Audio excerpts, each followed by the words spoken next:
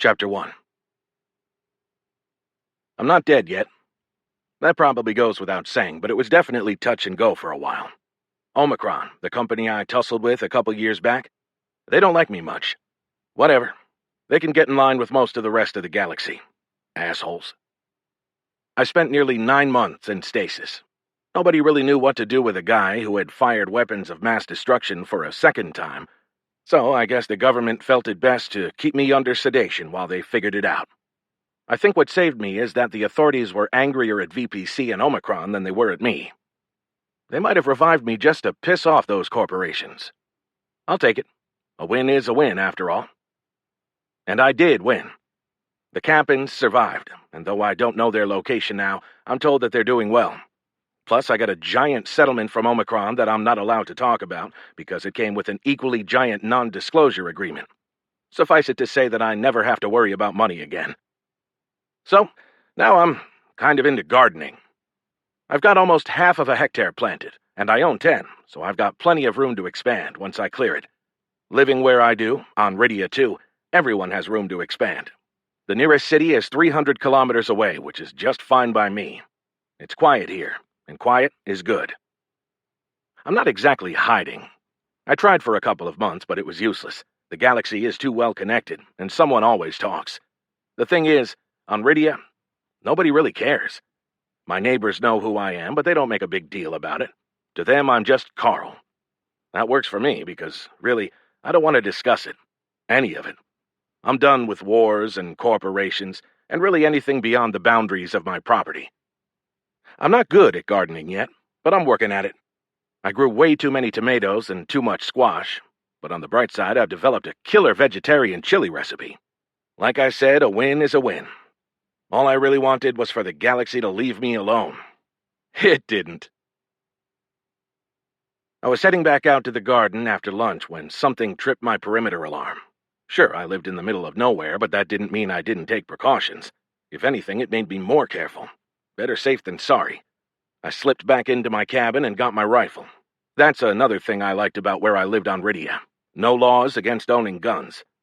I grabbed 3 magazines and hustled over to my security screen to check the cameras. Whoever it was, they had parked at the top of the dirt road that served as my driveway and were walking my way. It could have been one of my neighbors, but I doubted it. They didn't visit. Whoever it was, if they posed a threat, they probably wouldn't have been walking in the open when there were plenty of trees that could have masked their approach. I couldn't get a good angle with the camera that far out. I'd need to fix that. So I took my rifle and went out to the front porch. The face still eluded me, since he was still 100 meters out. Definitely a he, though. A big guy. I sighted through the scope of my rifle and upped the magnification. No way. Fucking Serrata. I laughed. I couldn't help myself. Of all the things I expected to see in my life, General Serrata walking up my driveway in the middle of nowhere wasn't one of them. I lowered my rifle and waited. When he got near enough, Serrata gestured to my rifle. Expecting company? Not really. I held up the rifle to emphasize my point. He'd traveled halfway across the galaxy to see me, and I wondered why, but figured he'd get to it soon enough. I doubted it would be good news. I can't remember the last time Serrata had given me good news, so I might as well put it off as long as possible. How'd you find me? Come on, Carl. You think the powers that be would lose track of someone like you? No, I said, but the locals are pretty protective of me. They've run off reporters and corporate recruiters who wanted to find me on more than one occasion. Even law enforcement keeps an eye out. Yeah, well, as it turns out, you're not the only famous veteran in the galaxy. I laughed. I had to admit, even though I knew he wouldn't have shown up without a reason, and that reason would almost certainly suck, it made me happy to see him. I'd been on the planet for around 20 months, and while I had local acquaintances, I didn't have anyone that I'd call an actual friend. That had always been hard for me. I had books, of course, and a galaxy's worth of video entertainment, but nothing compared to being around a friend. Even when that friend tended to put my life in danger. Let's go inside. I could use a drink, he said. I don't keep liquor in the house. Really? He looked at me like he didn't believe me. Yeah, living alone, it seemed like a bad idea. I've actually given the stuff up. He considered it, and I got the feeling he still didn't know if I was serious or not. Is there someplace I can get a drink? It's been a bitch of a trip. I bet. We can head up to Moop's. It's the only bar around. Can we talk there without being bothered? He asked it casually, but there was clearly more behind it.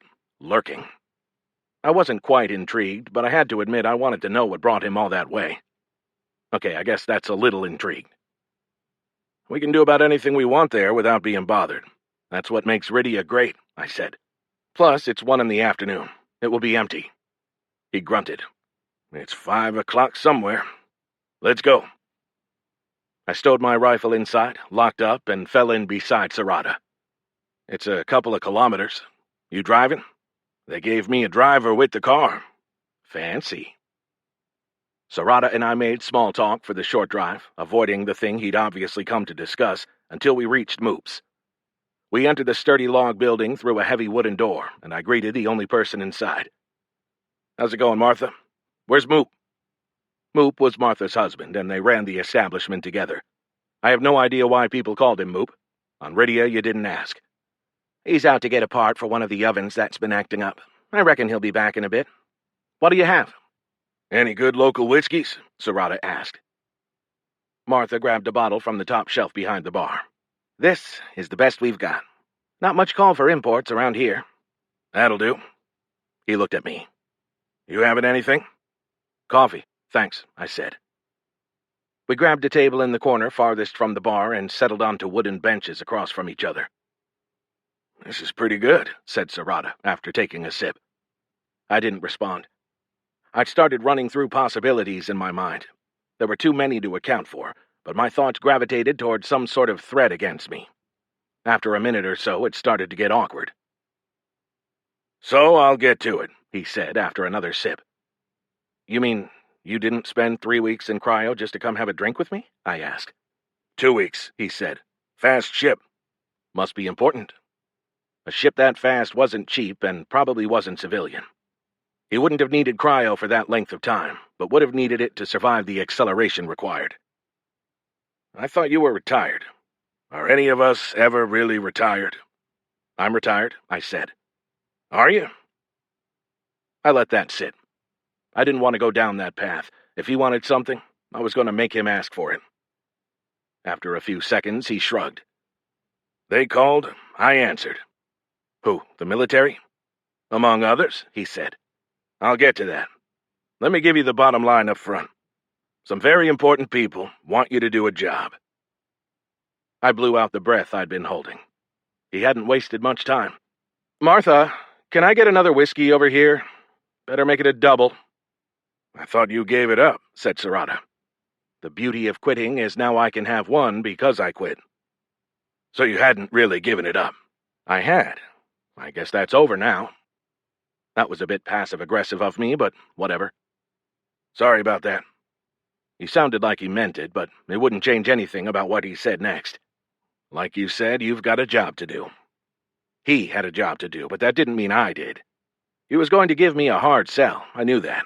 But I didn't have to buy. I didn't owe them anything. It's not bad. Have you heard of the colony Icasis? Can't say that I have, I said. It's new, 7 or 8 years old. There hasn't been a lot of development because of the new laws limiting colonization. What do they call that law again? Oh yeah, the Butler Law. That's not important here. They call it the fucking Butler Law. Sarada sat there, humoring me, waiting for my outburst to subside. You good? Why don't you start with who's behind the job? I think that's probably a lot more important than the location. Officially, the request is from General Taki. I nodded. Taki, chief of all galactic forces, the highest-ranking soldier alive. Unofficially, the president, though my guess is that she wasn't that involved. More like she was doing a favor for the person really behind it. A man named Zentas. Heard of him? Rich guy? Yeah, I've heard of him. Reportedly the 8th richest man in the galaxy, said Sarada. That's pretty fucking rich. What's he want with me? What I really wanted to know was what it had to do with Sarada. He didn't owe them anything. At least I didn't think he did. His daughter is missing. Sorry to hear that, but what's it got to do with me? I'm sure he can hire a fleet of detectives. Hear me out, okay? His tone took on an edge, probably reacting to my somewhat flippant dismissal. I wouldn't be here if it was that simple. No, I don't suppose you would. And definitely not on a military ship. Zentas is a bit of an odd bird. His daughter went missing on Ikasis, which, as I said, is a relatively new colony. It's just one major outpost at this point, and it has a long way to go before it's more than that. Any life on the planet? I asked. A lot of it. Not intelligent, but complex, large, and dangerous. We've got a small military presence there. I still wasn't sure what that had to do with me, but with the military there, I was starting to get an idea. And that's where I come in? Pretty much, said Sarada. Zentas's daughter disappeared on a mission that got violent. The military investigated it, but he's not satisfied with their work. I started to respond, but held it back. I didn't know what to say, and for some reason repeating "what the fuck does that have to do with me" seemed like a bad idea. Sarada wasn't my boss anymore, but he was still a lot bigger than me, and he might not be above kicking my ass. I'm confused, I said finally. Sarada laughed. I can understand that. For whatever reason, Zentas has it in his head that the military is covering something up. He knows who you are and thinks that you're the person who can cut through that and find the truth. Martha brought my whiskey, and I took a sip while I waited for her to head back to the bar and out of earshot. The liquor burned just the right amount on the way down. Okay. You're in? No, just agreeing with you that this isn't bad, I said, holding the whiskey up to the light. It's good, said Sarada. It's not Farrah 3, but it will definitely do. What is this guy thinking? I asked. What can I do that they haven't already done? I don't know. Probably nothing. But guys like this, they're used to getting their way. He's probably got in his head that you'll stand up to the military and get the real truth. Nobody wants to tell him it won't help. I'll tell him, I said. You have his number? Sarada laughed again. Or you could just go out there and look around. See what you find. You're serious. They really want me to do this. Consider it a vacation. I'm on vacation, permanently. Did I mention the part where the president herself is involved? You did. Shit. Who's the military commander on the ground? A brigadier named Oxendine. I don't know her personally, but she's got a good reputation. A by-the-book type. I shook my head and half laughed. I'm sure she'd be really glad to see me. Look, Carl, the guy lost a daughter. Sure, his idea for you to look into it doesn't make much sense, but it's understandable, right? I took a sip of my drink and swirled it in my mouth. Yeah, that part I get. It was a cheap tactic, of course. I'd lost my daughter in a military action on Kappa several years back, and Sarada knew that I had a soft spot. Zentas probably knew it too. I'd forgive the president. She'd only know if someone briefed her. You know this is a shitty thing to do, right? Sarada had the decency to look embarrassed.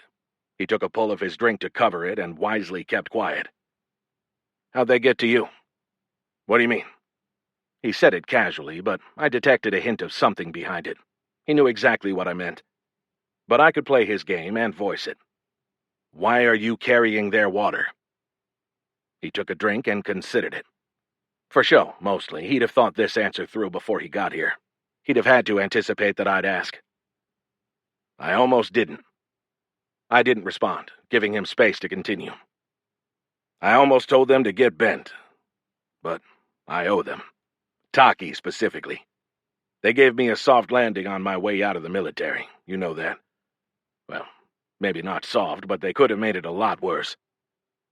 I didn't have all the details on why he left, but I assumed it had to do with Kappa. It might have even been in consideration for their treatment of me after that fiasco, which had also been relatively soft. Notably, he didn't extend the owe them to me. If he had, I'd have probably told him to leave. But of course he didn't. He knew me better than that. What would my status be? You want me to put on a uniform again? No uniform. You'd be a civilian aide to the president. That sounds like a made-up title. It probably is. There's no real definition of where it puts you, but it will open every door you need. Weapons? I asked. Not necessary. It's a biodome, and the military has things under control. I doubted that. If they did, they wouldn't need me. I'll have to think about it. Really? No, not really. I didn't want to do it, but I probably would. But fuck them. They didn't get to show up and expect me to jump at a moment's notice. They could wait for my answer. Really? I can give you a couple of days, he said. After that, we've got to look at other options. What's plan B? There isn't one. I didn't care, but... Fuck, I did. Once Sarada said daughter, he had me. Manipulative bastard. A couple of days, got it. Then what? I brought your team with me, he said. I have a team? You do. You've got a liaison at headquarters to report to, and a team that will travel with you. Your contact at HQ is a colonel named Jack Timmons. No shit. They made Flak Jacket Timmons a colonel? You know him? A long time ago, I said. He was a lieutenant in my unit when I was a major. Now he's a colonel. Damn, that makes me feel old. You are old. Why do they call him Flak Jacket? No idea. I think someone just called him that one day and it stuck. I didn't really pay that much attention to the lieutenants. You know how it is. Sure. For your away team, the military assigned you a captain named Fader. Monique Fader. Haven't heard of her. I flew out with her. She's efficient. Smart, too. She's got a bright future. Efficient. That's code for I'm not going to like her, right? You'll like her. She's very competent. The mother knows I need all the competence I can get. She's here? In orbit, he said. And your personal security officer is here, too. I hand-picked him. McCann. No shit. I broke into a smile, even though I was still pissed. Mac? I almost agreed to the mission right then. I figured it was the least I could do. Right. And he also knew exactly the effect it would have on me. Say this much for Sarada. He was good at what he did. Still a manipulative bastard. But once you commit to something, you might as well be good at it. Martha, let me buy the rest of that bottle and take it home. I turned back to Sarada. 2 days. I'll let you know. I tried to talk myself out of it, I really did. I made a list of all the reasons I shouldn't do it. A list that far outnumbered the 2 reasons I had on the other side of the ledger. Sarada at least had the decency to act surprised when I met him at Moops a day and a half later. You're going to do it? Do I have a choice? His daughter is missing, and if I said no, it would eat at me forever. I'm not going to find her, but at least I can say I tried. I can be ready to leave in 4 days. 4 days? Non-negotiable. I had a reason, but I wasn't sharing it with Sarada. I'd do the mission, but I wanted to put in some of my own fail-safes. Understood. You want Mac to come down, or you want to meet him on the ship? I smiled, despite myself. On the ship will do. I need you to do one more thing. I want a computer tech with me. If I'm investigating them from the outside, I don't want to have to rely on the military for everything. You have someone in mind? I do. A woman named Ganos, a freelancer on Talca. I don't care what she costs, I want her. As it so happens, I don't care what it costs either, he said. It's not coming out of my pocket. I'll make it happen. Even though he was screwing me over, I still loved Sarada. He spoke without any doubt that he could get Ganos. And he was probably right. After all, he convinced me. How much harder could she be? You going to hang around here? Sarada downed the last of his drink. I'm not. I'll leave my ship here for you, but I'm heading back as soon as I can. I told them I'd do my best to get you on board. That's where my part in this ends. I polished off my drink and stood up. Once Sarada joined me, I shook his hand. Wish me luck. You know I don't believe in luck. I know, I said. I don't either. Hey, Martha, what can I do for you, Carl? The proprietress asked. Can you special order me 2 cases of Farrah 3 whiskey? I need them here in 3 days. I don't care what it costs. I'd find a way to put it on Sarada's tab. I can try. If they have it anywhere on the planet, I'll get it for you. Thanks. You're the best. Chapter 2. I had one reason for demanding 4 days from Sarada. Well, 2 if you count just wanting to make them wait. The other reason was that I wanted to contact my associates, and the system I had set up let me send messages only during a specific 30-second window each week. That sounds ridiculous, but it provided an added layer of security for both sides. Until my appointed time, though, I had very little to do. I closed up my house, packed, and tried to give away what I could of my produce and other perishables. And picked up my whiskey, of course. At home, I did some initial research on Icassus and sent long notes to my family. We still weren't close, but my son and I were making strides. We'd become cordial enough to exchange correspondence every month or so, and I'd be in stasis for a while. I wrote to my granddaughter, too. We'd never met in person, and I didn't really know what to say to a 6-year-old, but I told her I was taking a trip and talked about what it was like to be in space. On the third day, I punched a 12-digit code into my house system and let it scan my retina. An invisible door in the floor slid open, and I climbed down a metal ladder into the hidden basement. I'd brought high-priced contractors in from off-planet to build it, and had them keep it off the plans. Inside the almost sterile room, I went through 3 more authentications to get my computer up and functional. It didn't connect to anything in the house or any network on the planet. It got data by underground fiber connected directly to a hidden satellite dish on another part of my property. The dish itself was also underground, and the door that hid it only opened for that same 30-second window each week, always at night. It sounds paranoid because it was, but I had the money, and even if it exceeded my requirements, it was really cool. The people at the other end of the connection didn't take chances either. Strictly speaking, I didn't know them. No names, anyway. This time I asked them for a favor. Sarada had said no weapons, and that the military had things under control, but I'd been enough places where they hadn't, so I preferred to have my own equipment anyway. Since half the galaxy hated me, and I didn't trust the government to always have my best interests at heart, I wanted my own options available, just in case. I had no idea how the folks on the other end would make it happen, but I'd learned not to worry about things like that. They had resources. They'd find a way. With that accomplished, I had a driver pick me up and chauffeur me the 300 kilometers to the nearest shuttle, and from there I caught a ride up to the orbital space station where my real ride waited.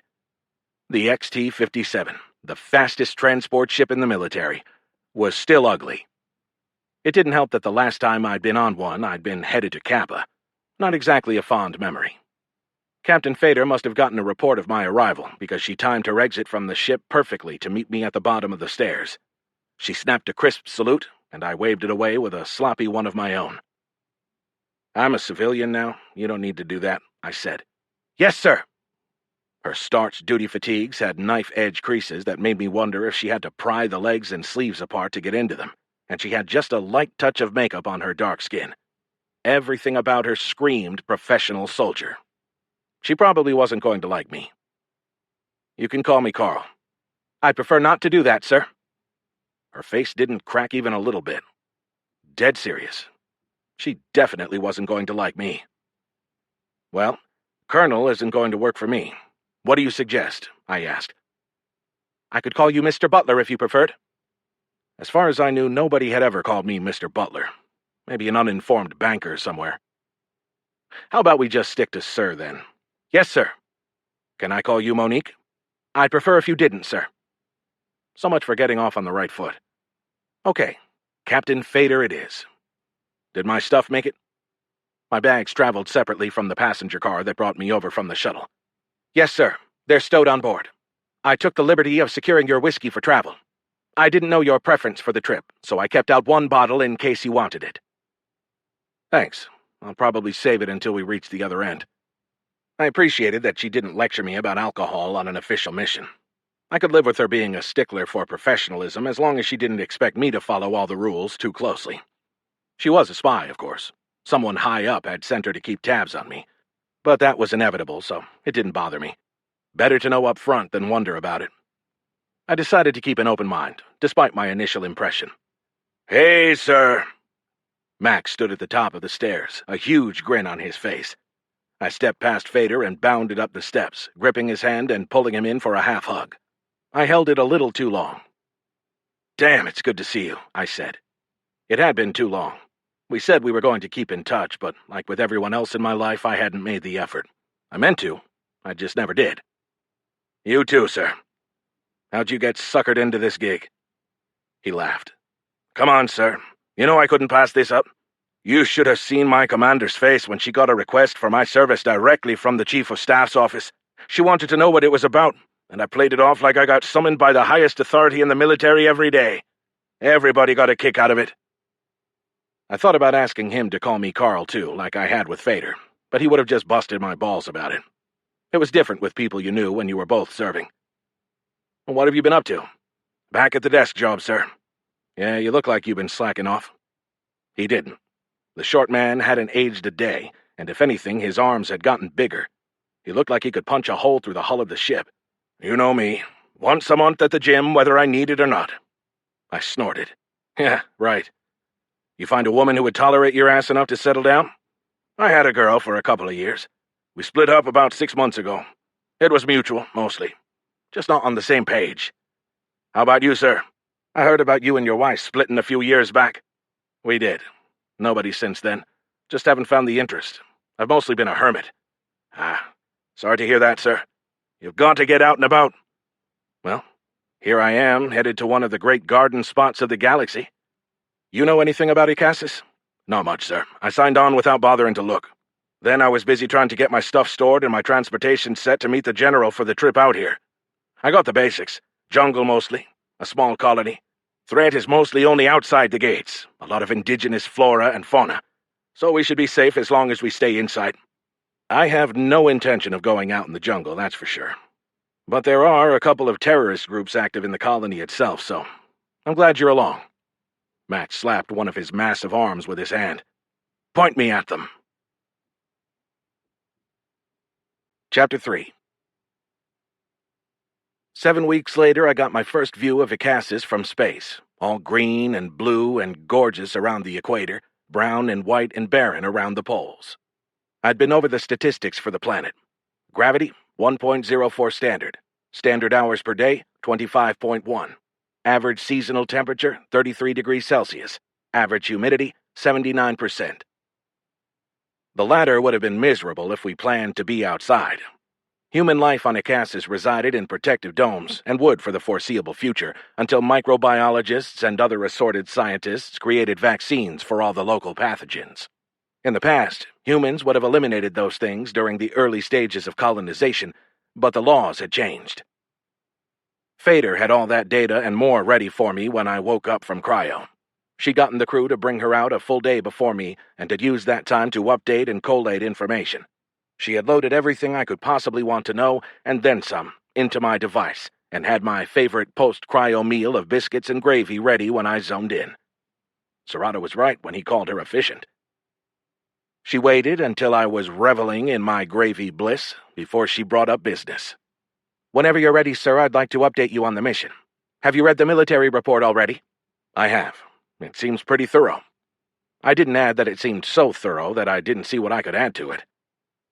Did you have any questions, sir? One, I said. The missing person is listed as Zyla Redstone, but I didn't see mention of any reason for her last name to be different from Zentas.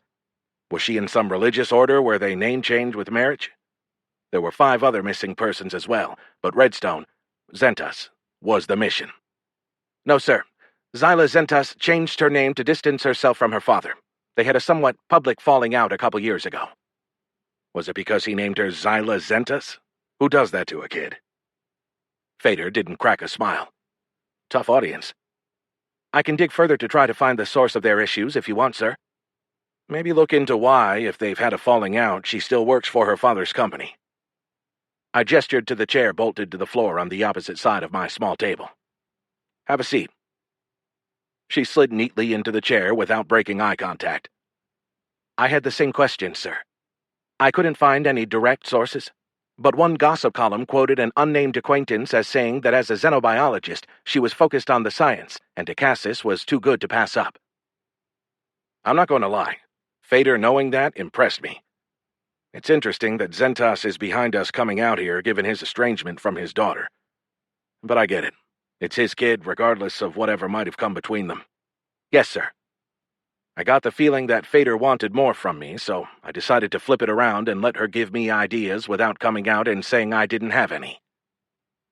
Did anything jump out at you in the report? Fader didn't hesitate. The report seems to have focused on the mission and ignored her personal life. She disappeared on a mission outside the dome. That seems pretty clear. I don't know what her personal life matters in that. It probably doesn't, sir. But I wouldn't mind seeing her phone records, emails, and any record of what they found in her quarters. As you said before, the military report is thorough, but maybe there's something in those records that would show a potential motive, or maybe someone who knows her well and might have more information. Interesting. Part of me thought she'd seen too many detective hollows. Another part of me was even further impressed. I'd naturally focused on the military stuff, the mission, and hadn't thought to look at other aspects. Even if we didn't find anything, it would let me show that I'd gone beyond what the military did. I'd been a soldier. I didn't know the first thing about being a detective. Maybe I needed to think about that. It also confirmed Sarada's assessment of Fader as efficient. That's a good idea. Requisition those records once we land.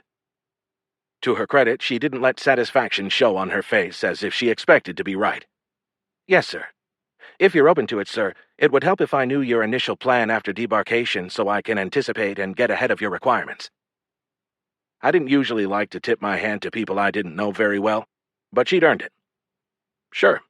I'm going to go talk to the military command and ask them about the report. It's thorough, but I want to discuss it and see what kind of vibe I get from them about it. Sarada told me that Zentas suspected a cover-up, so I have to at least look into that. I'll talk to the investigating officer, assess their competence, that kind of thing. It will help me know how much to trust their work and give us an idea of how much of it we want to check behind. Very good, sir. I'll let them know you're coming. She sat there as if waiting for more. That habit was going to get annoying. Anything else? I asked. Yes, sir. I have my initial report that I owe back to headquarters ready, if you want to review it before I hit send. What? You want me to review it? That was new. She might have been a spy, but she wasn't a very good one. I have to report on the mission, sir. You know that. I figured that if I don't show you, you're going to wonder what I wrote, which could then make you question my loyalty. It seemed best to avoid that. Your bosses are okay with that? I asked. Sir, my orders are to assist you in any way possible and send regular reports on our progress. All other aspects were left to my discretion. She said our progress. I liked that. I liked her. I still didn't fully trust her yet. That's normal with people I just met, but I read people pretty well, and she'd made a good start. Sure, it could have been a ruse on her part. She could show me one report and then send another. But probably not. Thanks for the offer. I don't need to see it, since nothing has happened other than routine space travel. But I'd like to discuss future reports when the time comes, if you're open to that. I am, sir. Is there anything else? When will Mac be up? The doctor is bringing him out of stasis now, sir. It should only be a couple of hours until he's available. Sounds good. Thanks for your work. Roger that, sir. Debarkation on Ikasis didn't endear the place to me. We landed in an underground hangar and had to wait 15 minutes for a sterile vehicle to seal to our ship, slowly traverse the 300 or 400 meters to the hatch, and then wait while it sealed to that. 2 receiving parties waited for us. A tall, dark-skinned male captain waited on one side of the doorway, and a tan-skinned woman, who would have seemed tall if not for the presence of the captain, waited on the other, with a shorter man, who I marked as a subordinate, standing just back from her. Fader hurried ahead of Mac and I to talk to them. The 3 of them talked, hands waving and voices increasing in volume, until finally the tall captain threw his hands up and stomped off. What was that about? I asked Fader when she came back to brief me. Both the governor and the military sent welcome parties, sir. Sorry about the confusion. Don't apologize. It isn't your fault. You'd think they'd have coordinated. I got the feeling that they both knew the other would be there and couldn't agree on the protocol. That seemed odd. I assume from the captain's reaction that you chose the governor? Yes, sir. They clearly had the better case. I wanted to press her on that, but I didn't see a way to do that without appearing to question her judgment. I'd have probably defaulted to the military. In the end, it didn't matter. Even though we had all the authority in the galaxy behind us, we were guests, and I'm not much for causing problems over routine things, especially when I might need to push hard later. Lead on. Fader checked her device. Sir, I have an updated arrival time for Ms. Ganos. She'll be here in approximately 18 hours. I smiled. I hadn't seen Ganos since my time on Talca 4, and I'd been happy when Sarada messaged me confirming that she'd agreed to come. Part of me hadn't been sure. I'd put her into a precarious spot on our last operation together, though I suppose Ganos would say that nobody put her anywhere she didn't want to be. Either way, I needed her. She could do things with computers that I couldn't, that most people couldn't. I didn't know yet how that would help on the mission, but it could never hurt. I hoped that she charged whoever was paying for this an exorbitant fee. The civilian woman introduced herself as Cora Davidson, the governor's aide, and she led us to an electric cart. We rode a freight elevator up about 6 or 8 stories and emerged into the light.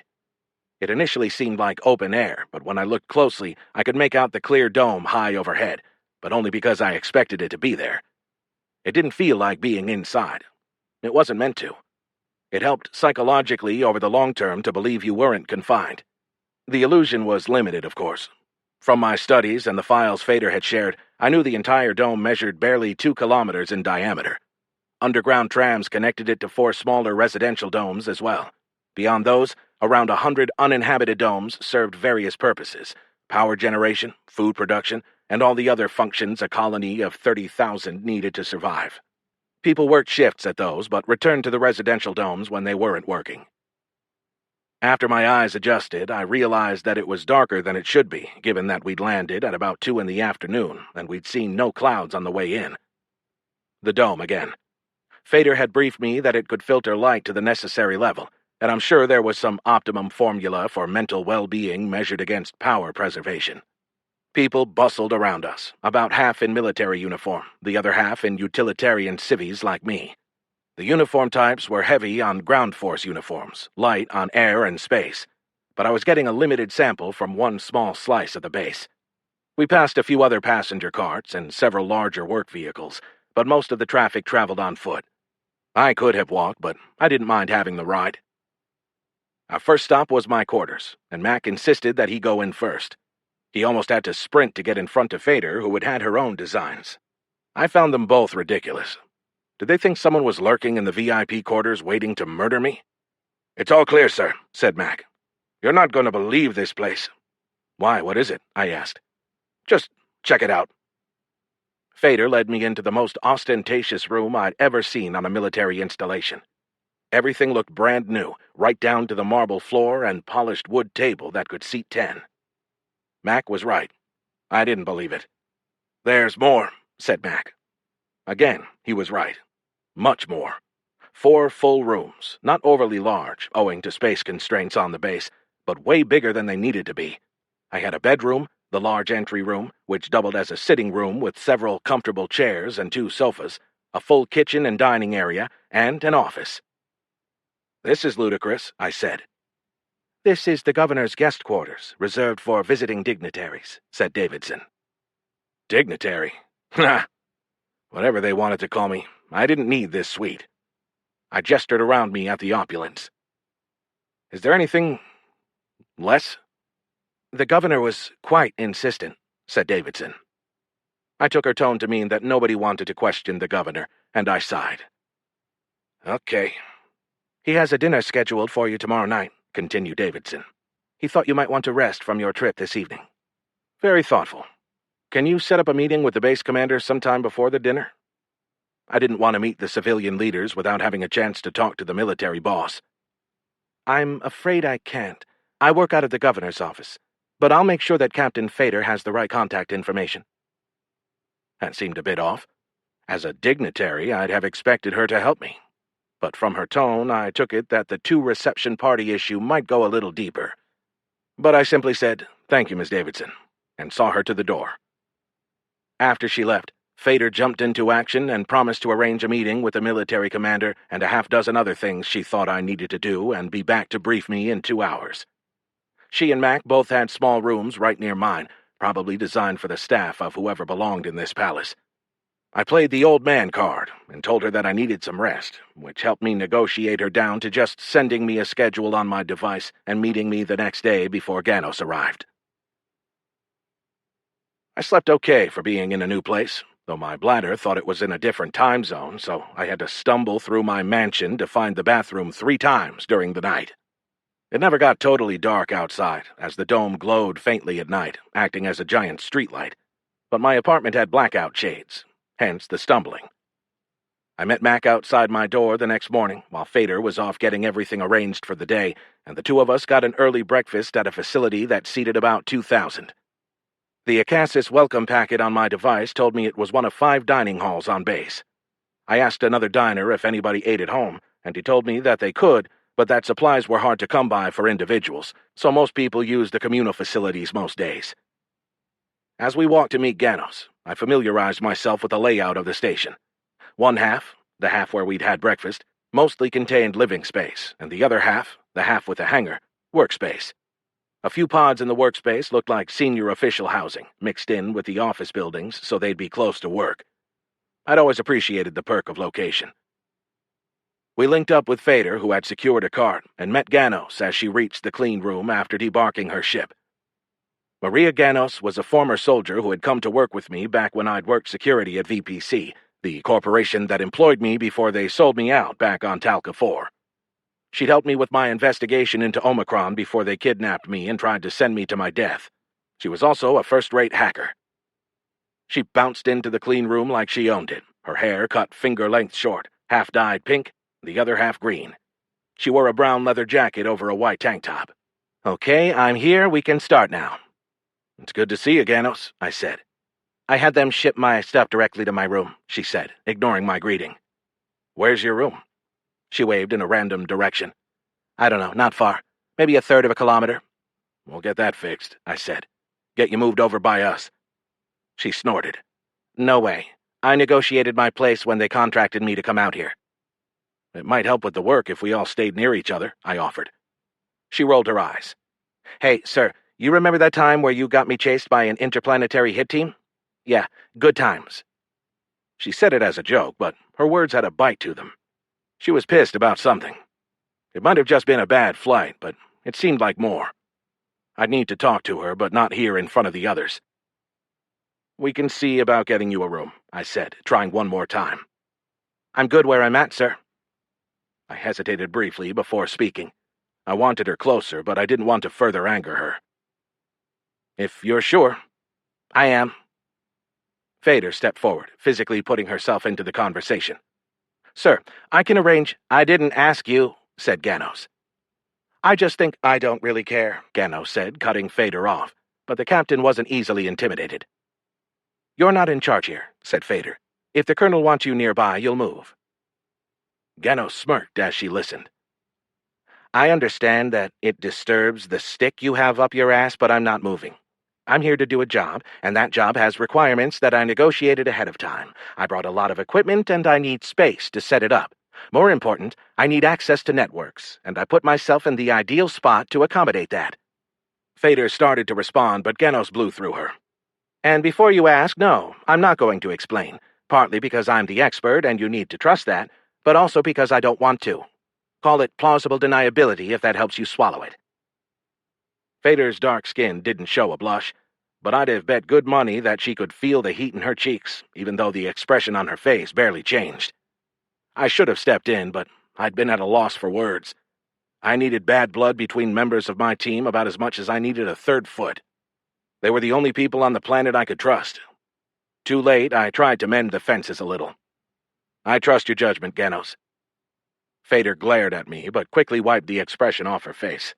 Ganos glared at me too, and that look lingered. Yep, definitely pissed. I talked to her, but it would have to wait, since I had a 10 o'clock meeting with the military commander. "Just let us know if you need anything." The two-story military building had only a single step up to the double doors of the first-floor entry. Wooden doors. There was a lot of wood everywhere on the base. It made sense. They'd had to clear a bunch of trees to build it, and all that wood had to go somewhere. A lieutenant met us at the door and escorted us down the hall to the corner office to meet Brigadier General Oxendine. I'd done my research on her. We'd served in some of the same places, though not at the same times. She'd done all the hard jobs, and as Sarada told me, had a reputation as a straight shooter who didn't cut corners and didn't take any shit. "Colonel Butler, it's good to meet you." She stood and came out from behind her polished wood desk when I arrived. She had dark hair, bronze skin, and was a couple centimeters shorter than me. "Good to meet you too, ma'am. Please call me Carl." "I will. Thanks, Carl. And since you're a civilian now, feel free to call me Ox." I couldn't tell if she emphasized the word civilian, or if it was just my imagination. Perhaps she wanted to show me who was in charge. I let it slide. "Thanks, Ox." It felt weird coming off my tongue. Something in me rebelled against calling a general by a nickname. I guess you know why I'm here." She shook my hand with a firm grip. "I do. Have a seat. Can I get you a coffee?" "No, thanks. I've got a dinner with the governor tonight and a lot to do before that. I don't want to take up too much of your time." She grunted. "The governor. Have fun with that." "I take it you won't be joining us?" "At the governor's? Ha! Not likely. The only ceremony he'd invite me to is my own court-martial, if he could arrange it." That settled it. The beef between the governor's office and the military went right to the top. I decided to dig a little on that. "You two don't get along?" "We see the mission differently from one another." "How so?" I wasn't sure I approved of her attitude. As the military leader, it was her job to make it work. One could say the same for the governor, but I'd never been a governor, so I cut him more slack. "My job is to secure the facilities and the work teams to help them clear more ground as quickly and effectively as possible. Get more infrastructure in so we can continue to expand within the bounds of the new laws. Standard colony stuff, you understand?" "Of course," I said. "Governor Patanchak is a political appointee. No experience. Despite that, he revels in his role as the civilian oversight of the military. He likes to take every opportunity to remind us of our obligations while ignoring his own. Bluntly, he sees us as the bad guys and looks to make everything difficult. Even routine things that should be non-confrontational. I suppose some of that's my fault. I didn't make the military exactly look like the good guys on Kappa." She didn't agree with me, but she didn't disagree either. "He's slow. He takes his time with every decision, and he flip-flops depending on who has been in his ear most recently. One day he's influenced by the Greenies, the eco-protectionists, and drags his feet on approval for new sites. The next day the corporations have talked to him, and he's full speed ahead."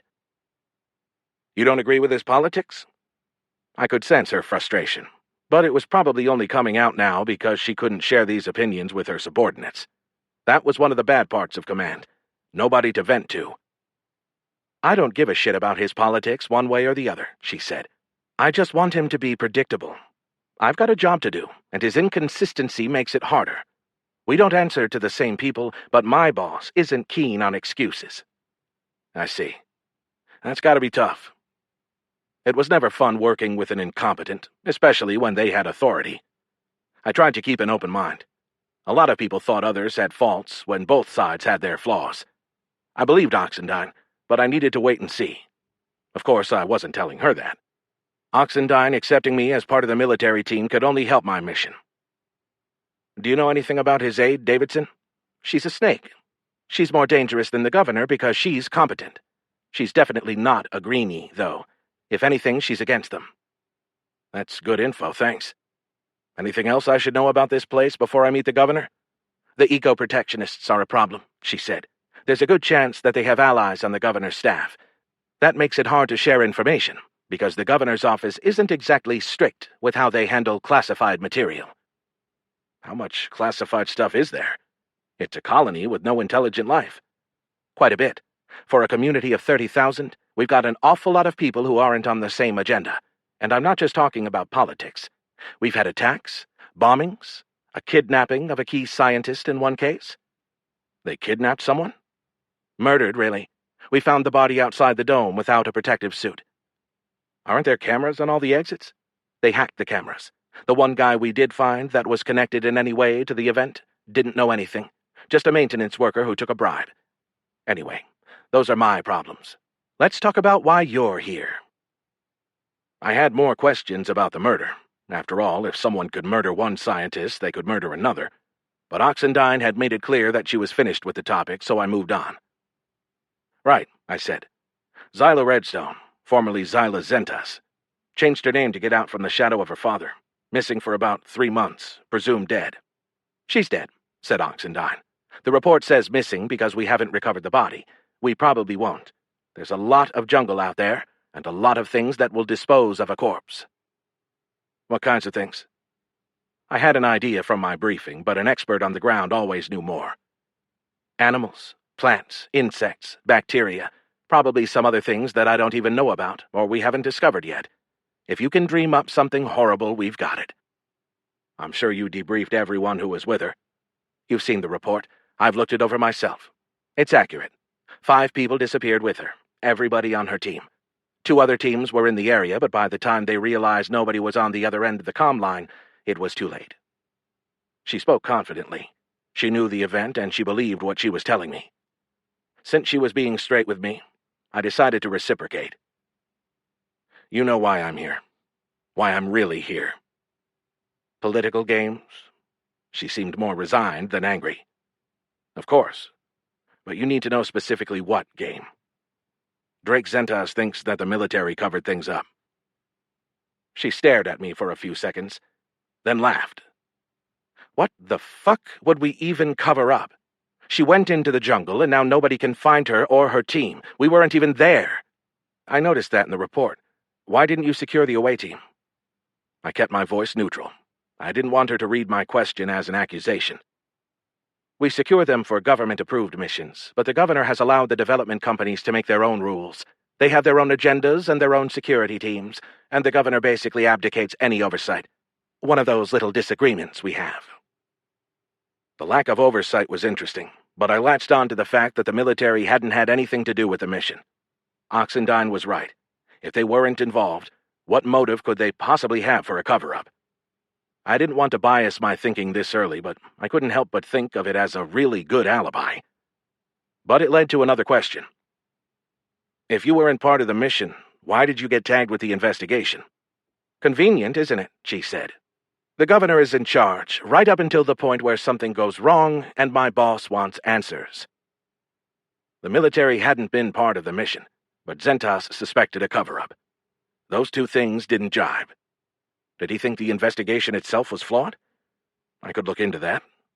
For now, I had the commander, and it seemed like a waste not to ask more questions. 6 people disappearing. I get that it's dangerous, but how common is that? I assume they were armed. They were.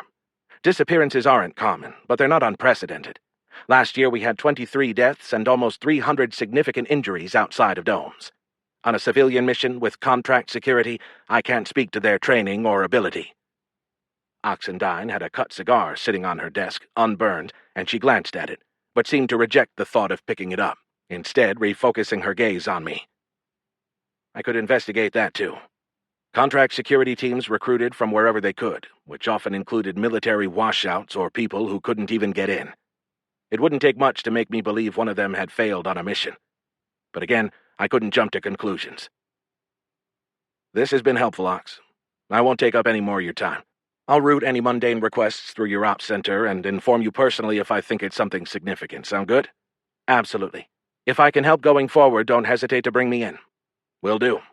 And enjoy your dinner with the governor. She smirked. Right. Chapter 4.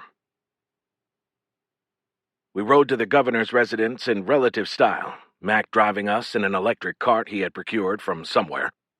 I appreciated it because it was almost a kilometer away, and my robot foot was acting up a bit. Plus, we'd probably be standing around a lot at the reception. Fader had informed me that it was heavy hors d'oeuvres, not a dinner. She expected about 40 attendees, which seemed like a lot for a small colony. I didn't mind. The guest list might provide us some insight into the pecking order on Acasis. Mac and Fader wore their dress uniforms. I opted for my best work suit from when I was back at VPC, which was a touch loose because my time on Rydia had taken a couple kilos off me. Ganos had declined my invitation, which reminded me that I needed to talk to her, and soon. The governor's residence, mansion really, didn't have its own dome, but it didn't exactly share a dome with the rest of the colony either. Mac drove our cart through a short, wide tunnel that created the illusion of being part of the same community while still limiting access. From a security perspective, the tunnel could be shut down in an emergency, which would be useful to those charged with protecting the governor. A small crowd of maybe 25 or so protesters had gathered on the steps. 2 uniformed soldiers with batons stood in front of them, possibly holding them back, though the group didn't appear to be straining to get free. It looked as if the guards and the group had a prearranged deal where they'd all stand there and pretend to be in conflict without any of the actual drama. When I pulled up, someone in the crowd shouted my name. Boos followed, then a few shouts, which escalated to cursing before I made it to the steps. They started to inch forward, pushing toward me, but the 2 soldiers jumped into action, holding them back with only a modicum of effort. I ignored the crowd. I'd been protested by bigger and more boisterous groups. I had standards. 2 additional guards at the top of the stairs, these ones armed, ignored the commotion and checked Fader's and my identities with a thumb pad. Mac went to park the cart and would catch up to us inside. I didn't need him for something like this, but if he had to attend, he might as well eat the governor's fancy food. Fader positioned herself half a step behind me to my left as we walked through the double doors. Heads turned throughout the large entryway, though conversations continued, perhaps a little hushed. They probably didn't get new people very often, and I'd certainly qualify as a novelty, even if people didn't know my history. Most of them probably did. The natural flow of things carried us into a large room with a polished wood floor. If I didn't know better, I'd have called it a ballroom. But nobody held balls on a colony like Acassus. At least I hoped not. A tall, light-skinned man with dark hair and a strong chin approached us, spreading his arms slightly at his hips in a weird but welcoming gesture. "Colonel Butler, I'm Governor Patinchak, so good of you to join us tonight." "Please, call me Carl." I held out my hand for him to shake it, and he took it in both hands, squeezing slightly. It surprised me a little that he was younger than me, maybe 40. I'd seen a picture, but in person it became much more apparent. "It's an honor to have you here on Acassus. I trust that everything has been acceptable so far." "More than acceptable. The accommodations are first-rate, thank you, Governor." I didn't think telling him that I found my quarters ridiculous would get us off to a good start. "Only the best for our most important guest." From anyone else, the continuous flattery would have been obsequious, but the governor sounded so sincere that somehow it worked. "I'm going to leave you for a bit so that my guests don't feel neglected, but I'd like to make time to talk privately for a few moments later in the evening." "Of course, Governor." Fader caught my attention as he moved away. "Sir, a few key people you should know. The woman over there in the blue." She gestured vaguely, not enough to where anyone could tell who she indicated. "That's Martha Stroud, head of the Acassus mission for Caliber, which is the leading mining and development company in this part of the galaxy and the company for which Xyla Redstone worked," I finished. "Yes, sir. And the short man in the next group to her left is Dante Ferrick, head of the EPV in the colony. Eco Protection Volunteers, a well-funded non-profit that tried to stop human imposition onto the ecologies of new planets. Ferrick was, in General Oxendine's parlance, the head greenie. Seems like an odd mix, though General Oxendine mentioned that the governor was friendly with both sides. As I said it, the governor slid into the group of 5 around Ferrick and gave him a big smile as he took his hand in the same two-handed grip in which he'd taken mine just a moment prior. "The lady in the dark green. That's good, Captain Fader, thanks." She could likely name everyone who mattered at the party and probably had a paragraph's worth of information on each of them, but I didn't need all that now. It would just distract me. "Why don't you give me some space? I'm going to visit the bar." I also had no doubt that everyone in the room who mattered knew who I was, and that they'd approach me if I gave them the chance, which meant getting away from Fader and her uniform. I wish I'd thought to explain that to her before we arrived, because the look on her face said I'd hurt her feelings. "I want to see who comes to talk to me. You mingle and see what you can hear." She schooled her face to neutral. "Yes, sir." I weaved my way through people to a temporary bar set up in the corner. Mac caught my eye on the way. He stood with his back to a wall, surveying the crowd as if someone might jump out and attack me right there, causing people to give him a wide berth. He gave me a slight nod, which I returned, as I approached a short, pale woman with broad shoulders and a ponytail tending the bar. "What sort of whiskey do you have?" "We have a Farah 3 8-year single malt," she offered. "Perfect," I said. It wasn't the 15-year that I'd brought with me, but it was an excellent pour to find in an out-of-the-way colony. The governor lived well. I wound aimlessly through the room with my drink, condensation forming on the outside of the glass from the ice. The governor had moved to Stroud's group, so I avoided that and angled toward Ferrick. As I approached, someone spoke a little too loudly, and I heard, "Ex-military asshole." I turned away, trying to look natural. I know when I'm not welcome. I was saved the embarrassment of standing alone, because no sooner had I stopped moving than a parade of men and women came up to introduce themselves. Government officials, industry executives, a few scientists, and others where I didn't catch their jobs or titles filed by and shook my hand. None spent more than a minute or two, and all seemed friendly. If they had agendas, they didn't come out during that short time. It almost felt rehearsed, like they had a planned welcoming routine. Stroud made her way to me after the rest had cleared, and nobody queued behind her. I wondered if that timing was also planned. Up close, she had wrinkles around her eyes, and I put her age around 60, though from the grip of her handshake I figured she might be a match for me in the gym. "It's good to meet you, Colonel Butler. I'm glad you're here." "Call me Carl. I wish I could say I was glad to be here." I smiled to make sure that she got the trite joke. "Alas, we all have our callings, and your misfortune is hopefully our gain." "How so?" I asked. "Our operations have been slowed significantly for the past 3 months, since the incident." "The incident? Interesting terminology. How come? I was led to believe the military conducted an investigation. Things should have gone back to normal after that, right?" "One would think," she said. "But other influences have used the situation to create delays based on false safety concerns. And with you on the way, the governor was convinced to wait for the additional investigation." "Other influences." That tracked with what Oxendine had told me about the capriciousness of the governor's decisions. "People did disappear. That hardly seems like a false concern." "They did," she admitted. "But it's a dangerous business. We lose an average of about 2 a month, which is why we pay our explorers so well. They know the risks. It's unfortunate, of course, but it's also inevitable on these kinds of missions. Sometimes people die." I understood the sentiment. Shit, I'd lived it, making the same kinds of calculations and decisions. But it still struck me as callous. "I'll work as quickly as I can. If there's anything we can do to speed your work, please let us know." "There is one thing you could help with. What company, or companies, have the most to gain here on Acasis if Caliber has problems?"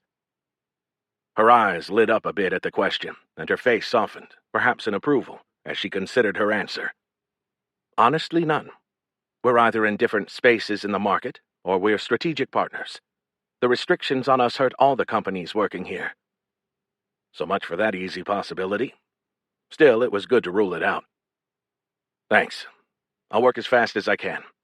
"The first report was very conclusive," she said, almost as if she wanted me to sign off on it right then. That seemed odd, given that Zentas himself had asked for me to come. Regardless, I couldn't promise her an outcome, any outcome, until I knew more about the situation. Stroud left me, and a minute later Dante Ferrick took her place. He was several centimeters shorter than me and had a bushy, light brown beard that he groomed to look just a little unkempt. He held a half-full glass of red wine and didn't offer me his hand, so I didn't offer him mine. He carried tension in his shoulders, and his eyes darted back and forth. Something about that told me we probably wouldn't get along. "Mr. Butler," he said, the words sounding almost like they caused him physical pain. "Mr. Ferrick. You know who I am." Not a question. "And you know who I am." I have this thing where if someone is being a dick, I naturally respond in kind. Some people would probably call that a flaw. Whatever. "Of course I know who you are. You're the biggest mass murderer in the history of the galaxy." That was certainly debatable, depending on which history books you read. Sadly, it takes a lot to be the biggest killer ever, but I forgave him the hyperbole. He made his point, and it didn't bother me. For whatever reason, people thought pointing out something like that would draw a reaction, but it couldn't. I knew my own sins far better than they did, but I didn't feel the need to share any of that with Ferrick. "Sure." I let the silence between us linger until it became awkward. Ferrick broke first. "What brings you to this fine colony? Is there some species that needs murdering? Perhaps some fusion weapons that need firing?" I started to turn away since the conversation clearly held no value, but I stopped. Maybe I was tired from the space lag, but it pissed me off more than it should have. "You know what? Fuck you." I stared him down. I did understand his sentiment. I got it often enough. But it was the governor's reception, and Ferrick was out of line. He'd known full well that I'd be here. He could have stayed home. He stammered, as if searching for words. Just like I thought. His currency was snide remarks. He couldn't deal with direct confrontation. Finally, he blew out air in an exaggerated sigh. "I'm sorry." I hesitated. I hadn't expected an apology, and I couldn't come up with a good response. "Okay. I thought I had control of myself when I agreed to come. But then I saw you, and, well, it hit me harder than I thought. I was out of line." "It happens." I understood, but that didn't mean I felt the need to let him off the hook for being an asshole. He started to speak, stopped, and then started again 2 or 3 times. "We're not happy that you're here." How could I respond to that? I finished the last half of my drink in one swallow. "I'm not particularly happy about it either, but here I am. I need another drink." "That's not what I meant." He took a step with me, effectively keeping me in the conversation. "What I meant is that we're not happy that you're here, but the situation that brought you here, it's tragic, and if there's anything that I or EPV can do to assist in your investigation, you shouldn't hesitate to contact me." He was saying the right words, but I didn't hold out much hope that he'd follow through. Stroud wanted the investigation done quickly so she could get back to work, so it stood to reason that EPV would want to delay it as much as possible. I decided to test him. "I'll do that. Were those people out on the steps yours?" "What people?" I read his look of confusion as genuine. "There was a small protest on the way in." He scrunched his lips up. "They might be. We're a pretty decentralized group. Some people could have organized something without me knowing about it." I'd been mistaken. He did provide something useful. He didn't have complete control over his group, which changed the calculus a little when it came to their role in the colony. On the surface, their opposition to development corporations made them potential suspects. "Volunteers, right? What can you do?" "Exactly so," he said. "It's not always convenient." They seemed harmless, and hey, I deserve it. He looked at me as if trying to judge my sincerity. I think he came to the conclusion that I meant what I said, which I did. "Your law, the Butler law, doesn't do anything. You know they didn't consult me when they wrote it, right?" That got a half smile from him. "I guess not. But since you brought it up, why doesn't it work?" "Enforcement. It's inconsistent at best and non-existent at worst. Some of it's a lack of resources locally, but even that's intentional. Corporations grease politicians back at the Capitol to make sure nothing too effective gets out this way." I got the feeling that he meant the governor, but I wasn't saying that out loud in a room full of people, one of them being the governor. "I was told that you had people on the governor's staff." He looked at me warily, sizing me up for a second time, perhaps trying to figure out if he could get away with a lie, and deciding he couldn't. "Not directly, but sure, we have some who are friendly to our cause. We have to if we want to affect anything." Of course. It seemed innocuous enough. I had to admit that Ferrick didn't seem like the kind of guy who would order a hit on a team of scientists, even if he hated everything they stood for. But you never know. In the Hollows, it's always the guy who seems like he wouldn't hurt anybody that turns out to be a whack job. Or maybe I needed to slow down on the whiskey. A woman waved at Ferrick, and he acknowledged her. "I've taken up enough of your time. I'm sure we'll meet again." "It was nice to meet you," I said. Fader caught my eye and held up a fresh drink, asking if I wanted it. I waved her over. "That looked awkward," she said. It was, but I learned some interesting stuff. I filled her in on what Ferrick said about the protest and the enforcement of the law. "Have you heard anything?" "Not much, sir. There's a little angst with the government workers about a semi-annual report that's due next week, but that's about it." "Find out more about that," I said.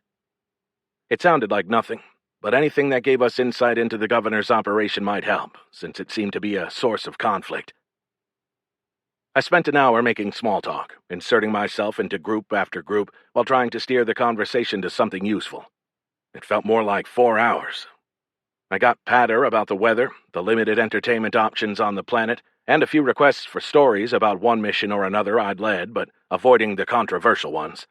Avoiding Kappa. It was as if the entire room had decided ahead of time not to speak business to me in any way. Finally, the governor rescued me and led me through double doors into a dining room that seated about 30. It had a burgundy carpet and polished wood paneling, but the thing that caught my eye was the giant chandelier. It might have been real crystal. When he closed the door behind us, the crowd noise evaporated, and we stood alone in near silence. "Nice place," I said. "It's not bad for a remote outpost." He smiled. Not bad indeed. It made me question the priorities of the colonial administration. But that wasn't my job, and it would only serve to keep me at the party longer, so I let it go. "So, Governor, what can you tell me about the disappearance of Zyla Redstone?" "Ah, yes. Straight to it, then. Unfortunate business, that. Tragic." I waited once he stopped speaking. Surely he had more to say. The silence grew awkward until finally I said, "Do you have any thoughts on what might have happened?" Yes, well, the military did an investigation. I'm sure there's a report." He hadn't read it. He'd rejected the military findings and kept restrictions in place without even knowing what it said. "There is. It seems pretty open and shut." He nodded. "Perhaps. We felt it was best to let you look at it. There are a lot of people interested." "Like who?" He looked away and fidgeted, and I almost felt bad for pushing him. It clearly made him uncomfortable, but he was the governor. Sometimes when they put you in charge, you had to actually deal with things. "Well, of course, there are the authorities who sent you. They were very clear that you be given every deference. And there's interest here, of course, too. Your arrival has been one of the biggest events of the season." "Events of the season?" I paused for a moment, trying to assess whether he was pulling my leg, but his demeanor didn't shift. He appeared to be serious. What could I do? I played along. "Well, it's an honor to be here." He smiled and clapped me on the shoulder. "Indeed! If there is anything you need from my office, you just reach out." "Thank you, Governor. I'll do that." By unspoken mutual agreement, we headed back out the doors and into the throng, which had fully broken down into small groups. The governor split off from me, greeting a large woman in white from across the room as if she was his long-lost relative. I headed for the bar, unsure of what I'd learned or why he'd wanted to talk to me alone. It felt perfunctory, like he knew he was supposed to pull me aside, so he did. If I gave him more credit, I might have thought he did it for someone else's benefit. He could tell people that he laid down the law with me, and nobody could refute him. He didn't seem that shrewd, though, and I started to understand what Oxendine had said about him earlier. I sat in a tall wooden chair, and Fader took the one next to me just as my drink arrived. "I haven't been able to get much more from the room," she said. "Tell me about it. The governor appears to be a dead end." I sipped my drink. At least they had good booze. "How long do you think we have to stay to not create a political scandal?" She pursed her lips, thinking. "Another half hour, sir. Maybe a little more. I can suggest that we're feeling the effects of the space travel then." "Tomorrow I want you to come back." I hadn't planned on using Fader as part of the investigation, but my conversation with the governor changed that. Someone in his organization would be competent, even though it might not be him. Oxendine had mentioned Davidson, but I wanted a less biased opinion. "Talk to the people in the governor's office. Somebody here has to know what they're doing. I'd like to know who it is." "Yes, sir. You want me to see what I can get from them?" "If it's not awkward. Mostly I want to know who's calling the shots, who has influence, that sort of thing. We may not need it for the investigation, but it doesn't hurt to know the lay of the land. If they know anything about the missing person, even better." "Yes, sir. So what do we do tonight?" I lifted my glass. "Tonight we drink." We left once others started to trickle out, early but not the first to leave.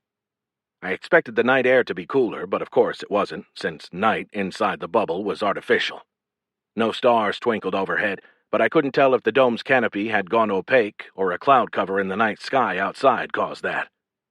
The crowd that had protested my arrival had mercifully dispersed, so Mac headed across the compound to get our cart.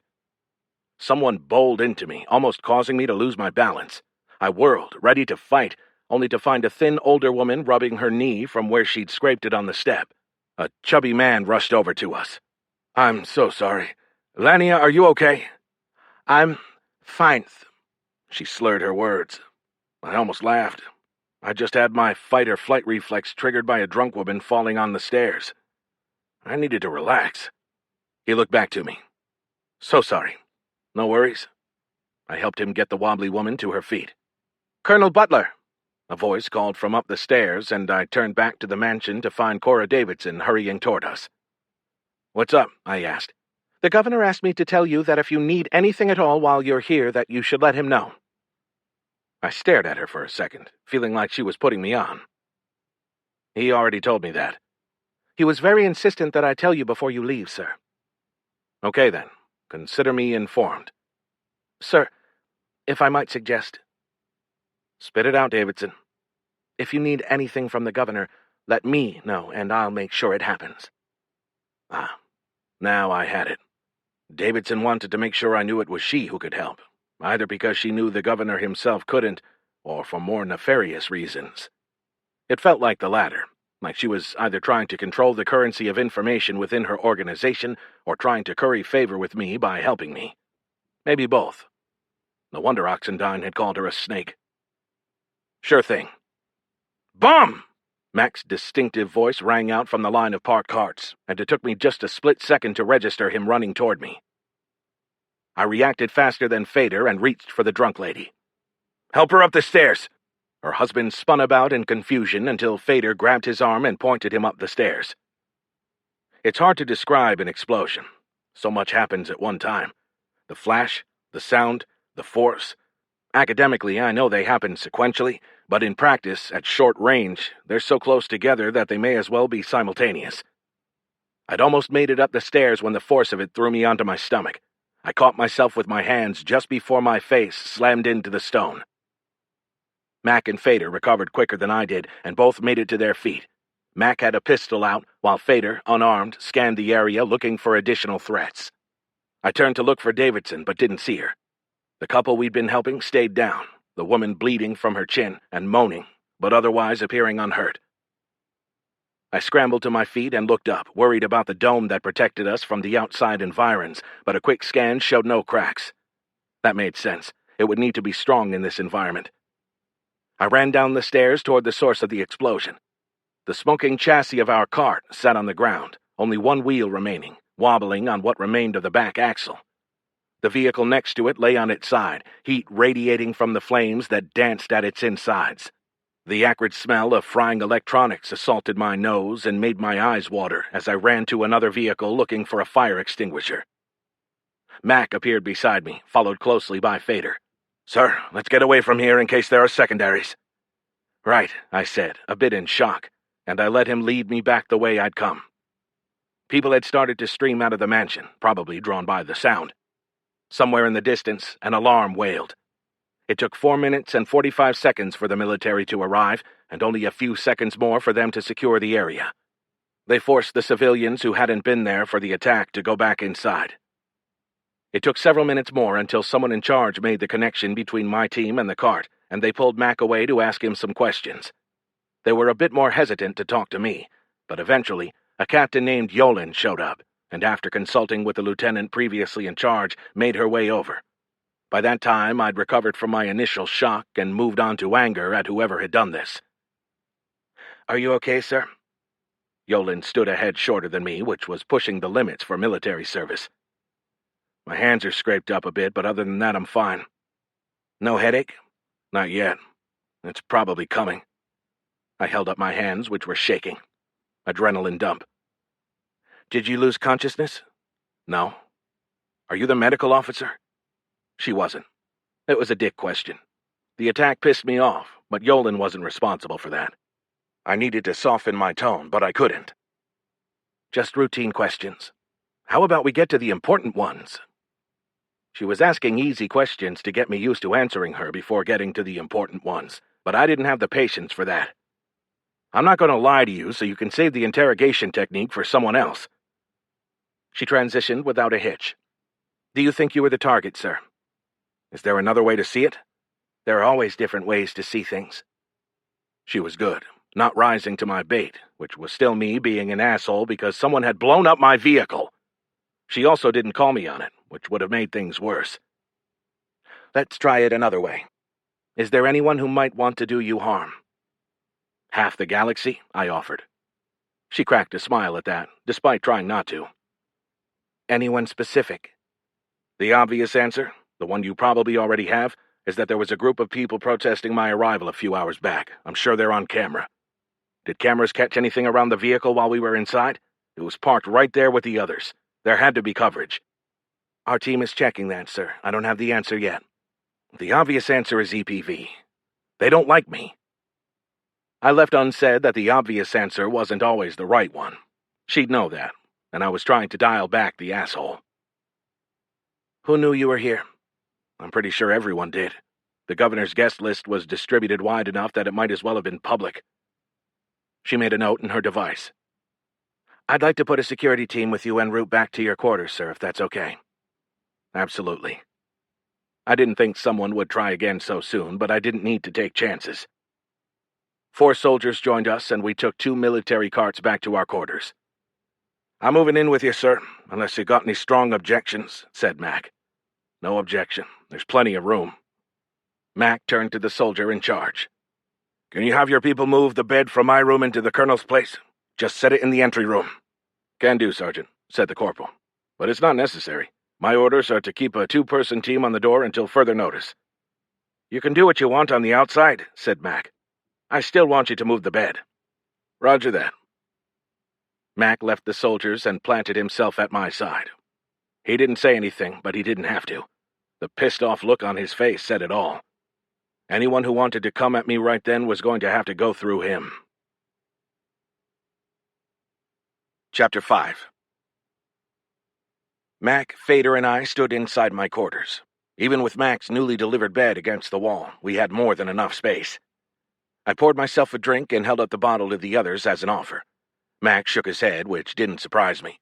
Fader said, "Yes, sir, I could go for one," which she did. To be fair, she didn't drink at the reception. I had, and I still needed one to calm down after the botched attack. I handed her a glass with a heavy pour and a few ice cubes.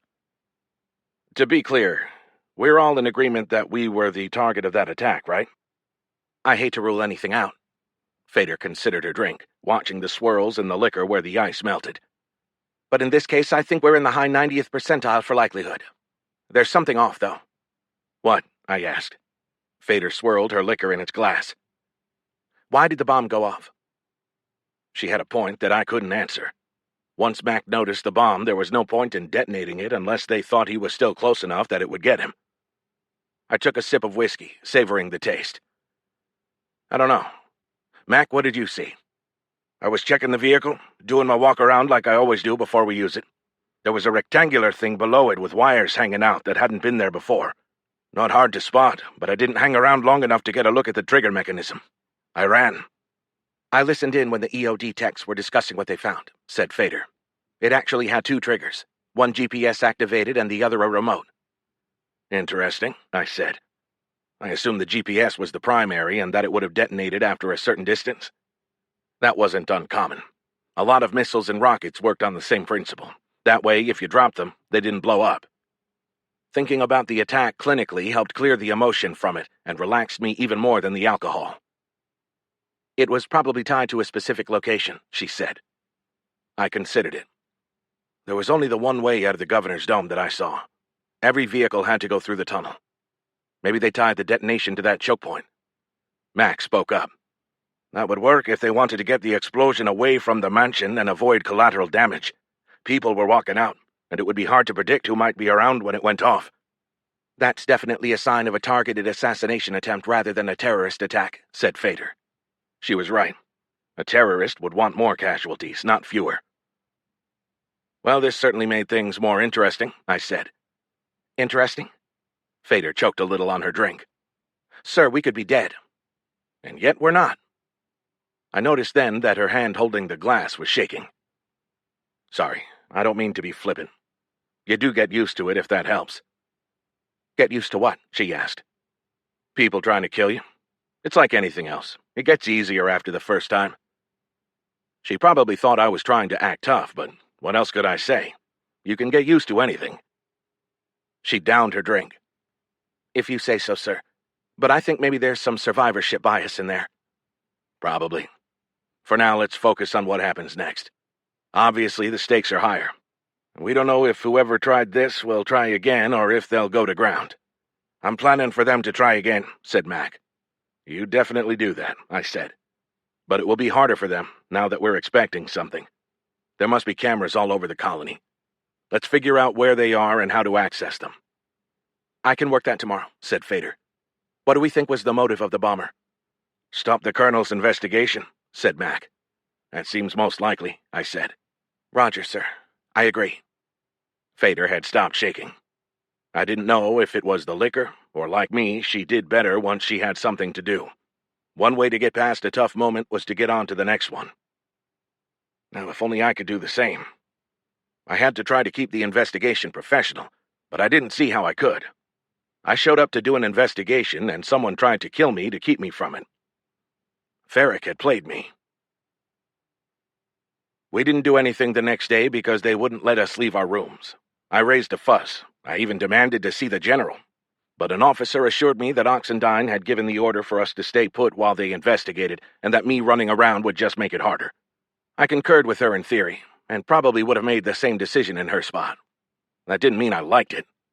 They did let Fader come to my rooms instead of having to sit alone in her own, and she used the time to go through Zyla's phone logs and emails, which she had requested the previous day. After a few hours, she gave me an update. She didn't seem to have any relationships, said Fader. Not romantic ones, anyway. I didn't have access to her work email. Caliber would have that, but I didn't think to request it from them. But even her personal email is almost all business. She appears to be a loyal shopper, going with just a couple companies. But the things she ordered are all things you'd expect. Clothes, boots, media. Nothing that gives a clue. Well, we didn't expect much, right? I asked. Definitely a long shot, sir. The phone and text logs give us a bit more, though. There's a long text string with someone named May Edelston. I'd say they were business colleagues, but also friends. It's really the only thing anywhere in the records that indicates that she even had a friend. That's something, I guess. Anything that tells you when the woman... What's her name? Edelston? Anything that tells you when they last saw each other? It was probably nothing, but we were locked in a room and didn't have any other work. They texted on the day of the disappearance, said Fader. I can't say for sure from the texts, but I think that Edelston went on the same mission. I pulled up the official report on my device and flipped through until I found the right information. She did. She was a passenger on one of the other vehicles. It still didn't mean much, but it at least rose to a level where I wanted to check it out, so I made a note of it. Did you get anything about her living quarters? They were emptied out and inventoried months ago. There's nothing of interest in the inventory, said Fader. Well, that's not surprising, I said.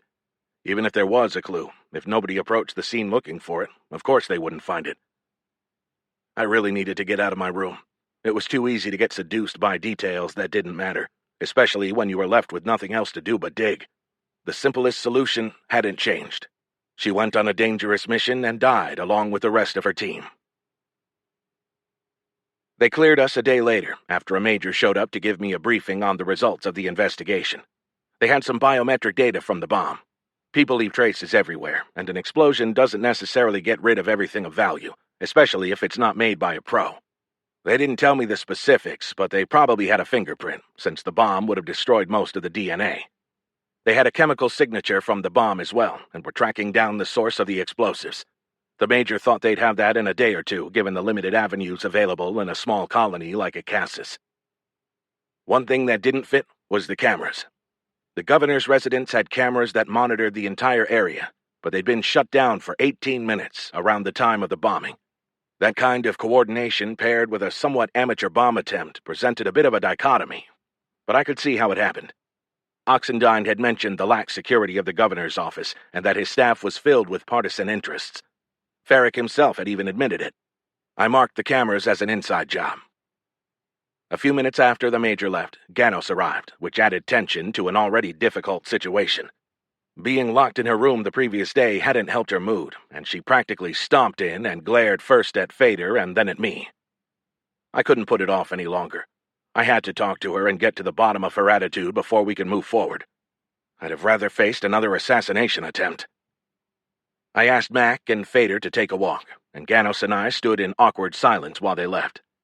When the door closed, I waited a few seconds to give her a chance to break the silence, and when she didn't, I spoke. Clearly, you're angry about something. You think? I assume I'm part of the problem, but I don't— You didn't fucking call me. Excuse me? I wasn't offended. I really didn't understand. For this mission. I didn't hear from you. I got contacted by some random colonel who said you wanted me for a job. You want me for a job, but you can't even send me a message yourself? The level of asshole required for that is off the asshole chart. I looked at the floor. She was right about that. I'd wanted her for the job and thought that was enough, but clearly I owed her more than that. I'm sorry, you're right. That was poorly done. She stared at me, seeming to want more. I should have messaged you myself. I got focused on my own stuff and I didn't think about it. I'm an asshole. You know, it's— She paused. I felt like shit. I deserve to feel like shit. It's okay, you can say whatever you want. I have it coming. She shook her head. I'm trying. It's hard, okay? Sorry. She took a deep breath and let it out.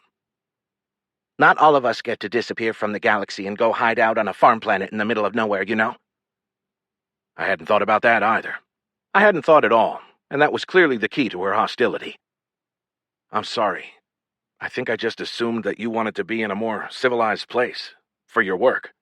Yeah, my work. You're not working? Oh, I'm working. You want to know what I'm doing, though? Freelance. Bug hunting, odd jobs, low-level black market stuff. Nothing assignments. Why? That's the question, isn't it? Corporations should have been lining up to hire me. That's how it works in my world. You get famous for doing something bad, and everyone wants to pay you to make sure nobody can do it to them. But every call I made, they hung up. I'm sorry. I swear I didn't know. You should have told me.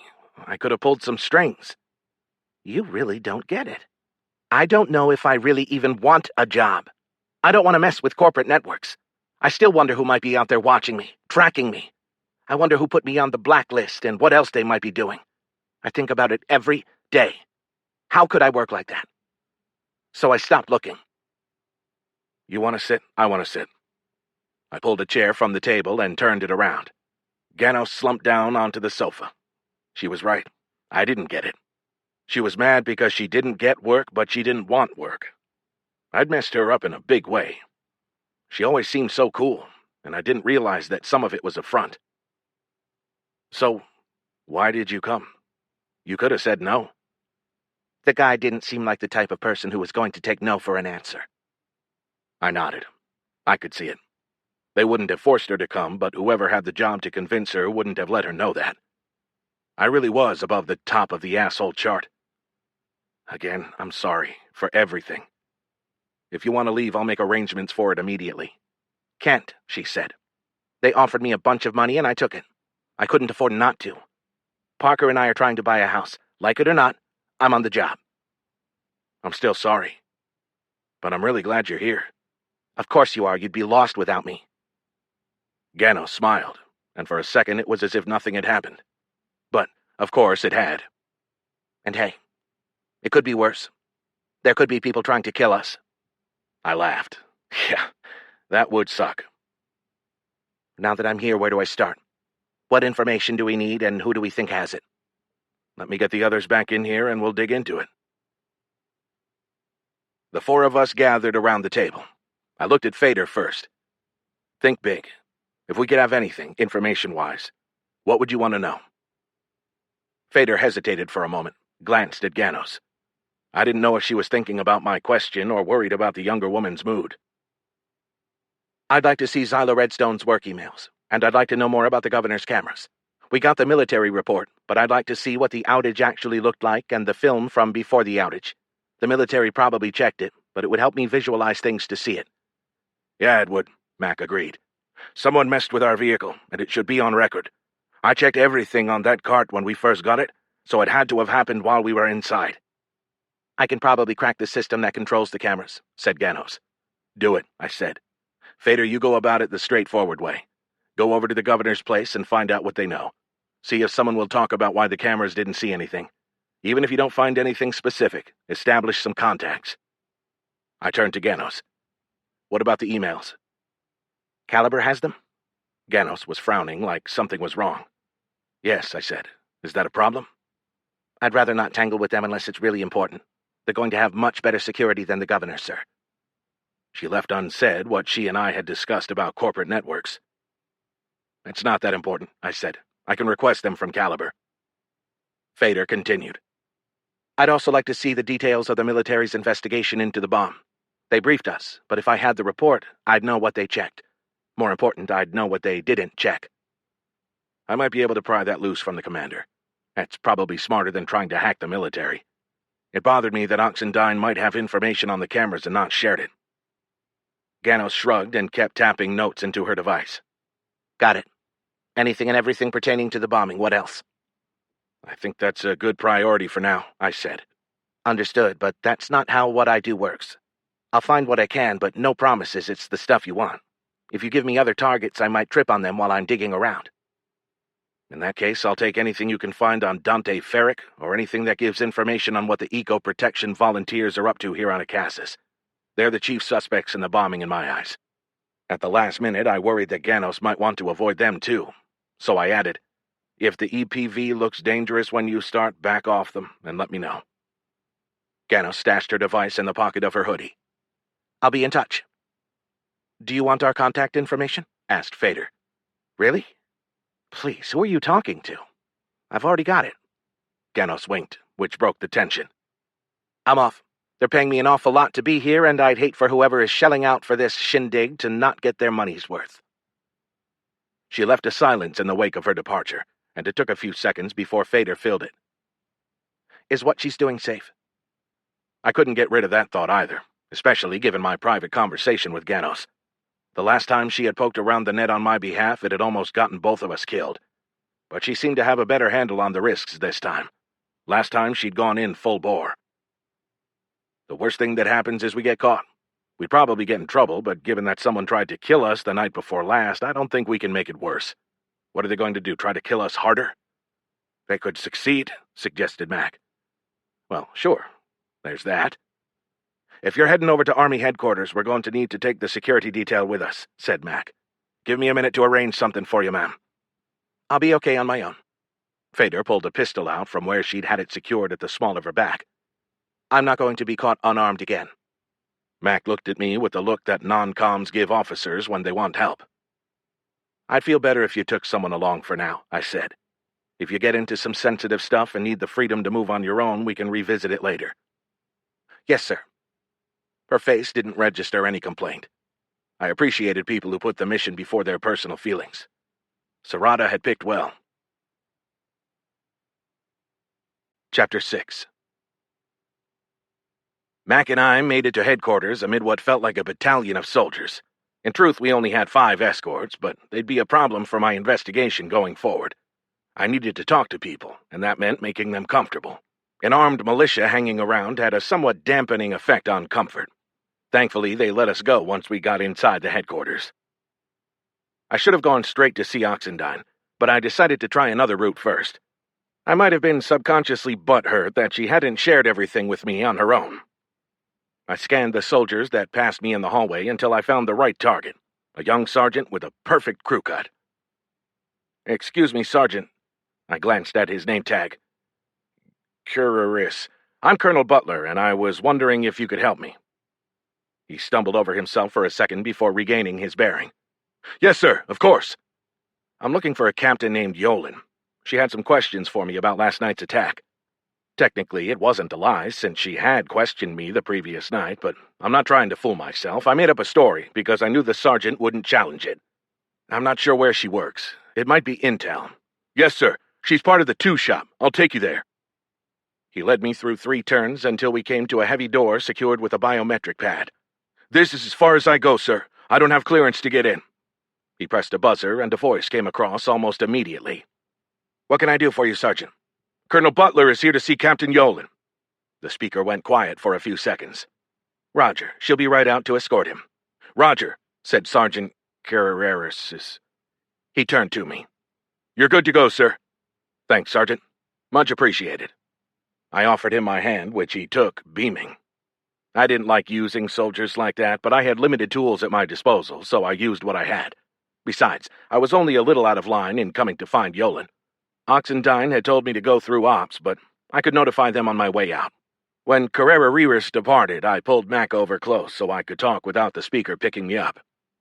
Head over to Ops, see if you know anybody. I'll come find you when I'm done here. I promise I won't leave the building without you. Roger that, sir. A moment later, Yolen came to the door. Come in, sir. I'll lead you back to my office. 0 level on the floor, she announced, letting everyone know that she had an uncleared person with her. Monitors snapped off and soldiers covered maps along our path. Her office had 2 chairs, a desk, and a shelf bolted to the wall. Even with those sparse accoutrements, the tiny room was packed. I took the guest chair as she worked her way around the desk. What can I do for you, sir? Her tone was neutral, and I couldn't read whether it bothered her that I'd showed up at her front door or not. I wanted to get an update on what happened last night. My boss told me you were briefed. Still no read on her. The briefer didn't have much beyond the basics. He told me you had biometrics on the bomb and nothing on the cameras. That's true, said Yolen. It's what he didn't say that had me wondering. Why didn't the cameras pick anything up, for example? She blew out a breath. I couldn't tell if she was frustrated with the question or that the Major hadn't fully informed me. We're still working on that, sir. What's to work on? As I'd been doing a lot the last few days, I kept my voice even so that it wouldn't come across like an accusation. It seemed like a simple issue, and it had me legitimately curious. Her eyes flicked down to her hands, folded on her desk. I took it for her trying to decide what she could and couldn't tell me. I'd put her into a tricky situation. By the book, she probably shouldn't read me in, but it's tough for a captain to tell a retired colonel no. It's only a small breach. I had clearance from the highest levels for my mission, so she could extrapolate some leeway into the current situation. She met my eyes, apparently decided. We still don't know what or who cut the cameras off. Do you think it was an inside job? That's the question, sir, right? If we knew that, we'd have a lot better idea on the rest of the incident. Why didn't anybody notice at the time? That part seems legit. Well, somewhat legit anyway. The person who monitors the cameras has other responsibilities and only occasionally watches the feeds in real time. They're more for use after the fact. Surely a missing feed or two would be noticeable. She grunted. Sir, it's the governor's residence. Security is less than ideal. Ah, I could believe that. I'm assuming you looked into how they could be switched off? Of course, sir.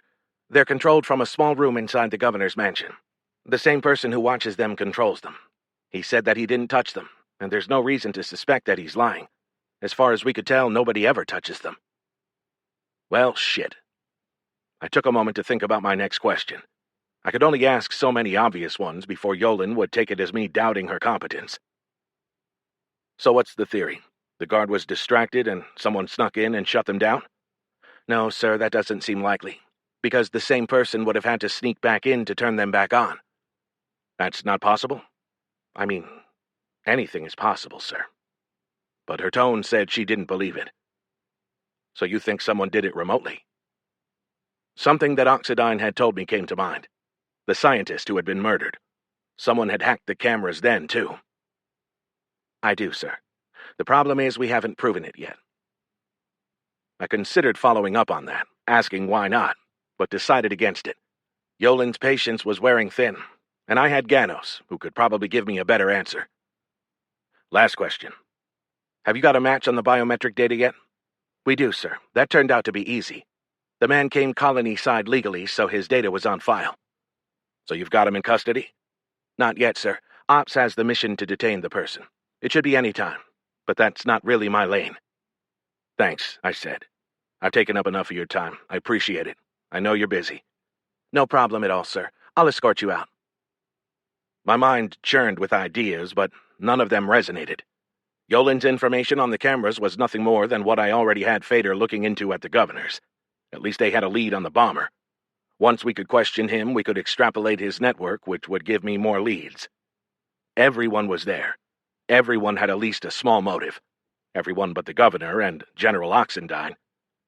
The attack would look bad for them. The governor because it happened at his residence, and Oxendine because she was responsible for overall security. The governor didn't seem like a useful ally, since he seemed to want to please everybody, and I wasn't up for pleasing people who wanted me dead. Oxendine? She'd probably tell me to butt out and focus on my own mission. Easier said than done when someone tries to kill you. It's hard not to take that personally. After Yolen left me, I headed for Ops to find Mac so we could leave. I needed to clear my head and wait for whatever Ganos could find. Colonel Butler. A tall, dark-skinned lieutenant stood at a respectful distance, her uniform pressed to knife-edge creases. I marked her as Oxendine's aide. Brigadier General Oxendine would like to speak with you. Shit. The fact that Oxendine was personally aware that I was in her headquarters wasn't surprising, and it raised my opinion of her unit's competence. It also meant that I couldn't avoid her. I'll head there now. If you could, Lieutenant, have someone track down Sergeant McCann and have him meet me at her office. Oxendine didn't stand when her administrative assistant showed me into her office. She barely looked up from her monitor. Have a seat. I took one of the two hardback chairs in front of her desk. Your aide said you wanted to see me. She looked up and held my gaze for a few seconds. I did. I told you to run your requests through Ops or to come to me. I'd prefer that you not go directly to the captains in my headquarters. Her voice was level, not angry, but firm. The woman wanted no bullshit. I know what you were doing. She paused and picked up an unlit cigar off her desk, rolling it in her fingers for a moment. And it's totally understandable. Someone tried to blow you up. I'd probably have done the same thing you did. But, I prompted. But that's not how we're going to do business. My people have their assignments, and we both know that you roaming around doing your own thing in my headquarters will disrupt that. I considered bringing up my mission and how I should be able to expect her support, but she was being cordial, and I didn't want to change that. Perhaps I was getting wiser in my old age. In theory, we'd agreed that I wouldn't bother her with little stuff, but she and I both knew that didn't include the type of thing I'd just done where I'd purposely avoided the correct channels. Understood. If you don't want to talk to Ops, talk to my XO. If you can't get her, come to me. Both Ops and her XO would inform Oxendine almost immediately. I like to play things tight, and I didn't love the prospect of a general looking over my shoulder all the time. Old habits die hard. But Oxendine didn't intend this to be a debate, so I gave in without a fight. What I wanted to do was to question her on why they hadn't traced the camera hack yet, but I discarded the idea. Better to maintain as much of the relationship as I could. Roger that. I was dismissed and left unsure of what to think. It could have gone worse with Oxendine. I was out of line, and she could have made things a lot harder than she did. Maybe it was a warning, or maybe she wanted to make sure I knew that she knew. She didn't seem like the type who had to show you that she was smarter than you, but I didn't know her that well yet, so I couldn't be sure. Either way, I'd need to play it straight with her command, which meant I had to be careful about what I shared with them. At least for a while. Back at my rooms, Mac had his own observations. Did you notice the people looking at us during the walk back? I hadn't. I'd been preoccupied, trying to figure out if I could have handled it better with Oxendine. It didn't occur to me to check. We had a small army with us. It might have been nothing, he said. How many? I noticed 3 different watchers. Like I said, it really might be nothing. You're a big deal here, so it could be simple curiosity. It could be. It probably was, too, but the paranoia bug had bitten me. Did you see any cameras? I didn't, but that doesn't mean they didn't have them. We can watch the net feeds to see if you show up. I'm sure I will, I said. The problem is the innocent paparazzi provide perfect cover for anyone who has other motives. Mac thought about it, as if there might be a solution. We have to assume that our movements are known. We can use that, I said. How so, sir? Mac had gotten comfortable enough with me in my new civilian role that he had backed off on the honorific, but he still stuck it in occasionally. I don't know yet, but if people are tracking us, that means they're reacting to what we're doing. That's always better than the other way around. We just have to figure out what we want to show them to get them to react the way we want. So, we use ourselves as bait. I thought about it. When you put it that way, it doesn't sound nearly as good, but yeah, better to draw them to us when we're ready than when we're not. The door buzzed, forestalling further conversation. Mac waved me back out of the potential line of fire, drew his pistol, and got up to check on it. There are still guards out front, right? I asked. Supposed to be. I'm not taking it for granted. I wasn't going to either. He went to the door and hit a button to activate the video. A young soldier stared back at him. Sergeant, there's a delivery here. He says the colonel is expecting him. We're not expecting anything, said Mac. Hold on, I said. I didn't specifically expect a package, but I'd reached out before I left home and asked her for help. I didn't know how it would come, and I didn't want to accidentally turn it away. We had a code. Let me talk to the delivery person. The soldier scrunched his face up in confusion, but he let the man up to the camera. He had brown hair and a full beard. Delivery for Butler, package number 55X784CT7. He had a metal case big enough to fit a human body strapped to a self-powered four-wheel cart. Let him in, I said. The package number matched the preset code. Mac looked at me as if to ask, "Are you sure?" And I nodded. Still, he kept his pistol ready and buzzed the door open. The bearded man came in, handed me a tablet to sign, helped Mac wrestle the case off the cart, and left in under a minute. What is it? Mac asked.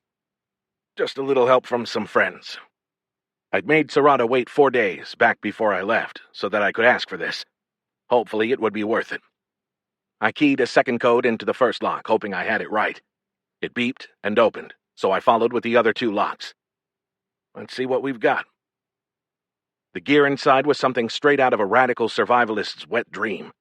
3 Bukowski rifles, affectionately known as bitches, with dozens of magazines, explosives, timers, miniature cameras and microphones, med kits, and that was just what I picked out on the first pass. Holy shit, said Mac. Those are some friends. How did they get this stuff in here? It was all I could do to keep from laughing. I'd told them I'd needed some help, but I didn't expect this much. I don't know. Let's just say that my friends are very resourceful. It seemed like a stretch that someone could smuggle an unopened container into a colony, but I knew better than to question my contacts and their skills. The soldiers outside would have reported the package already, but if anyone wanted to see what was inside, they'd have to ask me. The case had a programmable biometric lock. Mac looked at me, questioning. What? Who sent this stuff? What do you mean? He smirked. It was the Capins, wasn't it? He waited, apparently read something in my face. It was. You got a goodie box of high-tech death from the fucking Capins. Keep your voice down, I said. How, sir? Well, you just don't speak as loud. Mac gave me a withering look. Come on, sir, spill it. We've kept in touch, in case we can help each other out. In truth, it wasn't precisely the Capins, it was Sasha and Riku, my Capin hybrid friends. I held that back from Mac, though. Some things I couldn't share with even him. Mac picked up one of the bitches and started fiddling with the sight, probably adjusting it to his specs. This is incredible. Better than the military stuff. Look at the interface on the scope. You can't buy this kind of thing. Yeah? It didn't surprise me, given my experience with my allies. He set the weapon down and took out a box that held 4 tiny drones. We probably could have drawn weapons from the army if we need them. Probably, but then we'd have had to ask. I don't plan on humping a rifle around on a day-to-day basis, but if we need them, now we have them. I pity anyone who tries to break in here now, said Mac. The only thing we're missing is grenades. I pointed. There are explosive charges with timed and remote fuses. You could use that as a grenade in a pinch. I wasn't quite sure, but I thought I heard a sigh of longing. What are we going to do with all of this? Mac asked. Well, first things first. See if there are trackers. I'm going to wear one so you can track me wherever I go. I'd passed the days where I didn't think I needed security. Good call. I don't plan on letting you out of my sight, but accidents happen. Put it somewhere unobtrusive in case you get abducted. Maybe a captor won't find it right away. I could swallow it, I joked. Mac considered it. I'm not sure it would survive your stomach acid. Maybe go on the other end. He had a great poker face, and I couldn't tell if he was messing with me or not. "Pass, thanks." Mac laughed. "Look at these drones. Not sure we could get away with flying them inside the dome. I have to believe they'd pick it up," I said. "Maybe, but this is state-of-the-art. Damned near invisible. Only one way to find out. We'll save it for emergencies." "Yes, sir." I didn't believe him for a second. He was going to try it the first time I wasn't looking. Captain Fader entered, and we both turned to look at her. "Okay, you two look guilty. What did you do?" Mac played it for effect and looked away, refusing to meet her eyes. "Nothing, ma'am." I laughed. "We got some equipment." Fader walked over and looked in the case. "Holy shit. That seems to be the going sentiment," I said. "The Army approved this?" "The Army doesn't know about it. At least they don't know everything about it." She paused, and I imagined her debating her next words carefully. I could almost see the conflict on her face. She was a rule follower, and I was breaking them. "Are we going to tell them?" "I wasn't going to make it a priority," I said. "Roger, sir." Her reaction bothered me, mostly because I couldn't read it. I didn't know if she'd accepted my decision or simply concluded that I wouldn't change my mind. I had a feeling it would be in her next report either way. I could live with that. What would her boss halfway across the galaxy do about it anyway? "What did you learn at the governor's?" I asked. "Not much," she said. "I made some contacts. Everybody there seems eager to grab on to whatever they can that might give them an edge. It's an odd environment. Very political, I guess. They don't much like the military, so I played the outsider, a little at odds with the unit here. That worked for a time, but Cora Davidson is a problem. I can't prove it, but I think she got to some people and told them not to talk to me. Luckily, she's not well loved, so her order had the opposite effect in some cases." "That's good. Keep developing the relationships, see what comes out of them. Anything on the security?" "It's a dead end, sir. They don't monitor it 24/7. My guess is that the guy was enjoying the party." That echoed what Yolen told me, but I appreciated the corroboration. I trusted Fader, and because of that, now I could trust Yolen more. "I didn't get much from the military either," I said. "They think it was a remote job, but I got the feeling they were hiding something, or at the least not sharing everything. We'll see what Ganos finds." "Why would they hold back, sir?" "I don't know. I do know this. Whatever the motive of the person who attacked us, they sure did divert our attention. We've been totally focused on the bombing and not at all focused on our mission, finding out what happened to Xyla." "You don't think they're related?" asked Fader. "I did at first, and I'm still leaning that way. But I think it's dangerous to let that blind us to other possibilities. A lot of people who don't even know why I'm here wouldn't mind seeing me dead. You saw the protest.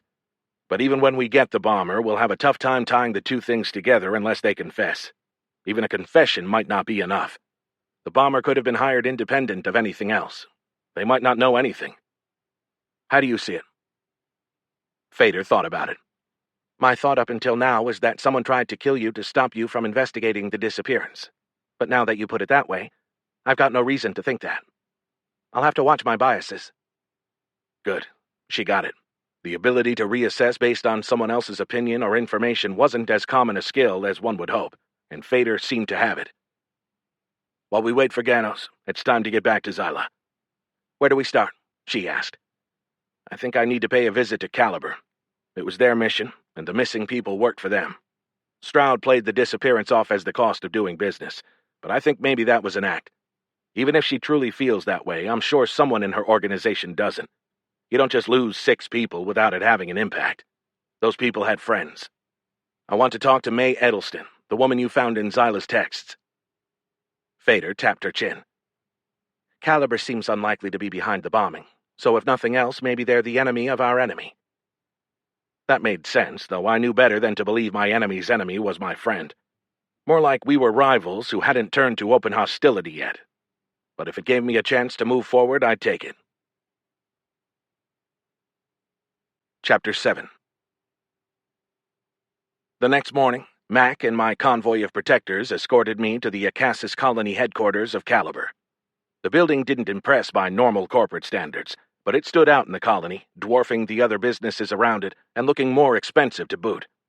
It was a 2-story rectangle with a 3rd story in the center of the long side surrounding the main entrance. The faux granite walls were of high enough quality to seem real. Perhaps they were real. I didn't know if Acassus produced granite or not. Probably not nearby, given the local terrain. The lobby was smaller than expected, more suited to a medium-priced hotel than a corporation, but the dome had limited space, so even rich corporations avoided waste. I'd had Fader call ahead, so a delegation of 3 corporate stooges met me before I even made it to the receptionist. I'd have bet a lot of money that at least 2 of them were lawyers. Instead of suits, they wore what passed for business wear on Acassus: khaki cargo pants and solid-color long-sleeve shirts rolled up at the cuffs.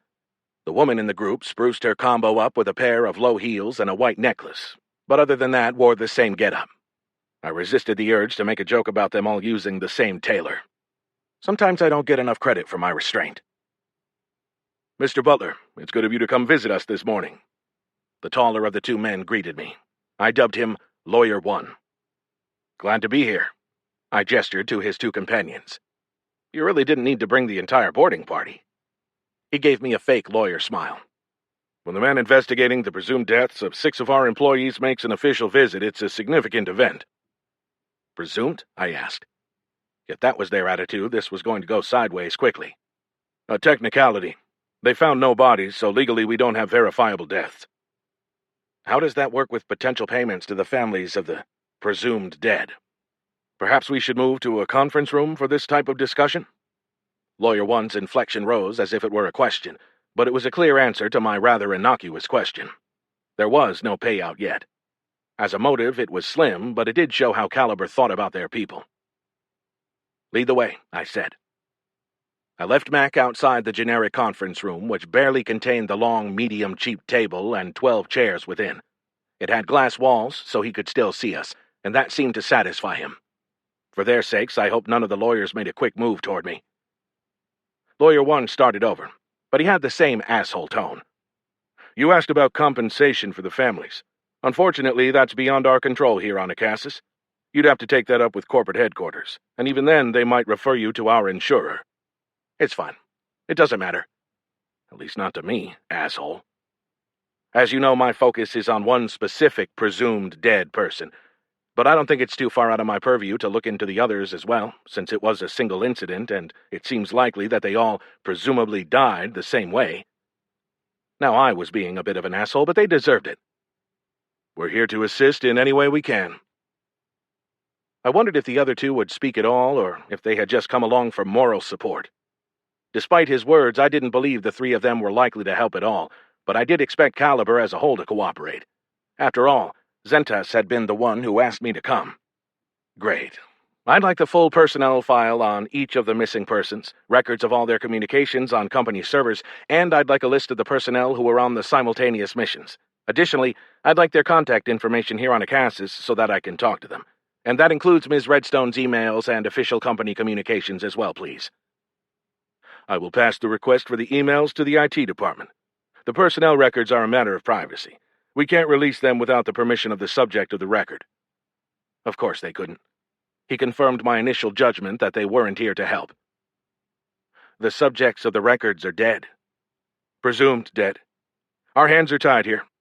As for the other personnel, I'll have someone check to see which of them are still Colonyside and find out if they are available." He was stonewalling me, but I'd been given the brush off by better men than him. I got the feeling that it was more a matter of habit than a legit cover-up, so I decided to call him on it. "For someone who said that he was here to help in any way possible, you're not being particularly helpful. You know who asked me to do this investigation, right?" "I'm sorry, sir, but we have to follow the law." Now he was being smug, and I wanted to call Mac in and let him punch the guy in the neck. Maybe he didn't know Zentas had requested me. If not, I wasn't going to inform him. I'd let Stroud deal with that. Let him embarrass himself. "And I'm sorry, but you're pissing me off, and if you keep it up, we're going to find out how malleable the law is when I report your recalcitrance to the authorities who appointed me. You've been apprised of my charter, yes?" Lawyer 1 looked like he'd bitten into something sour, and he glanced at the woman with him like he was hoping for a lifeline. He'd probably planned to BS me and make me go away with as little fuss as possible. Unfortunately for him, I didn't mind fuss. Nobody would fire me over ruffling a few feathers. I don't think the same could be said for Lawyer 1. "We will do our best," he said finally, "to make the members of the other teams available at your convenience." That would be great. If they're here, of course. I don't want to put you through too much trouble. I gave him my best fake smile. I'm no lawyer, but I've had a lot of practice being a dick. We could start, say, tomorrow. Lawyer 1 drew his lips into a fine line, but nodded once. Great. I'll see you then. I was halfway back to my quarters when my device buzzed. I checked it. Oxendine. And then answered. Butler? It's Ox. We've got the bomber in custody. That's great. She cut me off. There's a problem. Meet me at the governor's office as fast as you can get there. Roger, I said, but she'd already hung up. I turned to Mac. You hear that? Yes, sir. It was odd. What kind of problem? Only one way to find out, said Mac. I wish we'd taken a cart. I don't know. The last cart didn't fare so well. 15 minutes later, we reached the governor's offices, which shared the same subdome as his residence. The blocky 2-story building had small windows and a faux stone exterior. An aide I hadn't met before met us at the door and ushered me down the hall and into a conference room. Oxendine's aide stood outside the door, and I left Mac with her. Inside the well-appointed conference room, Oxendine paced up and down along the far side of a long polished wood table with such vigor that I thought she might wear a hole in the expensive burgundy carpet. What's going on? I asked. That motherfuck... The door opened, and Governor Patenchak entered, forcing Oxendine to swallow the rest of her epithet. Cora Davidson followed in the governor's wake. Please, have a seat. He took the head of the table, and Davidson sat to his right nearest the door. Oxendine and I sat across from each other, 2 chairs down. Oxendine barely hit her seat before firing her opening salvo. Governor, your people took the suspect in the bombing case into custody and won't turn him over to my security team. Patenchak glanced at Davidson, who nodded as if giving him permission to speak or encouraging him, which was weird, but told me a lot about their relationship.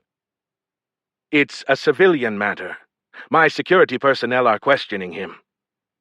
There was a bomb, said Oxendine, sounding calmer than I thought she was. I have the trained interrogators, and this clearly falls under the umbrella of security of the colony, which is my purview. This is a military matter. We don't see it that way, said Davidson, stepping in for her boss, who looked flustered. A vein throbbed in Oxendine's temple, and she glared hot death at Davidson. She looked like she might go over the table at the woman, and I considered whether I'd try to stop her. To her credit, she regained her composure quickly. How do you not see a bombing as a security matter? It was an attack by a civilian on a civilian. That makes it a matter for civilian authorities, said Davidson.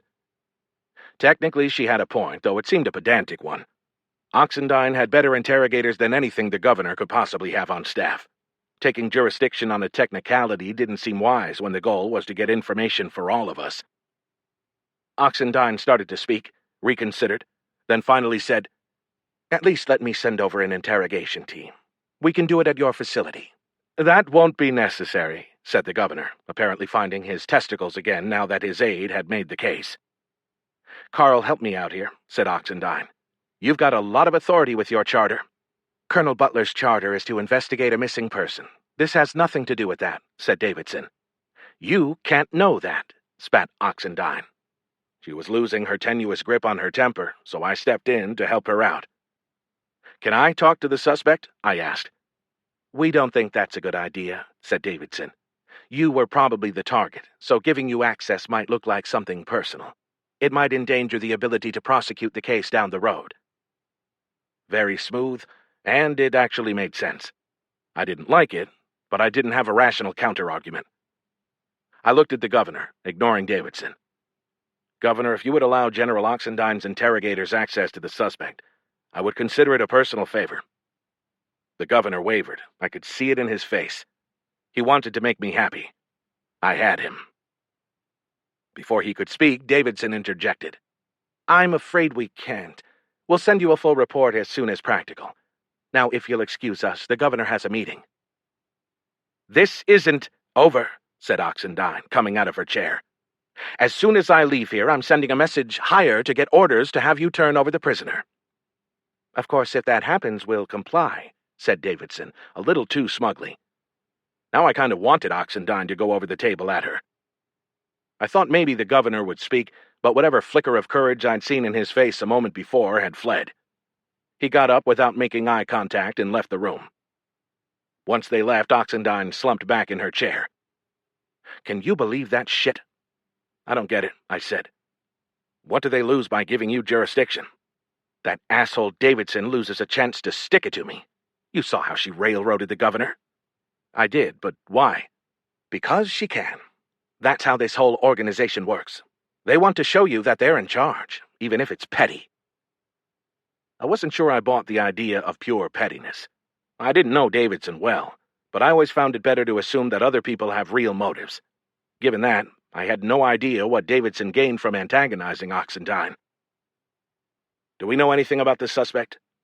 "We do," said Oxendine. "Eric Bergman. Nominally, he works as a cook in one of the dining facilities, but he's full-on EPV. He participated in the protest at the governor's the night of the bombing." "So he used that for cover to get near the cart," I said. "Seems likely. I don't really care about him, though. We've got him dead to rights with a fingerprint on the bomb residue. I want to know who helped him, who is still active and a threat. He didn't do this alone." "No, you're right," I said. But I couldn't focus on it because my mind took off in another direction. EPV. They tried to kill me, and if they do that, I couldn't rule out that they'd attack a Caliber team as well. Certainly EPV wanted Caliber's expansion operation stopped. Maybe they wanted it badly enough to kill for it. That made the disappearance of Zyla Redstone seem a little less open and shut. Back at my quarters, Ganos was waiting, feet drawn up under her on the sofa, while Fader sat on the other side of the room, unrelaxed in an easy chair.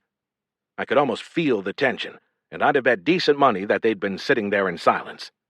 So much for the team getting along. I wanted to tell them about the prisoner, but I wanted to hear what they had found, and telling them would get us started in a different direction. "What did you find?" I headed over to pour myself some coffee. "Coffee?" "Never touched the stuff," said Ganos, like I'd offered her heroin. "I got a solid answer to your first question about the cameras. As you might suspect, someone hacked them. Both the shutdown and the restart came from outside the building. There's almost no way the military doesn't know that, by the way. It wasn't hard to find." Yolen had told me that much. "Any idea who did it?" "That's where it gets weird. It looks to me like it came from the military." I stopped with my coffee cup halfway to my mouth. "Come again?" "I can't be sure. Someone could be trying to make it look like that's where it came from, and with the fact that it was so obviously a hack, that's not a bad play. Leave the tracks in the system so everyone can find them, but make it a false trail." Yolen and Oxendine had left out that part. I wondered if they didn't know, or if they did know and didn't tell me because they didn't want to advertise their own culpability.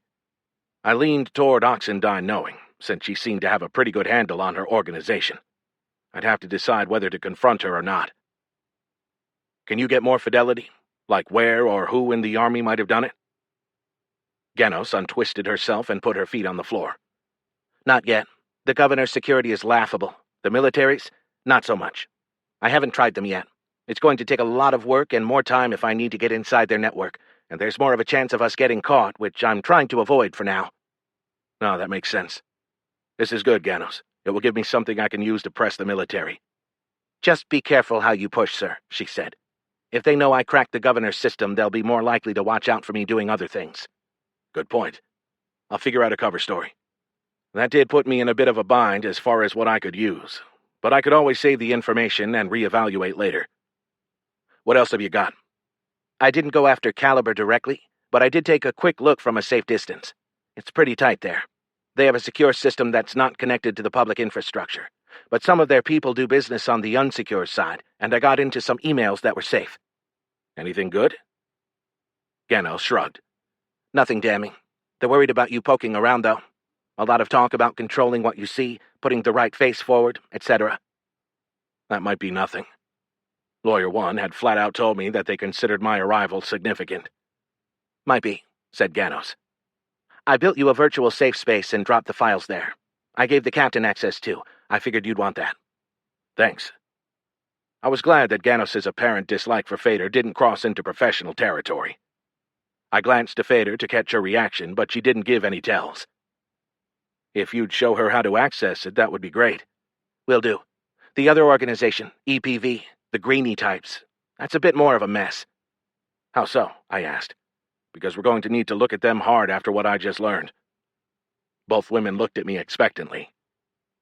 The colonial government has captured the bomber, and General Oxendine says that the guy is connected directly to EPV. You didn't want to lead with that? Asked Ganos. I wanted to hear your stuff first. Ganos rolled her eyes. Have they gotten anything else from him in questioning? Asked Fader. Not yet. I gave them a brief rundown on the battle for jurisdiction between the governor and the military. That's pretty stupid, said Ganos. It is, but we can work around it, I said. Find me everything you can on Eric Bergman. He worked in a dining facility. That's about all I know. On it, said Ganos. EPV doesn't have their own network. At least if they do, I can't find it. That means they're either using the public system or they're communicating outside the network, face to face. No surprise there. My guess is that they'd use the net. Probably, said Ganos. Unless they were doing something big. They'd be fools to plan a bombing on the public net. Base security would have those kinds of keywords flagged for sure. Could you check anyway? I didn't expect much, but you can't rule out the bad guys making mistakes. Already did. I ran a scan for on-planet traffic with certain words. Bomb stuff, your name, investigation, the governor and his reception, a bunch of parameters. The problem with that is that it returned a lot of hits, and there's not much for it other than to go through it all and see what we've got. I can do some of it by algorithm, but it's still 4 figures worth of documents. It would help if I knew who was part of EPV. I doubt they have a roster, I said. I could start going through some of the hits, offered Fader. Start with the ones that are flagged for Butler, said Ganos. I only did a quick scan, but I can tell you this much. The Greenies hate the Colonel. I even saw some stuff about a protest. I snorted. Hardly a surprise. We saw the results of that. But it's still useful. Dig in a bit and see who planned it, I said to Fader. I looked into the Ferric guy some, said Ganos. For the record, he seems to be pretty legit. I mean, he hates you too, but he was mad about not knowing about the protest, and he was really mad about the bomb. That's good to know, I said.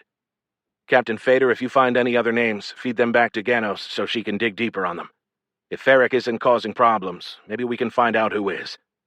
Ganos, once you get names, see if you can find leverage we can use against them. Can do. How dirty do you want me to play? Use your best judgment. I hoped I wouldn't regret saying that. Also, I continued, I want everything you can find on Cora Davidson from the governor's office. Both of you. Ganos, you do it your way. Captain Fader, you head back over there and try to dig up dirt in person.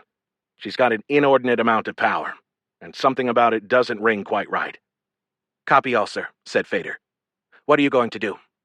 I want to talk to Dante Ferric, but I want your information and the report on what the prisoner says before I do. I can try to get info on that when I go over to the governor's. Good call, I said. Meanwhile, I'm going to work on Caliber. They're cooperating, even if it's grudgingly. Tomorrow I'll interview whoever they put in front of me and see what I find. Chapter 8. Before I headed to Caliber for my interviews, I gave Martha Stroud a call. Her lawyers hadn't been helpful, and I wanted her to address that, to let them know that her boss had put me on the case. It took a few minutes on hold, but they finally connected me. I just wanted to let you know as a courtesy your lawyers were stonewalling the other day, I said. I'm sure they were doing their job. They probably thought they were. I don't think they know the real reason I'm here. The real reason? What is that? They don't know that Mr. Zentas asked for me to come. There was silence for several seconds on the other end of the line. What are you saying? Asked Stroud. Mr. Zentas, the man in charge of... I know who Mr. Zentas is. I'm asking what that has to do with your investigation. Now it was my turn to pause. He requested the investigation. I'm not aware of that. Why would he do that? You'll have to ask him, I said. Did she really not know? I wished I'd gone to her office so I could get a better read on her. I will ask for guidance right away, she said. Great. Until then, could you tell your lawyers to be more cooperative? She hesitated. I think I'll wait for clarification first. What? Why? Why would I lie about this? Please don't take it personally, Mr. Butler. It's my job to run operations for Caliber on Acasis. What we want here is to get back to work. We have a completed investigation that should allow us to do that. Opening a further investigation only serves to cause more delays. I wanted to bang my head against the wall. If you cooperate, I'll be able to finish faster. Once I contact the corporate office for guidance, I will let you know." She hung up. Well, shit. That didn't help. Zentas not informing Stroud was interesting, though. It didn't seem like the type of thing that would be an oversight. I wondered what it meant. I arrived at Caliber to find that Stroud hadn't gotten an answer yet, or if she did, it hadn't filtered down to her staff. They did fulfill my request for interviews, but put their own spin on it to keep as much control as they could. They had me set up in one of their conference rooms. I had privacy with each of my subjects, but Caliber almost certainly had listening devices in the room. I assumed that the employees knew it too, which gave me a double challenge. First, anything I learned would go straight to Caliber leadership, and second, employees, knowing that, would be unlikely to share anything that might displease their employer. It wasn't ideal, but I took what they gave me and tried to do my best with it. After 3 interviews with Caliber personnel who had been on the mission when Xyla Redstone disappeared, I'd confirmed my suspicion that I'd get nothing of value and was ready to give up. They'd been coached on what to say, or at least they had the same talking points. They were polite, but provided nothing I didn't already have. Thankfully, I knew something that the Caliber lawyers didn't. I already knew who I wanted to talk to, and she was my 4th interview. May Edelston's file said she was in her early 30s, but her unblemished pale skin and short dark hair combined with her thin frame to make her look about 22. I made sure to ask her the exact questions that I asked the others, and she gave the same answers, until I got to the question about if she knew Xyla Redstone outside of work. She hesitated, then said, "I knew her a little, but we weren't close." I didn't push her, pretending instead to accept the brush-off the same way I had with the others, but her tone and body language confirmed what Fader had found in Redstone's text messages. They were friends. I hope nobody at Caliber picked up on it. I finished the rest of my interviews, trying to find anyone else who might have something to say, but none of them did. To an outside observer, like those at Caliber watching, it probably seemed like a wasted morning, and it was, to some extent. I hadn't learned anything new, but I'd introduced myself to Edelston, which would make it easier to talk to her again. Later that evening, after work hours, I sent my whole team to find her. I sent Ganos because she was young and might be able to relate to her. I sent Fader because she was efficient and would find a way when others couldn't. And I sent Mac because I may be slow, but I can learn a lesson. I've had too many people who might have had something to tell me turn up dead or missing in the past several years for me to take any chances. Mac had taken to openly carrying a rifle. If the authorities had a problem with that, they hadn't said anything. Hopefully he wouldn't scare Edelston off. We weren't kidnapping her, just asking her to chat in a less monitored location. Unfortunately, we had nowhere to bring her except to my quarters, and if anyone followed my team, they'd probably see it. At least they wouldn't hear us. I'd found a scanner in the box of high-tech gear that detected electronic listening devices, which I used to scan my apartment. I found 3, which should have pissed me off, but didn't. At least I knew the playing field. My first thought was that they were the governor's equipment, since it was his guest quarters. But I couldn't rule out the military. They might not even have put them in there specifically for me. Maybe someone wanted to listen in on all the governor's guests. Either way, whoever installed them didn't have ears anymore. That itself would tip the eavesdroppers off, but there was nothing for that. Ganos entered with Edelston, hanging back so that the other woman could take the lead. Edelston looked around, not trying to hide it. She wore a loose pink print shirt that hung from her petite frame, and she had her short hair clipped back away from her face. "They sure took care of you." I shrugged and tried to look guilty. "Yeah, I didn't ask for it, but I'm not complaining." "I'd say not." "Thanks for coming," I said. I felt like it was the right thing to do. For Xyla. "You did know her then?" "We were friends." She paused as her face tightened. "Yeah, we were pretty close." She'd said otherwise earlier, which told me that she understood the situation the same way I did. She couldn't talk at work, but here she could. "You want to sit down? Can I get you something to drink?" "You have whiskey?" she asked. "That I do." I walked to the counter and showed her the bottle, as if asking her approval. Any whiskey drinker would approve, but I didn't mind showing off. As we took seats in the living area, Fader stayed within earshot, but Mac and Ganos made themselves scarce. "Did that come with the room? Because that's a hell of a perk." I laughed. "No, I brought it with me." "Still," she said. I got 2 glasses and poured us each doubles. "Ice?" A little water would be good. That it would. I splashed a bit of water into each drink and brought Edelston hers. So, Maria said you thought I might have more information. How did you know that? She asked it casually and put her drink to her lips, but her eyes never left me. This was an important question. There was a little hitch in your voice when you mentioned Zyla during our interview at the Caliber facility. I didn't feel like I should mention that I'd been through her texts. No need to creep her out. It made me think that you might have had something else to say. I didn't follow up on it there because I didn't want everybody at the company listening. Her shoulders relaxed. Everything okay? Yeah, I think we're good. I want to help. Has anyone questioned you before about the day she disappeared? I knew they had. I'd seen the transcript in the military's report, but I wanted to give her a chance to talk about it. An Army officer did, pretty soon after it happened. Did you tell the officer the truth?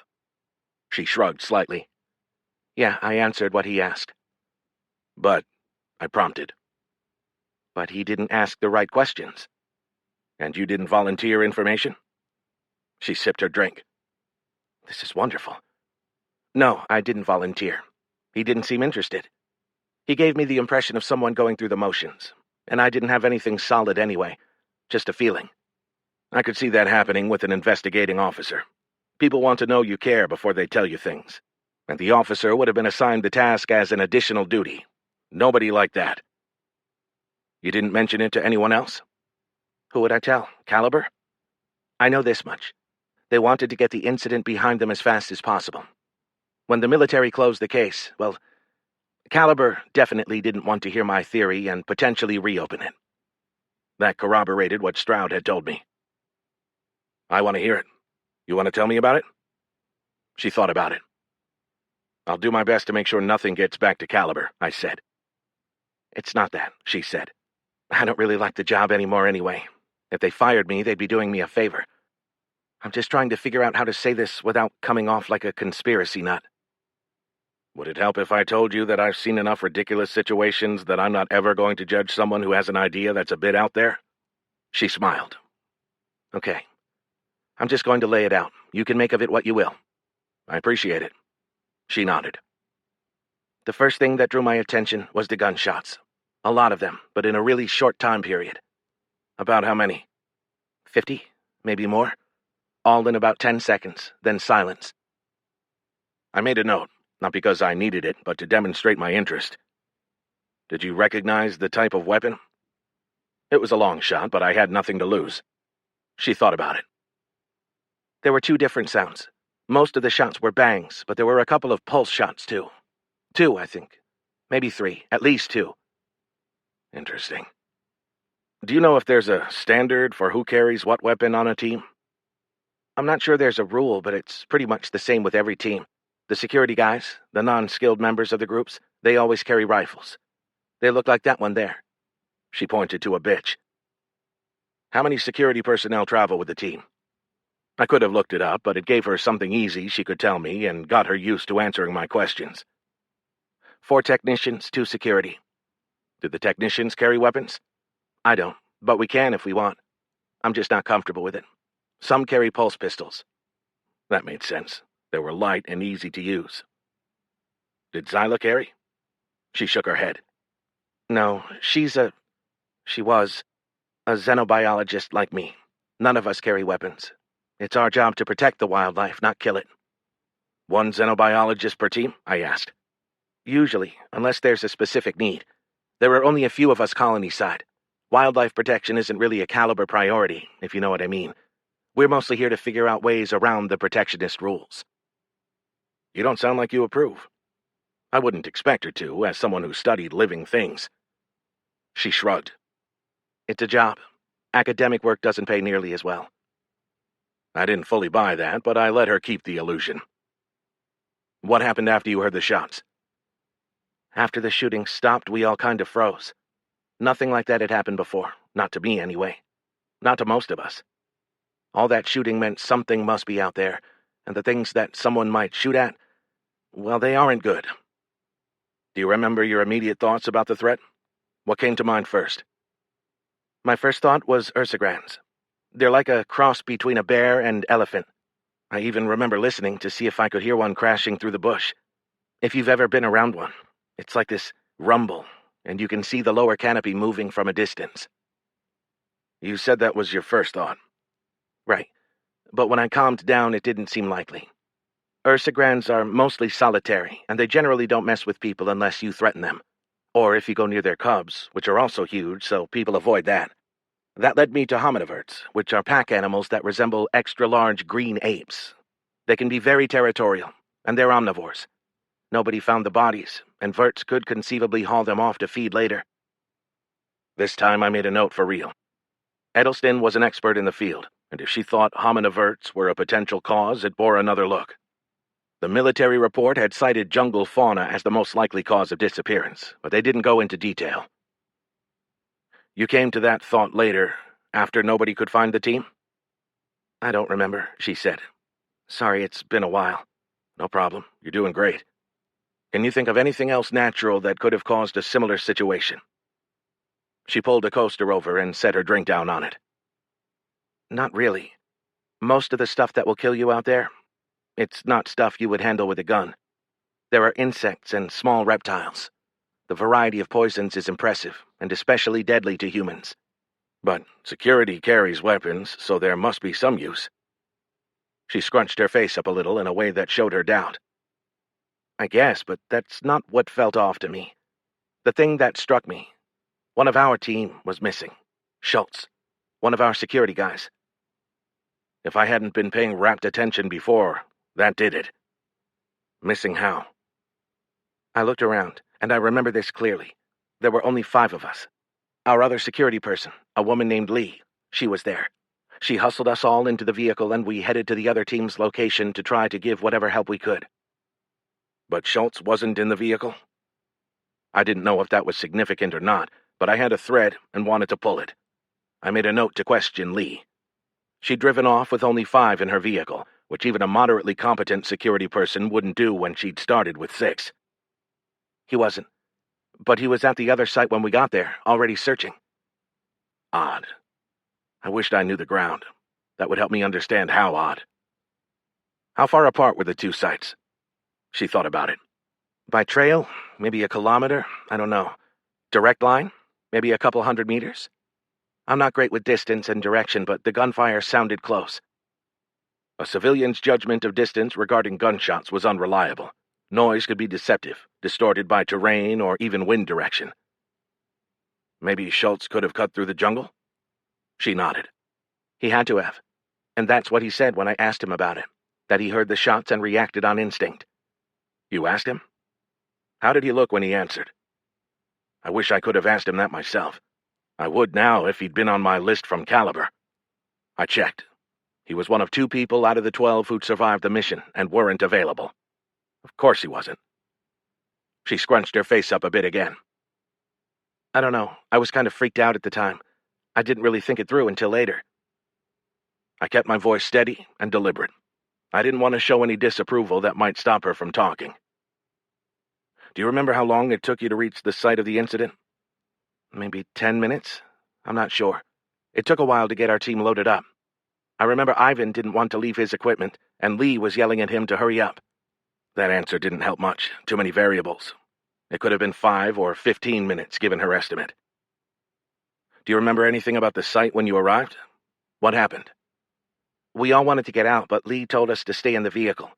But someone went out, I don't remember who, and the rest of us followed. Security started yelling at us, and people were yelling back. I think I yelled. It was chaotic. Did anyone look for the bodies? I don't think so. They wanted to get out of there, I know that. Then it started pouring. One of those jungle rains where it goes from 0 to blinding in about 3 seconds. Once that happened, everyone jumped back in the vehicles. It's hard to see in our suits because the face screens get wet. They're treated so the water slicks off, but it still causes problems. I sipped my drink to give myself time to think. The timing of the shots could have meant a lot of things. Security firing first with their rifles, followed by a few pistol shots when the technicians realized the danger. That could apply to any situation. The speed of the incident, that's what struck me. It happened fast. Fast usually meant planned. And if this was a planned operation, that changed everything. But I didn't see any way that EPV could get a team out into the jungle that could disable a group of 6 and make them disappear as fast as it happened. That made me think about Schultz. I hadn't thought much about him not being available to interview at the time, but with Edelston's information about his role on the mission, it became more significant. Maybe Schultz was working for more than one organization. After all, the bomber had worked another job. Hold on, I need to check something. I looked at my list of interviewees and compared it to the list in the official report to find the name of the second person who hadn't been available for an interview. "Who is Ortega?" I asked. "He used to work security," said Edelston. "I think he transferred out maybe a month ago." "He was on the mission." She considered it. "I guess. He wasn't on my team." "You think he's important?" "He worked on the 3rd team. To answer your question, I don't know what I think," I said. "I'm just collecting fragments of ideas in hopes that I can piece them together later." It was thin. 2 missing people out of 12 didn't seem unreasonable. People moved on from jobs. The fact that both were security on the mission might be coincidence. But I didn't believe in coincidence. "Can you think of any reason why someone would want to harm that specific team?" I asked. "Do you think there was foul play?" Her face lit up a bit, as if that idea excited her. "Do you?" I asked. Well, that's the conspiracy part I mentioned. I think Schultz knows more than he told the military. He has to." I pulled up the report on my device and found Schultz's statement. It only took me 30 seconds to read. He didn't mention being first on the scene of the disappearance. All he said was that when he arrived, everybody was already gone. "Did you ever question him about that?" I asked. "No way. I'm not accusing a guy who carries a gun for a living of lying." "Right, of course not. Let's go back to my original question. Was there anything special about that particular team?" "Zyla's team? I'm not sure. She was working on something with the hominiverts. She'd mentioned that it would help us move them out of areas we wanted to develop." "What can you tell me about that?" She frowned. "Not much. It was hush-hush, and it's not my area of expertise, so I wasn't involved. She told me it was big, but that's about it." "Was she working on that the day she disappeared?" "I can't say for sure," she said. "Hey, you can't tell anybody about the research, okay? They'll know it came from me." I mimed zipping my lips. "I won't say a word." "Okay, good." She paused, as if debating what to say. "You think this was intentional? I can tell by your questions." "Not necessarily." "You do? Who? Who would do this?" I had to regain control of the interview. "Who do you think would do it?" She didn't hesitate. "The ego-protectionists. They do anything to keep us from developing the planet, and if Zyla had a breakthrough that would move us in that direction, well, it would make sense that they'd want to stop her." That she'd come to the same potential conclusion as I did wasn't surprising. EPV clearly had the motive. What I couldn't see was the means. Schultz might have been on their payroll, but one guy taking on a team of 6 and making them disappear didn't make a great theory. Regardless, Edelston couldn't help any more with that, and I didn't want to drag her in any deeper than I already had. "I really appreciate you sharing your honest thoughts. I have some questions about EPV myself, and I promise I'm going to give them a hard look." "Thanks." She finished her drink, and I downed mine as well. We shared contact information, and I had Mac and Ganos escort her back to her quarters. I poured another drink and offered one to Fader, who refused. "What do you think, sir?" EPV was already a suspect, so not much changes there. "I want to talk to Lee again and ask her about Schultz. That will piss off Caliber, but that's a good thing. The more I can pressure them, the more they'll have to react. They're hiding something, and I want to know why." "Roger, sir. You want me to set that up?" "No, I'll handle that. The Caliber lawyers are going to be obstinate, so I might as well get involved right away. Besides, I have something else I want you to work." "Yes, sir." Fader opened a screen on her device to take notes. I took a deep swig. "You're not going to like it." "Why's that, sir?" "I think we need to go see the site where Redstone disappeared." To her credit, Fader didn't overreact, though her face and shoulders tensed. "Mac's going to be the one who doesn't like it." She wasn't wrong about Mac. "What's your purpose, sir?" As I was talking to Edelston, I found that I couldn't put the picture together in my head. "There's video of the entire location, sir, And for what there isn't, we can task a drone to get some. Since the information is available from easier means, my recommendation is that we do not need to leave the dome. I had to admit, having Fader around as a sounding board and voice of reason was starting to grow on me. She had a point, and I honestly had to consider it. I had to be sure I wasn't acting out of frustration or from some hidden desire to get back into the field. I wouldn't be the first person to fall prey to that kind of seduction. More to Fader's credit, she didn't interrupt me as I thought about it. She'd made her case and stopped pushing. That's a good point. I'll ask the military for a drone recon first. I don't know if it will be enough, though. Edelston mentioned a guy cutting through the jungle and that they didn't search immediately for bodies. I don't know if a drone will give me an appreciation for that, but it won't hurt to try. I'll let Mac know a mission outside is a possibility so he can start planning. I laughed. And so he can have time to swear about it and calm down before we actually go. That too. I'll call the military in the morning to set up the drone flight. If they push back, I'll let you know. Great. I shook my head once she left. I kept doing it. All I had to do was accept the military report and let it go. I'd officially questioned people at Caliber. I talked to the military, and I didn't suspect a cover-up. I could write up that I hadn't found anything new, pretend that the bomb was unrelated, get on a ship and go home. Nobody would even question it. Instead, I was going to keep digging. Apparently, I'd never learn. Chapter 9. I called on Caliber's lawyers again, this time with a specific question. What had happened to Schultz and Ortega? Lawyer 1 got back to me quickly, which made me think that word had come from higher to help me, but when I asked him, he still hadn't heard anything. Schultz and Ortega had both been sent away. The lawyer insinuated that it was for misconduct about a month ago, but he refused to tell me what the misconduct was because it wasn't germane to my investigation and there were privacy issues. I didn't buy it, but I didn't have leverage at the moment, so moved on to another angle. It took me almost 10 minutes to get Lawyer 1 to set me up with another meeting with the security guard, Lee. I refused to meet at their office, citing my schedule and a subsequent meeting. I'm sure he didn't believe me, but it kept me from having to mention being monitored out loud, which let everybody save face. I needed to have her on my own turf. Letting someone hear my questions to Lee would give away too much about my suspicion regarding Schultz. Lee was my height with an athletic build, and she stood in the door to my suite almost at the position of attention. Mac sat at the end of the table to my right, and I asked Lee to sit across from me. I'd asked Mac to stay because Fader was out trying to coordinate drone surveillance. You're ex-military, aren't you? I asked, trying to make her more comfortable. Yes, sir. 8 years. You miss it? I miss the people, sir. She spoke in short, clipped syllables, and I got the impression that she just wanted this over with, so I decided to curtail the small talk. Yeah, me too. I really did.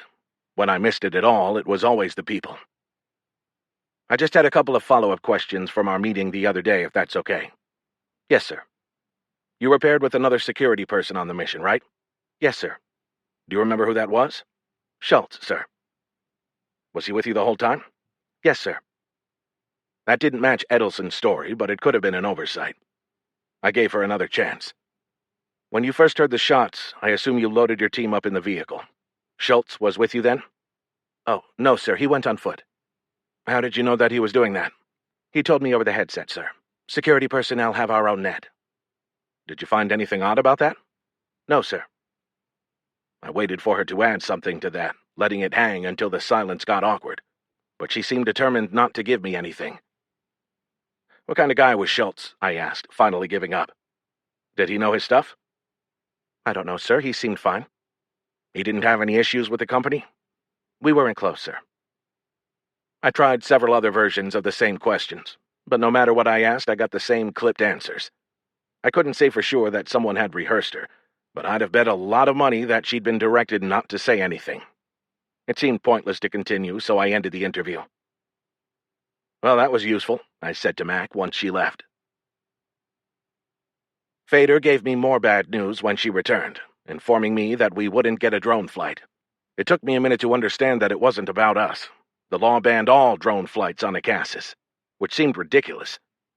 Fader researched it and found it was tied to an environmental protest, courtesy of our good friends at EPV, regarding some sort of moth. Apparently drones impacted their migration or something. Fader gave me the reference document, but Life is too short to read 40 pages of bureaucratic nonsense. What made it more bullshit was that I'd seen someone launch a small drone with my own eyes. I sent Oxendine a message about that, and she acknowledged that corporations routinely violated the rules, but she didn't. I'd asked her why, if she knew that, she didn't do anything to stop them. After she told me to do something anatomically impossible to myself, she explained that enforcement of that law fell on a civilian agency that reported to the governor, not the military. It wasn't security. With no drone flight, and with satellite video obscured by the jungle, we made plans to do it the old-fashioned way. It took a full day to set up the mission. The military didn't exactly try to stop us, but they didn't go out of their way to make things happen either. I think Oxendine might have been hoping that I'd come to my senses and drop the idea, but she couldn't really tell me no unless she had a strong reason, so I pushed on. My team made use of the time. Ganos kept digging into systems to see what she could find. I specifically had her look for real-time communication regarding my outside mission. Once we told the military, it was no longer a secret, so I wanted to see what sort of changes it might cause in local patterns. Because the camera hack during the bombing came from the military, I had to believe that somebody inside the headquarters might have reason to leak information. If EPV had done something to sabotage Redstone's mission, though I still couldn't figure out how they could have, and EPV had also been behind the bombing, it stood to reason that they might come after my mission as well. Ganos informed me that EPV's communication security was a total joke, and that she could read anything Dante Ferrick put on the net. None of it even mentioned our mission, which I took as a good sign. She was still hesitant to go after Caliber, which I understood. At some point, I was probably going to have to tell her to do it anyway, but for now I asked her to dig up whatever she could on Schultz, his background, why he'd left, and any potential ties he might have had to EPV. The morning of the mission, Mac, Fader, and I joined 3 soldiers at their vehicle, which was a 6-wheeled version of a goat, a personal carrier. A tall, dark-skinned master sergeant named Williams greeted me with a crisp salute when I arrived. I returned it, but told him he didn't need to do that. "Roger that, sir," he said, without a trace of emotion in it. "It's just us?" I asked. "Yes, sir, we're good. Minimum out-the-gate mission is 3 soldiers, which we've got. Plus, your man there looks like he knows how to use that bitch he's carrying, but we won't need it." "Got it." Mac also carried a black duffel bag with 2 more rifles as well as a few other goodies. I had him keep everything hidden until we left the dome. Let anyone who saw us leaving see just the 4 weapons. Unlike Williams, I didn't hold any illusions. I wanted to see the terrain, but I was also setting us out as bait. If I was going to go fishing, I wanted to have some surprises planned. "You know the mission?" "We've got the coordinates, sir, and we got some general parameters. But as far as I'm concerned, the mission's whatever you tell me it is." He was the kind of no-bullshit non-com that I'd always loved when I served. Guys like him made me miss it. "Should be simple," I said. "I just need to see the ground, get a feel for things out there. I'll probably want to visit the 2 secondary locations, too." I wanted to see where the attack happened, but I also wanted to see where Edelston's team, especially Schultz, had been in relation. I'd seen it on a map, but being there might show me something different. "Roger that, sir. We've got your suits. My soldiers will help you get them on properly." "How are they, the suits?" I asked. "Not bad. Way better than the older model, which was stiff. These are super flexible, but they won't tear. They will puncture, though, so be careful of that. A suit breach won't kill you immediately. A human can survive about 12 hours out there. But with all the meds they pump into you, if you get exposed, you'll almost wish you were dead." That sounded horrible. "Good to know." He picked up a helmet and rotated it as he spoke. "The helmets are pretty low-tech. They've got great sight lines, but no heads-up. This version was designed for exploring, not combat. The military versions are modified with a tracking system that allows us to use guided bullets, so at least there's that." "How much does the lack of tech in the helmet hold you back?" I asked. It seemed like a strange place to cut back on tech. "Not at all. The stuff that's dangerous out here wouldn't show up on a heads-up display anyway." That jibed with what Edelston had told me, so I took it as truth. We suited up, which took a few minutes, making sure of our seals and that we all had the right mix of oxygen. I tried a few stretches to get a feel for the suit, and found that I could move naturally, almost like walking around in street clothes and a helmet. The wide bubble of the faceplate allowed full vision, and while it wouldn't stop a bullet, it felt like it would take a pretty good thump without cracking. Williams checked the entire team a second time, and we loaded up. The Master Sergeant rode next to the driver, which left the 3 of us in the back with the 3rd member of his team. The vehicle had a gunner's hatch up top, but nobody occupied it. Each side of the vehicle had 3 long rectangular windows, and when I tapped on one, I estimated it was about 2 centimeters of armor glass. That would stop a bullet, but still allowed us to get a decent view. A flat screen at the front of the crew compartment showed a forward view, and the soldier with us showed me how to use the joystick to rotate it. I hadn't seen that feature in a military vehicle before. Usually in the back, you were just a passenger. You went where the vehicle took you, and you got out when ordered. "Why do we have this?" I asked. "We carry scientists sometimes," said the soldier. "They always want to see what's going on, and this keeps us from having to dismount every 20 meters. It's got a zoom function, too." "That's convenient. I wish I'd had one of these on every mission." "It's a pain in the ass, sir. People in back start thinking they're in charge and trying to drive." I laughed at the not-so-subtle hint. Soldiers had a universal distaste for being told what to do by people looking at a screen, unless that person really knew what they were doing. "I won't do that." We moved out slowly, maintaining the 15-kilometer-per-hour rate allowed inside the dome, and then stopped for several minutes when we reached the gate until someone came over, opened Williams's door, and took his tablet that had our authentication on it. They returned it several minutes later. I keyed my comm. "Is it always this secure on the way out of the dome?" "It is when you take the military gate, sir. It's always staffed, and if your digital pass doesn't check out when they call ops, you don't leave." "So theoretically we know everybody who is outside the gate at all times?" "Not even close, sir. The corporations run the commercial gates. Basically, anyone can have their own exit if they're willing to pay for it and keep it up to code. It's not cheap, since the rules for the airlocks are one thing that everybody takes seriously, but the companies control their own access in and out." That seemed like a poor way to do business. "So it's a free-for-all?" "Yes, sir.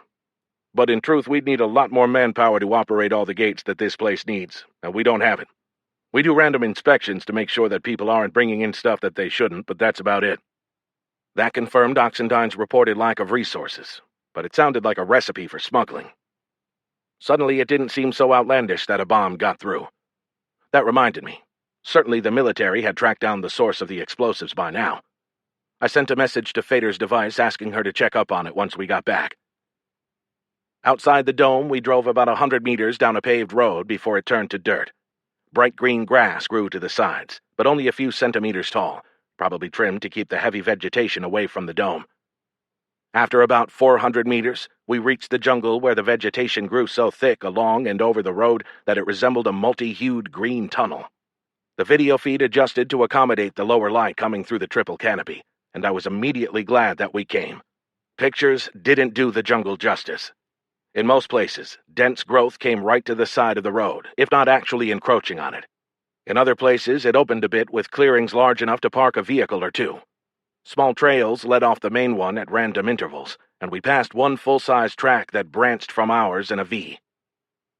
We had about 40 kilometers to travel, so I settled in for what I expected would be almost an hour's ride. The mission on which Redstone disappeared had been to assess the soil, vegetation, and animal activity in Sector 376R as an early step toward development there. The mission log hadn't mentioned mining, but given Caliber's business, they probably always assessed that. Expansion wouldn't reach Sector 376R for at least 4 years based on current rates for development of Acasis. Maybe Caliber was that far ahead of the game, but it seemed more likely that they had some other purpose. Edelston had mentioned research, and they'd want to keep that as far away from the main dome as possible, given that it might not be legal. "Look at that, sir," said Fader, interrupting my thought. A swarm of pink moths, each the size of a human hand, engulfed the right side of the vehicle. Some of the insects seemed to bounce off the glass, almost like they wanted to get in. "They're beautiful," I said. "Deadly, too," said Fader. "Just one of them is poisonous enough to rot a limb off a human, and they travel in swarms of thousands." "I'll keep my distance," I said. "Our suits are proofed against them," she said, "but there are plenty of other things out here that can kill you even in your suit." Williams's voice broke in over the comm. "There are a lot of things that can kill you, but we've got scanners that track significant life forms in the area. I can port it back to your screen if you'd rather have that than the visual spectrum view." "Visual is good for now," I said. "I want to get a feel for the terrain. I trust you to watch the scans." "Roger that, sir." "Did the civilian teams that come out have those sensors too?" I asked. I hadn't seen it in the report. "I'm not sure, sir. I've never been in one of their vehicles." I made a note to check that when we got back.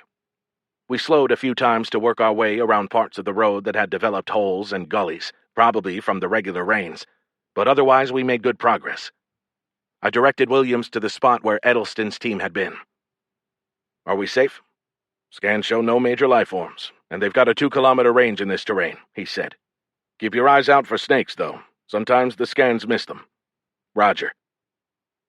Mac handed Fader and me rifles, and I checked my load to make sure I had guided bullets. The rear door dropped, and Mac led our team down the ramp into a small clearing. He paused after a couple of steps and scanned, though a wall of green vegetation blocked everything past 20 meters. A low-growing plant with almost round leaves the size of a kitchen table proved especially challenging to visibility. Holy crap! I'd had doubts when Edelston told me that they hadn't looked for bodies, but now I got it. If someone went 50 meters from where I was standing, I might never find them. It took me a minute to locate a small path into the jungle, and I walked toward it. I'd have to crouch, but it would allow me to push past the first wall of jungle. "Pull up a map," I said. "Tell me what's in that direction. Is it toward the spot where the team disappeared?" The net stayed silent for a moment before a female voice that I assumed was one of the soldiers answered. "It's close, sir. About 20 degrees off, give or take." "Thanks." So that part of the story checked out, at least initially. If Schultz had heard firing, he might have seen the hole in the foliage and moved that way. I started to push my way into the jungle, but Mac hustled to get in front of me. Williams and one of his soldiers hung back, weapons ready, keeping watch while I followed Mac in. Vines grabbed at my feet, which reminded me of the low-level pain in my robot foot that I usually ignored. After a few steps, I figured out that if I stepped deliberately high, I could move easier. After maybe 20 meters, we hit another clear area. I looked back, and I couldn't see anyone from our team until Williams, identifiable by his size, broke through into the clearing. "Are we okay out here?" I asked. "We're fine, sir. Darby will warn us if there's anything headed our way. We'll have plenty of time to make it back to the vehicle if that happens." "How far could we go and still be safe?" I asked. "It's only a couple 100 meters to the site of the disappearance. Could we make it on foot?" "It'd be risky, sir. The sensors would cover you, but if they did show a threat, you'd have a 200-meter sprint through shitty terrain to get back to safety. But in an emergency, you could do it, right? Especially if there was another team at the other end. Let's go a little farther. I won't push it." I needed to know if Schultz could have made the trek, if only to rule some things out. "We're good, sir." Williams held up a half-meter-long knife which started to vibrate when he thumbed a switch. "If we've got to, we can cut our way out." I wondered if Schultz had a vibro machete. Edelston hadn't mentioned it. "Don't use that for now," I said. "I want to see how far we can get without it." "Roger that, sir." Williams flipped the switch and the blade went silent. I gestured to an opening on the far side of the clearing. "Lead on, Mac." We had to wind our way through a couple tough spots before we finally came into another, smaller clearing. I called a halt and looked around before we headed back. Schultz could have made it through, but how would he have known that in the heat of the moment? Maybe the sound of the guns had motivated him to take a risk, but the openings and paths weren't obvious. We worked our way back to the vehicle and loaded up for the trip to the spot where Redstone had disappeared. I timed the drive at 8 minutes, 46 seconds, which confirmed the estimate that Edelston had given me. "Where to, sir?" Williams asked after we dismounted. "Looks like we'll have to cut our way in if you want to move beyond here." "Let's give it a shot," I said. "Take a heading that would bring us to our previous location on a direct line. I want to press into the jungle for about 40 or 50 meters and see what we see." Not seeing an opening here didn't mean someone couldn't get through from the other direction, especially if they'd had gunfire to lead them. "Roger that, sir." The vegetation fell quickly to the practiced vibro machete swings of Williams and one of his soldiers. The third soldier stayed with the vehicle again in the top hatch, weapon at the ready, providing overwatch and keeping an eye on the sensors. It took us several minutes to hit a clearing, only managing about 5 meters per minute, waiting for our guides to clear the way. Unfortunately, that didn't tell me anything. Schultz could have found a clearer path from the other end. To know for sure, we'd have to recreate the event or search an entire arc around one side of the vehicle. A burst of automatic fire jumped my heart into overdrive and I whipped around. "What was that?" No response. I took a split second to check the settings on my comm before I realized the problem. Nobody else had spoken on the net either. My comm was dead. Mac was banging the side of his helmet, probably dead too. Another burst of fire. I'd figure out the comm later. I started running. Williams reached our recently cut path first, followed by Mac, and I chased them with the other soldier hot on my tail. More shots. 2 distinct weapons. Bitches. Probably the soldier with the vehicle and Fader. I tried my comm again. Dead. Except for the gunshots, nothing registered over us crashing through the jungle. We tumbled out into the clearing with the vehicle, and I swung around, looking for the reason for gunfire. A huge figure burst from the other side of the clearing, its green fur making it almost invisible against the jungle background. It had to be 3 meters tall. I raised my rifle to my shoulder and fired 4 quick shots. With guided rounds I couldn't miss from 40 meters, and they all slammed into the ape's chest. It roared in pain and stopped, arms raised, angry. It didn't fall, instead focusing in on me as if appraising an annoying pest. Shots popped around me, but none hit it. Movement caught my eye. They had their own targets. Shit. I dropped my magazine, letting it fall to the ground, grabbed a mag of explosive from my thigh pocket and slammed it home. The monster, the hominivert, charged. I manually flipped my weapon to automatic and fired a long burst. The exploding rounds drowned out the gunfire. Blood and chunks of fur flew. The ape thing screamed, took a staggering step toward me, and finally fell 5 meters away, thudding against the ground so hard that the vibration reached my boots. I scanned for more targets and found 2 by the vehicle, pounding on it. One was on top, while the other shook it from the side, rocking it on its wheels. I fired a burst of 3 into the back of the one on the ground and resighted on the one on top. It looked at me for a split second before I fired, and leaped off the rear of the vehicle just as I pulled the trigger. I missed. I scanned for more targets, but couldn't find any. "They're running." Williams's voice in my headset startled me. "We have comms back." "Fader, are you in the vehicle?" I said over the comm. "Roger, sir. 2 of us in here. I'm hurt, but not bad." I assessed the rest of our force quickly, all 4 up and moving. Only the one dead hominivert remained. What was left of it? The one I'd wounded must have made it back to the jungle. "Let's move before they regroup and come back," said Williams. "No argument here. Load up explosive bullets just in case." "We don't have them, sir. It's not part of the basic load." "There are more magazines in the vehicle," said Mac, and Williams quickly moved to get them. No explosive rounds. That made no sense, but I didn't have time to dig into it now. I hustled to the vehicle, only then realizing how out of breath I was. I fell into my seat and we lurched forward, moving before I got belted in. Fader was already in her seat, and though it was hard to tell with her suit and helmet on, she seemed to be breathing deeply. "You okay?" I asked. "Bruised, I think, sir. One of the creatures hit me from behind just as I reached the vehicle. Luckily, the force of the blow threw me forward into the vehicle, but I banged my shoulder pretty hard." Shit. If it had grabbed her instead. We got lucky. I ran through the action in my head, trying to piece it together. If nothing else, we'd learned for sure that it was hominivert territory. That still didn't explain something, though. What the fuck happened to our comms? "Not sure, sir," said Williams. "If I didn't know better, I'd say it was jamming." I got a chill despite the sweat dripping down my face. It did remind me of jamming. I hadn't thought to try an alternate channel in the movement, which is the first thing I'd have done in combat. The thing was, we didn't even have an established alternate frequency set. I hadn't even considered it for our type of mission. You don't expect green apes to be able to jam your comms. What the actual fuck? The apes couldn't have jammed us, could they? That was absurd. The timing was so perfect, though. We lost comms right as they attacked, and I didn't know of anything else out here that could interfere like that. I'm going out on a limb, but hominiverts don't jam comms, right? "They don't, sir," said Williams. "At least they never have before. That we know of. I'm going to want the techs to go through the electronics when we get back and see what they can figure out." "You and me both, sir," said Williams. "Darby, did you try the vehicle's comms or just your suit?" "Both, Sergeant," the driver responded. "Just to us or back to base?"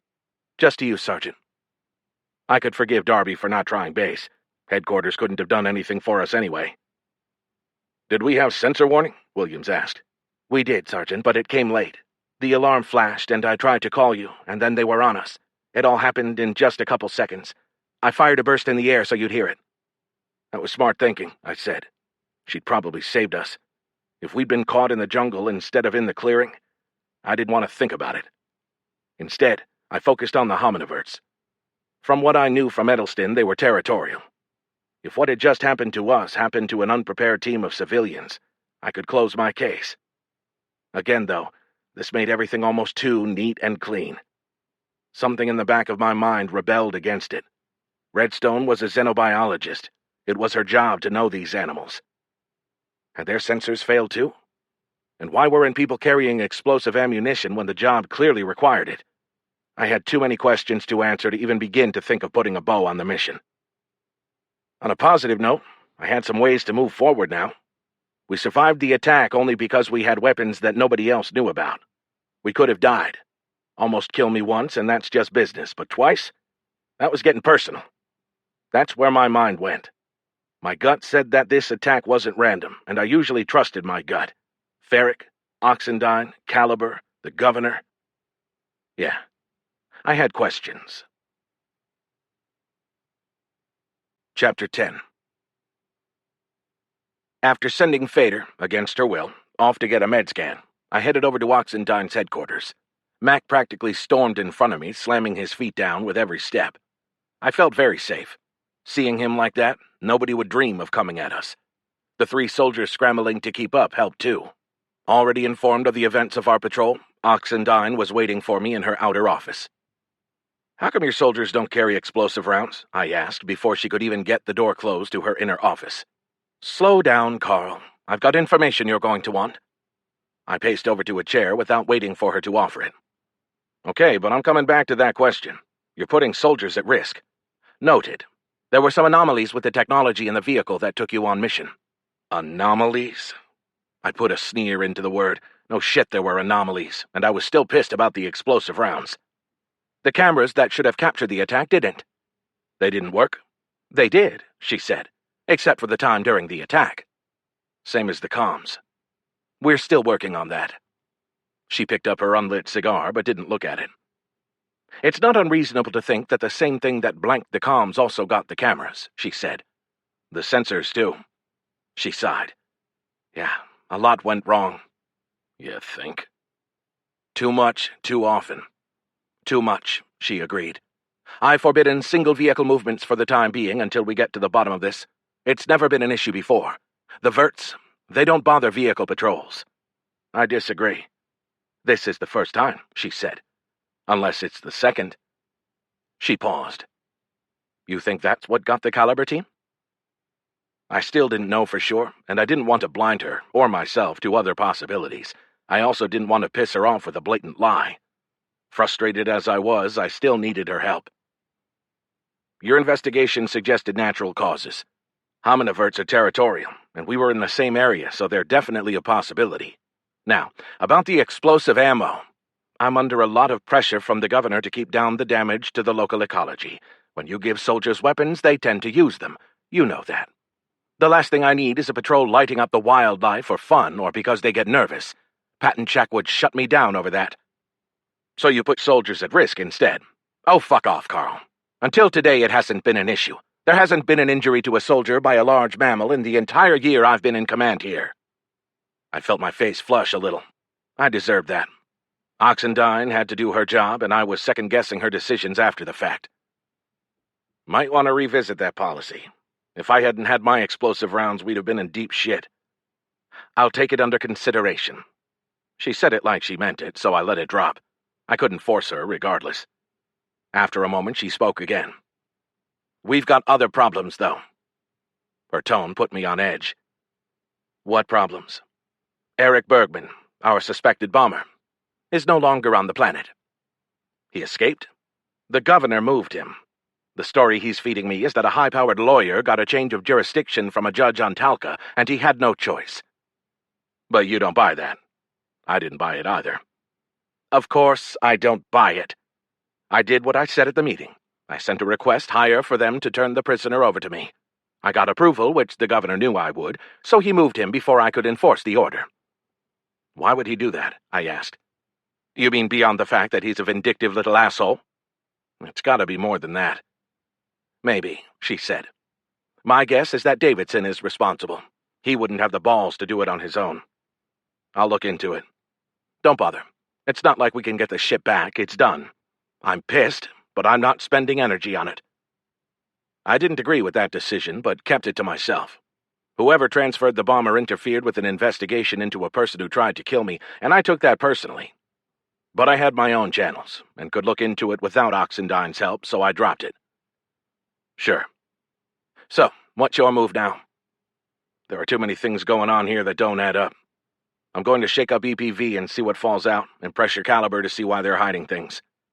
Watch yourself, said Oxendine. Rumor is that someone's trying to kill you. I held it in for a couple seconds before I burst out laughing. Fuckers. Indeed, she said. If anything happens to me, avenge me. Really? No, not really. I just always wanted to say that. It was her turn to laugh. Just watch yourself. Despite what I told Oxendine, I headed first to the governor's office to ask about the prisoner transfer. He wasn't available when I arrived. At least that's what they told me. I didn't believe it, but I couldn't do anything about it either. Instead, after making me wait longer than necessary, a staffer ushered me into an office to meet with Cora Davidson. The interior pissed me off, boasting a polished wood floor, small conference table, original art on the walls, and a desk so big that if Davidson were a man, I'd have accused her of overcompensating for having a small penis. As it stood, I still suspected she was overcompensating for something. "Colonel Butler, I'm glad to see you." Her face said she wasn't, but she gestured to a chair, and I took it. "I'm sure you know why I'm here. They told me you wanted to see the governor." She smiled, a thin, bitter thing, like she'd eaten a bite of bad food at a fancy dinner and had to pretend she liked it. I could have played along and kept things fake and polite, but that would be playing her game. Instead, I decided to change the rules. I wanted to ask him why he lied to us about the prisoner Eric Bergman and shipped him off planet in order to keep him from military questioning. She stopped smiling. I don't think she expected me to be so direct, but I find that sometimes that's the best time to be direct. It puts people off balance. I don't think lied is the term I'd use. Of course you wouldn't, but I would, and I will in my next report to the person who assigned me the job. The president. Maybe you've heard of her. You think maybe the governor will see me after that? Davidson's lips thinned even more as she sucked at her teeth. She took several seconds to respond, probably deciding on a course. She didn't crack. I'll give her that. The governor had nothing to do with the decision. The change in jurisdiction for Mr. Bergman was ordered by a judge on Talca. I assumed that was bullshit, but I didn't say so. She had more information than I did. How did a judge on Talca even see this case? I have no idea. I assumed that attorneys for Mr. Bergman brought it to court. Her smile came back, just teasing the corner of her mouth. Attorneys. A Colonyside dining facility worker has attorneys on Talca. I doubt he hired them himself, said Davidson, treating my sarcastic response as a legit question. He works for EPV. Perhaps they hired them. I wanted to say bullshit to that too, but I paused and thought about it. It could be true. I hated to admit that. It was easier to blame the politicians. But if Bergman really was working on behalf of EPV, it would be in their best interest to get him off the planet before he could talk and compromise the rest of their network. The governor should have at least given me, or Oxendine, a heads up. But we both knew that, and I wasn't going to give Davidson the satisfaction of me saying it. Besides, I wasn't sure I bought Davidson's excuse. The speed with which they moved still seemed suspicious. Who are the attorneys? I'll find out and send it to you. Anything else I can help you with? Asked Davidson. Her tone had changed now that she had me on my back foot.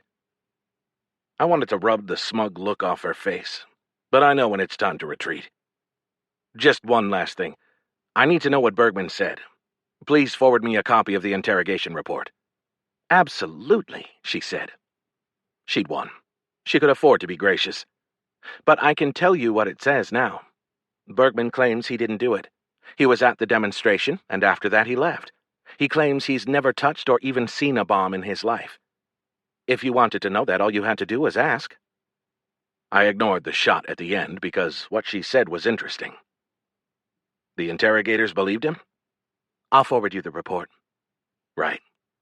I stood and headed for the door. Thanks. Ganos had shoved all the furniture in her modest-sized room to one side and set up a long table along the other side with a bunch of equipment and 4 monitors. Despite the transformation, the room was spotless and smelled of bleach. Ganos wore pajama bottoms and a gray sweatshirt. You brought the whole setup, I said. Never leave home without it. What do you have for me? I asked. First off, your bomber, Bergman, has got no record, not even a parking ticket.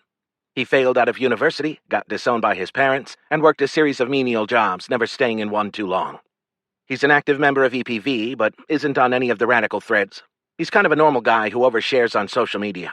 His life is an open book. Interesting. Davidson told me he said he didn't do it. Ganos' information didn't corroborate it, but it did fit with the same profile. Maybe he didn't, said Ganos, but I'm not sure I'd take Davidson's word for anything. You found something on her? Take one guess at what her job was before she started working for the governor. What? Mining company executive. I wish I could say that surprised me. At least it clarified which side she supported. That's really useful. Was it for Caliber? Not directly. How is something like this legal? Asked Ganos. I don't know. It happens quite a bit, though. Any idea how she got the job? Maybe she's got some unique qualifications. Political appointee, said Ganos. Okay, maybe not. It's funny. People say what I do is wrong, that I have access I shouldn't. But with this kind of thing, nobody bats an eye. I'm in the wrong line of work. I should have gone into politics. But you're really good at what you do, I said. Yeah, I know. Ganos blushed a little, which I didn't think was possible. I'd have to remember to tell her more often how much I appreciated her. Seriously, you're the best. Of course I am. It took a lot of cajoling to get Dante Ferrick to agree to a meeting. I had no leverage over him, and in our initial call, he told me that I had nothing to offer him. He had a point, but I didn't tell him that. Armed with Ganos' information, I called him again and offered him a piece of the truth. Maybe Bergman didn't do it. Ferrick told me I was full of shit, but even over the comm I could sense the doubt in his voice. It still took me another 15 minutes to talk him into meeting, and then he would only agree to meet in a public place. I'm not sure why he insisted on that, but I agreed in a hurry. I'd have preferred to bring him to my apartment for privacy, but a public place seemed like the next best option. We settled on a restaurant with outdoor seating, outdoor being somewhat of a misnomer inside of the dome. Mac hated the idea because the place always drew a crowd. The few restaurants that did exist on Acassus did good business, probably because they gave a sense of normalcy, a feeling like you weren't on a colony in the middle of nowhere. But that crowd gave me comfort. The attack on my cart seemed designed to specifically avoid collateral damage, so staying around people added some potential safety. Mac grumbled, but made himself scarce, probably somewhere trying to watch everyone at once. At least no protesters showed up. I tried to act normal as I talked to the waitress, despite Ferrick glaring at me from the other side of our small wooden table. They didn't have real whiskey, so I ordered a beer, even though it was a couple hours before dinner. I'm pretty sure the 5 p.m. rule doesn't count Colonyside. Besides, I thought that my having a drink might put Ferrick at ease. The waitress turned to Ferrick, smiling. For you, sir? Water. He barked the word. So much for putting him at ease. I consoled myself with the thought that the waitress would probably spit in his drink. When she left, he turned his disdain on me. Let's get to the point. What's going on with Bergman? Slow down now, I said. It's not like I've got a signed affidavit that I can whip out right here in the restaurant. You don't have anything, do you? I kept my face neutral as I continued to stretch the truth. Let's just say that I'm no longer convinced that he was the bomber. His face lit up at that. As mad as he was at me, he wanted to believe. My source says they have his fingerprint on a bomb fragment. I jerked back in my chair slightly. He shouldn't have had that information, and it caught me off guard. I guess it shouldn't have, given all the leaks and interbreeding of organizations. Thankfully, the waitress came back with our drinks, which gave me time to recover. I didn't confirm his source, just in case he threw it out there without knowing for sure. Look, I just have some questions. We've all got questions. Here's what I can tell you, I said. Bergman got moved off planet because some high-priced lawyers back on Talca got to a judge. Ferrick leaned in. Really? You're sure? Yes. Any idea where a dining facility worker gets that kind of representation? More specifically, did your organization provide them? He snorted. Organization. You're giving us a little too much credit. How so? He'd made a similar remark at the governor's reception, and this time I wanted to follow up on it. To answer your question, no. There's no way that EPV provided lawyers for a criminal case. When we spend money for lawyers, it's environmental law.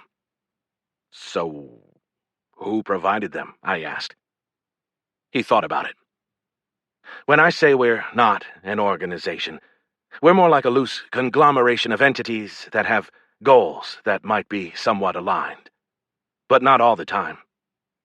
In other words, EPV existed as a non-homogeneous entity.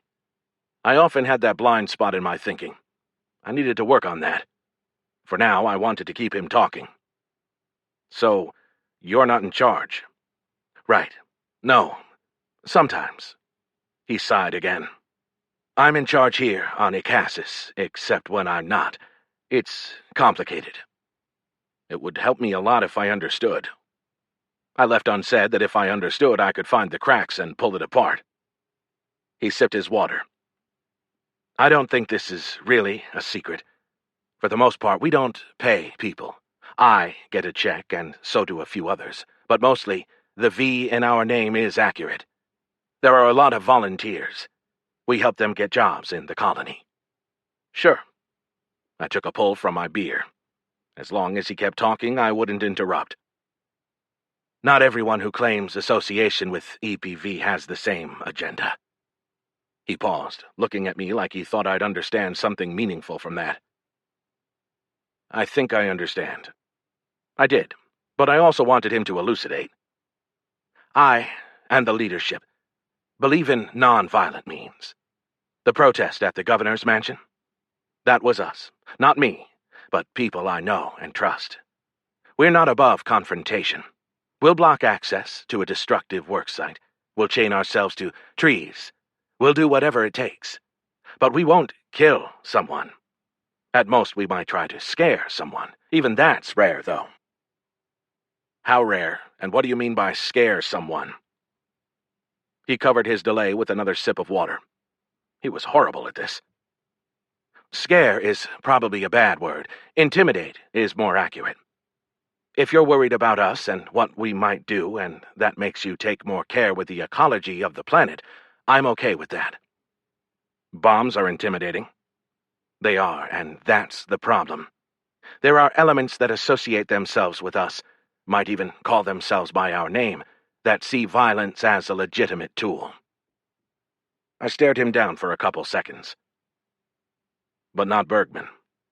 Nothing I know about the guy suggests that he'd be involved with this. But you know who would, I said. Ferrick paused with his glass halfway to his face. I had him. I told you, we don't encourage that kind of thing. So you don't encourage it, but you don't discourage it either. His face reddened. We do discourage it when we can. But it's not like we have board meetings. We don't have a mailing list. I don't even know Eric Bergman. I had to look him up just to find out what he looked like, so what can I do? I can make a statement, go on the news to condemn the attack. But does anyone even believe that? Probably not, I admitted. Exactly. You'd listen to my public statement denying involvement while tacitly thinking that I'm just saying it to save face. I was in a bit of a bind. Bergman said he didn't do it, but I couldn't prove that, so I couldn't get him off the hook. But maybe Ferrick could. He seemed like he truly cared, and I could exploit that.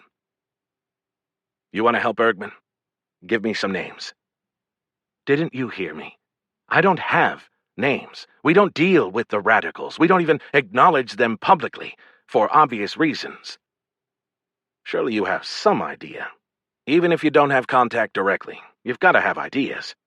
This asshole tried to kill me, and I want to nail them. Ferrick had inched forward on his seat. I almost had him. Just one more little push. And if you cooperate, I'll do my best to make sure that it's not associated with EPV. I took a pull of my beer, letting that statement hang out there as I observed his reaction. His face lit up a bit, but he didn't speak for a moment. I let him have the time. I'd put out the bait, and I had to be patient while he took it. I can probably get you a name. I don't have it now, but some of my legit associates probably have some ideas of someone who might involve himself or herself on the radical side of things. Thanks, I said. How long until I can expect to hear from you? Give me a day or two. Sounds good. I didn't know what I'd do with the name once I got it, or how I'd convince anyone else that we had another suspect. I'd deal with that once I got the information. Chapter 11.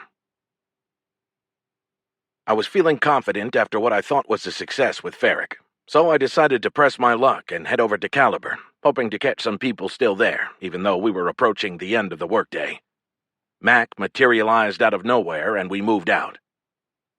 Since I hadn't called ahead, there was no delegation of lawyers to meet me, so I walked up to what was either a receptionist or a guard ensconced behind a black polymer standing desk. She met my gaze. "Can I help you, sir?" "I'm here to see Miss Stroud." The red-headed woman looked at her screen, and the way the light hit her face cast a green tint on her pale skin. "You don't have an appointment." "I don't." We stared at each other for a few seconds, me trying to project confidence, she trying to get me to go away without explicitly telling me to.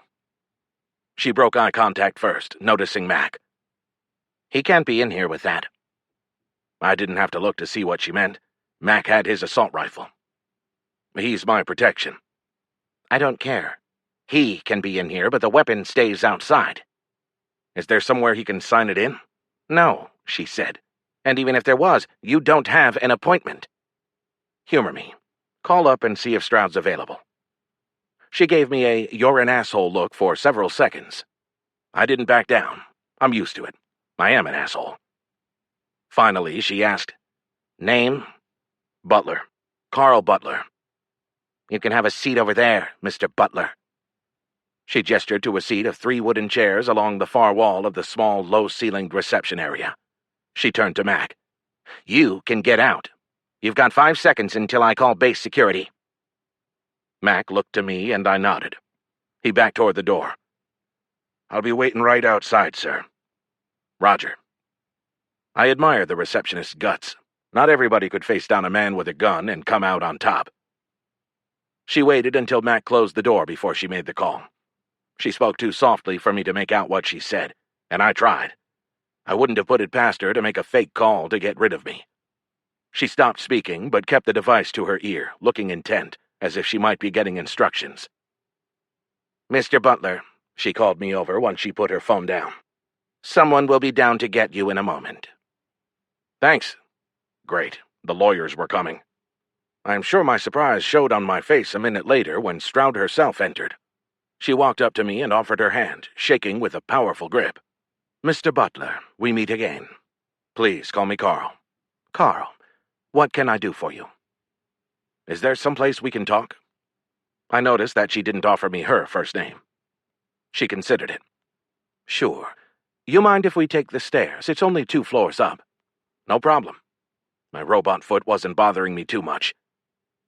We walked to her office in silence, passing a thin man at a desk, whom I took for her assistant. She didn't speak to him, and while his eyes followed us, he didn't speak either. Her inner office was small for a boss, though large enough to hold a desk and a small conference table with 6 chairs around it. The furniture reflected the lights in its polish, and while none of it was ornate, it wasn't cheap either. If I had to describe the place in one word, it would be functional. I noted that because I feel like an office can give a window into a personality, though there's a chance I was reading too much into it. "You caught me at a good time." She gestured to a chair. "I've been lucky like that today." "Not all day, I heard. A bit of a rough trip this morning, no?" I took my seat to buy some time to think. Why did she know that? "You hurt?" "I make it a point to hear." She took the chair directly across from me. "Everything that happens outside the dome has an impact on my bottom line." "Where's your source?" "Come on, Carl. I'm not giving you that. But there's more than one. It's not like I'm getting classified information. It was a scheduled mission. I needed to find my balance, needed to put her on the defensive instead of me. Your lawyers are continuing to stonewall me and cause delays. I thought you were going to talk to them. I haven't heard from Mr. Zentas. He's been out of communication. Seems like it's been long enough where someone could find him, I said. I expect to hear from him soon. Since that was a dead end, but she seemed willing to talk, I changed directions. Why do you employ xenobiologists? She chuckled. I wish I didn't. They cost too much and don't add anything to the bottom line. But the rules are the rules. If we want to develop this planet, we have to work around the existing wildlife. That means we need to understand it. So either we study it ourselves, or we're stuck with the somewhat whimsical nature of public science. Their timelines don't really work for me. Plus, you want your own results. I'd prefer to say we want a balance to the opinions that might be slanted against development. Sure, two sides of the same coin. I didn't buy her rationale, but I understood it, and I didn't want to shut her down. At least I had her reacting to my questions instead of the other way around. Do you know an employee named Schultz or Ortega? The names don't ring a bell, but if you tell me they work here, I believe you. We've got a lot of employees I don't know personally. They were on the mission the day that Zyla Redstone and her team disappeared. I've talked to most of the people involved, but those two aren't here anymore. She turned her palms up. What do you want me to say? People leave all the time. I feel like these two might know something. Just a feeling? She asked. Sounds like you don't have much if you're grasping at this. Let me put it this way, I said.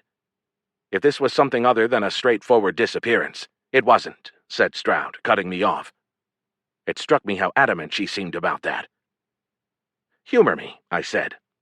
Stroud relaxed a bit and sank back into her chair. Sure. If there was foul play, who on Acassus had the strongest motive? EPV, Stroud answered immediately. Right. What if somebody, Schultz, for example, worked for both them and you? Now she stopped to think. You think EPV had an agent working for Caliber?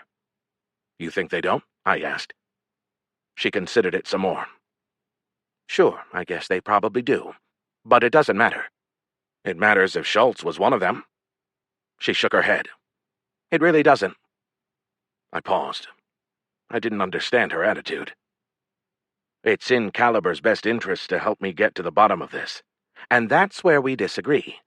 It's in our best interest for you to sign off on the report that's already there so we can get back to work. This whole thing has set us back, and I have to answer for it. Soon. Corporate has already dispatched a VIP to come observe. Her expression said she wasn't excited about that prospect. I didn't blame her. Nobody wants her boss looking over her shoulder. If I could talk to Schultz, it might help me wrap it up faster. She wouldn't buy that. Shit, I didn't even buy it. But it was the best lead I had into what really happened on that mission. She thought about it for a few seconds. Okay, I'll see what I can do. Thanks. And you might want to avoid sending anyone to Sector 376R. I'm pretty sure there's a pissed-off pack of hominiverts that see it as their territory. I'll take a look at it, she said. But we don't usually avoid sectors. Our scientists are more focused on moving the wildlife to places where they have less impact on us. Bring bigger guns, then.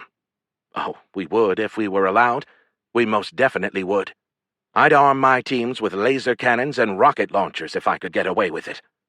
Alas, rules. You know the fine for killing a large mammal? I didn't know there was one. I guess I'll find out after this morning. I'm sure you're okay, she said. The military doesn't have the same penalties as we do. You probably fall under their regulations. I fake smiled. I hope so. Anything else? I do have that VIP to prepare for. Busy.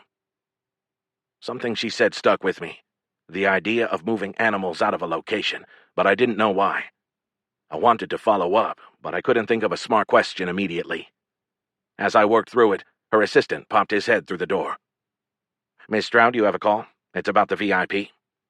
Stroud looked at me. I've got to take this. Of course, I said. I really appreciate your time. Mac met me right outside the building. Sir, you've got to see this. What's up? A group of about 15 people stood across the street, chanting and waving signs. It's that same group who protested against you when you went to the governor's. At least a lot of them. Are they here for us? It seemed suspicious that they'd be here right after I met with Ferrick. No, sir. As far as I can tell, they're protesting Caliber. But that's not the good part. There's a good part? Yes, sir. A few minutes ago, there was a group of about 5 or 6 counter-protesters. They had a sign that said, "Humans first," and they were yelling at this group. I thought it might turn violent. The smile on Mac's face said he wouldn't have been at all opposed to that. But they're gone. For now. Unless I miss my guess.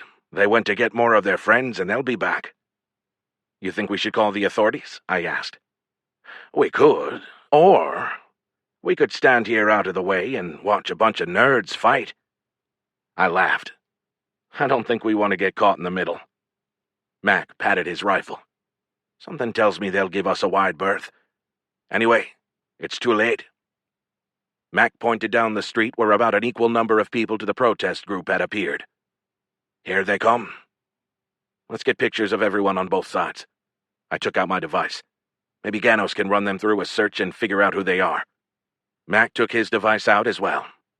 Roger that, sir. I'll get video. You just want to fight video you can post on the net, I said. You caught me, sir. What can I say? Voyeurism aside, we couldn't do much about it. None of my authority extended to breaking up public disturbances. I wanted to visit the governor, but I felt safer knowing I could retreat into the safety of the Caliber building if necessary.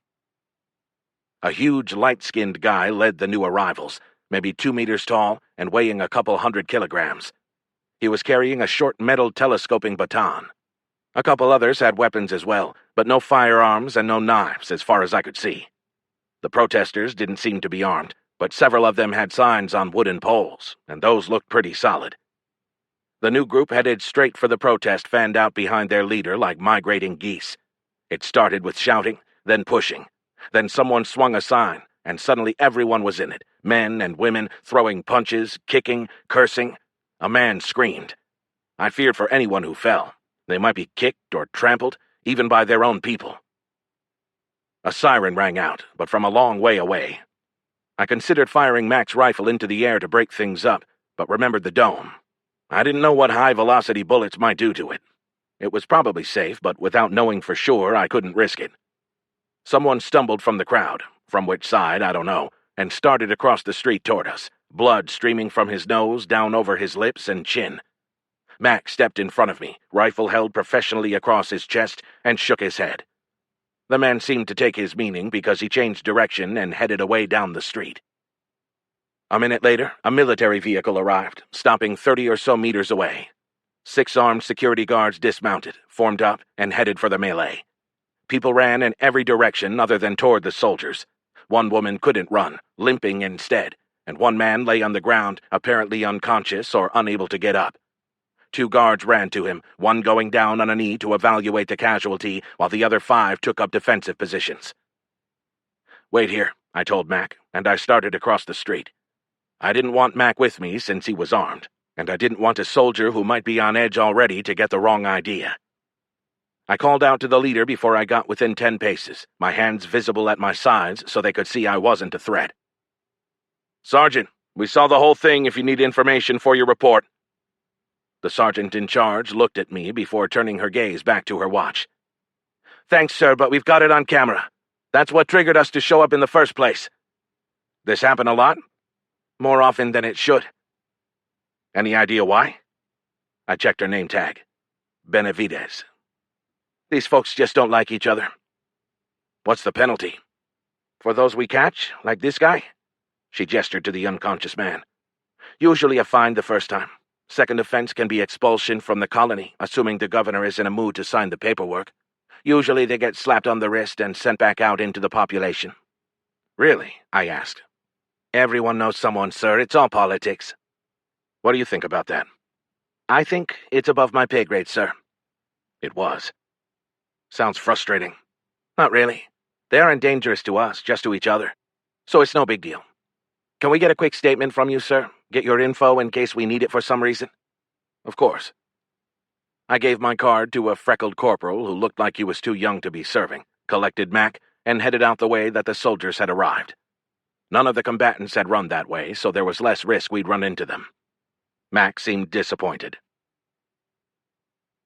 Fader and Ganos were both waiting for me when I got back to my apartment. I guess it was a good sign that they were tolerating each other. After I filled them in about my recent meetings and the fight we saw, Fader even glanced at Ganos before she briefed me. Ganos gestured for her to speak first. I cut in before she got the chance. "How was your x-ray?" "Negative, sir. Just a bruise. A little news from the governor's office, though, beyond what you already know about the prisoner transfer. First, the governor is upset about what happened to us today out on the mission. A couple staffers say he's considering closing all exploratory traffic until the military can confirm that it's safe. Those same staffers say that will never happen, because Caliber and some of the other companies will put too much pressure on him if he does." "What do you think will happen?" I asked. "Bets seem to be that he'll either back off and leave things as they are, or cancel all but mission-critical traffic for a day or two as a gesture." "Any chance that he'd ask Oxendine for her opinion?" I thought I knew the answer, but Fader had been closer to it. "I think that's unlikely, sir." "Me too." "Okay, what else do you have?" "There was a lot of talk about a VIP showing up in the next day or two." "I heard that too, over at Caliber. I thought it was company internal, but if the governor is interested, it might be something different." "Or the Caliber person has political ties." I stifled a laugh. My being here was proof that Caliber executives had political ties. "Let's see if we can find out who it is. When something comes up in two places on the same day, it makes me wonder." "Roger, sir," said Fader. "Any info come in from the military regarding the potential cause of the comms malfunction?" I asked. "I got a message, sir. You're copied on it, too. The short version, they found nothing in the hardware. The mission recordings don't show anything either. As far as the systems go, both helmets and vehicle, nothing happened." I went over to the counter and poured myself a whiskey. "Anyone else?" Fader and Ganos shook their heads. Mac didn't respond, but he rarely drank, and if he wanted one, he'd have fixed it himself. "I think we have to consider the possibility that the comms outage was an attack," I said. "If it was, who has the capability?" "To white out military comms?" Fader considered it. "I could ask an expert for a better answer, but off the top of my head there are some commercial solutions. The military system hops frequencies, so you have to jam across a pretty wide spectrum. That means a lot of power, or a close distance, or some combination of the two. It doesn't account for the other vehicle systems that went down beyond just the comms, though," I said. "We lost sensors, too." "True," said Fader. "EMP?" asked Mac. "The vehicle is almost certainly shielded," I said. "Plus, we didn't lose function in our suits, and the comms came back online." "How about a hack?" offered Ganos. "A hack of what, the vehicle?" I asked. "Why not? You said to consider that it might have been an attack. If you were close enough to a power source that was strong enough to jam your comms, it could have attacked the vehicle systems as well. It would be an order of magnitude more sophisticated, but it's doable." I didn't understand how that could work, but I believed her. You don't have to be the smartest person in the room, but it does help to recognize who is. "Is there any way to tell if it was a hack after the fact?" "There should be signs," said Ganos. "But you'd need access to the systems involved, and you'd have to know what you were looking for. If the hacker was competent, it wouldn't be obvious unless you were specifically trying to find it." "Does the military here have people who could figure it out?" I asked. "Of course," said Ganos. "But I'd bet good money that they didn't bring those people in on it. Not unless a smart leader somewhere got involved and forced it, and let's face it, officers never think of that kind of thing. No offense. People think hacking, they think computers. The thing is, everything is a computer." "So I need to get you access to the vehicle?" "Yes, sir. Or at least get them to agree to look at it and get me access to the people doing the looking. I can make sure they know their stuff. But if they put me on their system to check the vehicle hack, that would give me an in to their network. I could maybe get to the bottom of the camera hack from the bombing at the governor's as well. I'm still dead-ended on that." "I'll work on getting you access tomorrow. Meanwhile, Mac and I got some pictures of the fight between EPV and Humans First.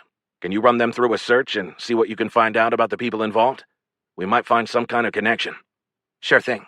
In other news, your boy Ferrick lit up his comms maybe an hour ago. Just before I came over here. He contacted pretty much everybody." "That would have been right after I talked to him. Any specifics?" "He talked some people into a protest. Told them it was important and that it had to happen right away. I didn't get it all. I didn't access his voice comms, just his email. But I got the impression that he was calling people too. I'm guessing that was the protest we just saw, I said. I wonder why he ordered it. I didn't find anything on that, said Ganos. But there was something else, not as obvious, kind of hidden behind the protest noise. Let me guess, he was looking for a name. Ganos stared for a second. The last time you knew what I was going to tell you before I told you, we were in deep shit. Please tell me this is different, because I've got chills, and not in a good way. I think we're okay. I meant it. This was a different situation than when she and I had been hacking a major defense contractor. We'd been doing something totally illegal back then, and we didn't know the significance of what we found. This time, it was only slightly illegal. I had a pretty good idea what Ferric was up to, and EPV didn't have nearly the capability of a company like Omicron. Although I had to watch out on that last one. Somebody had gotten Bergman off the planet. I did have Mac, though, which made it different from last time. He helped balance the scales. Ganos hesitated. I'm going to need more than that, sir. Sorry. I went in blind last time and it almost cost me. Almost cost us. I'm not doing that again. Fader started to speak, but I cut her off. Ganos was right. I owed her and the other two the truth. That's fair. In this case, I had a good idea of what he might be looking for because I met with him and I put him up to it. Ferric has conflict with radical elements in his own organization, and he was willing to give me a name of someone who might have had something to do with the bombing. When he does, if he does, I'll pass it on to you. But that person, if the name is valid, might be dangerous. They tried to bomb us. And if they also hacked the military or routed their network attack through the military, well, that might mean they're a threat to you as well. Ganos thought about it for a minute.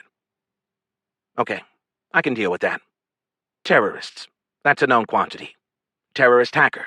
Yep, that's a worry. But that's a worry I'm happy to face because fuck them. Faceless multi-billion-mark corporations? No thanks. Well, they're still Caliber. And I'm being careful as shit around them, she said. Fool me once. I had to admit, the new Ganos, the cautious, calculating Ganos, I liked her. She'd grown up. And I felt like an asshole for liking this new version, because she wouldn't have had to grow up if I hadn't put her in danger a couple years back. I'll keep you as fully in the loop as I can. And you do the same, okay? No taking big risks without talking them through with us first. Deal, she said. Now about that drink. After everyone left, I couldn't sleep. I had too many loose ends and no way to tie up most of them. I needed help. I didn't hold out much hope, but Sarada had given me a liaison, and he was worth a try. I sent him a message. Electronic text. Flak Jacket. It's been a while. Do they still call you that? Probably not. Congrats on making Colonel. The mission is going well, but I've hit a couple of dead ends, and I thought maybe you could help. I'm sure you got the report on the bombing, but did you hear that the suspect got moved off planet to another jurisdiction?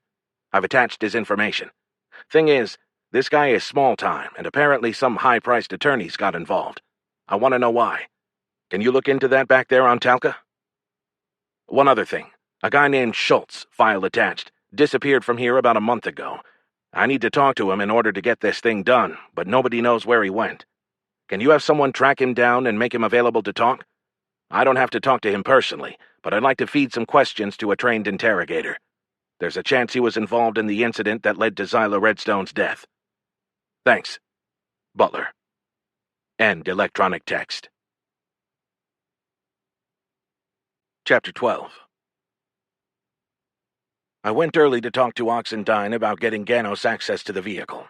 I worried a little about what Ganos would try to do once she got inside the military system, but if we'd been hacked, I wanted to know. I'd had Fader call ahead, so Oxendine was expecting me. "You here to wrap this up?" she asked. That caught me a bit off guard, and I waited while an aide brought us coffee, which gave me time to mask my confusion.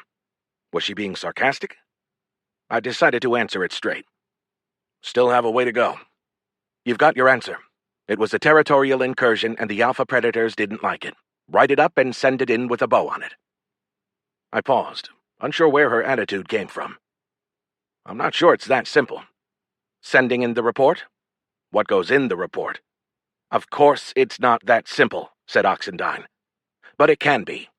If you say that's what happened, that's what happened. The government can close it out and tell the rich man that you did your due diligence, and that's that. Everybody's happy. Except the dead people. Maybe, she said. But even for them, the situation gets closure. This is about Zentas, and he already got what he wanted. Carl fucking Butler looked into his daughter's disappearance. He can brag about it at cocktail parties. It's over. There was an assassination attempt, and the chief subject got shipped off planet. I'd think you'd want to get to the bottom of that. I couldn't separate the bombing from my case, even though I couldn't prove any connection. I do, but that's my job, not yours. And it's not even mine anymore now that the governor gave away the suspect. They'll have to figure it out back on Talca once the guy gets there in a month or two. The sudden change in Oxendine's attitude didn't make sense, and the only reason I could surmise was that she got orders from somewhere to let it go. Who got to you? She looked away for a split second. It doesn't matter. I almost said something mean, but I caught myself. Oxendine was an honorable officer, and she wouldn't have backed off if she had any other choice. In the end, if she didn't do what her bosses told her to, they'd find someone who would. Some officers would say that out loud, but she was too professional. I just want to finish. She cut me off. Look, Carl, I know you can do more. You know you can do more. But is there anything you can do that ends with that girl coming back alive? No. Whatever you do, whatever you find, that doesn't change. She's dead, and that's not in question. Except, what if she wasn't? 5 years ago on Kappa, everyone believed that Mallet was dead, and I found him. Then I killed him. But that's not the point. When I found him, he was alive. Oxendine wouldn't know that, of course. We buried that deep, and it was supposed to stay that way. I needed her help, though, and in my mind that constituted a need to know. I'm going to tell you something, but it's so classified that if anyone finds out I told you, I'm probably going to jail, and you might be there with me. Hold on. She reached under her desk and flipped a switch, and the telltale hum of an electronic disruptor filled the room, feeling almost like it increased the air pressure slightly. Nothing could eavesdrop through that. You know why I was on Kappa.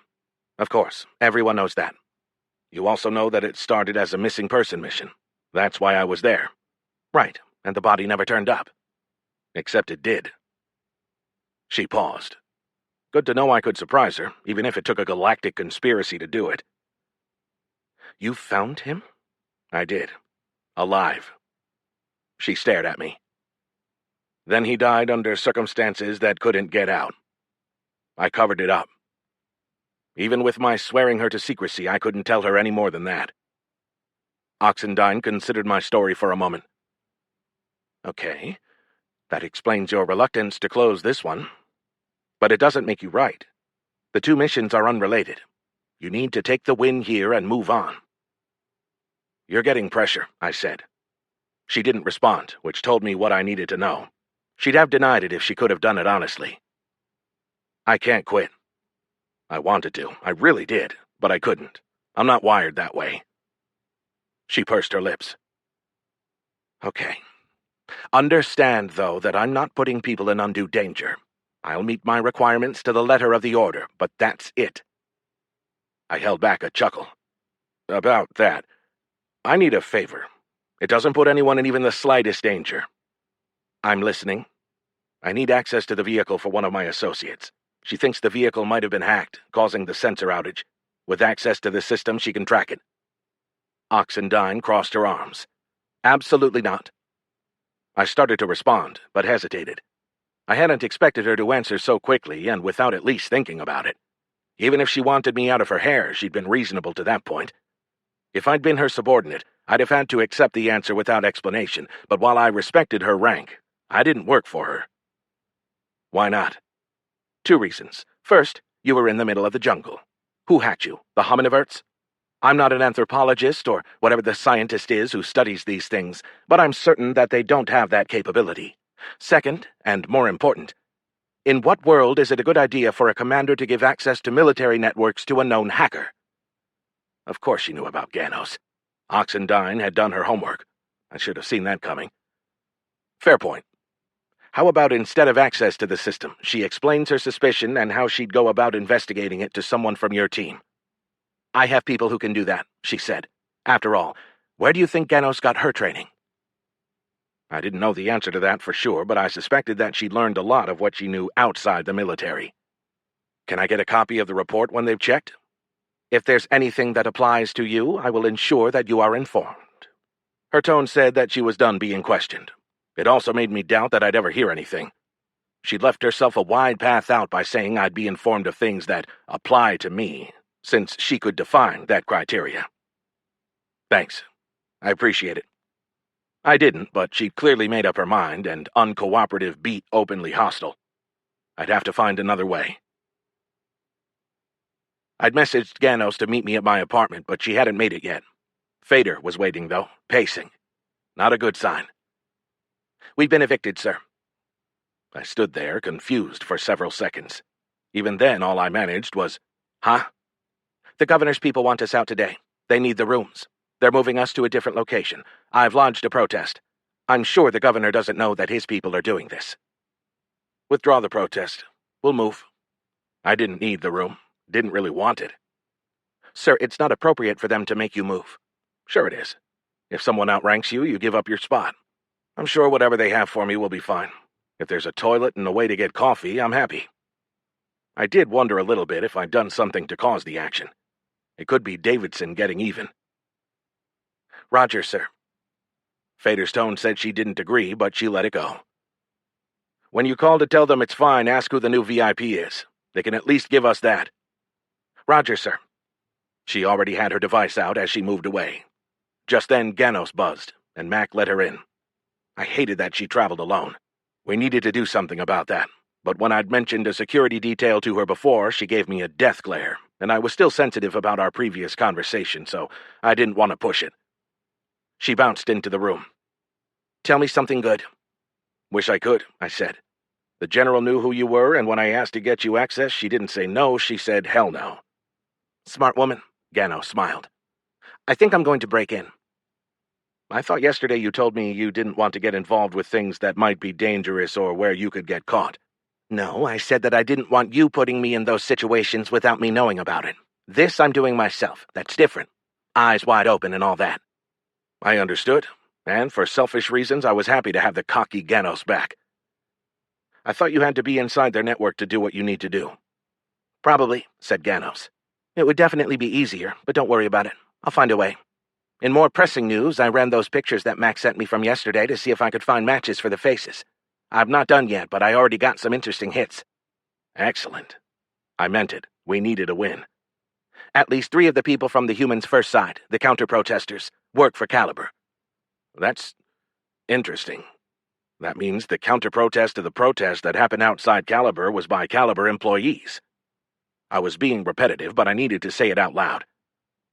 I don't suppose the big guy who led the counter-protesters was an employee. He wasn't, but I ran him first. His name is Jan Carlson, ex-military, infantry, put out of the army for insubordination and assault. He took a plea bargain to avoid jail time. Spent some time in the contract security business, mostly in bad places that smart people avoid. He appears to be unemployed now, which shouldn't be possible on a colony like this. There's more if you want it. More on Carlson? Yes, please. He may be a guy I can lean on a little. Just remember he can snap you in half like a twig, Max said from across the room. He's a big boy, that's for sure, I said. I'll try not to make him mad. Mac laughed. Not sure that's your strong suit, sir. What else do you have on him, Ganos? I said, ignoring the dig. The guy has no job, but he spends money like he's got it to spare. Food, liquor, high-tech toys, streaming entertainment. He's also got some weird tastes in porn, but that's not really important. Okay. I definitely need to talk to Mr. Carlson. Any hints on where he hangs out? Not from memory, but I can pull up where he spent money when I get back on my system. We could try the gym, said Mac. Good call. Maybe if you meet him there, you can set something up, I said. Mac nodded. An excuse to go to the gym? I'm on it. But that means you can't go out, sir. I don't need to remind you what happened on Kappa when you decided to ditch me, do I? No, I remember that ass-kicking as if it were yesterday. I can stay put for a couple hours. After that, we need to move to our new quarters. Hold on, Mac. Fader was still on her device, and by the look on her face, she'd heard something important. Okay, thanks, she said, and disconnected. The VIP. It's Drake Zentas. I trust we've all heard of him. Fuck. My first thought after the expletive was incongruent. I wondered if Oxendine knew. When she told me I should close the case and leave, I wonder if she knew he'd be arriving. It seemed unlikely that she wouldn't know. She made it a point to know things, even if the governor didn't share. Maybe that was why she got orders to have me shut things down. My second thought was about the mission. How did it change with the father of the missing person and the guy who sent me here showing up Colonyside? If nothing else, it would clear up the hurdles I'd had with Stroud. She'd wanted to talk to the man before helping me. Looked like she'd get her chance. Zentas would have the governor's ear for sure. Me being evicted showed that. If the others had thoughts, they held them, waiting for mine. Before I could share them, my device buzzed. It was Ferric. Well, shit. When things start to happen, they all happen at once. I answered. Butler. Marco Hubick. He hung up. Just a name, but that's all I'd asked of him. Let's regroup, I told the team. In the span of a few minutes, I'd gone from having almost no leads to having too many. That was Dante Ferric. He just gave me a name. Marco Hubick. The implication is that he's someone from the more radical wing of EPV who might have connections to the bombing. I paused to let the others absorb the information. Let's do this. Mac, you escort Ganos back to her place, then go to the gym and see if you can find Carlson. Try to get him to agree to meet. Ganos, if you would, get me everything you can on Hubick as quickly as you can. After that, if Mac hasn't found Carlson, see if you can track him down through the network. Captain Fader, let you and I go over to the governor's and see what we can find out about Zentas. We should at least be able to get an itinerary. Mac looked at me like he was about to object. They'd released the protection detail the previous evening when Oxendine's intel shop determined that there were no continuing threats that warranted it. I will stay with Fader and we'll both carry weapons. We'll be okay. Mac couldn't stop a bomb any better than I could, though I didn't know if he'd agree with that. Sir, Mac began. Okay, you win. Captain Fader, call up Ops and tell them we need part of the detail back. Ask them to send 2 soldiers over to escort me. I looked to Mac. Okay. Yes, sir. He was right, but the delay still frustrated me. Things were finally happening, and it was time to get shit done. The Army didn't give much pushback on sending the soldiers we needed, but we had to wait on them. Fader was flipping through the news feeds on her device when something passed over her face that I hadn't seen before. She usually kept her emotions in check, but not this time. I couldn't read it, though. Was it sadness? Fear? Anger? Maybe some combination. I don't think she trusted herself to speak. What happened? I asked. She showed me her device, where she had frozen a live feed. A dark-skinned local newscaster sat at a generic desk in a generic studio. But that wasn't what mattered. The words framed at the bottom of the screen told the whole story. Dante Ferric found dead. I sat down hard on the sofa. I'd done it again. I'd gotten another person, presumably an innocent one, killed. I pressed him for a name, and he'd got it for me, and 30 minutes later he was dead. Wherever I went, people died. That was what I saw on Fader's face. Revulsion. Shit, I'd probably get her killed too. Maybe it was fear I saw in her eyes. Call Ops. Cancel the soldiers, I said. While Fader did that, I got the bottle and filled a glass, not even bothering with ice. Things got a little blurry after that, but I think Fader drank too. By the time Mac got back, I was barely functional and drinking out of the bottle. I think maybe he got it away from me and got me to bed, but I couldn't say for sure. I woke up there in the middle of the night, and the first thing I thought of through my splitting headache was that we were supposed to have been evicted. Fader had probably taken care of that. She was efficient. Chapter 13. Mac had found Carlson the previous day, not at the gym, but at a bar that Ganos tracked him to. Mac had bought him a drink and convinced him to talk to me the next day for 100 marks. Smart. I hadn't considered straight-up bribery. At least when I got him killed, this guy would die with 100 marks in his pocket. We had to move out of my quarters first, and we did so with little fanfare. Fader had indeed gotten us an extension, but only until the morning. 2 soldiers showed up to provide security, and a driver and an assistant came with a big cart from the protocol department to help us shuffle our stuff. My new suite was sufficient, and I would have called it luxurious if I hadn't been living in the palace first. Its 2 rooms didn't have a door between them, but there was a wall with an opening at the end, so you couldn't see the bed from the sitting area.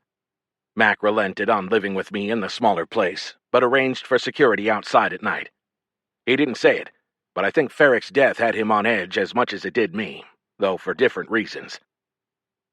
Mac and I headed out to meet Carlson for lunch, and I decided to broach the topic of Ferrick's death on the way. I needed to talk about it. I probably needed to talk about it to a therapist, but Mac would have to do. What do you think happened with Ferrick? You mean cause of death? You saw what the news said? You think it's something else? The news had called it an apparent suicide, but I didn't believe that for a minute. Unfortunately, I couldn't look into it because Oxendine was already on my case for working on things outside my purview. If she caught me around this, she'd have more reason to shut me down. Regardless, I couldn't help but think it was connected. You think it's because he gave me a name? Maybe, said Mac. Does it matter? I mean, it does matter. If the killer or killers know that he gave you a name, then they know you have a name. That's what matters. If someone is willing to kill once, right. I'll take whatever precautions you recommend. I like Mac's view. He wasn't worrying about what happened. He was worrying about what he could do about it now. He was controlling what he could control. I usually tried to think that way, but I couldn't at the moment. I kept thinking about Gailaka back on Talca, and how he died for meeting with me a couple years ago, and how I put Genos at risk, and even Elliot back on Kappa, which wasn't my fault, but maybe if I'd done something different, she wouldn't have taken her own life. Do you feel bad about it? Him being dead? We didn't kill him, sir. I put him in the situation. I pressured him to give me the information. Mac considered it. Nah, I don't buy it. He was a big boy. He knew the risks. He should have, anyway. If he didn't, that's on him.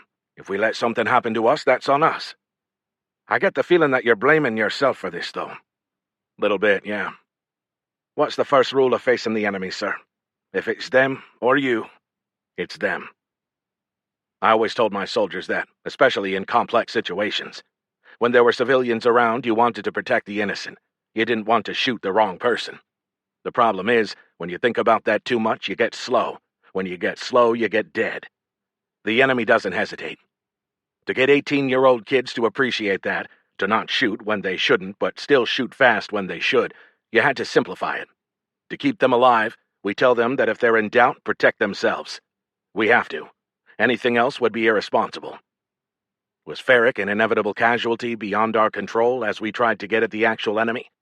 Did a pat phrase equal absolution? Does that apply here? I don't know, said Mac. I just know that if you get bogged down thinking about people who died, you join them. I'll try to make sure you don't. If I go into it face first, weapon up, I'll have no complaints. Let them come. That's my job. The enemy, whoever it is, they've got a job too. It's not personal. I don't hold it against them. But I do want to fucking bury them. I wasn't sure the talk had helped. I felt a bit better about Ferrick, but now I feared that I'd let Mac down. If I got him killed, I couldn't take that, and that meant I should hang it up. Once you started getting risk-averse, you made it more likely that something bad would happen. You can be cautious as a leader, but you can't be overcautious. It was as bad as being over-aggressive and just as likely to get someone killed. Fuck, Mac. I'm getting too soft for this. Bullshit. Why do you think I'm here? I had a choice, you know that. I'm here because I followed you. I figured you're going to do the right thing most of the time. You'll screw up, but you won't screw up because you don't care. You'll screw up trying to get it right. Same result. You don't even believe that, he said. You've promoted guys who screwed up if they were doing the right thing when they did it. Sometimes you lose a fight. As they say, the enemy gets a vote in what happens. I walked in silence for a minute, thinking it through. Damn, Mac. When did you get so wise? Don't tell anyone, sir. They might try to make me an officer or something stupid like that. We came in sight of the restaurant, really more of a bar that served food, just as Carlson went in. One thing's for sure. If someone tries to kill this guy for talking to me, they better bring more than one person. He's a big bastard. Oh, I hope he tries something, said Mac. I laughed. Come on. No lie, sir. I'll give him a go, as long as there are no guns and knives. I'd feel a lot better if I got to kick someone's ass. I looked at him. He smiled. What? You called me wise. Doesn't mean I don't want to take my frustration out on someone. The building had no windows, and I stood inside, letting my eyes adjust, but even that didn't help, as if they kept it dark on purpose. I could make out the shapes of people, but faces were mostly shadows. The dark wood furniture and walls seemed to absorb light. I had to move through the room before I saw Carlson at a back booth. I left Mac at the bar and headed over. "You Butler?" "Yeah." The big bald man gestured to the seat across from him. "You're buying?" "Sure." "I'm drinking." "They have real whiskey here or just Synthanol?" I asked. "They distill their own. It's real. Expensive, but it's not bad." "And I'm drinking too." I didn't need to go down the path I'd taken last night, but one or two wouldn't hurt. "Fucking A." I waited for the drinks to come before I questioned Carlson. He didn't strike me as being open, but maybe the liquor would help that. He drank half of his in a gulp, and I tried mine. He was right. Not bad. "So," he said, "I'm here. You're that army guy, right?" I was. "No, I mean, you're the one that fucked up all those aliens." "Yeah. Fucking honor to meet you. You aren't serving anymore?" "Nope. That was the end of the line." "Political bullshit," he said. "Your man said you wanted to talk." "I saw you and the protesters." "Yeah. What was that all about?" "What did it look like? A bunch of animal lovers that needed their asses kicked." I didn't buy it. "Just for fun?" "Yeah." He polished off his drink and signaled for another. I nodded when the woman behind the bar looked at me asking if I wanted a second one as well.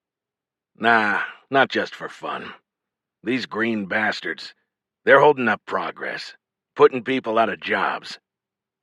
That sounded a lot like a rehearsed answer. "What do you do for work?" I knew, but he didn't know I knew. "I work construction when there's work." "There's no work now?" "Not for me." "So how do you stay on the colony? I thought there was a 100% employment rule." "Guess they haven't gotten around to me."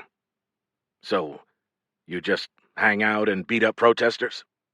"Something like that." The bartender brought our drinks, and I let her go before I spoke again. "Just one more question, and I'll let you get back to your day. Did you decide to fight the protesters on your own, or did someone put you up to it?" He smirked, and I knew he was going to lie before he even spoke. "I don't know nothing about that kind of thing." He was a horrible liar, but he didn't care. He wanted me to know he was lying and that I couldn't do anything about it. I considered threatening him. I could report his unemployment. The thing was, I didn't know if anyone would act on it. Carlson probably did. I try not to bluff when the other person has more information than I do. "Let me give you my contact information, in case you remember something." He snorted. "Sure."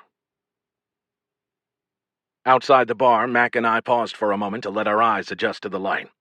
The meeting had been mostly a waste of time, and I needed to get food. The liquor on an empty stomach hadn't been a great idea. Before we got 50 meters, 2 soldiers approached. Before they even spoke, I marked them as military police. They walked differently from other soldiers. I couldn't explain it, but I think Mac sensed it too as he took his hands off his weapon and let it dangle from his shoulder when they got close. The leader was a pale-skinned staff sergeant with light hair pulled back into a tight bun. Her partner was shorter, a dark-skinned sergeant with a small mustache that fit perfectly within regulations. The staff sergeant spoke. "Colonel Butler." Not a question. "How did you know where to find me?" I figured it was best to ask my questions before she got to whatever hers were. "Cameras. They're everywhere." "Sure. When they work." They looked at me, unsure what I meant by that. Finally, the staff sergeant said, "I need to ask you a few questions relating to the death of Dante Ferrick." I'd had contact with him, so of course they'd want to talk to me about his death. I should have seen it coming. "How come you're handling this and not the civilians?" "Our captain says it's related to the bombing, so it's a security issue." I wasn't sure the governor, or more likely Davidson, would agree, but I wasn't getting in the middle of that. "Fair enough. You want to do it here or somewhere else?" "Here should be fine initially. If we need to do more extensive questioning, we'll move somewhere else." She left unsaid that the somewhere else in question would be in a detention facility. I didn't think they'd do that. It would have to go all the way up to Oxendine, and I didn't see her as that type. If she wanted to put me in jail, she'd call me in and do it herself. Okay. I saw on the news that they were calling it a suicide. Was it? She ignored my question like a good investigator. You were the last call in his device, sir. Care to tell us what that was about? He called me. We'd met the day prior, and he'd promised to follow up. I was walking a thin line. I didn't want to lie to them, but I wasn't sure I wanted to share the name that Farrick gave me either. I wasn't sure I didn't want to share. I needed to think about it. But if I told them now, I couldn't untell them later. If I didn't tell them now, I could always volunteer it in the future. But it left a hole in my story that even a low-level investigator would spot. The staff sergeant didn't disappoint. What was he following up about? He had promised to get me a point of contact, someone I could talk to as part of my investigation. He called to tell me he couldn't get it. And there it was. I'd blatantly lied to an investigator in a murder case. Even if I didn't kill the guy, I had just broken the law. I didn't glance at Mac to see his reaction. Nothing says I'm lying like looking around as if you're scared. I had to hope they didn't have a recording of my conversation with Farrick, but if they did, the only reason they'd be talking to me was to trap me, and again, I didn't think Oxendine would send someone else to do that. The investigator continued without missing a beat. What was the meeting about the day prior? I questioned him about EPV's involvement in the bombing attack at the governor's. That was the truth. Maybe it balanced the scales a little. Is that part of your official investigation, sir? As she spoke, her partner tapped notes into his device. It is not. Or it is. I'm not quite sure. They may be related, since the attack was intended for me. Truthfully, I'm pissed that someone tried to kill me, and I'm not the kind of guy who lets things go. Roger, sir. Thank you for your time. We'll be in touch if we need anything else. That's it? For now, sir. We're just running down initial leads. Right. Thanks. This was trouble. I hadn't killed Farrick, not directly at least, but from an investigator's point of view, I'd look like a pretty good suspect. I'd need to get in front of that, and soon. Chapter 14. Fader met us at the door to my new quarters. She had to have been watching, which made me suspect that she intentionally got herself a room where she could see mine. That was a smart thing I wouldn't have come up with on my own. It made me appreciate once again that Serrata had picked Fader for the mission, or someone had at his suggestion. She and I would never see things the same way. We had different styles, but as he told me, she was efficient. I needed to send him a note. Not just about that.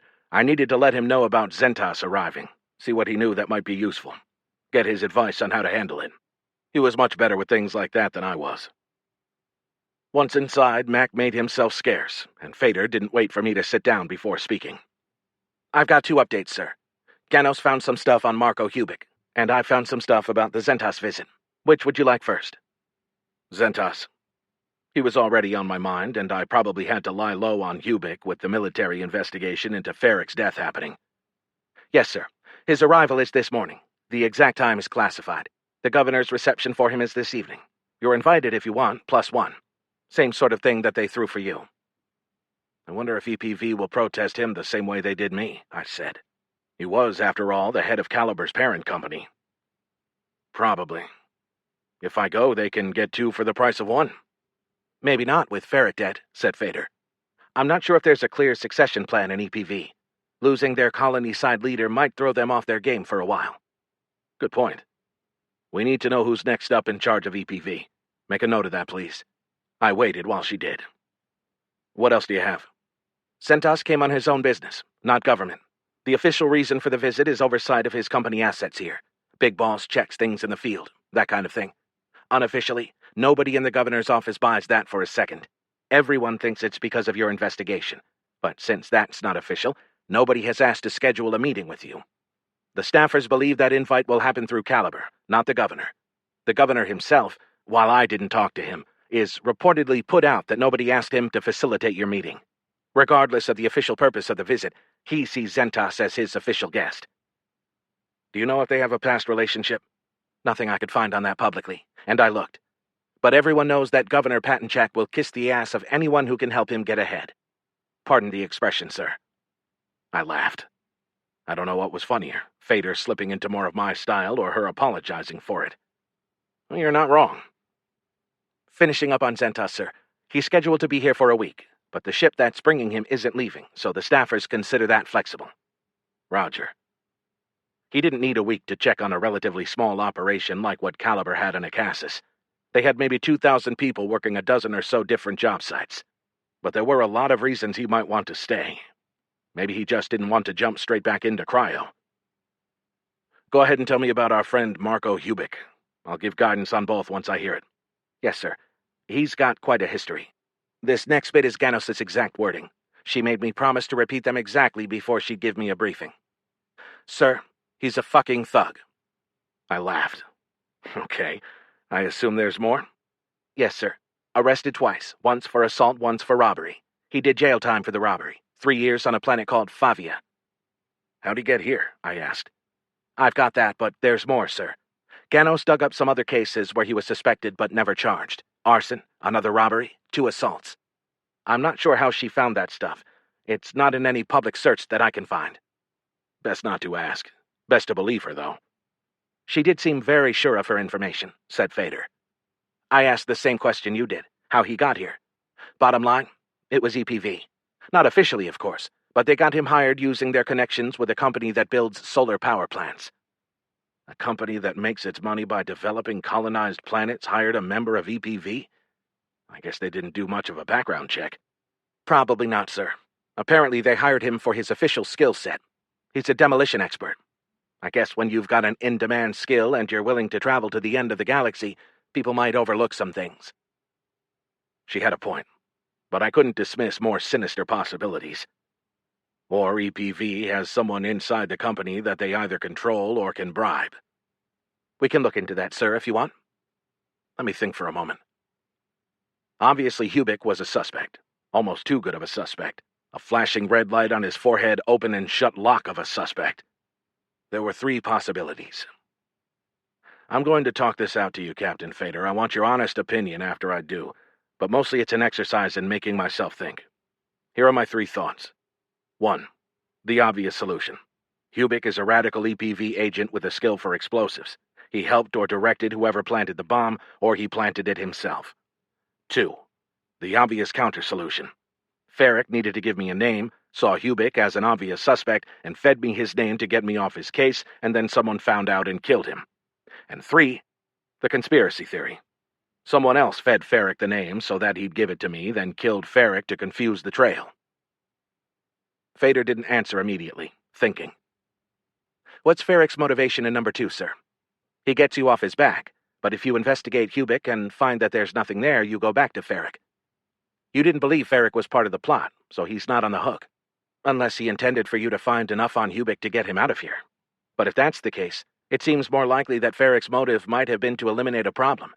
That doesn't mean Hubick helped the bomber, but it doesn't exonerate him either. Good point. I appreciated Fader's consideration of the problem. Having someone to talk things out with helped me process information. I needed that. What are your thoughts on the other? Is number 3 too far-fetched? That would be a significant conspiracy, she said it softly, almost drifting off.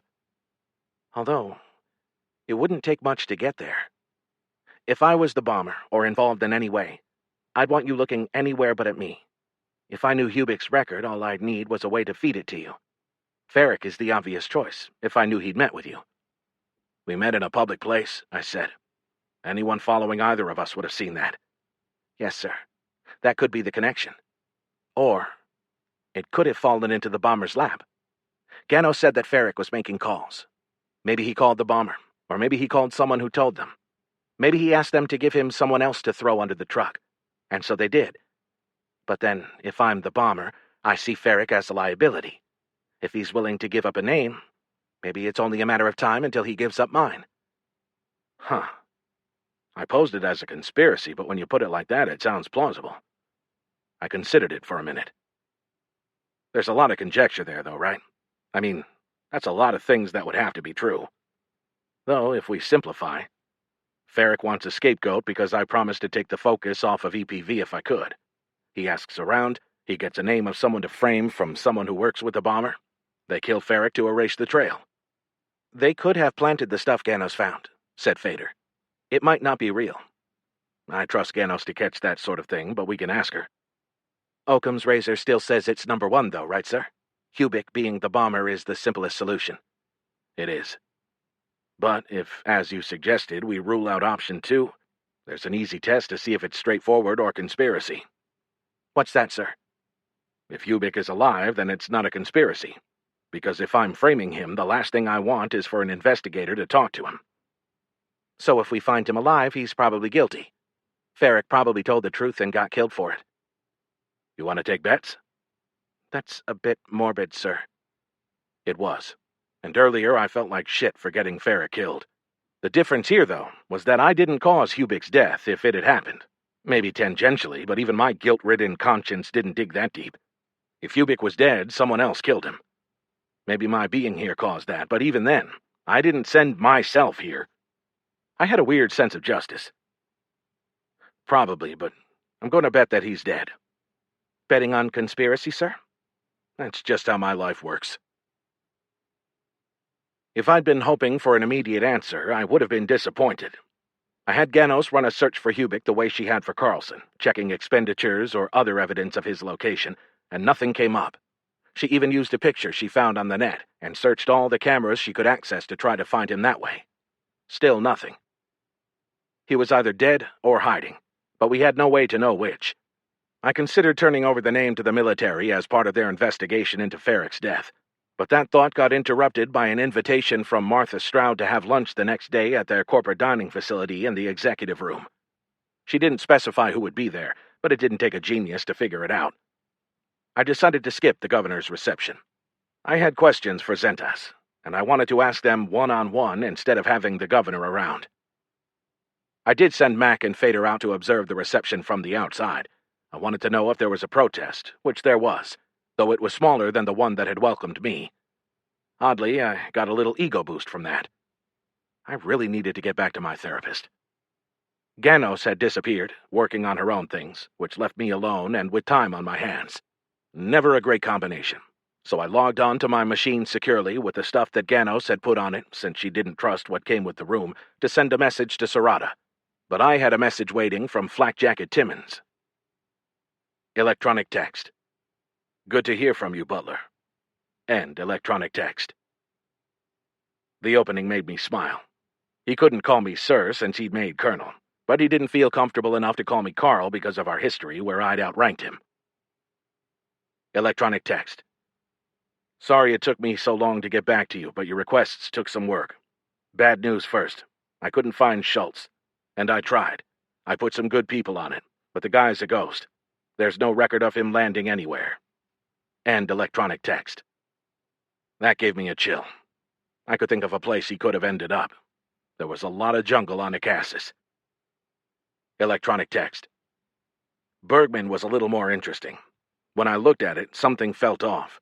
The lawyers were retained by an anonymous benefactor, and there was no record beyond that in the court. So I started digging. Turns out the benefactor was a company, but that company didn't exist. I put a data specialist on it, and she tracked it back through 3 shell companies to Record Systems, which is a sister company to Caliber. So that's weird. End electronic text. Weird didn't begin to describe my thoughts on it. Caliber's sister company paid for the lawyers for an EPV bomber. Stroud had mentioned wanting things over and back to normal, and I suppose this could have been part of that. But I doubted it. Either way, it certainly put a different spin on the Zentas visit. Electronic text. Unfortunately, I can't do anything about it. The man has a right to lawyers, and someone else hiring them isn't a crime. Maybe you can do something on your end with the investigation. Speaking of that, you might want to wrap it up. I was directly told not to give you an order to end it, but trust me, there's talk about it, and that's definitely what the brass wants. I get the feeling that they only sent you to pacify Zentas, and the boss figures you've done that. Again, I'm not telling you what to do. I just want you to have all the information. Let me know if you need anything else. Jack. End electronic text. I appreciated the information and the straight talk. I'd have to sit on it for a bit to parse out what it meant. The brass being anxious for me to finish helped me understand Oxendine's position, but it didn't change my immediate plans. I'd still meet with Zentas, so I continued on with my note to Sarada. Electronic text. Sir, I know I don't owe you an update, but I still wanted to check in and let you know what was going on with the investigation. The missing person appears to be truly dead. She and her whole team are gone, and while there are a couple of missing witnesses I'd like to talk to, it looks open and shut. There are some ancillary issues. Someone tried to blow us up, and it might be related, but it might not. I'm going to hang around for a few more days until that resolves. An interesting VIP arrived this morning. Drake Zentas. Did you know about that? If so, what can you tell me? Regardless of the official reason for the visit, I'm sure the real reason is about his daughter. I have lunch with him tomorrow, and I'm not sure how to play it. Could use your advice. Fader is doing well. Good call on putting her on my team. I trust that she's keeping her superiors informed, but if you hear any rumblings that they're not happy, let me know. The commander here, Oxendine, isn't happy about my presence, but she's not being an asshole about it. Give my best to Lizzie. Butler. End electronic text. I held back the stuff that Timmons told me. I trusted Serrata, but only so far. That was sad, but he'd burned me before. Chapter 15. Serrata's message was waiting when I woke up. Electronic text. Carl, trust your own judgment on the mission. If you think there's more, there probably is. If you say it's done, it's done. Nobody is going to push back on your findings. They'd just as soon it was over. But they won't push you to close it either. They can't be seen doing that. I didn't know about Zentas. I've never met the guy. People who know him say that he's straightforward, no bullshit. He's going to tell you what he thinks and won't give a shit about your feelings. Sounds like our kind of guy. If you need anything, don't hesitate. Serrata. End electronic text. I didn't know what to make of it. He said he hadn't known that Zentas was coming, and I guess I believed him. Maybe. It did cross my mind that he'd set me up before. I should have asked who did know. Someone should have told me. But then, no matter how fast his ship was, Zentas had left to get here before I ever arrived. It was always his plan. At this point, it didn't matter. He was here, and we were having lunch. I went to lunch at the Caliber Dining Facility, a low, flat-roofed building right behind their headquarters. It had seating for maybe 750, but an employee ushered me past the main area to the executive dining room, which seated 20 and held exactly 2. Drake Zentas stood at the head of a long, polished wood table with Martha Stroud standing at his shoulder. Both faced me, giving me the feeling I was late, even though I'd shown up 5 minutes early. The dimly lit room had a plush carpet, and the whole place oozed of quality, much more so than the offices I'd seen. I wondered for a second if they had redone it just for Zentas. Stroud spoke, looking at her boss, not me. Mr. Zentas, this is Colonel Carl Butler. Carl, this is Mr. Zentas. No title needed, apparently. Nice to meet you, Mr. Zentas. He gave me a big, genuine-looking smile. Colonel Butler. So good to finally meet the man I've read so much about. Please, call me Drake. And I'd appreciate it if you called me Carl. I got the feeling he was sizing me up, like we were going to fight or something. Maybe that's what super-rich guys did when they met someone new. Maybe that's why they were rich. I sized him up, too. I could take him. He was a bit older than me, with a tanned, lined face that said he spent time outdoors, but he had slender shoulders and soft-looking hands, which said he probably didn't do much physical work when he was out there. We weren't going to wrestle, of course, so it didn't matter, but years of habit die hard. Come, take a seat. He gestured to the chair beside him. It would have been more interesting if he sat me at the opposite end, where we'd have had to shout across 10 meters of table. The thought made me smile.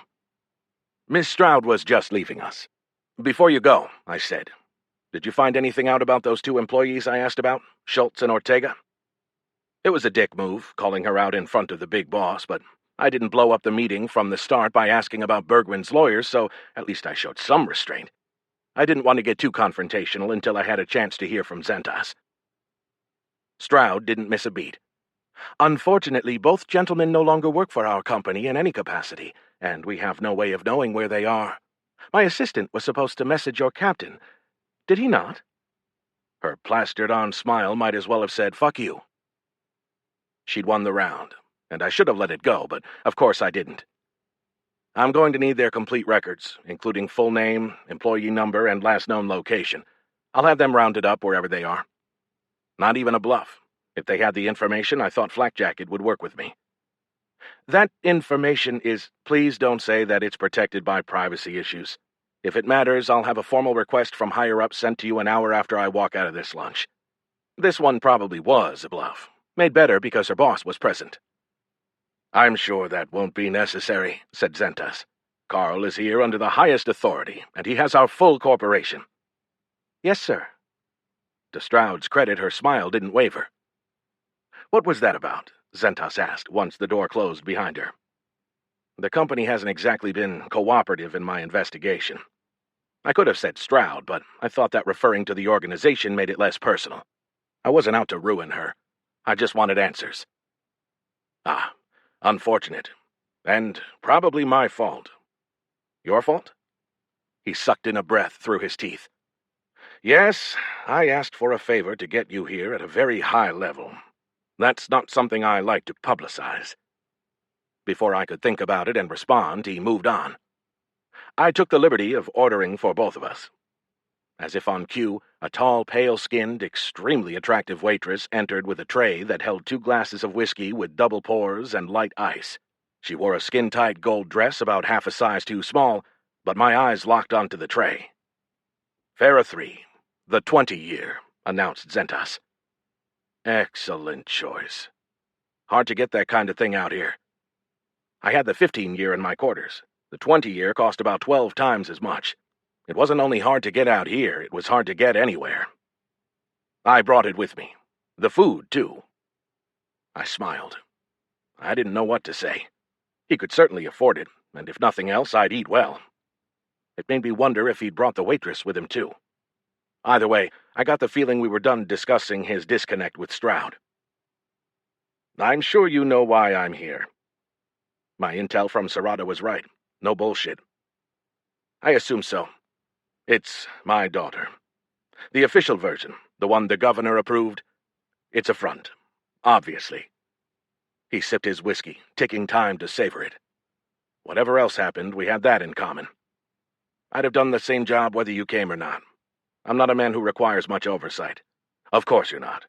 But I'm sure you can forgive a father in this situation.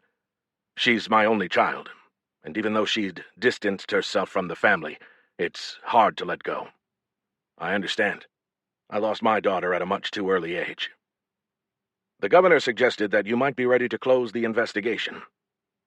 Had he? I certainly hadn't reported that to the governor. I'd had barely 5 minutes of conversation with him my entire time Colonyside. I wondered how he had come to that conclusion. Wondered who told him. I'm still considering some of the information, including the 2 missing people I mentioned to Ms. Stroud. What's your gut tell you? He met my eyes firmly, and it was oddly compelling. He was a man used to getting his way, and I could see why. The facts so far suggest that it was an incursion by her team into an area inhabited by very territorial primates. His eyes hardened, and his lips drew into a line so thin they almost disappeared. That's such bullshit. I didn't speak. I didn't understand why he would immediately question my premise, and it put me off balance. He continued. We let animals dictate what we do. We put so many protections in place for them, but none for us. It's ridiculous. I still didn't interrupt. He didn't want to hear from me on the subject, and the man had lost a daughter. Some righteous anger was justified. Colonel Butler, Carl, when you finish your investigation, you should come work for me. Say what? I started to take a drink to mask my surprise, but the waitress had perfect timing and bailed me out when she entered with a tray carrying 2 covered plates. It took Zentas's attention off me momentarily, allowing me to recover. The steaks are Vanillorian beef. I trust you'll find it to your liking.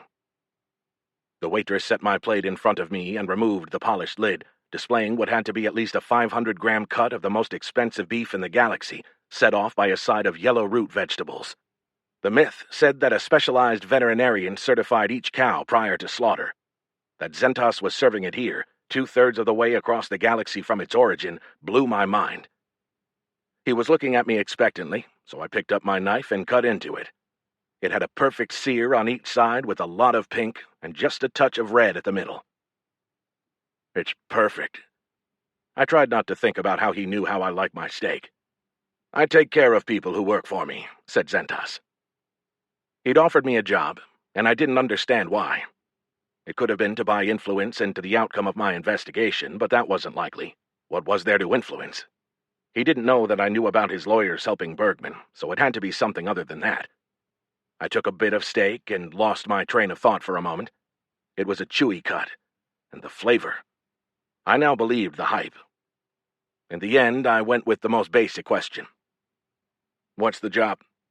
"The job is whatever I need you to do. There would be travel, of course. I have interests in many places.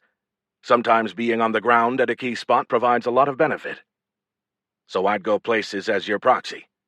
That, yes, sometimes. And places I wouldn't necessarily go. Places with problems. As my fixer." Fixer? I had to admit, if I had any intention of taking another corporate job in my lifetime, it did sound good. It fit my skill set, too. But as much as I could get used to this lifestyle, I didn't want anything to do with it. Still, it didn't seem prudent to tell Zentas that at the moment. He didn't seem like the kind of man who would take no well, and I still wanted to figure out Caliber's game. "I trust you don't need an immediate answer. I'd like to think about it." He looked at me for what felt like a minute, but was probably 4 seconds. "What's to think about?" "It's a great opportunity, and a job that I think I'd like, but I was enjoying retirement. I need to weigh those things. I usually don't wait for things I want." He paused, letting it sink in. "For anyone else, I'd say take it or leave it. But for you, I think you've earned a couple of days. The offer stands until I leave the planet." Something in his manner felt just the slightest bit off to me. I couldn't explain it, but it made me decide to dig in a little. He claimed he came here because of his daughter, and though the meeting wasn't over, he hadn't made it a priority topic. He'd transitioned right into the job offer. "Just out of curiosity, what types of things would I be fixing?" He considered the question, perhaps deciding how much to share in his answer. "Things like this place." Despite my minor issue with Stroud, I didn't take the bait. "Your team here seems capable. What would I fix with them?" "The team here is fine. Stroud is unimaginative, but competent and motivated. She's sufficient. The problems here are beyond the control of my team." "Such as?" "Forgive me, I'm not trying to be obtuse. I just want to see what I'm getting myself into." "Such as the delay in expanding our operations. Ever since your actions on Kappa, there's been a political shift that's gone in a decidedly unbusiness-friendly direction. Anti-development candidates have made gains at both the galactic level and at the local planetary level in a lot of systems. Not all, of course, but enough to cause problems. I don't have any experience with elections. But you do. You've already influenced them. Politicians have exploited your action to create sympathy for anti-exploration and anti-development policies. Some have run entire campaigns on that as their lead issue. I don't see how that has anything to do with me now. I did what I did, but that's over." Zentas looked at me like a man who might be regretting having offered me a job. "They've rallied one side of the political battlefield, but nobody has rallied the other side. Specifically, you've been silent. If you spoke up, I have a non-disclosure agreement." He waved his hand as if shooing away an insect. "I have very good lawyers. Things like that are a temporary roadblock at most." I didn't want to tell him that, for the most part, I didn't agree with the side he wanted me to rally. Instead, I went back to my excellent steak. After another moment, he spoke again. "Carl, your silence on the issue has been a problem for me. When I have a problem, I usually buy the solution. Serrata had said he was direct. That he wanted to buy me didn't bother me as much as what he wanted to buy me for. So, the fixer thing, that's just a cover?" He smiled. Maybe he thought he had me. "Absolutely not. That would be your primary focus. For the other stuff, I have people for that. They'll craft a marketing campaign, roll you out slowly. They'll know which races you can help. Meanwhile, you fix places like this. You'll have a team.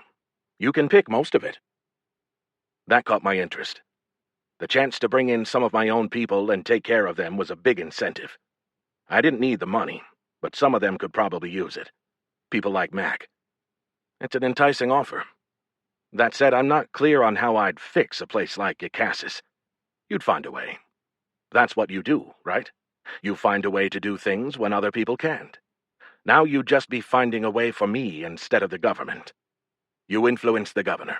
You get the local environmentalist types to get out of the way. You get expansion moving faster. Whatever it takes. I'll admit, I gave it serious thought. The task held some appeal as an academic exercise, if nothing else. I'd need to do something about the hominiverts. As long as they're out there, it would be tough to make progress. We'd need to map their territories and work around them. We've got xenobiologists and anthropologists and whatever else you might need in order to craft your story. Well, it's not about a story, I said. It's about figuring out where they go and how to get them there. He smiled, but it was flat and cold. You're looking at it wrong. It's all about the story. Those things have killed humans. They've killed my daughter. They're a threat, but nobody sees it that way. Not yet. But if Carl Butler says they're a threat, well, then people will listen. They'll see the data our team develops, and if you do your job right, they'll act. Or they'll let us act, either way. My device buzzed, saving me for a moment from responding. I glanced at it. A message from Oxendine. She wouldn't send something that wasn't urgent. Excuse me, I have to check this. I thumbed it open. I've detained your hacker, Oxendine. Shit. She had to mean Ganos, which probably meant that they'd caught her doing something she shouldn't. That could have been any one of several things. I cleared it and looked at Zentas. I didn't really want to leave. I had a lot more questions, and Zentas seemed ready to talk, but this couldn't wait. I'm really sorry, but it's General Oxendine. It's an emergency. By all means. You'll hear from me soon, Drake, I promise. I look forward to it. Thanks for the meal. It was outstanding. I just hoped I could keep it down while I figured out what happened to Ganos. Chapter 16. Mac and I headed to my quarters instead of going directly to see Oxendine. Whatever had happened there, I needed as much information as I could get before I went. Fader was at my quarters waiting. What happened? I asked. Ganos came running into my place, threw a pair of earrings at me, then 3 MPs showed up a few seconds later and took her away. Did they say what for? I asked. I even tried to pull rank. They said they had orders not to speak to anybody about it, and that included you. All they would say was that you should come to headquarters and see the general about it. Why did she throw her earrings at you? That was my question too, sir. Turns out they both got computer chips in them. She was passing information. She was. There was even a short video file. It almost seems like she knew she'd get caught and wanted to make sure we got the information. The video. Her explaining the rest of the data, sir. Here, best if you just watch it. Ganos' face appeared on Fader's device. She spoke in a whisper, leaning into whatever she used to make the recording. Sir, if you're watching this, that means I probably got caught. I'm sorry for any inconvenience that causes you, but there was no other way. Whatever they tell you I did, I probably did. I probably did more than that. The data on this chip will confirm everything I'm saying here if a professional reads it. But since I'm your professional, and you might not have access to me, the bottom line is that the hack of your vehicle came from inside the military. It wasn't routed through the military. Someone inside did it. From the data on the chips, any competent cybertech can trace the terminal and the time, which should lead them to the culprit. A military insider hacked the cameras at the governor's and your vehicle. It was a good hack, hard to find, so there's a chance that the good guys looked for it and missed it. But if that's the case, they need some better techs. She glanced to the side. Shit, gotta go. You owe me big for this one. That's all there is, sir, said Fader. You think she's okay? Asked Mac. The message I got from Brigadier General Oxendine said that she'd detained Ganos. I think she's probably okay. Whether we can get her out or not is a different question. When the general sees the data, she'll have to let her go, said Fader. I snorted. Because commanders are always happy when someone points out that their organization is tied to illegal activity? Besides, I might not be able to show her the information. Why not, sir? I don't know what she has on Ganos and what she can prove. If I give her the data, it might be the evidence she needs for a conviction. What are you going to do, sir? I'm going to go meet with Oxendine and wing it. I found Oxendine in her office. At least she didn't pretend to be busy and keep me waiting. Her XO joined us, a tall, dark-skinned colonel with short, curly hair. She hadn't been present for any of our other meetings, and I'd only met her in passing. Oxendine wasn't afraid of me, so that only left one other reason. You figure you need a witness? I asked. I might. While I don't suspect you of a crime right now, that could change. She was sending a message that we both understood. She didn't want to read me my rights, but that didn't mean she couldn't still use something against me. As soon as I said something incriminating, she'd stop me and read them then. It might not apply since I'd retired from the military and wasn't subject to their jurisdiction, but I was here on military orders. The lawyers would have to figure it out later if it became an issue. I didn't think it would. Ganos had done a fine job of keeping me out of it. I truly hadn't known her plans. I could have guessed, but I didn't know. That made a difference. I took it from your message that you have Ganos. We do. She's fine. She's not in a cell. That's a courtesy. What's the charge? Officially, at the moment it's unauthorized access. Depending on what we find, it could go as high as espionage. Espionage? Come on. That was bullshit. They'd have to prove she was trying to do harm at a galactic level. The final charge will probably be somewhere in between. She did more than just unlawfully access. Can I see her? I asked. Maybe in a bit. First, I need you to tell me what you knew about this. Not a thing. It was only a small lie. I intended to stick as much to the truth as I could without making things worse, but I wasn't ready to give up anything just yet. I knew Ganos was running down a lead, but I didn't know what it involved.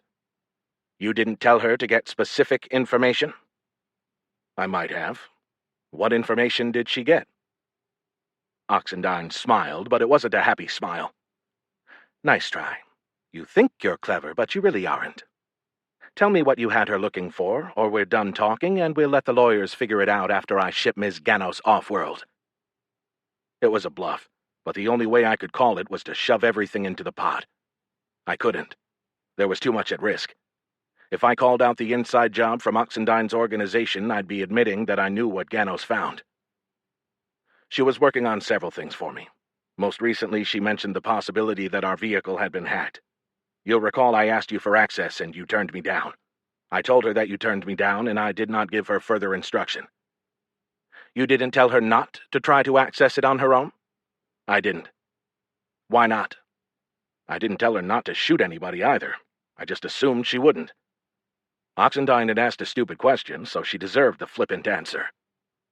Those are hardly the same, Carl. I did not tell her to break the law. That's what you're asking, right? I believe that you didn't. What I'm asking is if you specifically told her not to break the law. Not specifically. I didn't add that that wasn't a crime because Oxendine knew that. She just wanted to make me feel guilty. Probably so I'd give her other information. But it went beyond that. It was a basic interrogation technique, and Oxendine would know that I knew that, which meant she had a different purpose. She might have been covering her ass, in case someone asked later, or it might have been performative for her subordinates. That would explain the presence of her XO, who could leak that the general had really grilled that Butler asshole. Did Ms. Ganos communicate with you after her actions? I'm not sure I want to answer that. I didn't have to play her game. Oxendine's jaw tightened for a split second before she schooled her face back to neutral. That one had pissed her off. You realize that if she passed you classified information, then you're party to a crime. My orders make it pretty clear that I have a clearance that gives me access at the highest level, and that I define my own need to know as it relates to my investigation. This isn't part of your investigation. I have a lot of leeway in determining that, too. She started to speak, but stopped. Judging by the narrowing of her eyes and the hard breath she blew out, she was frustrated. Good. We'd finished the game, and it was time to negotiate. She knew it, too. She had Ganos on a legit charge, but I was right about my access to information. How does this end, Carl? You give me Ganos, you drop all charges and agree not to reinstate them and not to bring new charges. In return, she will turn over to you everything she found. Oxendine considered it. No way would she accept the offer, but I'd given her something to counter, and she had to at least pretend to think about it. I appreciated her in that moment. She didn't take it personally, just business. I could always work with that, even through a conflict. I give you Ganos, I drop the charges, and you ship her out of here on the next thing moving. She doesn't touch a computer of any kind on this planet ever again, and you wrap up your investigation in the next 24 hours and get out of here as well. I kept my face neutral. Her demands were unreasonable, but mine had been too, so I deserved it. We had a starting point. For any of that to happen, and I'm not agreeing, you'd have to throw in that you'll look at what Ganos found and track the lead. I'm doing that regardless, she said, cutting me off. And share the results with me. Why? That's internal to the military and outside your investigation. I took that to mean that Oxendine already knew the basics of what Ganos' information showed. Of course, Oxendine would want to keep the fact that she had a leak quiet. Because whoever did those hacks was involved in not one, but 2 different attempts to kill me. Even if it is outside my investigation, and I'm not convinced it is, I want to know who is behind it. Do you see why I'm reticent? She asked. She was good. She wanted me to put it out there instead of her having to voice it. I do. It seems likely at this point that someone inside your organization was part of a crime outside your organization. Someone is compromised. That's not something you want getting out. Go on, she said, still unwilling to say it, but acknowledging it with her tone. I'd like to promise you that I won't put it in my report, but I can't. Then I'm not likely to share the information. Hear me out, I said. I can't promise it won't go in my report, because if it's linked to other issues I'm investigating, I might have to include it. What I will do is this. If it doesn't matter, I won't put it in. And if I do have to include it, I'll add the caveat that it was your team that found the compromised agent. She thought about it for several seconds. So you'll lie? Who said anything about lying? We haven't found the person responsible yet. It's going to be your people who do that. That's the truth. A half-truth, she said. I can live with that. She thought some more, glancing to her XO, who didn't give any sign. I couldn't read their communication. Couldn't tell if no sign meant okay or no sign meant no. I wished I'd done a little more research on the XO now to find out if she was a by-the-book type or was more flexible. Oxendine would know, and that third person in the room might make a difference. On the other hand, Oxendine probably wouldn't have had her in the room unless they were working on the same wavelength. We have a deal on the information. I'll share whatever we find with you. But the jurisdiction for the potential perpetrator remains with me. Happy for you to have it. I meant it. She could have that nightmare, if the governor didn't try to take it from her again. That still leaves us with the issue of Ms. Ganos, said Oxendine. Ganos was never here, I said. Oxendine looked perplexed. Or she was, and she helped you solve the issue. You write the story whichever way you want. I had to push this. It forced Oxendine to take ownership of part of the half-truth. It tied us together in it, and it gave her incentive not to flip on me later. Oxendine looked at her XO again. What do you think? If we do it, ma'am, the story has to be that we brought her in. Too many people know about her to hide it. How do we explain her detention? The taller woman considered it. She's not detained. She's currently in a briefing room. I leave here and go talk to her alone. The information she found is so important, she needed to brief a senior officer directly. I almost smiled. Brilliant. A good XO was worth her weight in silver, and it seemed like Oxendine had a good one. The corners of Oxendine's mouth turned up a little. She knew it too. That will work. Make it happen, XO. Now that the threat of potentially charging me had passed, we didn't need a witness anymore. Yes, ma'am. Oxendine turned back to me, smile gone. You seem to have gotten exactly what you wanted. But we're not done. I still want Ganos gone, and you hot on her tail. I need her, but I'll agree to keep her off any military network. If she has something that you need to look into, I'll bring it to you directly. She didn't speak, so before she could make another counter, I decided to sweeten the deal. To add something to the table, I'll provide you with information that I found in the course of my investigation that might help you with another matter. What matter? The death of Dante Ferrick. If I don't miss my guess, the governor is probably interested in the outcome of that one. She narrowed her eyes. Do I need to get a witness in here again? She implied that I might have done something illegal, which, the more I thought about it, I probably did. But neither of us was going to take it in that direction at this point. Your call. What have you got? I had her. The day before he died, Dante Ferrick promised me a name of someone from the more radical side of EPV, someone who might know something about the bombing. His implication was that the person might have been involved in the bombing. And you think he was looking into that when he got killed? More than that. The next day, the day he died, he gave me a name. Marco Hubick. We have the bomber. Or we did, before he got shipped off planet. I don't think Bergman did it. You know this how? The governor's aide wasn't lying about lawyers on Talca. Expensive ones. Want to know who paid for them? She thought for a minute, but declined to guess. Who? A sister company to Caliber. Another Zentas business. Why would... She let it trail off, making the connection herself. Why didn't you tell this to the investigators when they questioned you? Don't make me lie to you, I said. We both knew the answer to that question. I hadn't wanted to. You know, Carl, I'm tempted to let Gano stay and throw you off the planet. I do have that effect on people. She laughed. Any other bombs you want to drop while you're here? Drake Zentas offered me a job. No shit. Doing what? Whatever he needs me to do. What's his angle? I shook my head. I don't know. The truth. I had ideas, but I didn't feel like giving everything away. Oxendine and I weren't friends, even though we'd come to a mutual understanding. You taking it? I'm not sure. There may be a conflict of interest, right? Maybe. But you're not in the military anymore, so maybe not. Do you want me to run with the Hubick thing, or do you want to keep it? You take it. If it's related to my case, it's tangential. I also had no leads and nowhere to go with it. I'd love to talk to the guy if you catch him, though. That might be tricky legally, but I'll see what we can do. Thanks. I stood and shook hands with her. She could have made this a lot harder than she did. It's nice when things go the easy way for a change. Chapter 17.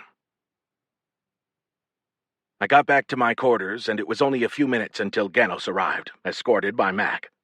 He'd only let me go after I got a security detail from Oxendine, which I agreed to because I didn't want Ganos walking around alone, and she'd have bullied anyone but Mac into letting her do it. For a small community, bad things seem to happen to a lot of people. I greeted her when she arrived. Hey, remember that time when I saved your ass from rotting in a military cell? She rolled her eyes at me. You don't do it right, sir. No? No. Here, I'll show you. Hey, sir, remember that time you were totally dead-ended on your investigation and I found the information that cracked open— Yeah, I said. You didn't let me finish, sir. In the second verse, I become the hero, probably to the entire galaxy. I'm still working on that part. I'm glad to see your time in detention hasn't dimmed your spirit. Are you kidding, sir? It all went according to plan. I found the hacks and forced the military to do something about them. I laughed. That was the plan? As far as you know. Well, keep it quiet. General Oxendine is telling a slightly different story, and as part of securing your release, I agreed to let her. Roger that. What am I on next? Why don't you take a day off? I want to let things cool down a bit, and I gave the search for Hubick over to the Army. I could use a nap. I was working all night on that stuff. Can I get my earrings back? A girl needs to accessorize. I'm pretty sure those will turn up someday and be called Government Exhibit 1, I said. Seriously, though, don't we need to give that data to the military? I already shared it with them face-to-face. The tech I talked to didn't have the same dim look in his eyes as everyone else, so I think he's got it. Great. You go take your nap, and try to stay out of trouble. Don't I always?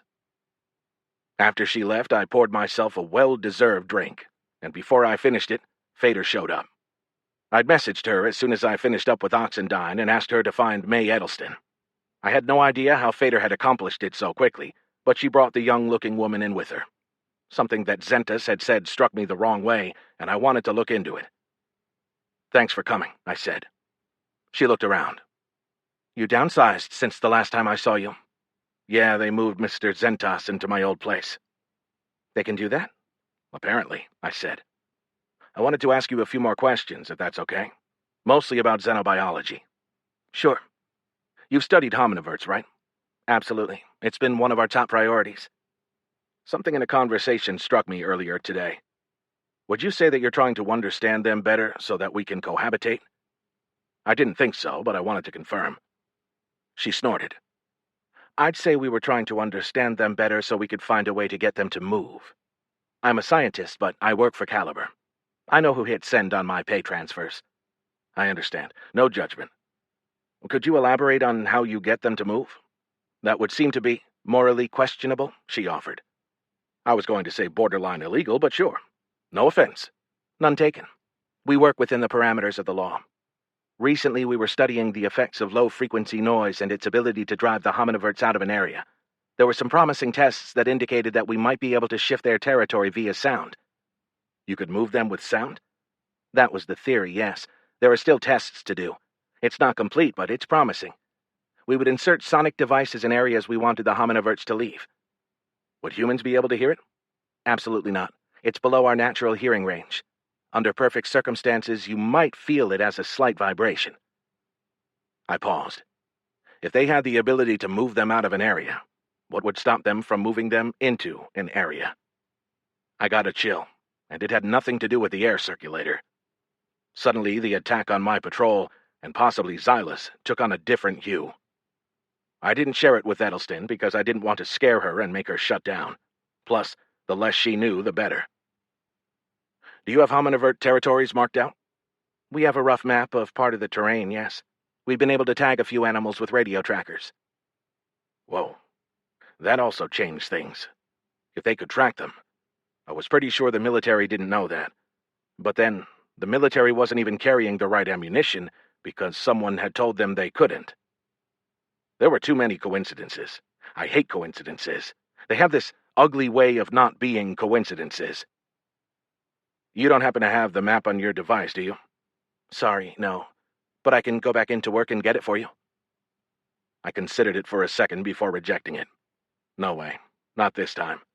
I wasn't getting someone else killed. And if my theory was correct, Caliber wouldn't want anyone sharing that information with me. Best to keep Edelston out of it and find another way to get what I needed. No, that's okay. I can get it. If you're sure, said Edelston. Zentos offered me a job. This will be a good chance for me to look around the place. Sure. Send me a note if I can help. Will do, I said. When she left, I picked up the remainder of the drink I'd forgotten when Edelston arrived. What just happened? Asked Fader. You were going down a path with her, then all of a sudden you broke off. I wanted to keep Edelston out of it. Out of what, sir? If they can move verts out of an area, why couldn't they move them into one? Fader caught my meaning immediately, but when she spoke, her tone indicated doubt. You think it's possible, sir? You think someone targeted the verts against the patrol? Fader had a lot of positive qualities, so it was easy to forget how little experience she had. I've learned to believe that everything is possible. That's not the question. What's the question, sir? The question is who would do that to a Caliber patrol. She considered it. The easy answer is EPV, but I don't think you're looking for the easy answer. The easy answer doesn't make sense. The technology belongs to Caliber. EPV is opposed to Caliber. So why would Caliber help EPV attack their own patrol? If it had just been my patrol that got attacked, I could maybe see it. Common enemy or something. Assuming Caliber sees me as an enemy, which is, I was going to say hard to see, but really I don't know. Something is going on there. Regardless, though, the attack against Xylus patrol hurt Caliber. Maybe there's a blurring of the lines between EPV and Humans First. Maybe, but they have almost diametrically opposed purposes. They do, sir. On the surface. But on the radical ends of both, they might dip into an element that's more about the violence than the agenda. Interesting. That could make somebody like Hubik a potential player on both sides. Yes, sir. What if he's just a contractor? Have bomb, will travel. I thought about it. Once a guy made a bomb, it wasn't a big step to working for the highest bidder. Not everybody working for a cause is a true believer. It certainly makes more sense that way. But I have a hard time seeing Hubik involved in this latest thing. The hominivert attacks use technology that's a lot different from a bombing. But the camera hack and the vehicle hack were a bit more sophisticated. Good point. If you're right, if the lines are blurred with the people, we have to follow the weapons. Caliber has the sonic tech. I also got an answer from the intel shop that they tracked the source of the explosives used in the bomb to a Caliber worksite. Individually, I wouldn't think too much about that, but when we combine the hacks and the bomb material, it might be more than a coincidence, and it's worth checking out. It's not like we can walk into Caliber and ask them about their tech, said Fader. I mean, we could. I could. I had a plan. Well, part of a plan. The first colonel. But I'd gone into things with less. Sir, please, you're hardly going to fly under the radar. No, not under it. Right through it. Drake Zentas offered me a job. Fader's eyes went wide. Really, sir? Doing what? We didn't really get that far. I trusted her, but the look she had given me made me not want to share everything. It almost looked like fear, as if I'd actually take it. But even without that detail, I could pretend to be considering it and ask to see their facilities. While I'm there, I look around and ask questions. I was talking myself into it even as I said it. I needed a voice of reason. Caliber was a sophisticated company, and I should have learned by now that a simple ruse wouldn't fool them. Fortunately, I had Fader, who had quickly recovered from her shock. Sir, I think you showing up there would immediately be suspicious, job offer or not. Everything you do is going to be scrutinized, filmed, and scrutinized again. Plus, the idea that Caliber gave tech to radicals to use on their own patrols leaves out one critical factor. Xyla Redstone. More significant, Xyla Zentas Redstone. Who would name their kid Xyla Zentas? I asked, not for the first time. What can I say? It bothered me.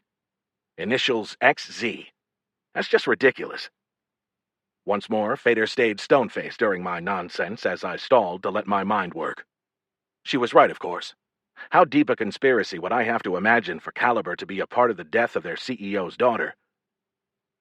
Unless that's why he's here, I said. You lost me, sir. Pure conjecture, but what if he, Zentas, came because it was part of the plan, but he didn't plan for it to involve his daughter? He's got a lot of holdings. He wouldn't be managing day-to-day operations. What if he came here to deal with that? She frowned. Not buying it, sir. First, he was the one who sent you here. Why send you and then come himself? I don't know, but he did send me and then come himself, so that's a matter of record, regardless of why. Yes, sir. But if you're right, why does Stroud still have a job? Huh. I hadn't thought of that. If she was responsible for the death of Zentas' daughter, she'd be done. Zentas himself had called her competent. Maybe she didn't have anything to do with it. She's in charge. She's responsible. But by that logic, she's in charge and Zentas' daughter is dead, regardless of the cause. In my meeting with her about the disappearance of the patrol, she said it was part of the cost of doing business. I thought about it. The attitude fit with what I knew about Zentas as well. I just didn't know what it all meant. There were too many permutations. Maybe he'll just fire her later after I deliver the results of my report. It gives him cover. Does he seem like a man who needs cover? He doesn't. Which brings us back to the same spot. Why is he here? If we solve that, I think we solve everything. He doesn't do things by accident. Are we off of EPV as a suspect, sir? I don't know. What I do know is that Caliber isn't playing straight. Zentas didn't even tell his own people that he asked for me to come here. They're hiding something. Okay, sir. If you're right, how do we figure that out? Zentas has an ego. We get him to tell us. Chapter 18. Despite the simple solution I'd presented to Fader, I didn't move forward with it immediately because I didn't know how to actually do it. Zentas would talk about himself. Of course he would. But I had to come up with a reason for him to do it publicly. And it hit me. The press. If Acassis had press beyond the local news feed, I didn't know about it, but a quick search would turn it up. I put Fader on that while I went to my go-to source for all press matters, Karen Plaz.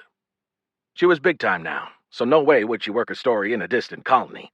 But Zentas was news, so she might at least be able to put me in touch with someone who would.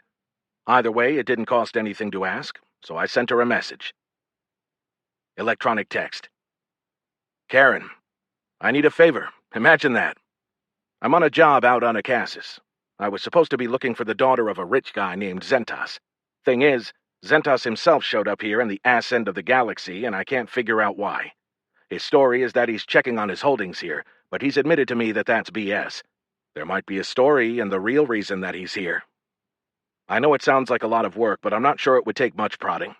Zentas likes to talk, especially about himself, and if a reporter gave him a forum, he might take it. Thanks, and remember all those great stories I gave you that helped make your career. Carl. End electronic text.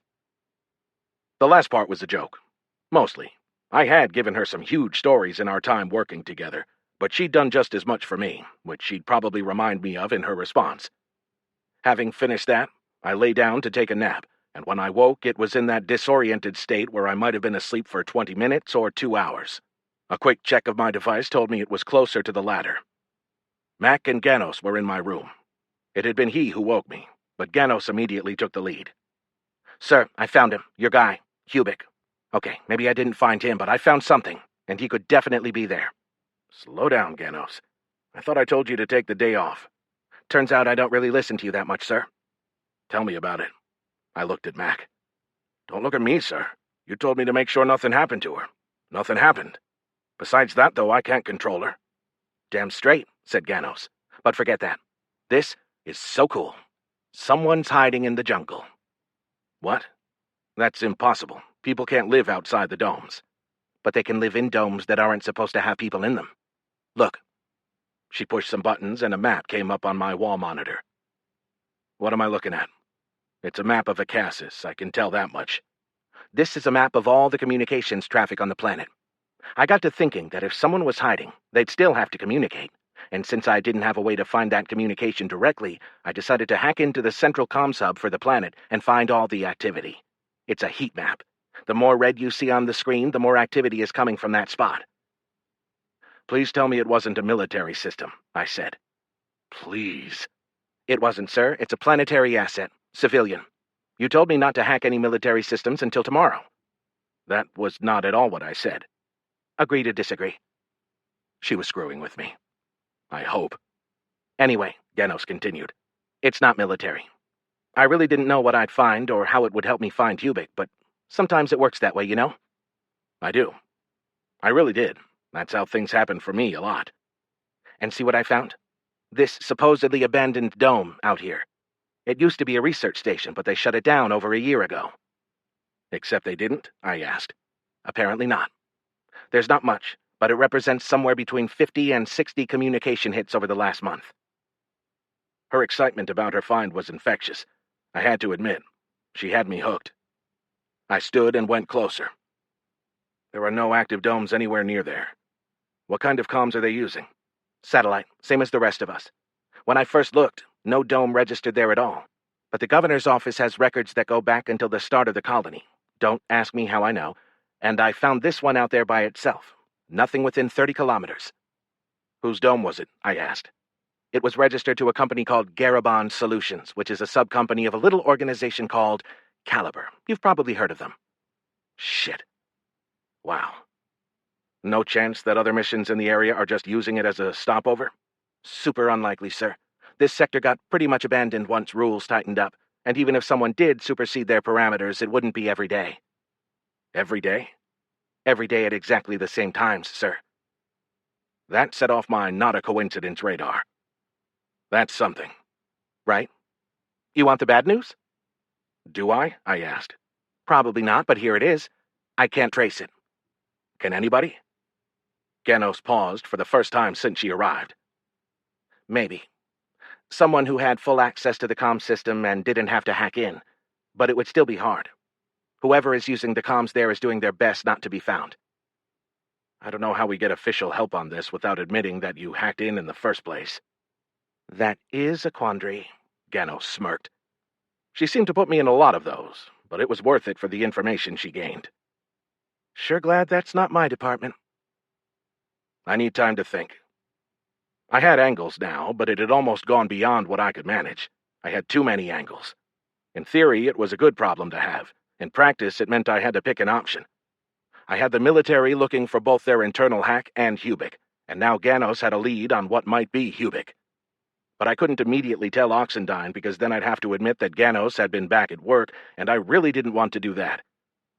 I'd have to let things cool first. I also had the link to the Caliber tech. Ganos, if I ask you to not push any further today, would you actually listen? Probably. I'm kind of at a dead end. Even I'm not dumb enough to go back after the military, and I still don't really want to tangle with Caliber. What are you going to do, sir? I'm going to go back to sleep and attack this stuff with a fresh mind in the morning. I woke in the dark, soaked in sweat, my heart hammering in my chest. The sheets clung to me like another skin, and I kicked at them to free myself. It was probably a good thing that I couldn't remember the details of the dream. I hadn't had an anxiety-fueled nightmare in a couple of years, and I didn't welcome this one. Someone had been chasing me. I remembered that much. Some combination of people and animals. The setting had shifted throughout, from the mountains of Kappa to the jungle to an abandoned warehouse complex where the floors didn't appear to match up, creating some sort of impossible maze. I checked my device for the time. Just after 3. I considered trying to go back to sleep. I even closed my eyes for a few minutes, but it wasn't going to happen. I got up and padded over to my terminal. I had a message from Plaz. Electronic text. Butler, you're welcome. You owe me. Plaz. And electronic text. Along with the note, she sent a link, which I opened. Drake Zentas's face appeared in a split screen with a reporter, a pretty 30-something woman with copper skin and perfect teeth. The location bar under her said Talca 4, while Zentas's said Acasis. They couldn't have done the bit in real time with the space lag, so they must have recorded the questions and answers separately and then edited them together. That they did it all while I slept impressed me, though Zentas had often bragged in the media about only sleeping 3 to 4 hours a night, so I guess he had the free time. I turned up the volume and hit play. The first few questions didn't matter to me. Something about the health of his company, projected earnings, and other business stuff. At the 1-minute 47-second mark, I got what I wanted. The anchor asked him about his trip to Acasis. She framed it by saying that it was a move not many CEOs would make, implying that it might be something that gave him an advantage over the competition. A total softball, but it did play to his ego. Something in Zentas's demeanor shifted, a minute change, as if this question changed the tenor of the interview. I do like to check on my holdings. I feel like the idea that the boss can show up anywhere in the galaxy makes everything work just a little better. And I did have that purpose for this trip. But there was another reason. My daughter, Zyla. We've been estranged for some time, but I was hoping to change that. She disappeared here on Acasis. He took a deep breath, paused, let his eyes shift before re-engaging with the camera. I really hoped it wasn't true. That there'd been a mistake. He looked away again and blinked several times, fighting tears. I'm sorry, it's hit me hard. I paused it. As he said it on the screen, he came across as sincere, but it wasn't the same vibe I'd gotten from him in person. Either the entirety of the situation had finally hit him, or he was playing to the audience. My gut said performance. He'd have received the questions ahead of time and been able to prepare. He'd have rehearsed and then gone on the news and used his daughter's death intentionally to gain sympathy. I pressed play. Since I've been here, since I've come face to face with this hard reality, I've found another purpose. Not just here, galaxy-wide, but starting here. We've tried to coexist with the different species on our colonies. Recent laws have pushed us more and more in that direction. I'm here to say that it has gone too far. These animals, they're dangerous to humans. They kill humans. They killed my daughter. And we just stand by and let them. No more. No, not when I have something to say about it. The news anchor didn't react. She'd have only seen his diatribe after the fact. I pictured the people back on Talca filming a new question for her to fit the direction that Zentas took the interview. Mr. Zentas, what are you proposing?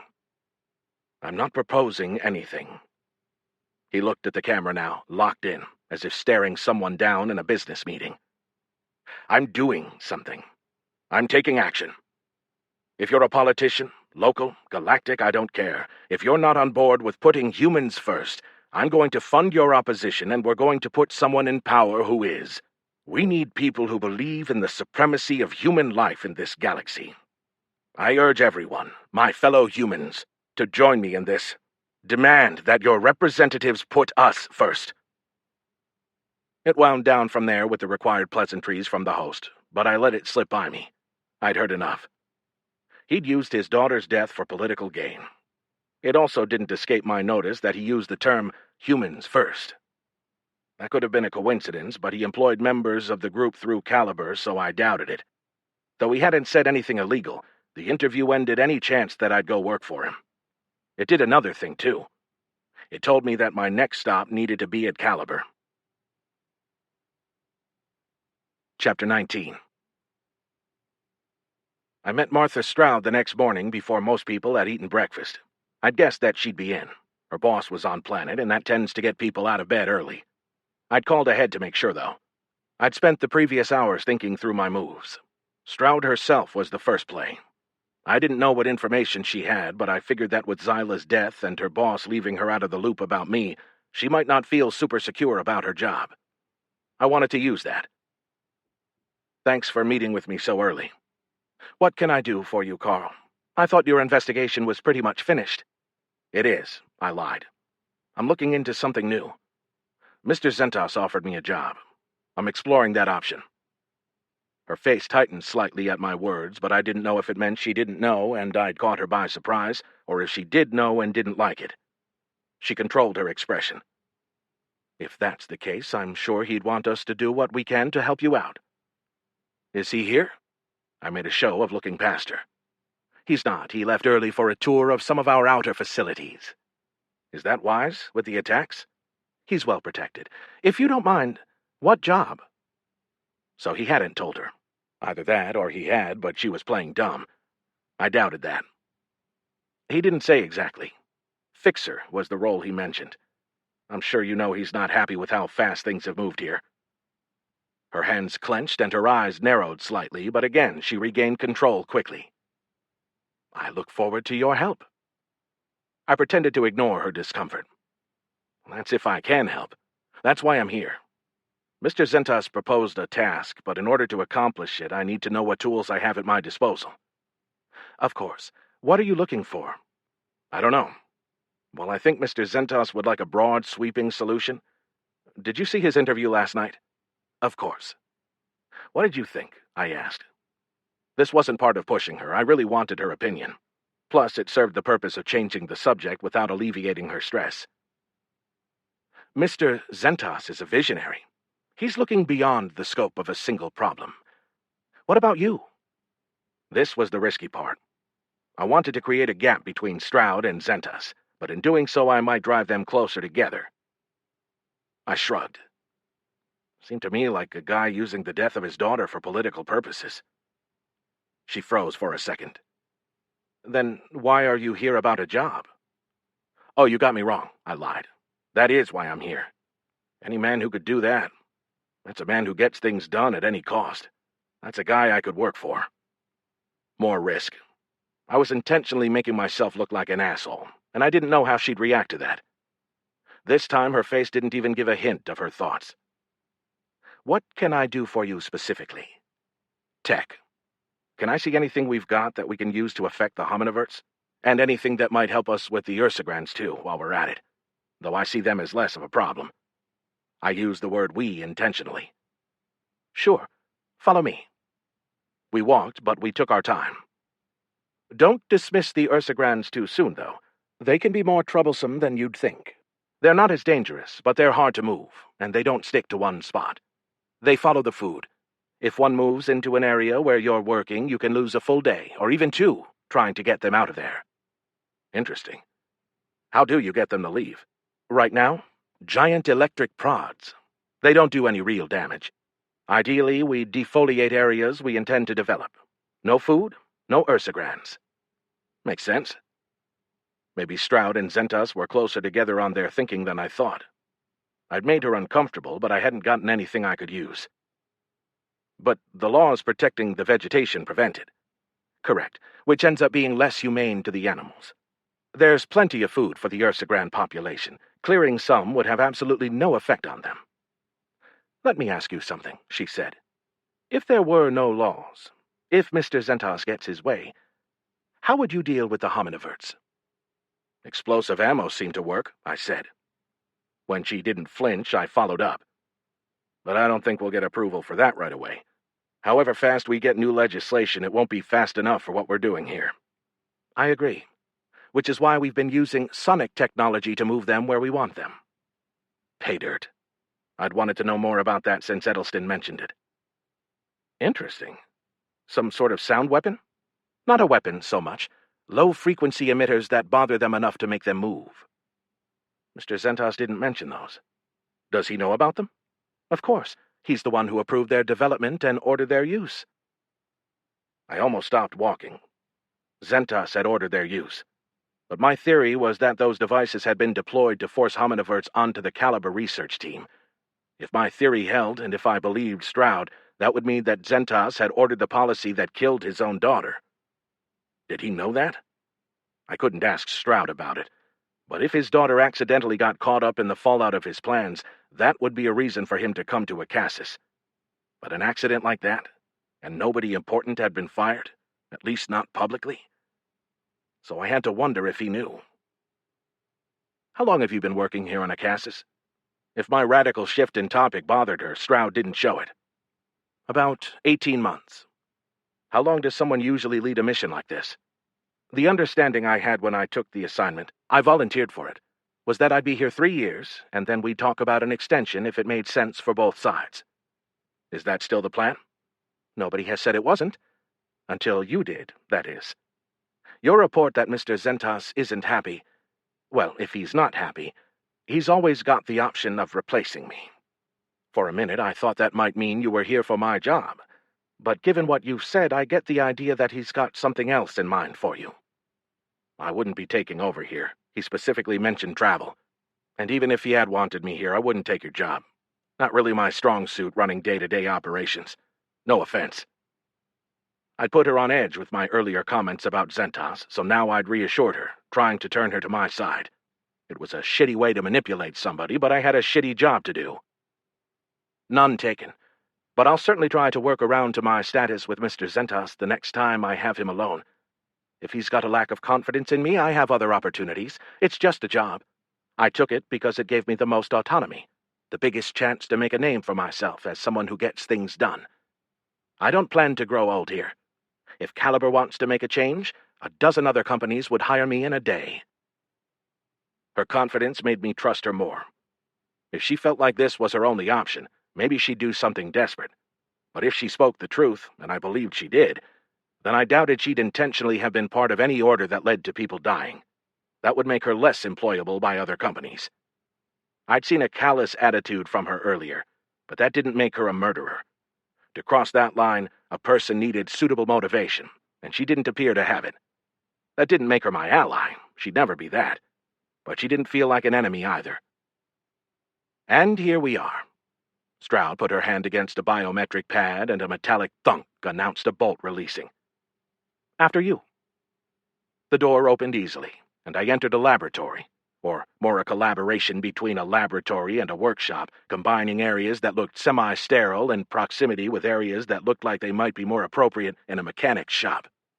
Glass dividers broke up what would have otherwise been one open room, and probably helped those semi-sterile areas stay that way. Pillars rose at regular intervals to bear the load of the roof, and the architecture didn't incorporate them very well, leaving some of them in odd places. 6 or 7 people worked at different stations, but the space would accommodate 25 or 30 during peak hours. The place had a distinct smell that reminded me of mild astringent mixed with lubricating oil. "There's a second room beyond this one with some more sophisticated machine tools and the 3D printers. If we need something, somebody here can make it. It's much more efficient than shipping things in from off-planet." I wanted information on higher tech stuff, so I drifted toward one of the clean compartments. I had no idea what a sonic device might look like, especially disassembled, but it didn't have an electric engine, so I could rule out a lot. I'd love to poke around. I don't always know what I'm looking for. Sometimes I see something and it sparks an idea. That was true, But in this case, I also wanted Stroud to offer to leave me on my own so I could question a tech without her hearing. Go right ahead. I've got some time. She either suspected my motives or wanted to be a good host. I didn't push it. If she wasn't suspicious, me trying to get rid of her would change that. Since she wouldn't leave, and I'd already mentioned the sonic tech, I could at least use her help. The first thing I'd like to see is the sonic devices you talked about. That idea has some promise. Sure, follow me. She bypassed the first clean room and wound her way through a couple of open workshops to another one. The fact that she knew her way around the tech lab said a lot for her as a leader. A lot of bosses wouldn't even know where their tech lab was, let alone know the stations inside of it. Stroud was comfortable here. I didn't know if that helped me or hurt me. The door to the clean area, and I use that term loosely, as we walked in wearing our street clothes, opened without a biometric check. Once inside the lab, we had access to everything. Is there a sterile area too? Somewhere to fabricate chips and more sensitive items? There is. It's all automated, though, with very limited access. Engineers here input what they need through their systems, and it's delivered complete. Pretty sophisticated for a colony company, I said. We go into new colonies focusing on the long term. That's a company-wide attitude. Can I talk to the technician? A medium-height woman in a white lab coat and wearing electronic magnifying glasses was hunched over a small device, working with both hands. Sure. Valeria, if you have a minute, said Stroud, in the tone that a boss uses when it's not really optional. Yes, ma'am. The woman took off her glasses, blinking a few times, then walked the 10 steps over to us. What can I do for you? This is Colonel Butler. Carl, this is Valeria Rosario, one of our best techs. Colonel Butler is a special guest. Rosario wasn't wearing a name tag. Knowing her name was another point for Stroud and her leadership. She'd claimed not to know Schultz or Ortega, but they likely didn't work in this building since they secured away missions. She could have been telling the truth about that, or not. I couldn't rule out her lying to me. It's nice to meet you, said the tech. I had a question about the sonic disruption that you're using to move the large primates. I can help you with the technical specs, Colonel, but most of the work on that came from the people on the ground. The tech is basic, a transmitter on a telescoping pole. The only tricky part of it was the power source. Since it's for use under the jungle canopy, we couldn't use solar power. But that's a factor in most of what we're doing out here. Is the frequency adjustable or fixed? Good question. The tech smiled. The original versions, the test versions, had adjustable frequencies. This allowed the field operatives to experiment to find what frequency range worked. When we got that, we started making them with fixed frequencies. Fewer moving parts means less chance for catastrophic failure. How did you get the frequency range narrowed down? That was all field techs and xenobiologists. We gave them the tools and they figured it out. I assume they tried different frequencies until they got the reaction they wanted, but I couldn't say for sure. They did it in the jungle? I asked. They'd have had to. They can't exactly bring a hominivert in here. She snorted when she laughed, which made me smile, despite the chills that her answer gave me. Of course they couldn't bring a large ape into the main dome. It was illegal, and even hacking cameras, you couldn't do something that blatant without someone seeing it. At the same time, doing it in the jungle would have been slow and produced hard-to-quantify results. But if someone had a secret facility in a location where they could go unobserved by the authorities, they'd have an ideal place to take a test subject.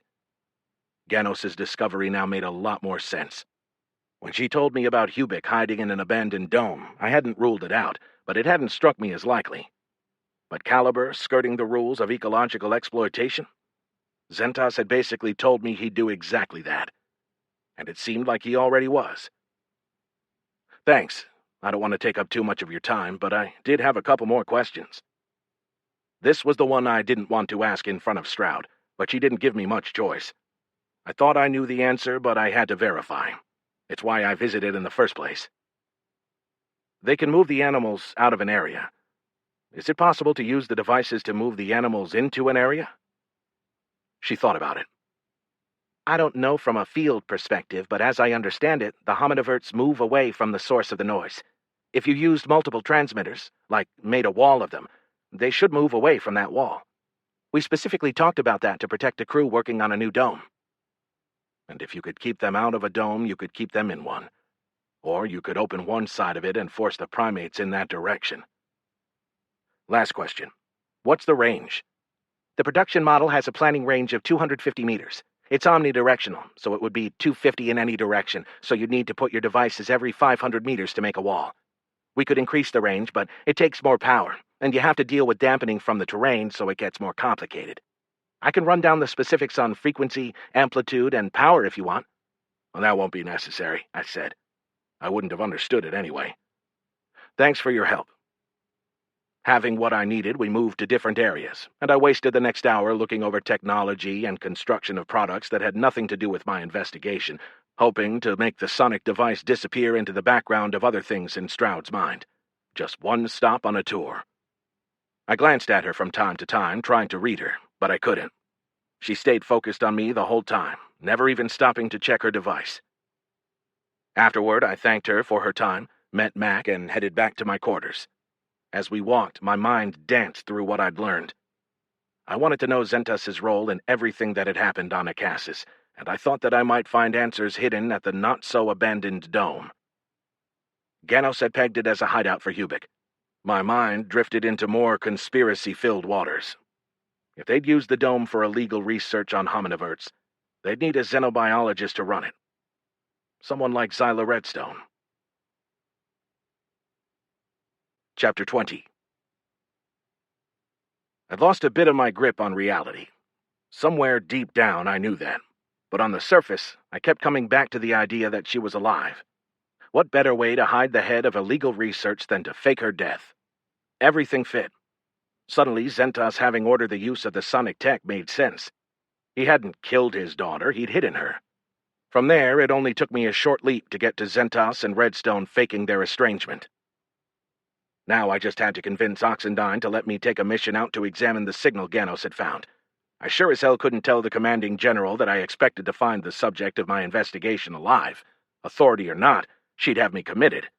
The problem was, to talk about the signal itself, I had to tell Oxendine how we got it, and Ganos's endeavors were already a sore subject. Surprisingly, Oxendine agreed without much coaxing.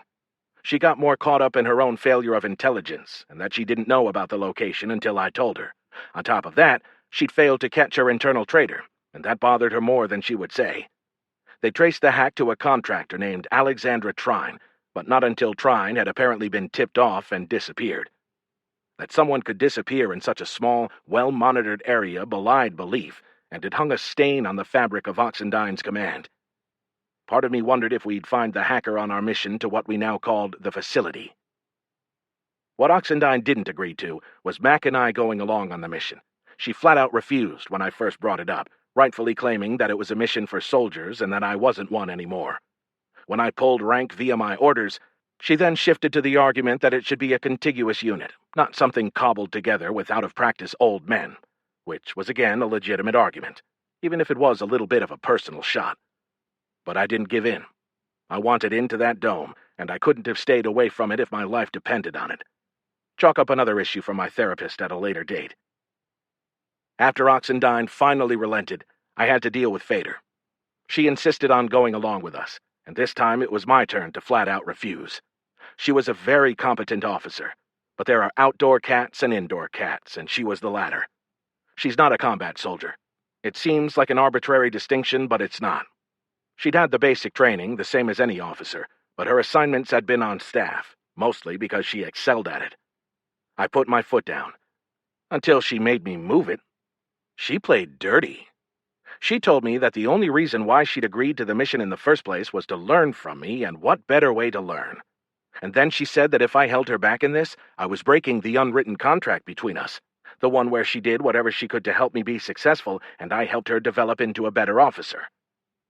As well as I'd done negotiating with Oxendine, with Fader, I never had a chance. Ganos was easier. When Mac told her what we were doing, her exact response was, "You assholes have fun with that." I did have a job for her, though. We'd been hacked the last time we ventured forth from the relative safety of the dome, and I wanted her to prevent that from happening again. The Army would be more aware of it, and Trine had fled, but having Ganos monitor it in real time, and counter it if needed, would make me feel a lot better. She couldn't defend us, apparently that's not how it works, but she could look for someone breaking in and go after them. Convincing Oxendine to let Ganos on the net took another half hour, and I only won the concession that she could patch into a single vehicle, the one I rode in, and even then only from an outside system. Bacano said she could make it work, and when it came to computers, I trusted her over anybody. Then the governor got involved. How he got involved, I didn't know. Oxendine didn't clear missions through him or even report them, but he called Oxendine directly and told her to shut the mission down. According to her, he'd never contacted her directly before. Once he did, she had no real choice. She was pissed. She'd made that clear enough, slamming around her office and cursing. But the current environment gave him that authority. She could push back by sending it up channels, but that would have to go off-planet, and neither of us thought we'd get a quick response. I considered going to the governor's office. I could have bullied him into the mission by threatening to message the president's office and say that the governor was hindering my mission. He'd have folded like a t-shirt on laundry day. But I couldn't. Not with Davidson and all the other leaks in his organization there. Caliber would know my mission before I even got out the door, and anything I hoped to find in the not-so-abandoned dome would be gone before I got there. So, I pulled rank. Oxendine drafted an order on my authority from the president's office telling her to ignore the governor's protest. A pure cover-your-ass job, but whatever worked. Meanwhile, Oxendine loudly and publicly ordered the mission delayed and continued to hound the governor to approve it, knowing he wouldn't. If we didn't push back, he, or more likely Davidson, would get suspicious. Meanwhile, we secretly moved the mission timeline up. While the governor basked in his victory, we'd already be on target. It did beg another question, though. Why had he said no? It could have been his natural opposition to anything Oxendine wanted, but I doubted it. Davidson had worked in mining, and mining meant Caliber. In my mind, Caliber wanted our mission stopped. I really wanted to see what was in that dome. Oxendine's team fitted us with gear. We brought our own, but they had body armor integrated with modifications for the environment that we didn't. The chest and back plates nestled into a carrier with a wide strap that slung across each shoulder, and the molded arm and leg protectors fit into Velcro-sealed pockets in the environmental suit itself. They offered weapons, too, but Mac, Fader, and I still carried our civilian versions of the bitch. They were just as good, if not better, and we had them sighted the way we wanted them. I did check the platoon's basic loads of ammunition. They had explosive rounds this time. We loaded into 10 vehicles, which was probably overkill for the mission, but sometimes overkill is good business. We split into 2 platoons of 5 vehicles each, 30 dismounted soldiers per platoon, along with 3 for each vehicle crew. We'd approach the objective from 2 directions. My team had the front under the command of a lieutenant named Yoon, who came with Oxendine's personal assurance that he was one of her best. The other platoon, under the command of Lieutenant Peretz, would circle around to prevent people from leaking out the backside. We'd flush people out, and Peretz and her platoon would round them up. I had by far the most experience on the mission, but I'd agreed to defer to the traditional leadership. I could always take charge on the scene, depending on what we found inside the facility if I found it necessary. I'd envisioned all sorts of things we might find in the dome and had a mental list of how I'd approach each one, right down to what I might say if we came across certain people. The other platoon had the longer route, so they departed first. The vegetation kept us bound to the roads and trails for the most part, which wasn't ideal, but we had no choice. We couldn't walk that distance. We made up for it with firepower. Each of the 5 vehicles had a heavy-mounted weapon on top, 3 pulse and 2 projectile in our platoon. The big vehicle-mounted pulse weapons beat their handheld counterparts, mostly because they could draw on the power plant of the vehicle. They'd blow human-sized holes in a cinder block wall, or melt a hole in a dome. Fader loaded into the 3rd vehicle in our convoy, while Mac and I rode in the 4th, sitting across from each other with 4 other soldiers. We didn't talk. We didn't need to. He and I had been down similar roads before together, and we both had different objectives on our minds. I fingered the card that I carried in my pocket. I hadn't done that in a long time. It had the names of every soldier who died under my command, and each one since I'd left command that I held myself responsible for. Gutierrez was the most recent on the list. She died back on Kappa when a bomb went off that someone meant for me. I didn't take responsibility for the bullshit that went down more recently on Zeta 4. Somebody else owned that. Ferric I still had to process fully. The thrum of the vehicle relaxed me, and I found myself almost dozing. We had the video feed from outside piped into the back with us so I could follow along, but it showed a wall of green. We had about an hour drive to the drop point, and for the first 40 minutes or so we traveled roads and paths that the soldiers had traveled before. The vehicle jostled, and my belt dug into my body as we hit a stretch of rough road about 5 kilometers from our release point. We slowed almost to walking speed as we transitioned onto a half-kilometer stretch that resembled a dry stream bed more than a road. The bad road made sense. They couldn't have a new road leading to an abandoned facility without painting an "Open for Business" sign on their foreheads. An explosion rocked the vehicle and jolted me fully awake. "Holy shit," someone said on the intercom. "That was big!" Big and close, judging from the sound and pressure wave. I started to key my mic to ask what happened when the radio burst to life with chatter. "Vehicle 1 is hit. Fuck! It's gone. I can't see it."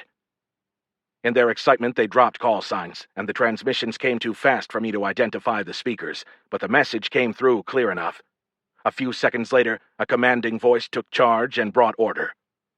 "This is Alpha 7. Clear the net. Alpha 2, report." The platoon sergeant. Realizing that the platoon leader had been in Vehicle 1, he'd stepped in and called for a report from Vehicle 2. "This is Alpha 2, a female voice answered. "Something exploded. A mine or something, but bigger. Estimate 500 kilograms. Wow, that was big, if accurate. Enough to split one of our vehicles in two. "What's your status?" asked 7. "We're stationary. Operational. It shook us, but no significant damage. The smoke and dust is clearing around 1. I don't know how anyone could have survived that, but we need to get in there and see if there are wounded." "Roger. 2, 3, and 4, put your dismounts out. Watch for secondary devices. 3, get forward to far side security and give cover to 2's people. 2, establish near security and search the wreck. 4, you've got rear security." 9 soldiers. That's how many each vehicle carried between crew and dismounts. If we'd lost that many... Part of me didn't believe it. This wasn't a war zone. Even in a war zone, we didn't see anti-vehicle mines that big. Not often. Despite the setback, it made it even more imperative that we reach the facility. That sounds callous, I know that. But if someone would go to that length to protect it, there had to be a reason, and we couldn't turn back and try later. Nothing would be there. Mac and I dismounted with our team, but didn't immediately take up security to the rear with the others. 4 of them could handle it. We'd passed through the area already and had seen no enemy. I walked to Vehicle 5, which held the platoon sergeant. He had his door open, but still sat in the seat. I stood by him as we waited for the initial report. He had the video replay from Vehicle 2 up on his screen, showing the incident. The explosion initiated directly beneath the vehicle, which was good news. There might be survivors. The V-shaped undercarriage would have shunted some of the force away from the crew compartment. If only the explosion hadn't been so big. Seeing it, 500 kilograms seemed like an overestimation, but not by much. "We have survivors!" came an excited voice over the net. "This is 7. Roger. How many?" "Working it. At least 3 alive. Stand by." The platoon sergeant flipped his feed to live, and the camera from Vehicle 2 showed the team at work. 2 soldiers were inside, and the 4 outside already had 2 soldiers evacuated. Neither was moving, but neither had visible wounds. They wouldn't, necessarily. The overpressure and concussion from a blast that size could be enough to kill them. I found myself, holding my breath, waiting for the next report. "Casualty report, 3 KIA, 6 WIA. All need immediate evac. Major concussions in all cases, broken bones in most. Medic is treating for shock and says all are stable and can await transport." "Wow," I said. "Yes, sir." The platoon sergeant, Sergeant First Class Awed, opened a direct channel to me. "We got lucky." It seemed odd to say when we had 3 dead, but he was right. "What now, sir?" "It's your call. I'm along for the ride," I said. "We both know that's bullshit, sir. Call it. I reported it to HQ and they're not sending anybody else. We go with what we've got or we head home. You think we still have enough ass to complete the mission after we get these evacs done?" I took a few seconds before responding, trying to get the emotion out of my decision. Of course Oxendine wouldn't send more troops. She couldn't with the governor watching. "We have enough. I don't think they've got anything that's going to stop us. Then again, I didn't expect a deep-buried bomb." "Nobody did." "We'll have to go dismount, watching for more traps. They obviously know we're coming." "Maybe not, sir. This thing could have been there for a long time." "They probably heard it, though," I said. How's the other platoon doing? No contact. On schedule. Good. The enemy might not be expecting someone to come from the backside. It's 5 clicks. We can walk it. Have the other platoon hold up to get in sync with us. I'm afraid that if we back off now, they'll evacuate the place before we arrive and we'll miss any value that we're going to get. Roger that, sir. Awed's voice stayed neutral. Just another day at the office for him. There's a clearing about 400 meters ahead. We should be able to get a dust-off for the casualties there. I'll get that set, then we'll regroup and move out. I'm coming on the dismount. Roger, I said. You take charge. I'll advise you as you see fit. Yes, sir. Would the colonel like to change the rules of engagement given what just happened? I thought about it. We had set the engagement criteria tight because we didn't want a firefight unless it was absolutely necessary. The mine changed things, but while it seemed likely, we didn't know for sure the people at the facility had planted the bomb. Let's keep them the same for now. If nobody else dies today, that's our best outcome. So keep weapons tight, but have a plan to kill everyone we meet if it comes to it. And if it's you or them, it's them. Got it, sir. Mac and I backed off, letting Awed do his job. I checked in with Fader, who probably hadn't experienced live casualties before. When she had made her argument to go on the mission, she hadn't mentioned any combat action, and she would have. Now I wanted to look her in the eyes. You never knew how something like this might affect someone until it happened. How are you doing? I asked over a private channel. Mac had faded back to give us a little space. I'm pissed, sir. Pissed was good. Pissed kept you moving forward. The only problem with pissed was that sometimes someone did something dumb, trying to retaliate. Fader didn't seem like that type. The mission's still a go. We can't let them evacuate the place. We're staying dismounted. You still good? I'm good, sir. I believed her. I might have been fooled by false bravado once or twice back in the day, but I didn't suspect it here. Okay, hang toward the middle of the formation when we move out. We completed the air medevac and moved out, walking either side of the road, sensors attuned to other possible booby traps. We didn't hit any, and we covered most of the distance to the facility in about 50 minutes. When we got to about 500 meters, we left the trail and moved into a wedge formation in the jungle. We picked our way through the growth without much trouble, though in spots we did get canalized into 1 or 2 paths. The first shot took the point soldier in the chest, dropping her. I dropped too, but not before I saw the soldier roll away. Her body armor did its job.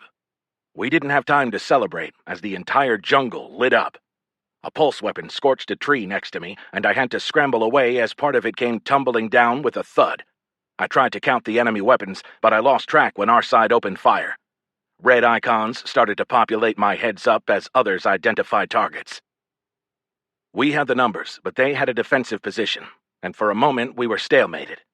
We didn't have rockets, and our vehicles couldn't support us from their position, so we had 2 choices. We could try to pin them in place and flank them, or we could keep them tied up while our other force closed in from behind. Awed quickly made the call over the radio. 2 and 3, provide base of fire. 4 and 5, flank right. Lift and shift fires on the call of 4. Green flare for backup. A simple plan, swiftly communicated. I appreciated the professionalism. I moved with the rest of my team around to the right, keeping low and moving in short bursts so that the enemy couldn't get a bead on me. As we got clear of our troops returning fire, the sounds distinguished themselves. Even with just 2 teams of 6 firing for us, we had them outgunned. My heads-up showed 4, then 5 red dots for the enemy, but the sounds indicated more like 6 or 8. We just couldn't get a clean fix on them in the jungle. Other fires sounded in the distance. Our other platoon had hit resistance too. Good thing Awed hadn't counted on them supporting us. My heads-up went dark. 1 minute it had showed a map with both blue and red icons, the next, gone. I didn't hesitate this time. My mind went directly to our systems being hacked. A burst of fire tore through the vegetation in front of me, shredding a giant leafy plant, and that snapped me back to the more immediate problem. I didn't know if the enemy had detected our flanking force or if the burst had been random, but I stayed down for a few extra seconds just in case. I made eye contact with Mac, who had grabbed the ground about a meter away before springing back to my feet and sprinting a few steps. A distinctive thwunk came from the enemy position, followed quickly by several more. Fucking mortars. I keyed my system to announce incoming, but nothing happened. Dead. Shit. An explosion burst overhead. Way overhead, up in the treetops. The thick canopy had intercepted the mortar. We got a break with that. No sooner had I thought it than a second mortar round riffled through the vegetation to my right. I dove left, but too late. The crunch of the explosion shook me as I hit the soft ground. I lay there for a few seconds, waiting for a burst of pain. When none came, I pulled myself to my knees to look around. The round had hit maybe 12 meters away, but the soft soil and thick undergrowth it landed in muffled the blast. Someone from our side lobbed a few smoke grenades between us and the enemy, giving us even better cover, the gray smoke swirling through the vegetation and giving the whole area a look right out of a horror hollow. I scrambled back to my feet and ran. Anywhere beat where they were shooting mortars. The next explosion came well behind me. Somebody screamed. I whipped my head around looking for Mac, who burst through another one of those large leafy plants. "Let's go, sir!" I could barely hear him through his helmet, but I got the point. We sprinted for more than a few seconds, which is not a good idea, but we had enough vegetation between us and the enemy that they didn't zero in on us. We hit the ground again near the rest of our team. We'd gone far enough to begin our flanking move. Hand signals flashed, and 3 soldiers rushed forward while 3 of us waited and watched, ready to suppress any enemy fire. None came. When the first group set, Mac and I joined the other soldier and leapfrogged past them, staying to the right so we didn't block their line of fire. Still no response. The continuing enemy fire must have been focused on the other squads. Good. That was how we planned it. After 4 rushes, we reached our position. The jungle obscured any chance of seeing the enemy, but the sounds of gunfire came from our left. 6 or 7 projectile weapons and 1 pulse, based on the volume. The pulse fired sporadically, probably running out of charge. We had 6 in our squad, and 5th squad had 4 remaining. I could make out part of the dome through an opening in the vegetation, still 100 meters away. I'd expected it to be bigger. It was maybe 40 meters in diameter, and low, possibly recessed into the ground. We turned and put it on our right, orienting on the enemy. The squad leader gave the hand signal for attack. Then he stood and fired a green flare forward at a 45-degree angle upward. The bright green projectile blazed over the enemy position, signaling the rest of our platoon to lift and shift fire. I said a silent thanks for troops who trained in backup plans just in case they lost comms. Lift and shift meant our support force would keep shooting to make the enemy keep their heads down, but that they'd redirect the fire to the left or over the enemy's heads. That way, as we ran forward to clear the position, we wouldn't get shot by our own troops. I tripped and almost fell, jamming my wrist as I caught myself. I shook it off and kept moving, blocking out the pain. The adrenaline helped. I found my first enemy by accident when I broke free from some thick undergrowth. He had snugged down in a depression, which gave him cover from the other direction. He looked up and froze for a second, then tried to swing his weapon around to shoot me, hindered by his fighting position. I fumbled my weapon too slow, so I ran forward and kicked him hard in the face. His head snapped back, and his faceplate cracked. The top of my foot throbbed from the impact. My good foot, not my robot foot. I leveled my weapon at him. He groaned and twisted, trying to get up, and I went for my trigger. If I'd had my finger on it, I'd have shot him. But I thought better of it, and instead stepped on his rifle, driving it down into the soft ground before clubbing him in the helmet with the butt of my weapon. This time he didn't rise. I took some plastic zip ties from a Velcro pocket and knelt on his back while I fastened his hands together. Shots to the front caught my attention, but nothing came near me. A pulse weapon fired wildly, burning a hole through the canopy above. Everything went quiet in what felt like an instant. 1 minute the jungle echoed with gunfire and yelling. The next, nothing. Voices gradually replaced the gunfire, one person crying out in pain, another swearing. The comm came back to life, and 4th Squad leader called for reports from his soldiers. Mac called in to announce his status, and I took that as my signal to do the same. "This is Butler, uninjured. I've got 1 prisoner with a cracked faceplate." The outside air wouldn't kill him right away. We had about 12 hours to get him to quarantine and treatment. Plenty of time now that the shooting had stopped. I flipped to the company net to hear the other platoon's traffic and heard Awed calling in his report. With our platoon leader down, the other lieutenant had overall command now with Awed in charge of our unit. This is Red 7. We've got 6 enemy KIA, 2 prisoners, 1 is WIA. Friendly forces, 1 KIA, 3 WIA. This is White 6. Roger. Continue mission. Secure the facility. Watch for additional shooters inside. Roger.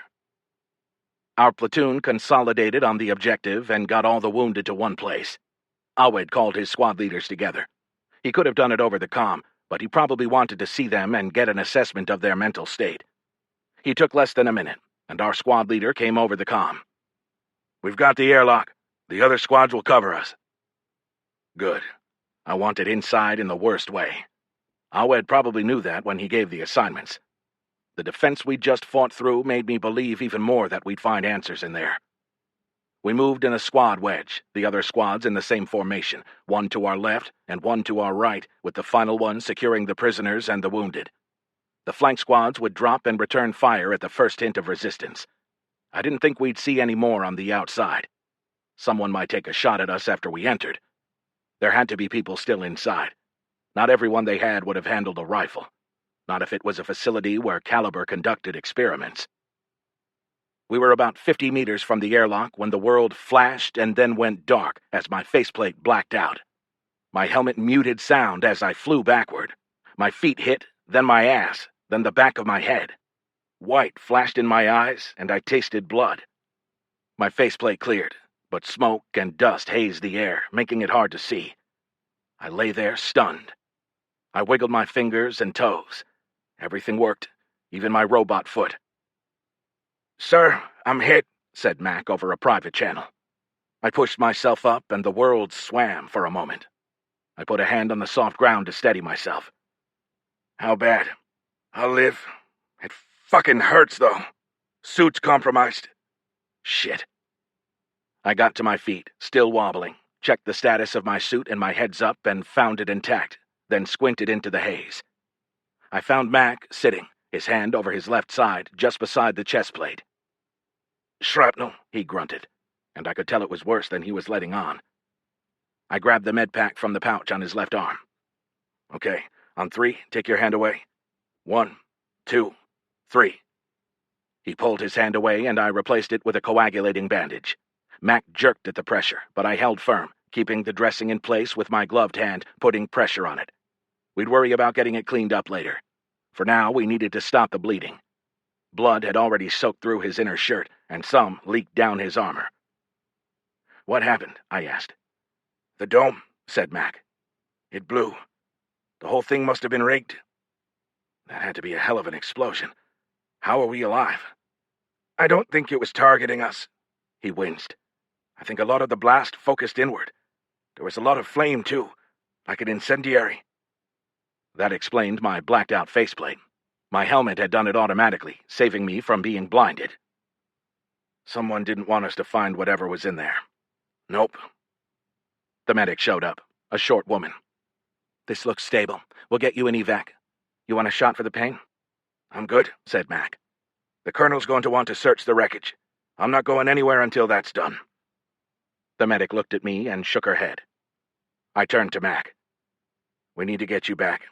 It's not just a wound, it's the bacteria in the environment. The faster they start treatment, the faster you'll be back on the job." "Sir, you need—" "I've got him." Fader walked up. Her chest plate had a hand-sized piece of shrapnel embedded in it. "Lucky," I said, pointing at it. "Didn't feel like it at the time. I'm going to have a hell of a bruise. But yes, sir, it could have been a lot worse." "Let me get Mac to the evac point to make sure he actually goes. Then we'll get a team and see if there's anything left up there." I wasn't optimistic. Chapter 21. We picked through the wreckage, but found mostly slag. Mac's take had been correct. They'd used some serious incendiaries. The residual heat had kept us away for 3 hours before finally cooling enough where we could approach. Not everything burned. It never does. But sifting through melted polymers and twisted metal would take time and better equipment. Entire rooms had been jumbled together in the explosion, and I couldn't work out even a general idea of the facility's purpose. There were computers, nothing left of those now, and some stuff that looked like lab equipment, but that might have been me projecting my bias. Fader took a lot of pictures while also fiddling with the program that Mac had given her to track my movements, which seemed to amuse her. A couple of industrious soldiers used a beam to lever some of the larger pieces of junk up, hoping to find some undamaged stuff underneath, but just found more charred ruins. Whoever had rigged it to blow, possibly Hubik, had known their business. Still, I hoped that something here, paired with what we got from the prisoners and potentially the enemy casualties, would provide a link. Howard gave me an initial list of the prisoners and enemy casualties. They hadn't identified all of them, but they got a hit off Hubrick's fingerprints. Unfortunately, he was among the dead, so the burning questions I had for him would go unanswered. I wanted to talk to the prisoners, but Oxendine would play that by the book and keep it with her interrogators. Instead, I discussed the way forward with Fader. We backed away from the wreckage, but stayed inside the perimeter the military established. They'd sent another company of soldiers out from the dome once the situation became clear, and small groups of people milled about. They'd trampled down a lot of the jungle, making it easier to traverse. They're not going to let me anywhere near the prisoners, but I'm going to want a full copy of the interrogation sessions. I don't want the summarized version. I want a transcript. Yes, sir, said Fader. Did you know that with this thing I can tell what direction you're moving? This could come in handy. It would be nice to know your boss could never sneak up on you. I think Ganos is rubbing off on you, I said. Sorry, sir. Don't be. Why won't you get access to the prisoners, sir? This was a military op, especially once people started shooting. Oxendine bent the rules to let me go on the mission, but I used up that card. I can't press her again the same way, especially when she has the professionals on staff. I like to consider myself a good interrogator, but I don't have any credentials to back that up. We might be able to get the interrogators to ask some of your questions if we feed them through the right channels. Good idea, I said. First, I want to know who they work for. Any connections we can draw between these people and Humans First, EPV, or Caliber would be critical, especially if we can connect them to more than one. Roger, sir. Fader made a note in her device. I also want to specifically ask them about Hubik. I want to know each prisoner's connection to him, but more important, I want to know his story. He's dead, so they don't have to worry about protecting him. That might work in our favor. You know, sir, there might be a way around Brigadier General Oxendine on this. I'm listening. The one guy is going to be in quarantine for a while. I don't know if the military will supervise that or if it's strictly medical, but either way, Mac will be there, which gives me a perfect excuse to be there as well. Brilliant. I should have thought of that. Nobody would tell me I couldn't check on my own man. Even Oxendine would let that one slide. That's good. The faster I get something from the prisoners, the faster I can confront the people who are really behind this. Doesn't the military take over now, sir? There's a clear violation of the law. There was a firefight. They have to act. I'm not sure they can. Ecological law isn't the military's purview, it's the governor's. So to enforce it, Oxendine would have to go to the governor. Realization dawned on Fader's face. After we snuck out to do the mission without telling him? Yep. What do you think he'll do? I'm not sure. Probably not what we want him to. You still think it's Caliber, sir? I don't know. It's going to be hard to prove. The hack. I needed to think about that. The military had been hacked again, and I doubted it came from inside this time. In theory, that shouldn't happen, but we spent a lot of time fighting enemies with fewer capabilities than our own. The ability for a technological peer, or superior, to breach our systems might be a systemic issue that we hadn't discovered because of a lack of competition. But I couldn't do much about that at the moment. I'd need to see if Ganos saw anything. I want to confront Zentas and get him to talk, but I need proof before I try that. He'll be a tough mark. He won't be intimidated, and I won't be able to bluff him into thinking I know something if I don't. Fader scrolled through something on her device. They aren't kept at the military base. The hospital has a specific quarantine area. Apparently, exposure is a common enough problem. Let's go then. You can pass the questions to the interrogators for the other prisoner after. The blown facility would change things for the military, and I'd need to talk to Oxendine about that, but anything she did would take time. I'd get only one shot at the prisoner. The hospital smelled like every other hospital I'd ever been in, and there had been more than a few. It looked the same, too. Some things never changed no matter where you went. I stopped at the information desk and asked about Mac. Fader had already pulled up the schematic and knew where we'd find him, but I wanted to be on record as asking about my soldier in case someone checked. Oxendine seemed like the type who might do that. Receiving directions, we headed to the quarantine area, which resembled the rest of the hospital, except the room doors on either side of the hallway had seals reminiscent of airlocks. 2 armed soldiers stood outside one of the rooms, marking the prisoner's location like a flashing sign. The prisoner's name was Mbabe, and he had no prior arrests in any system we could find. We'd called that into Ganos to check, so I trusted the information.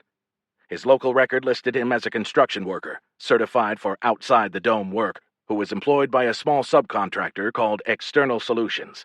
They worked for another company called Dynan Enterprises, who did most of their work Colonyside for a larger company called, of course, Caliber. I looked in the window of the unguarded door on the opposite side of the corridor to get an idea of the setup. A hallway lay behind it, connecting 3 separate rooms, all with see-through walls, all empty. What great luck. That meant that Mac was on the other side, the same side as the prisoner. I glanced over at the soldiers, 2 women, one tall and dark, the other short and light-skinned. Both tried to pretend they weren't watching me. I didn't blame them. It wasn't like the prisoner would try to make a break for it from quarantine, making their role largely a formality. That worked in my favor, so I leaned into it. "Is Sergeant McCann in there?" "Yes, sir," said the tall soldier. She had an extra stripe, which put her in charge. "But our orders are that nobody goes in or out." I put on my best confused face, trying to project it to the soldiers without saying anything. Kind of a, "wait, I can't go in?" expression. I didn't like to lie to soldiers, but I would if I had to. I'd try honesty first, though. I didn't ask if they knew who I was. I could see on their faces that they did. That helped. "Sergeant Mack got hit while protecting me on a mission. I've got to check on him. I couldn't live with myself if I didn't." That much was the truth. More, it was the perfect story. Soldiers all wanted leaders who would check on them if they got hurt. Many of them had those leaders and would expect them to be let through. I was counting on these soldiers to feel the same way. The tall soldier glanced at the short one, who nodded. "You need to put on a mask, sir. The hallway in there is supposed to be clean, but better safe than sorry. And you can enter his room without full biogear." "Can he hear me through the glass? If so, I don't need to go into his room." "Yes, sir, there's a speaker." That presented a small problem. If I had to use a speaker to talk to Mac, I'd also have to use one to talk to the prisoner. The soldiers might not see if they faced out, but they might look through the window to check on me. I'd have to play it by ear. Fader had disappeared, but now showed up with a mask in her hand.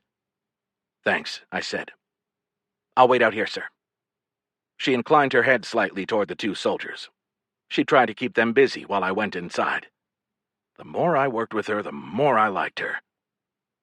The soldier keyed a code into the door pad and pulled it open for me. I went to Mac's room first, both because it was the right thing to do, and it fit my story. "How are you feeling?" "Not bad, sir." His voice sounded a little mechanical through the speaker, but even with that I could sense his good spirits. "They gave me the good drugs." I laughed. "Feeling no pain, huh?" "Nope. Good thing, too, given all the places they've jammed tubes." "I don't even want to know. They give you a timeline?" 2 days, sir." "Could be worse." "Could definitely be worse. They're treating the wound at the same time as they're doing the cleanup of the contamination, so I should be close to 100% when I get cleared." "Sounds good, but you take your time. I'll be careful, I promise." "Sure you will, sir."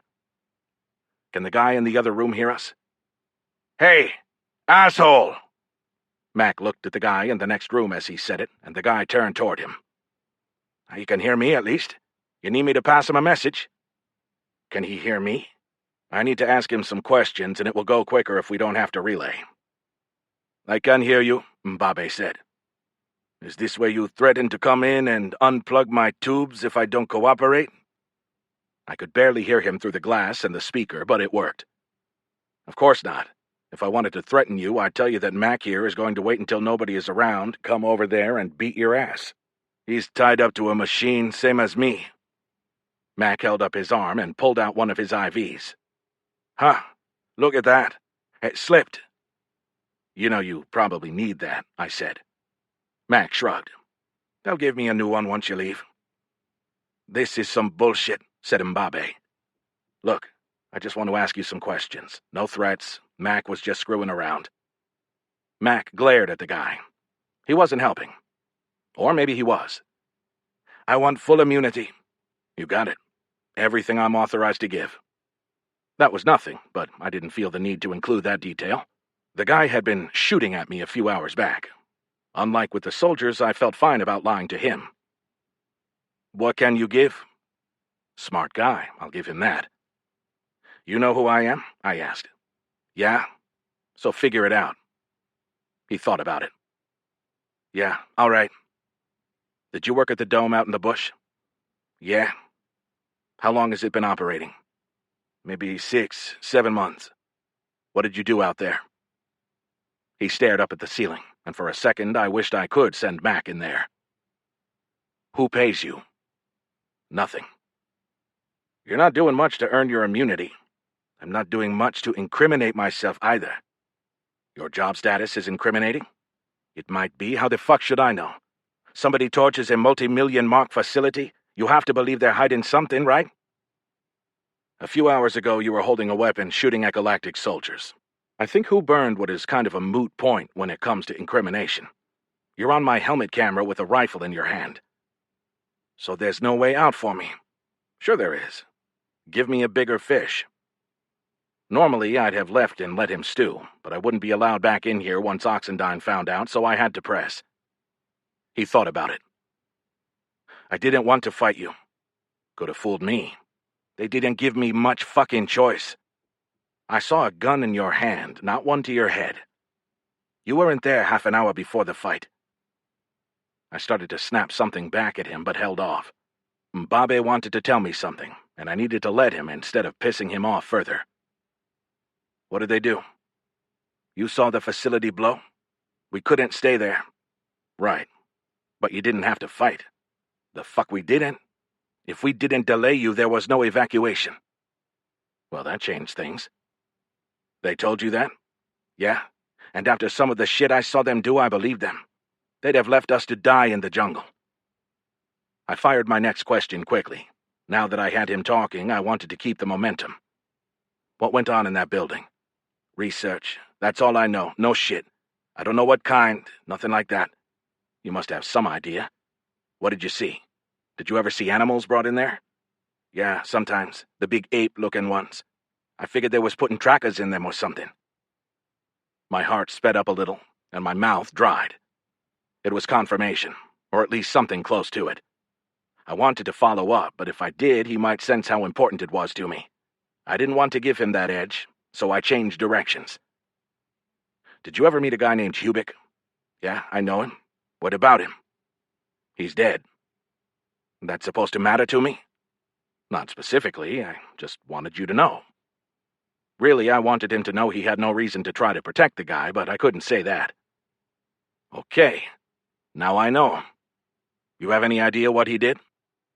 In my head, I sensed I was running out of time. The soldiers outside would get suspicious at some point. "Not really. He was pretty close to the boss, though. Always talking to her." "Who was the boss?"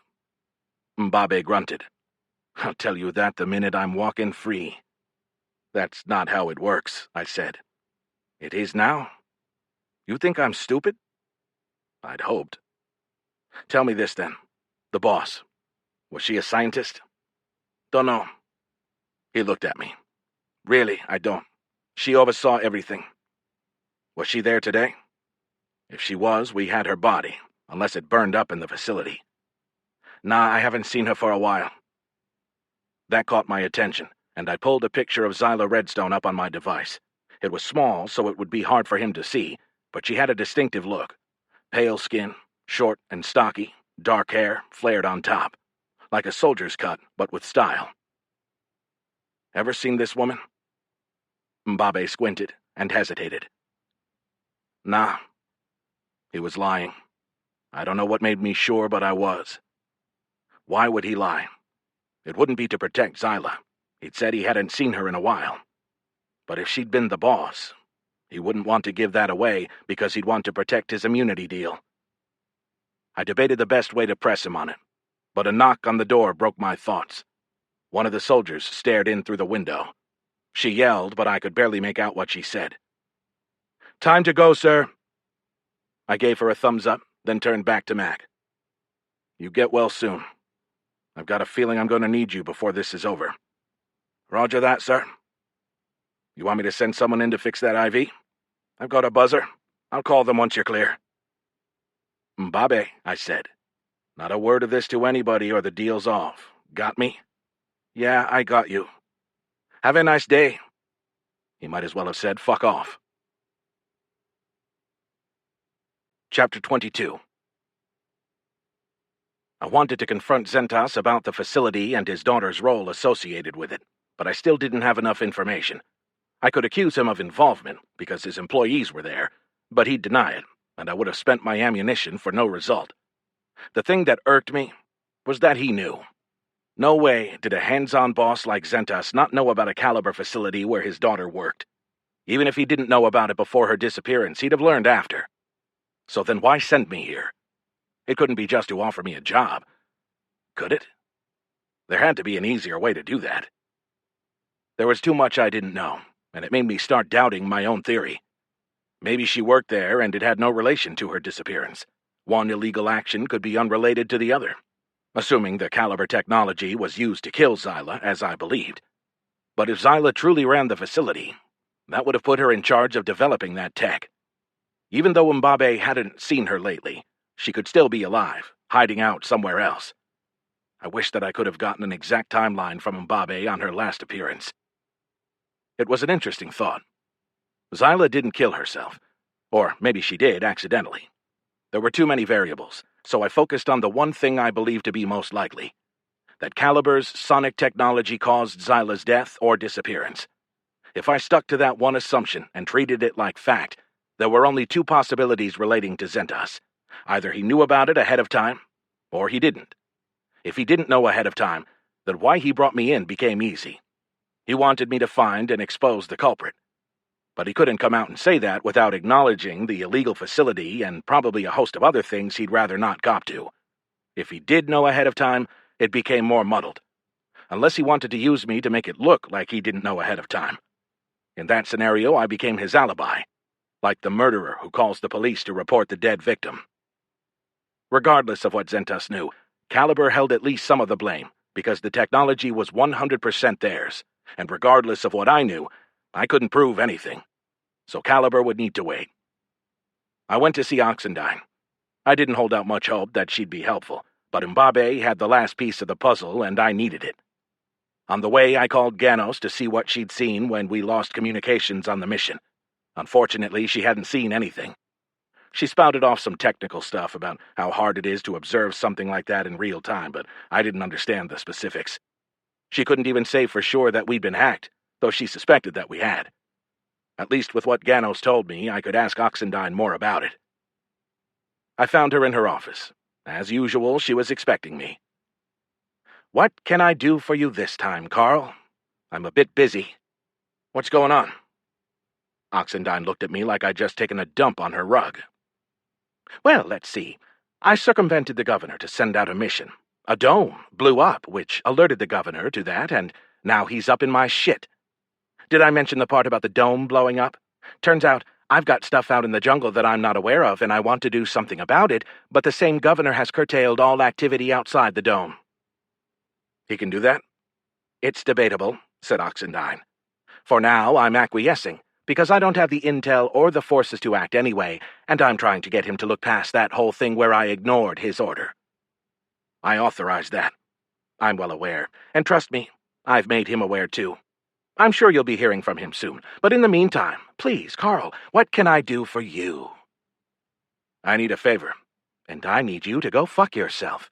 The last time I did you a favor, it turned into a full-on firefight. But we found the illegal facility, which we didn't know about. If you think about it, I did you a favor in exposing that." She glared at me. "Not funny. In addition to the mess with the governor, we lost 4 soldiers and have several more wounded, including your man. Forgive me if I don't celebrate. And we have no proof that it was illegal. It wasn't supposed to be active. That's gotta be illegal." "Okay, it was illegal the way that parking in a no-parking zone is illegal, sure. Come on, it was more than that. They were doing illegal research on primates. And you know this. How? I hadn't slipped. I intended to tell her. One of the men who was there told me. Which man? A guy named Mbabe.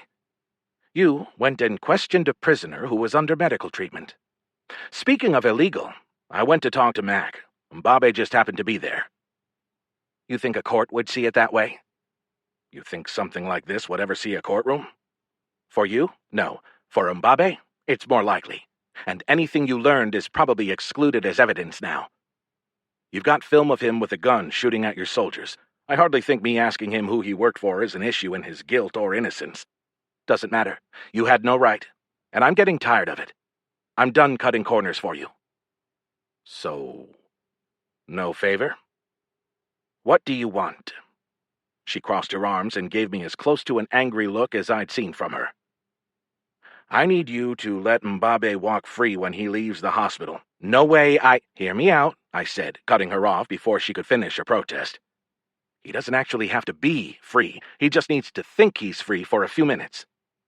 She considered it. Okay, I'm not saying I'm going to do it, but I'm curious, because that sounds ridiculous. Why? I need him to tell me who his boss was at the secret facility. She didn't respond, so I continued, trying to prompt her. That would be useful information for you, too. So you'd know who to charge. I wouldn't turn that information down if it came to me, but it's the governor who has to file charges. But you could use the information to force his hand. Make him act. Even if I could do that, it's not a criminal charge, Carl. It's a fine. Maybe it's a big fine if we can prove significant damage, something I don't have the assets to prove, by the way. Corporations can deploy an army of lawyers. Me? Not so much. Even if the fine is big to you and me, do you think it hurts Caliber?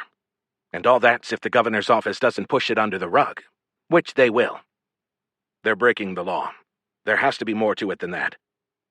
Oxendine sighed. Don't be naive, Carl. It's only a law if you've got the resources to enforce it. We don't. I wanted to pound my fists against something. So you don't report it? Of course I report it. I flag the report and make it high priority. Maybe someone will act on it, but prior experience says probably not. I'll get a response, maybe a promise for more assets that will never materialize, or if they do, they'll be so far down the road that they don't matter. She paused. I've laid out my issues. Now you answer one for me. Why do you want to know the facility boss so bad? I should have seen that question coming. As much as it put me on the defensive, I appreciated Oxendine's ability. It's important to my investigation. To your missing person investigation. Her tone said I was full of shit. That's right. You're going to have to draw that picture for me, Carl. I sighed. I didn't want to, but I didn't see another way to get her on board. My theory is that Zyla Redstone, my missing person, worked at that facility. But she didn't disappear from there. We know her mission's origin point. We do, but I believe that the work she did at the facility had a direct impact on the reason she disappeared. Primate research, said Oxendine. Among other things, yes. It's thin. It's not. I could hear a tinge of whine in my own voice, and I didn't like it. I didn't want to, but I was going to have to pressure Oxendine another way. I can prove it if you let Mbabe walk free. She considered it for a time, longer than she needed, probably for effect. No. Really? You're refusing to help me with my mission? I'm refusing to con a prisoner. This will have to go in my report, I said. She considered that for a shorter time. Like I said, go fuck yourself, and then do what you've got to do, Carl. I was pissed when I left, but more at myself than at Oxendine. Her response didn't surprise me once I thought it through. I'd approached her wrong. When I threatened to put it in my report, that was chicken shit. It made her dig in deeper. I threatened her career, which would have worked with a lot of officers, but not her. Oxendine would put doing the right thing over serving her own self-interest. We needed officers like her, so I couldn't be mad, even though I didn't like her decision. I like to think that we needed guys like me, too. Guys who would bend the rules to get things done. That might have been arrogance. It might have been what led to some of my big mistakes in the past, but it was the only way I worked. People knew that. People in charge. People like Sarada. Once that thought hit me, I couldn't shake it. Sarada had set me up back during the Kappa mission. He knew my nature and sent me into a situation because he could predict how I'd act. At the time, I thought it was because they needed a rule breaker to fix the problem. In retrospect, I'd done exactly what he planned for me to do. Maybe here on Akassis I was asking myself the wrong question. I had fixated on why Zentus wanted me here. Maybe I should have focused on why the military leadership said yes. They knew Oxendine and the governor. They'd know that neither of those two would do anything to curb Zentus and Caliber. But why would the military want to do that? Military leaders didn't tend to be supporters of green laws. Some would be, of course. There are as many different opinions as there are officers. But as a group, they'd lean toward pro-expansion. So why put me here? Fader had given me quiet to think, but as we neared my quarters, she spoke. I take it that it didn't go well with the commander. She did well to keep any hint of "I could have told you that" out of her voice. I screwed it up. Fader accepted that without comment instead of trying to reassure me, which I appreciated. I gave the questions to the interrogators, including asking about who ran the facility. How'd that go? I asked. They made me fill out a formal RFI. RFI, request for information. So they'll send it through channels and somebody will reject it, but we'll never find out who, and it will be too late even if we do. Seems likely, yes, sir. Okay. After another minute, she spoke again. So what do we do now, sir? I knew what I wanted to do. I wanted to go confront Zentus and get him to spill his guts, but I'd rushed into the meeting with Oxendine, and I wouldn't make that mistake again. I needed to sleep on it. Plan. I needed more information, but barring Ganos stumbling into Zyla's online diary of incriminating facts, that seemed unlikely. Now we go get drunk. Or at least I do. It's optional for you. Is that the best plan, sir? Right now, it's the only one I've got. I couldn't find my rifle. Somehow I knew I'd left it in the shower facility, but I couldn't find the right shower because they all looked alike in the prefabricated landscape of the camp. But I kept looking. It was ridiculous, of course. I'd stayed in camps like that, but it had been years ago. This one was in a desert somewhere with an orangish sun, though that color may have been due to the hour. I knew I was dreaming, but I couldn't wake myself. The scene shifted. I still didn't have my weapon, but now the terrain had changed. Now I needed it. Enemies approached. Soldiers ran everywhere, lacking leadership, in no sort of order. I needed to get them focused, but I couldn't get past not having my weapon. The terrain started out rugged and mountainous, then jungle, then some combination of the two. We had a mission, but I'd forgotten the brief. I'd forgotten where to go to get the brief, or if it was even my job to know it. Maybe I was supposed to have prepared it.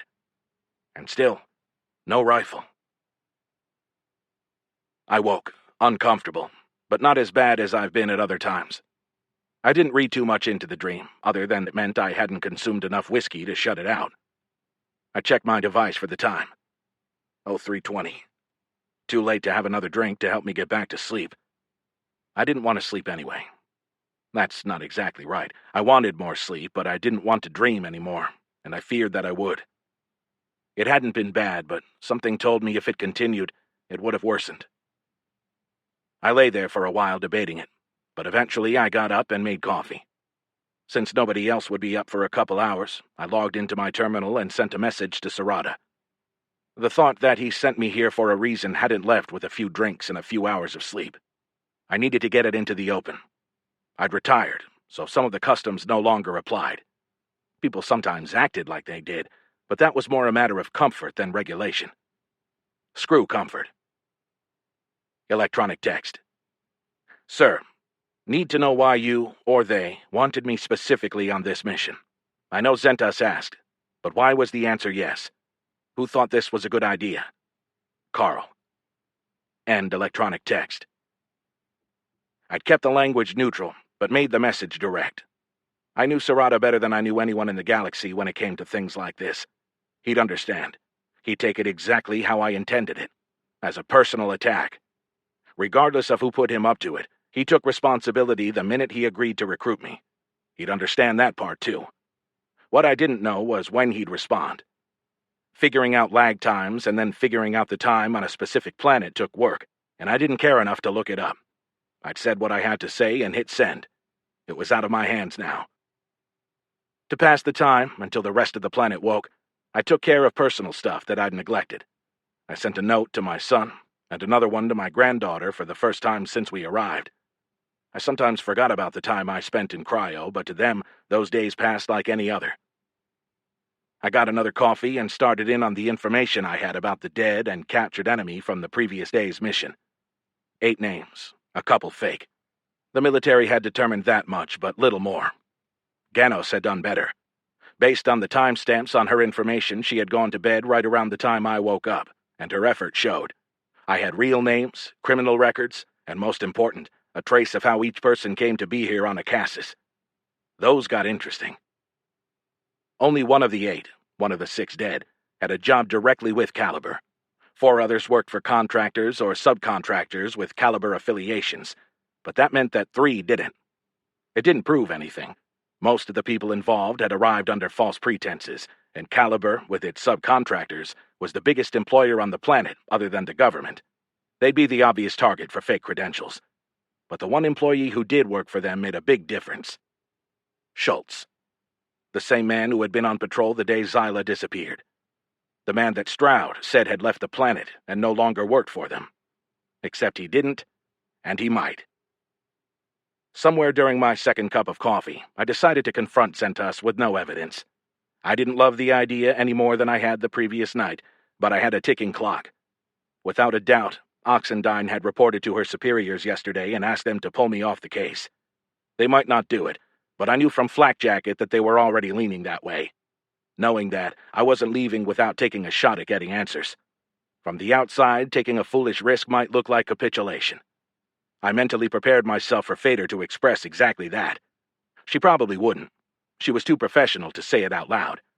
But she'd think it. I worked out in my head how I'd explain it, but that was probably more to convince myself than her. The trouble was, in my hypothetical argument with Fader, she was right. I couldn't prove anything, and I held out little hope that Zentas would self-incriminate. I'm good at manipulating people, but he resided on an entirely different level in that regard. I know my limits, but he still had an ego. He'd asked for me to come here for a reason. I still didn't know that reason, but it hadn't been an accident. I meant something to him. It stood to follow that what I thought meant something to him as well. If nothing else, I'd make sure that he knew that I knew what he was up to. And I did know. I couldn't prove it, but I knew. When I told him that, he'd react. He still wouldn't incriminate himself or his company without proof, but he'd do something. I had no idea what. I'd wait for his move, and I'd figure out my next action from there. It ceded him the initiative, which I disliked, but I wanted to nail him, and I had to force him to act. It wasn't about his daughter any longer. It was about him existing outside the law. At one point in my life, I'd been okay with that. Not anymore. Maybe I'd learned something from the Capins. A wiser man might have seen his own hypocrisy in all of that. At 04:45 hours, I wasn't very wise. Once people arrived at work, I contacted Caliber and set an appointment with Zentas.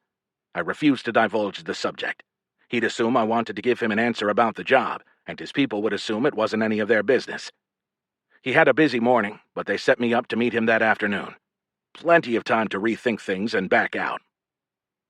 It also gave me plenty of time to get things done.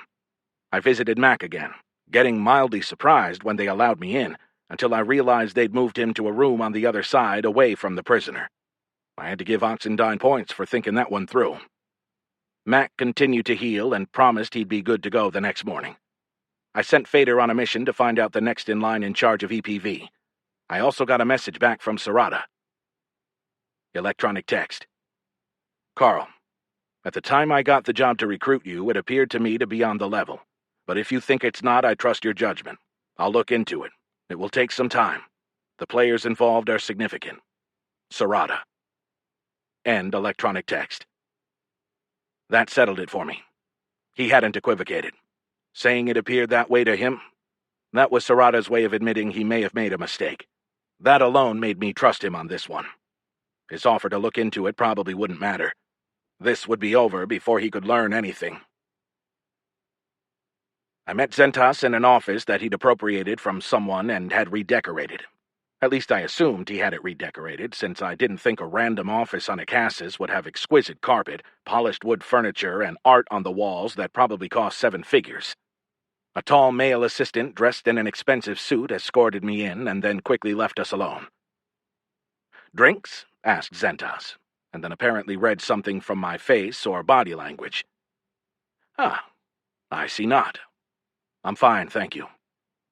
"So, this is a bad news visit. You're not going to take the job." "I'm not here about the job." I'd already let him take control of the conversation, which wouldn't help. Not that I had much choice. "But you're not going to take it. If you were, you'd have said so. Don't tell me you haven't decided. Give me a little respect." "I'm not here about the job," I repeated. "Fine." He exaggerated a sigh, then gestured to a chair. "What are you here for?" "I want to give you a report on the situation I came to investigate." "My daughter." "Right." He quieted himself. Not just his voice, but his whole body seemed to shrink into itself. It was a good act. "Okay, I'm ready. This is very important to me." I was prepared for that and undeterred. "I'm going to tell you the same thing you told me." "What's that?" "Give me a little respect." "Excuse me?" He almost came up out of his chair. I didn't react. The "I'm going to kick your ass" thing might work in the business world, but he'd have to do better than that if he wanted to intimidate me. I'd had my ass kicked by better men. "I watched you on the news, where I expressed my feelings about the tragedy, where you exploited her death to make a political point." He started to snap back at me, then held it, and relaxed in his chair. He shrugged. "Sure. That's fair." That caught me by surprise a little. I hadn't expected him to concede that point, especially not so quickly. "So, that doesn't mean I don't care about her," he said, cutting me off. "What's done is done. How I use it after the fact is a completely different issue." I nodded once. I couldn't disagree. "That's fair, too. I'm going to tell you up front, I don't have a lot of proof for my findings, but you requested my presence on this mission for a reason. I'm pretty good at this sort of thing." I wanted to admit the lack of proof up front so he wouldn't jump right to that after I told him my findings. "Sure," he said. "Understand I haven't filed this yet. I'm giving it to you first as a courtesy." "I appreciate that." And so, with that, I jumped in with both feet. I had decided prior to arriving to state it as fact. Not "I think" or "I believe." Fact. There was a supposedly abandoned facility that we found yesterday that subsequently blew up. Your daughter, Zyla Redstone, was the leader, or one of the leaders of that facility, which conducted potentially illegal research on local animals, specifically hominiverts. Zentas didn't jump in, and I didn't want him to, so I continued. Part of her research involved audio sensitivity of indigenous primates. Whether it was her initial goal or not, she, or others working with her, discovered that hominiverts are sensitive at certain frequencies that humans can't hear, and that broadcasting those frequencies causes them to move out of an area. Okay, I'm not agreeing with you, but I understand what you're saying. There's more. He gestured for me to continue, giving me the rope to hang myself, and I was going to oblige him. The next part, I wasn't even sure I believed it myself. But the clock was running out, and I was losing, so I took the desperation shot. Your daughter was killed, either intentionally or unintentionally, by people from your own company. Personnel from Caliber, or in the employ of Caliber, used low-frequency broadcasts to intentionally drive a group of hominiverts into her research team. Guards from 2 other teams moved to the site to ensure the job was complete, driving the hominiverts off in the process, thus confusing the initial investigation. Zentas sat silently for several seconds, long enough for it to become uncomfortable, like maybe he expected me to continue. "This," he paused again, "this is why I wanted to hire you." He laughed loudly, but it didn't seem forced. "The balls! The absolute stones that you have to come in here and tell me this to my face. Who else could do that? Nobody. That's who. Absolutely nobody." He fell silent again. I didn't know what to say at that. He hadn't refuted anything, which is what I expected, but he hadn't confirmed anything either. Zentas smiled. Of course, it's all bullshit. Excuse me? He'd said it with perfect confidence. Absolutely nothing to indicate that he didn't believe what he was saying. He was either telling the truth as far as he knew it, or he could lie like a sociopath. Well, not all of it. There was an unauthorized dome. We know that from your excursion to it. But there's no evidence linking it to Caliber, and certainly none linking it to Xyla. There's some. Really? What? I walked into that one. The prisoner had recognized Xyla, but he hadn't said so, and even if he had, I wouldn't have shared that with Zentas. Mbabe was too vulnerable, in more ways than one. He could be paid off, or more likely disappear. I had to say something, though.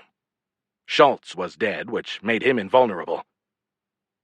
A man named Schultz was on security working for Caliber on the excursion where Xyla died. He was first on the scene with no witnesses. So, the same man died in the firefight at the unauthorized facility yesterday. A little suspicious, I'll give you that, but still not even close to solid evidence. When I questioned Martha Stroud about the man, she said that he no longer worked for you. I'm sure he doesn't, he interjected. I took that to mean that if he did, I wouldn't find him on the books. And that he left the planet and couldn't be found. He started to speak again. He wanted to brush that off as an oversight, but he restrained himself. He probably realized that an instant denial made him look guilty. He didn't have to speak. We both knew I couldn't prove it. Let me sum up to make sure I've got this right. Your findings are that my own company killed my daughter. That's correct. That's what you're going with. I looked him straight in the eye, my expression flat. I didn't respond verbally, but he got the message. You'll find this doesn't end well for you. I've got a lot of friends in the government. They'll bury whatever nonsense you make up as you try to smear me, and then they'll bury you. There are pluses and minuses to bringing in an outsider who doesn't give a shit. On the plus side, I'll do what's right, regardless of what the government thinks. On the minus side, I really don't give a shit. He smiled again, but this time it wasn't real. You'll find I'm much better as a friend than an enemy. You think you're untouchable. You're not. I could say the same for you. I really wanted to say it, but I didn't. I'd done what I came to do. I'd served notice. I told him what happened, and while he called it total bullshit, something in his reaction told me he knew it wasn't. My accusations almost certainly hadn't hit the mark with 100% accuracy, but I only needed to be close to force him to act. He did have friends in the government, but he had enemies too. They'd jump on any excuse to bring him down. I also had enemies, of course, but what else could they do to me? Like I said, this was a courtesy briefing before I send it in. I didn't want to blindside you. Consider me briefed. He turned away and pretended to busy himself with other work. I sat there for a couple of seconds before showing myself out. I'd probably blown the job offer. Chapter 23. Fader gave me some bad news the next morning. She'd tracked down the new Colonyside head of EPV, Tatiana Garibaldi, but Ms. Garibaldi declined to meet with me. I think her exact words were, "Tell him I'd rather walk naked through the jungle." According to Fader, it hadn't been lost on Garibaldi that Ferrick had died in sketchy circumstances, and she had booked passage off-planet on the next thing moving. On a positive note, Mac rejoined us, and that made me feel better. I'd goaded Zentas into some sort of action, and I needed all the help I could get for when that happened. I didn't think he'd stoop to a direct attack, but if he did, Mac provided a good insurance policy. I convinced myself that Caliber had something to do with Xyla Redstone's death, and that Zentas probably knew about that before I told him. If he'd allow that to happen to his own daughter, even one who was estranged, then there was no limit to what he might do to me. Unfortunately, he had all the initiative. I had 2 moves left. First, I could send in a report, and once I played that card, I couldn't take it back. As soon as I did, Zentas would find out through his sources, and then he'd have even more control over what happened next.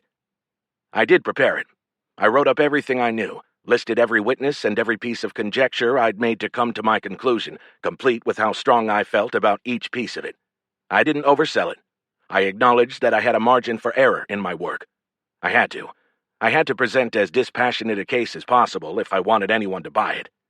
I encrypted the whole thing and got it ready to send, but I didn't intend to push the button. I wanted to see Zentas's move first and hear back from Sarada as well. Back on Talca, in a similar situation, I'd set the file to send automatically, only to have it hacked by my captors. I wouldn't make that mistake again. This time I went old school. I gave Mac access to it just in case something happened to me. If it did, he was to send it as soon as safely possible. I considered giving access to Fader or Ganos as well, but decided against it. Fader might see it as her moral obligation to forward whatever I gave her to her higher headquarters. And again, while I trusted her, I didn't trust her boss, whoever that was. If Ganos wanted access to my information, she'd already have it. My second option was to visit the governor. He'd opposed my mission to the facility, and it was his job to enforce the laws against places like that. Oxendine couldn't confront him about it, but I could. If I could get him to press charges against Caliber, it would put even more pressure on Zentas to make a move. To do that, however, I had to get past Davidson. I tried to simply skip her, but someone must have alerted her when I entered the building because she caught me well before I could reach the governor's office. "Colonel Butler, so good to see you." She didn't even pretend to mean it. "I need to see your boss." "I'm afraid he's busy." "I'll wait," I said. "He'll be busy all day." She pissed me off, but I'd prepared for that. "Of course he will. Do me a favor. Tell him that I'm filing my report in an hour and I'm specifically mentioning his failure to execute his responsibilities as one of the causes for the disappearance of Xyla Redstone. I just wanted to let him know ahead of time as a courtesy." It was a bluff, but a strong one. I figured the only thing that would get the governor to act was self-preservation. I also guessed that if the governor went down, he'd take Davidson with him. I turned and left. Davidson caught me before I got out of the building, which meant I'd probably guessed right. "You can't do that." "Of course I can. I have independent authority." "It would be a lie," she said. "First, that's rich, given your position and where your true allegiances lie. That has no bearing on— Second, is it a lie? The facility we found was in use doing illegal research on animals. It's his responsibility to prevent that. You had no authorization to go to that facility. And yet I did. What are they going to do to me? Revoke my authority and send me home? Oh, no, please, not that! Tell you what, you go ahead and argue that your failure to oversee the illegal actions of corporations here Colonyside is because I took some leeway with my authority and went out and found one big illegal action. Let me know how that works out. We don't have the resources to monitor everything going on here. And I'm sure you've got all the requisitions asking for more assets to back that up." Her face tightened. "No, I didn't think so." She started to snap back at me, but paused. After a few seconds, she sagged in on herself. "What do you want?" Part of me wanted to press her, ask her what she had to offer. Part of me wanted to know what kind of bribe she could come up with from her corporate masters. But more of me wanted to go after Zentas, and Davidson would never do that. She couldn't. "I want to talk to the governor." "Fine. Alone." She didn't respond for a moment, then sighed. "Fine." It took 15 minutes in the governor's office sitting in a wooden chair as various people traipsed in, each with something that would just take a second. I assumed that Davidson sent them to frustrate me or try to catch some snippet of our conversation. "Colonel Butler," he said finally, "how is the investigation going?" "We're stalled right now." "That's a shame. What's holding you up?" I couldn't go right at the governor the way I had with Davidson. I had to build into it and let him trap himself. After that, I could offer him a way out. As you know, we went on a mission outside the dome and found an illegal facility. Yes, I'm very perturbed about that. His demeanor didn't change at all, which seemed odd if he was truly perturbed. Someone probably had told him to be mad about it, but he didn't understand why. "I'm really sorry about that. I forced Oxendine into it. As you know, my charter gives me the authority to take any action I deem necessary to find out what happened to Xyla Redstone." It wasn't that clear-cut, but he didn't know that. "Yes, of course. I really thought we were going to find the answer there. I mean, An illegal facility. They had to be hiding something. Did you find anything? We didn't. They destroyed it before we could get there. That's too bad. He sounded like he actually meant it.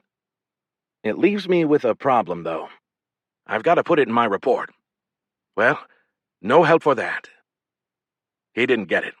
I was going to have to spell it out for him. I'll have to mention the illegal facility, which leads to the question of why nobody knew about it. Something like that falls under my authority. His face fell as he finally realized the significance. Your people really let you down on this. I'd reached a delicate spot. I couldn't accuse him directly, so I needed to give him an out. This wasn't it, though. First, I had to get him on my side. I'm sure everyone will see it that way. He thought about it. No, they'll blame me. It's my post, and it happened on my watch.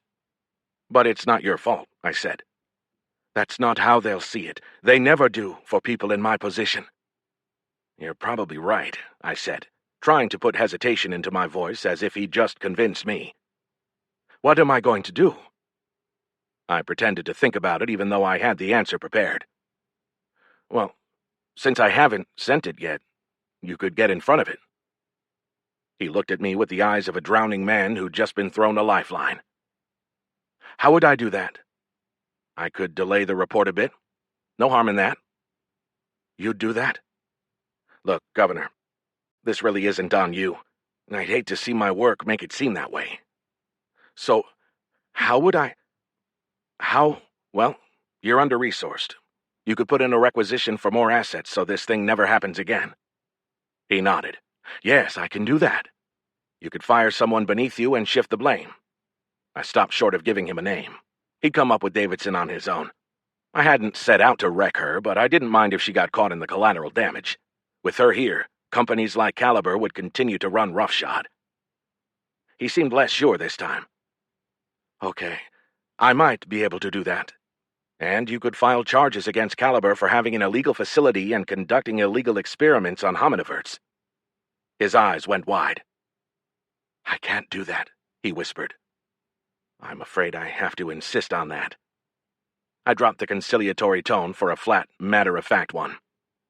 Insist? No, you can't report that. There's no evidence. You said so yourself. Okay, so instead I'll say that I had a lead on finding what I needed to know about Redstone but was forbidden from continuing the investigation by local authorities. But that's not true. Isn't it? You can't know what was out there, so you don't know that it would complete your investigation. Gone was whatever facade of cool he had. He gestured now with his hands as he talked. Maybe you want to tell me. Tell you what? What I would have found out there. How would I know? I assume you do. Why else would you be protecting an illegal facility? I'm not. He stopped himself. Perhaps he realized that I was purposely trying to wind him up, and he took a few seconds to gather himself. That's ridiculous. Pure conjecture. You can't put that in a report without substantiation. I can't? Governor, I nuked a planet from orbit. Twice. You heard about that, right? Of course. So, can't? That's something that might not apply to me, you know? He stayed silent for an uncomfortable amount of time, probably weighing the damage to him from what I might do against what Caliber would do if he filed the charges I demanded. Since I didn't know which way he'd go, I had to make it easy for him. You can blame it on me, I said. How can I do that? He sounded like a sullen teenager, mad because his dad took away his device. File the charges publicly. Privately, tell your staff that I made you do it. I figured it would take 10 minutes at best before that news made its way to Zentas. I didn't care. I wanted him to think it was me. Zentas wasn't a fool. In a battle between the governor and me, he'd know the likely winner. He'd have to act. I'll need some time to think about it. He saw me frown and hastily added, An hour. I need an hour. Of course, I said. I'd made my play. I could give him that much. Back at my headquarters, I tried to predict Zentas's next move by working through what I'd do in his place. I didn't worry about the governor. What I'd done there was blatant, and he'd take it for exactly what I intended, an attack. Things internal to Caliber didn't sit nearly as well. He'd tear the company apart to figure out where I got my information about the hominiverts. That would lead to my visit to the tech department, but more important, it would lead to May Edelston. I hadn't considered that when I confronted Zentas, and now it seemed like a glaring error. I needed to warn her, so I asked Fader to call. Edelston didn't answer. Get an escort and go to her place. If you don't find her, get Ganos to track her down. I want to run down in an hour. Yes, sir. I give myself some credit for not yelling or throwing anything, but in truth, I couldn't move. Fuck. I sat there and waited. I tried to think of Zentas's other actions, but I couldn't make myself concentrate. When Fader returned, she launched into her briefing. She wasn't at her place. When nobody answered, I had the MPs open it. Nobody home. The room appeared normal, though it looks like she may have packed and left. Her toiletries were gone, and there was no bag in her apartment. On the surface, that didn't mean anything. She could have gone anywhere. But I had a bad feeling about it. What did Ganos... I had Ganos check the cameras that should have picked up any time Edelston came or left her quarters. She found Edelston entering last evening, but couldn't find her leaving. Someone hacked the cameras, I said. Yes, sir. Fuck. Fader didn't respond to that, waiting for me to say something else. What could I say? I'd made a mistake and someone else had paid for it. Again. I glanced at the bottle on the counter. If I started down that path, it wouldn't end. I needed to think. After a moment, an idea came to me. Since she obviously left, either alone or under duress, there would be more cameras. Let's expand the search in rings around her quarters. If we check the feeds to see which cameras went out, we should be able to determine the path she took. Ganos had the same thought, sir. Did she find anything? Multiple cameras went out in several directions. They could have gone a dozen different ways. She's still running it down, but as each camera failed, the possibilities went up exponentially. How does nobody notice all these cameras going down? Apparently cameras fail briefly all the time. They reboot themselves, and they only trigger a maintenance warning if they're out for more than 3 minutes, said Fader. Which is more than enough time to move through an area and on to the next camera. Shit! I thought about how this new information changed things. Even with Edelston out of the picture, it was still Zentas's move. He just potentially had another piece. In my mind, I connected my confrontation with him and Edelston's disappearance, but I had nothing to prove that. Even if he did have her, she'd confirm where I learned about the sonic technology. But I told him I knew about it, so it didn't affect me. What it did was put Edelston in danger. I couldn't predict how he'd respond to her providing information. To cover my bases, I called Oxendine's direct line and reported the missing person and my suspicion. Zentas used his new pawn in a way I didn't predict. So much so that at first I questioned whether it was Zentas's move at all. The call didn't even come to me. It came to Fader, who came to my suite to brief me and Mac. She brought Ganos with her, so we had the entire team. May Edelston called, began Fader. A wave of relief hit me since I'd assumed the worst. She's okay? She says she is, said Fader. I asked her about her disappearance, and she said she freaked out and left her quarters because she realized someone was watching her. Where is she now? I asked. Staying with a friend, one who doesn't work for Caliber. She's scared. This feels off, I said. The cameras. I think so too, agreed Fader. If she left on her own, who hacked the cameras? What did she want? She wanted to meet, sir. Is she coming here? When? I asked. She wouldn't come here, said Fader. She said they're watching your place too. Who, Caliber? They probably were. She didn't say so, sir, but that was the implication, yes. She wants to meet somewhere nobody will be watching. She wouldn't say anything else over the comm because she doesn't trust that someone isn't listening. I looked at Mac. This really doesn't make sense. If someone is listening, they now know that she wants to meet me. It could be a rookie mistake by Edelston, but I don't really believe that. What are the odds that this is a trap? Mac shrugged. I don't know. Pretty high. What do you think, sir? 90%? Mac thought about it. Maybe. It sounds like they got to her, and now they're using her as bait. I agree, I said. I think they're coercing her into something to get to me. But for what? Well, the least harmful thing I can think of is that they want to plant false information. Maybe give you something that sends you off in another direction, back toward EPV or something. But if she wanted to do that, why wouldn't she just come here? Right.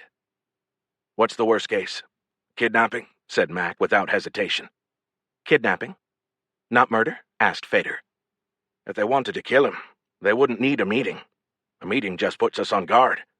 They'd be much better hitting us at a random time when we didn't suspect it, said Mac. I thought about it for over a minute. I had to give Zentas credit. He definitely knew how to set the bait. Even suspecting the trap, I was always going to bite. Even without the promise of information, I put Edelston into this situation, and I had to get her out. But at the back of my mind, as small as the chance was, I also held out hope that she'd give me the thing I needed to break this open. So how do we flip this? What do you mean, sir? Asked Fader. I have to meet her. It's almost certainly staged, probably by Caliber. They want something. How do I use that against them? I don't suppose there's any point in telling you this is a shitty idea, said Mac. We'll take precautions. The only precaution I'd settle for willingly was us meeting her on a different planet, or better yet, a ship in space in the middle of nowhere. But as much as he protested, Mac would support me. Before we jump into this with both feet, can we discuss options, sir? Asked Fader. What options are there? The job's done, said Fader. Pass your suspicions about Edelston's safety to the military. Report that Xyla's patrol was attacked by hominiverts. Say what you can and can't prove about the technology and how it may have had a part in the attack, and we ship out. Xyla's dead, we're sure of that. Everything else is another job.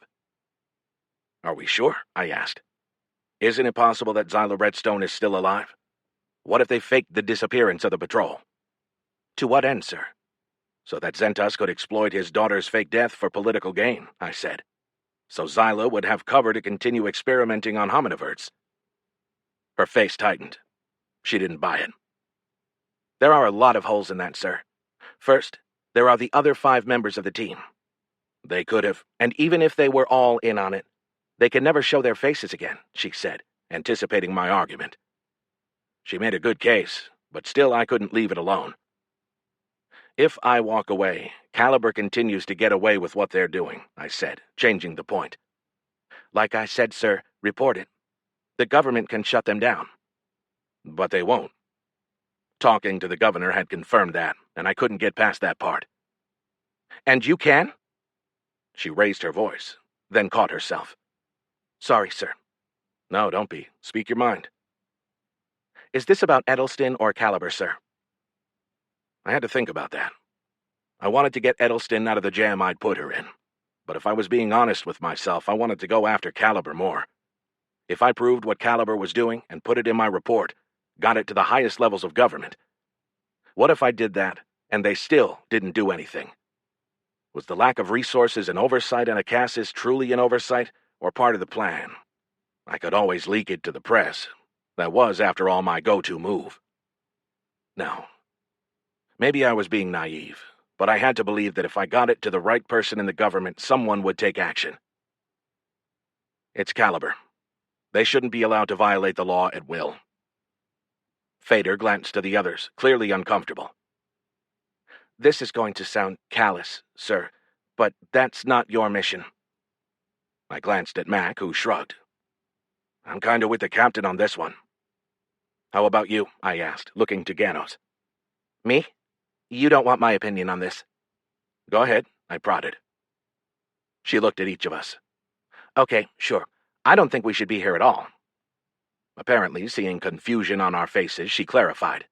I don't mean the 4 of us. I mean humans shouldn't be here at all. What right do we have to take over a planet that has complex life on it? Sure, Caliber is exploiting the planet. But so is everybody else. Nobody answered. I'd considered it before, of course. It's not like hers was a fringe opinion. After my actions on Kappa, more people held it than ever. As Zentas had mentioned, politicians even ran campaigns on that stance. However, her posing the question right then helped me clarify it in my own mind. I didn't agree with her, but I didn't disagree with her either. What I knew was this. I was a government man. I'd spent a lifetime supporting the will of elected officials, whether I agreed with them or not. Caliber was violating that will in the form of subverting the Butler Law. The fact that Oxendine and the governor didn't have the resources or will to stop them didn't change that. 10 years ago, I would have taken Fader's advice.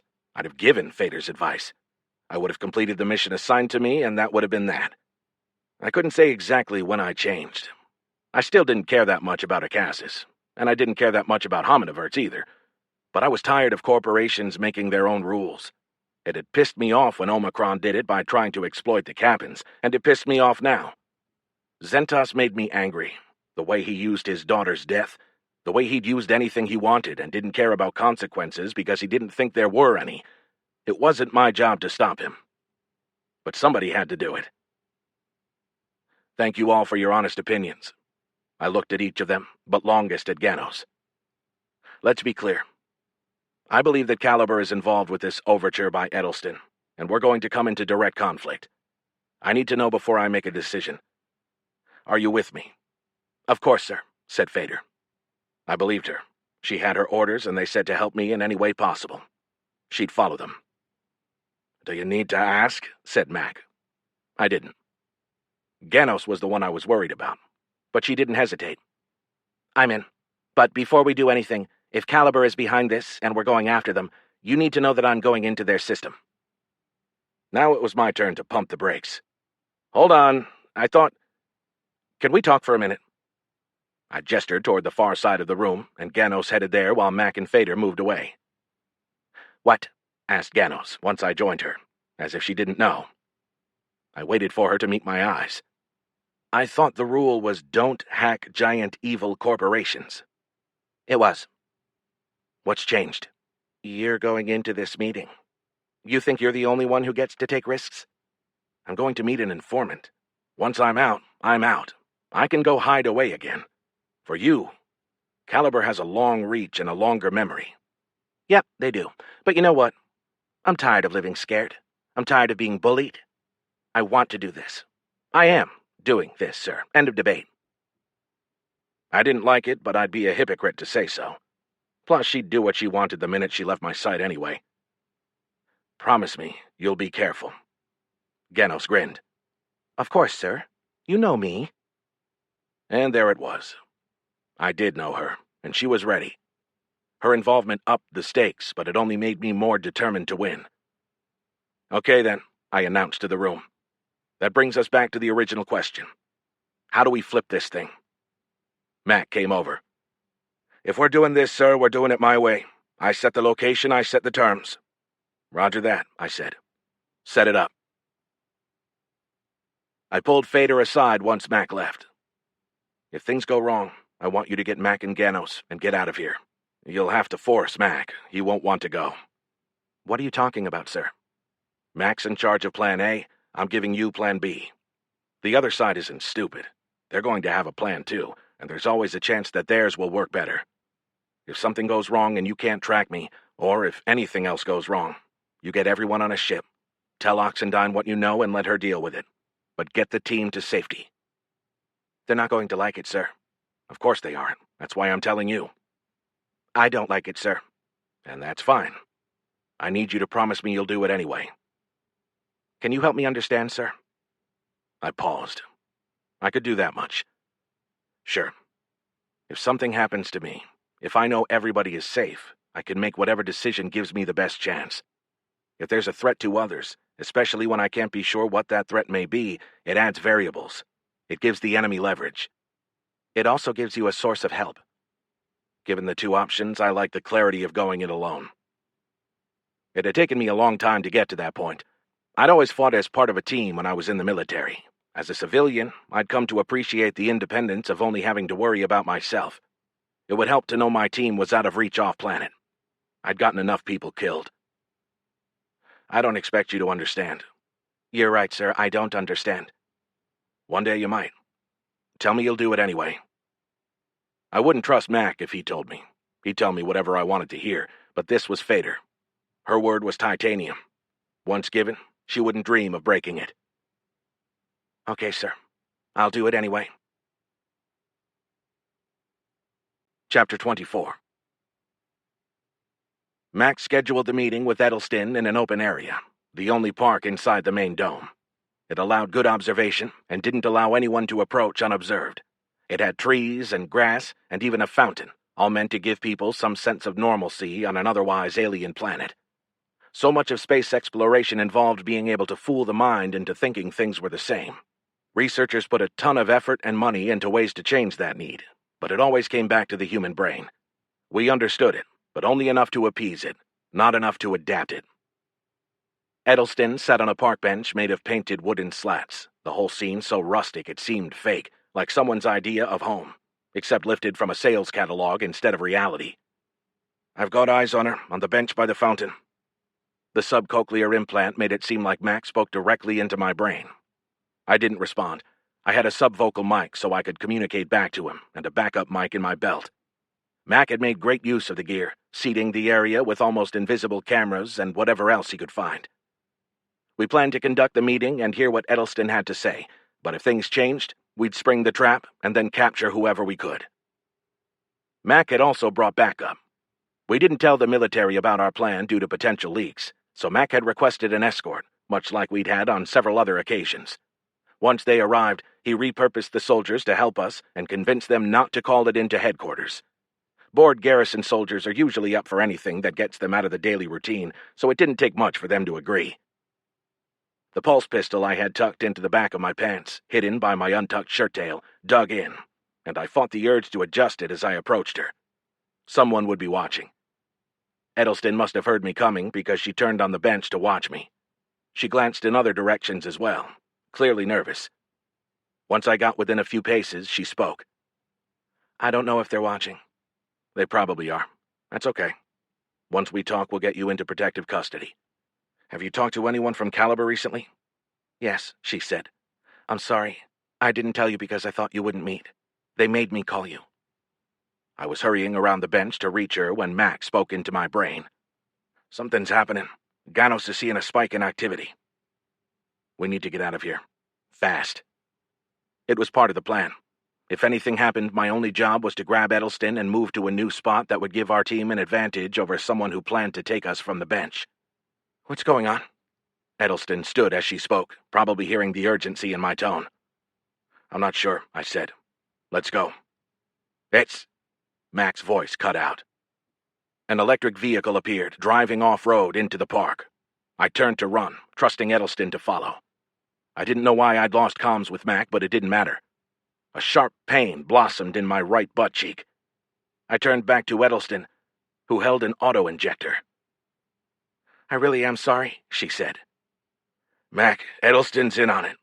Maybe I could still transmit." But Edelston shook her head and pulled a gray disc out of her pocket. "Pocket EMP. Knocks out all the electronics in about a 10-meter radius. He can't hear you." When I spoke again, my tongue lagged, heavy in my mouth, and I had to force the words. "Mac will come." "No, he won't." Her face started to fade as whatever she drugged me with really took hold. The last thing I saw was Jan Carlson's face in the windshield of the car as it arrived. I woke on a medical bench, adjusted to a reclined position. I'd been in enough of them to know that much without opening my eyes. Even coming out of unconsciousness, I knew I was in trouble, so I tried to assess my situation before tipping off whoever might be around that I'd awoken. Nobody spoke, so I got no clues there. The recirculated air was fresh but odorless, lacking the astringent smell of a hospital. I had an IV in my arm and a pulse monitor on my finger. I shifted a bit, but I didn't appear to be restrained, which struck me as odd. Perhaps I was alone in a locked room. Someone moved. Not alone, then. I opened my eyes. "Good. You're awake." I followed the voice to a tall, bronze-skinned woman with black hair wearing a lab coat. "The sedative usually has no ill effects, but we monitored you just to be safe. Everything is normal." "Where am I?"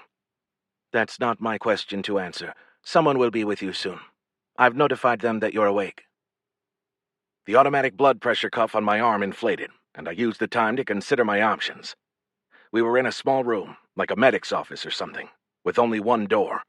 It was closed and looked solid, made of white painted metal, almost like what one would find on a spaceship. Shit. Had they taken me into space? Why? The woman didn't have a weapon.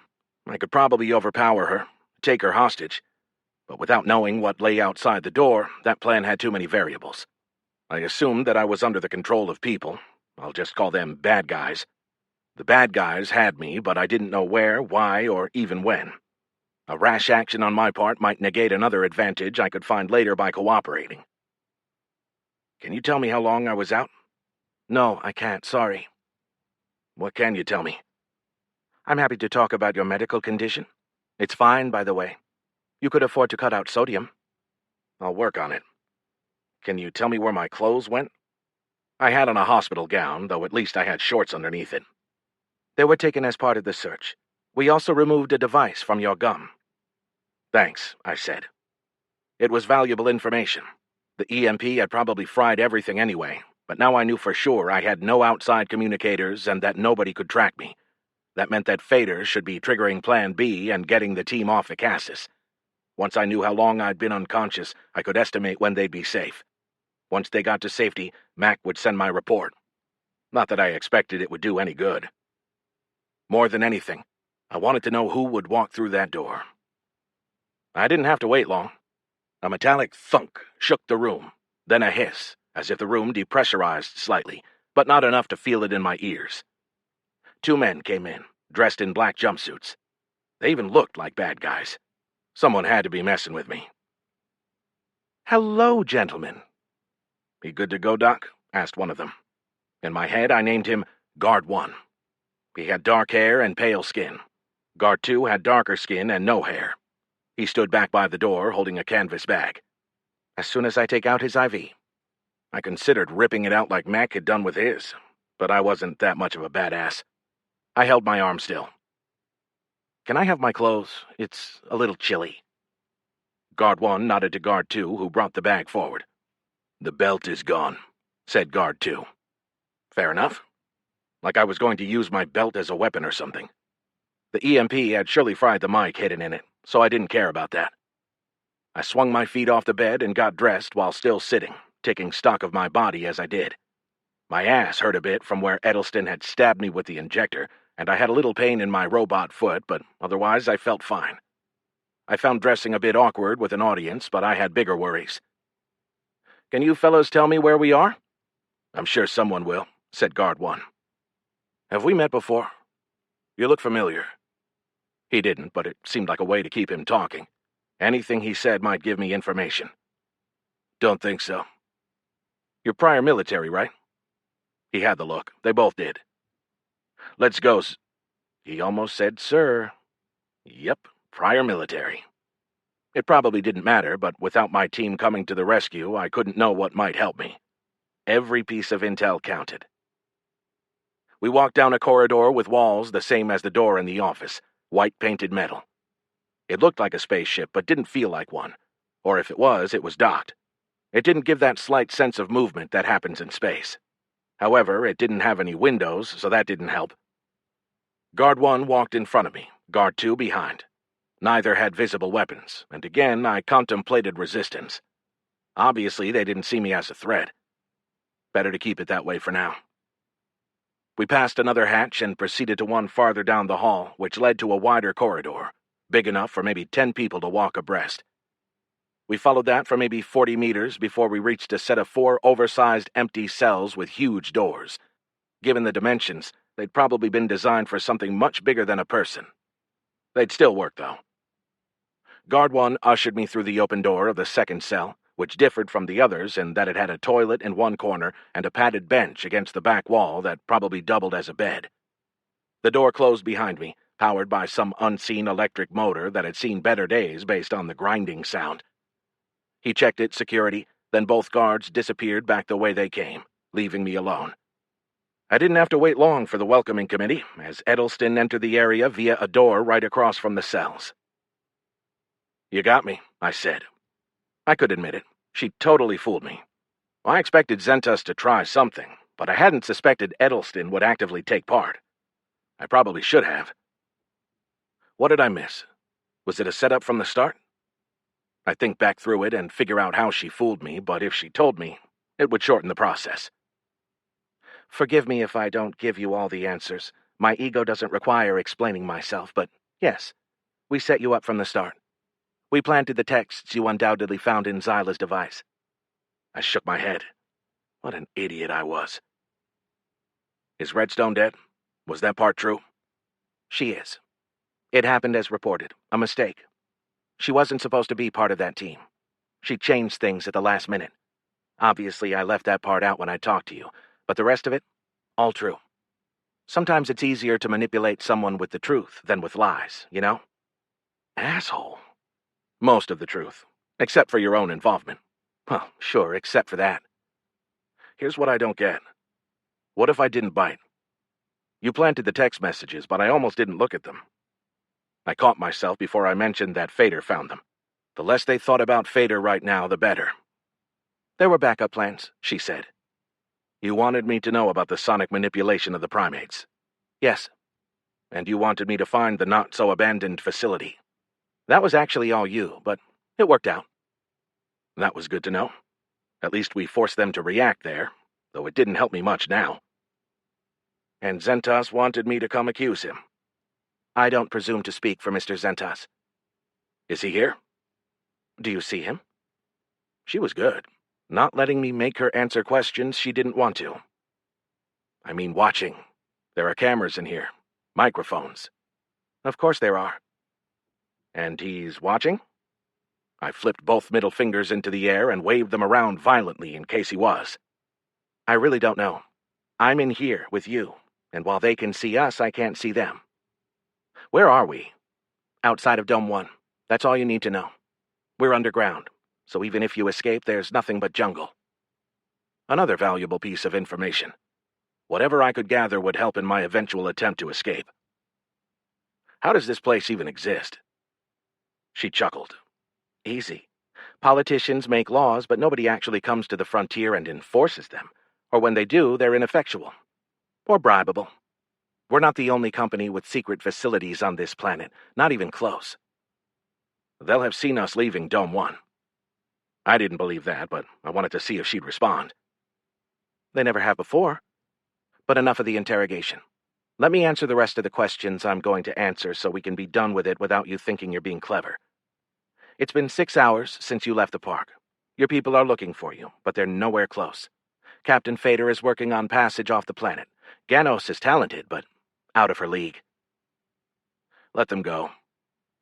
Letting Edelston know that my team meant that much to me gave her leverage, but I couldn't help it. They probably knew anyway. We might. We don't need them. In fact, them leaving the planet fits our story. What story is that? The story of the rogue ex-colonel. You've probably heard it. Refresh my memory. She sighed dramatically. There was this rogue ex-colonel. You know the type, full of himself, plays by his own rules, makes things happen and doesn't let anything stand in his way, all that macho bullshit. I'm under your control. You don't have to be an asshole. Just because I was didn't mean I liked it when other people were. Yeah, I'm a hypocrite. She smiled. You asked. Now, ask the question you really want the answer to. I considered it. She wanted me to ask what they wanted me for. I didn't feel the need to give her that satisfaction. So you're saying Zentas didn't authorize the death of his own daughter? Her face twisted slightly, and her hands came together in front of her for a second. The question made her uncomfortable. Good. It wasn't much, but it was a start. I've told you I'm not going to speak for Mr. Zentas. Then let me talk to someone who can. Until then, you're just wasting my time. Now who's being an asshole? I always have been. It's part of the rogue ex-colonel story. Or did you miss that chapter? Can we stop playing games? What do you want? She glared at me, but if she thought she was going to stare me down, nope. Eventually, she turned and left, calling over her shoulder, "I'll see you soon, Colonel Butler."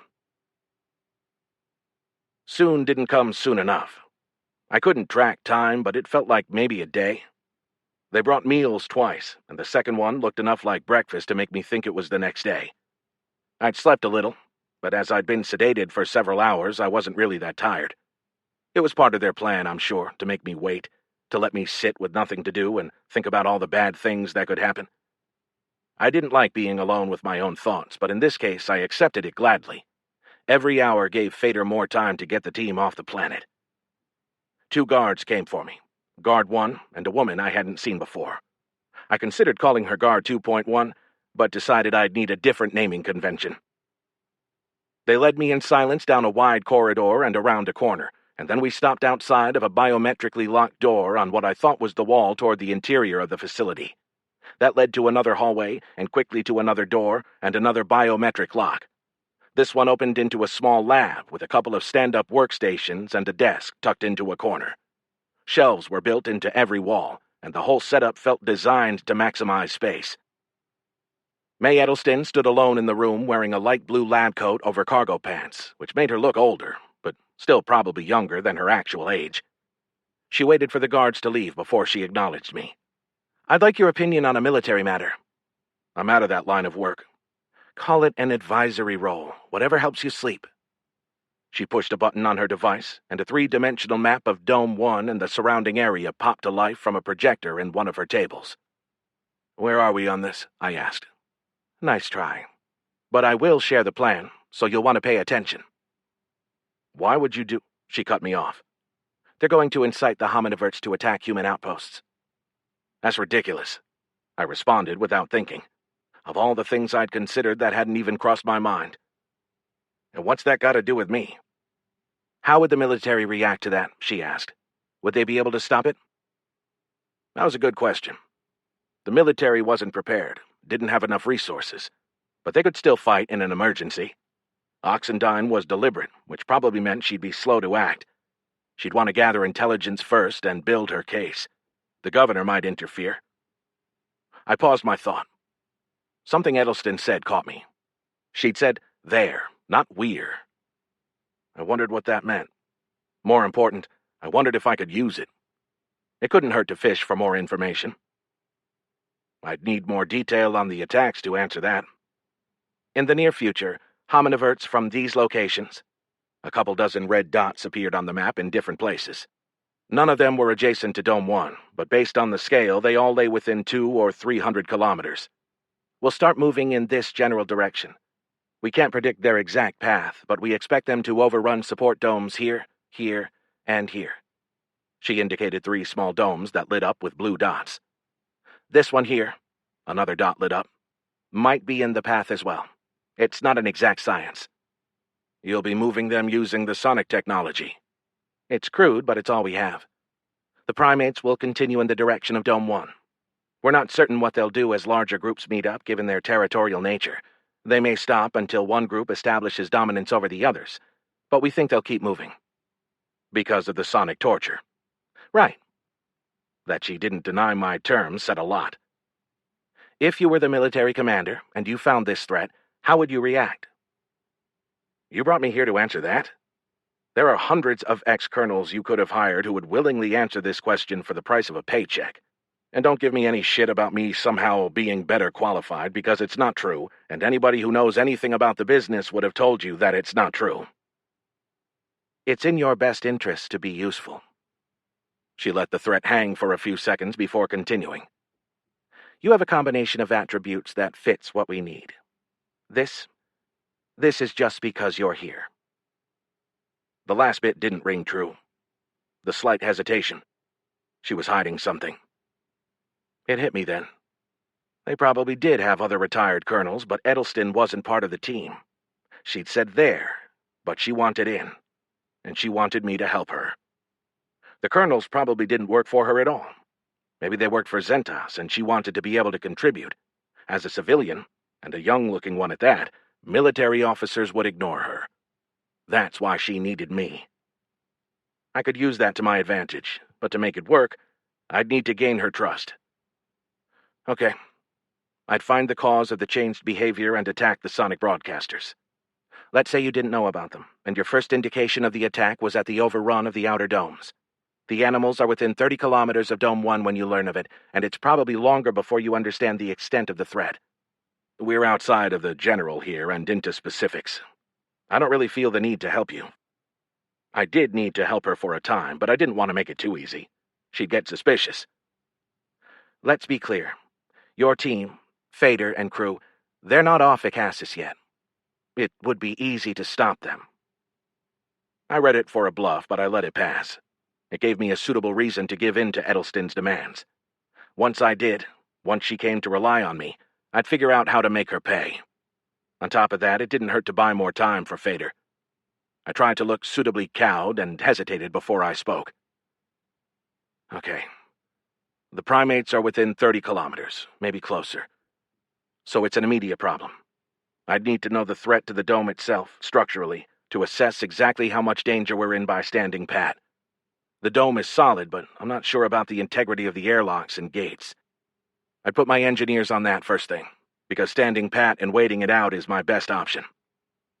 Your engineers suggest there is a risk of a breach, between 5 and 10%, but reports come in of much more substantial damage to outer domes. I thought about it, then answered the straightforward part first. Even 5 to 10% is beyond tolerance because a breach would be catastrophic. That said, I shifted to her implication. There were 2 possibilities for receiving reports about substantial damage. Either they'd ensure the damage through some means, or fake the reports. I wanted to know which. How will the outer domes be different? Edelston hesitated, probably trying to decide how much to share. If she was leaking stuff she shouldn't, that was another weapon for me to use later. We'll make sure the damage happens. That's all I'm going to say about that. So, sabotage. That would change Oxendine's battle calculus. Now it was my turn to decide how much to give away. It didn't take me long. I had to give her something so she'd seem smart when she went back into a room with experts. That would build the trust I wanted to abuse later. I'd need to know what assets they have to give you a specific answer, but in general, they're going to want to engage as far away from the dome as possible, so they will push out and try to divert them, or if they can't do that, stall them and buy time to figure out why they're coming. Deciphering that signal or finding its source isn't impossible, especially since I can establish martial law and drag in experts for questioning. Edelston made a note in her device. I'd given her something useful, and she caught it. The martial law. Caliber employed the experts. They'd now make sure they were somewhere that the military couldn't get to them. That would give her something she could add to the planning that others may have overlooked. Can you stop the attack with the soldiers you have? She asked. Maybe. It comes down to a decision for the commander as to whether she's going to try to delay, stop, or destroy. Given what you say about the destruction at the outer domes, I'd personally err on the side of destruction. But it's going to be a bit of trial and error, as I don't think anybody knows what it would take to stop an attack like that since it's never happened. Explosive bullets and shoulder-fired rockets will work, but that puts soldiers at risk. But you'd use them? If I had to. In a perfect world, I'd want more weapons. Armed drones if she has them. Bombers would be best, but I don't think there are any on the planet, and getting them from orbit, if they're there, would take time. That's possible, but I don't think they're there. If you had access to even bigger weapons, would you use them? The big hunter-killer bots from a decade ago would be ideal, but she definitely doesn't have those. They're designed for stuff like this. They'd be almost invulnerable to attack from the verts, and they have the right weapons. The jungle would be tough terrain for them, but a smart commander could make them work. So you're saying that the military could defeat the threat if they had the right weapons? Obviously, yes. You didn't need a colonel to tell you that. Any officer with 3 years in service could have come up with the same thing. But officers with 3 years in grade aren't going to be making decisions about whether people live or die. Tell me, what do you think Brigadier General Oxendine will do? After all, knowing people. Isn't that your specialty? I smiled. I'd given her enough to hook her. I needed to end the discussion and let her sit with it for a while. I'm done playing games. Get Zentas out here and let's cut to the chase. It's a simple question. What will she do? You already know. Not as well as you do. I didn't need the flattery, but in this case it was justified. I did know how Oxendine would react. Giving it to Edelston would give her something that anyone else they had working for them might not have. It was what she wanted, and I hoped the thing that would bring her back for more. She'll follow her orders. If they don't fit, she'll try to get new orders. To the detriment of the colony. What? No, that's not how she'd see it. I don't understand. I did my best to keep a neutral tone and avoid condescension. She needed to feel like I was treating her like an equal. She'll see the long-term survival of the colony as more than the dome. There are political implications. She'll be aware of them. Take them into consideration. What would you do in her place? It's irrelevant. I'm not the commander, and there's no situation where I would be. Frankly, I didn't know what I'd do, but if I said that, it would undermine her confidence in me. She's going to delay, Edelston said. You know that. When she does make a decision, it will be too late. Still her decision to make, and if it's not hers, there are 100 other people before it would even possibly get to me. Which it won't. Look, I've told you all I'm going to tell you. Now I want something in return. However I respond, you're not going to believe me. I want to talk to Zentas. He's not available. She was right. I didn't believe her. Fine. Then I want to go for a walk. What? A walk. I live in a small cell and I want exercise. You can put guards with me, I don't care. I'm an old man with a robot foot that acts up. I just want 30 minutes a day to stretch my legs. She hesitated, probably trying to find my angle. I had one, but I doubted she'd find it in my reasonable request. I'll see what I can do. Which meant she didn't have the authority to make it happen. Another useful piece of information. Chapter 25. I got my walk. 2 guards showed up to take me for a walk after dinner. 1 man and 1 woman, different from before, both wearing black jumpsuits and appearing to be unarmed. They probably had telescoping batons or something similar that I couldn't see.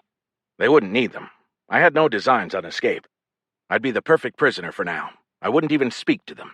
Not the first time I went out. People would be watching. I had to establish a routine first and bore everyone to sleep. But I could gather information.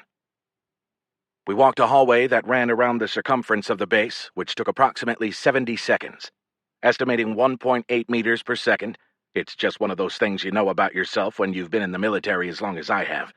That meant it was 125 meters. That made the base about 40 meters in diameter, making the area about 12 or 1,300 square meters. We passed a staircase down, indicating at least 1 more level. On the opposite side of the base, we passed a passage up, but that appeared to end in an airlock, so I assumed it led outside. We also passed 7 different narrow hallways and 5 doors, all on one side of the hall, and all of which had bio-encrypted locks.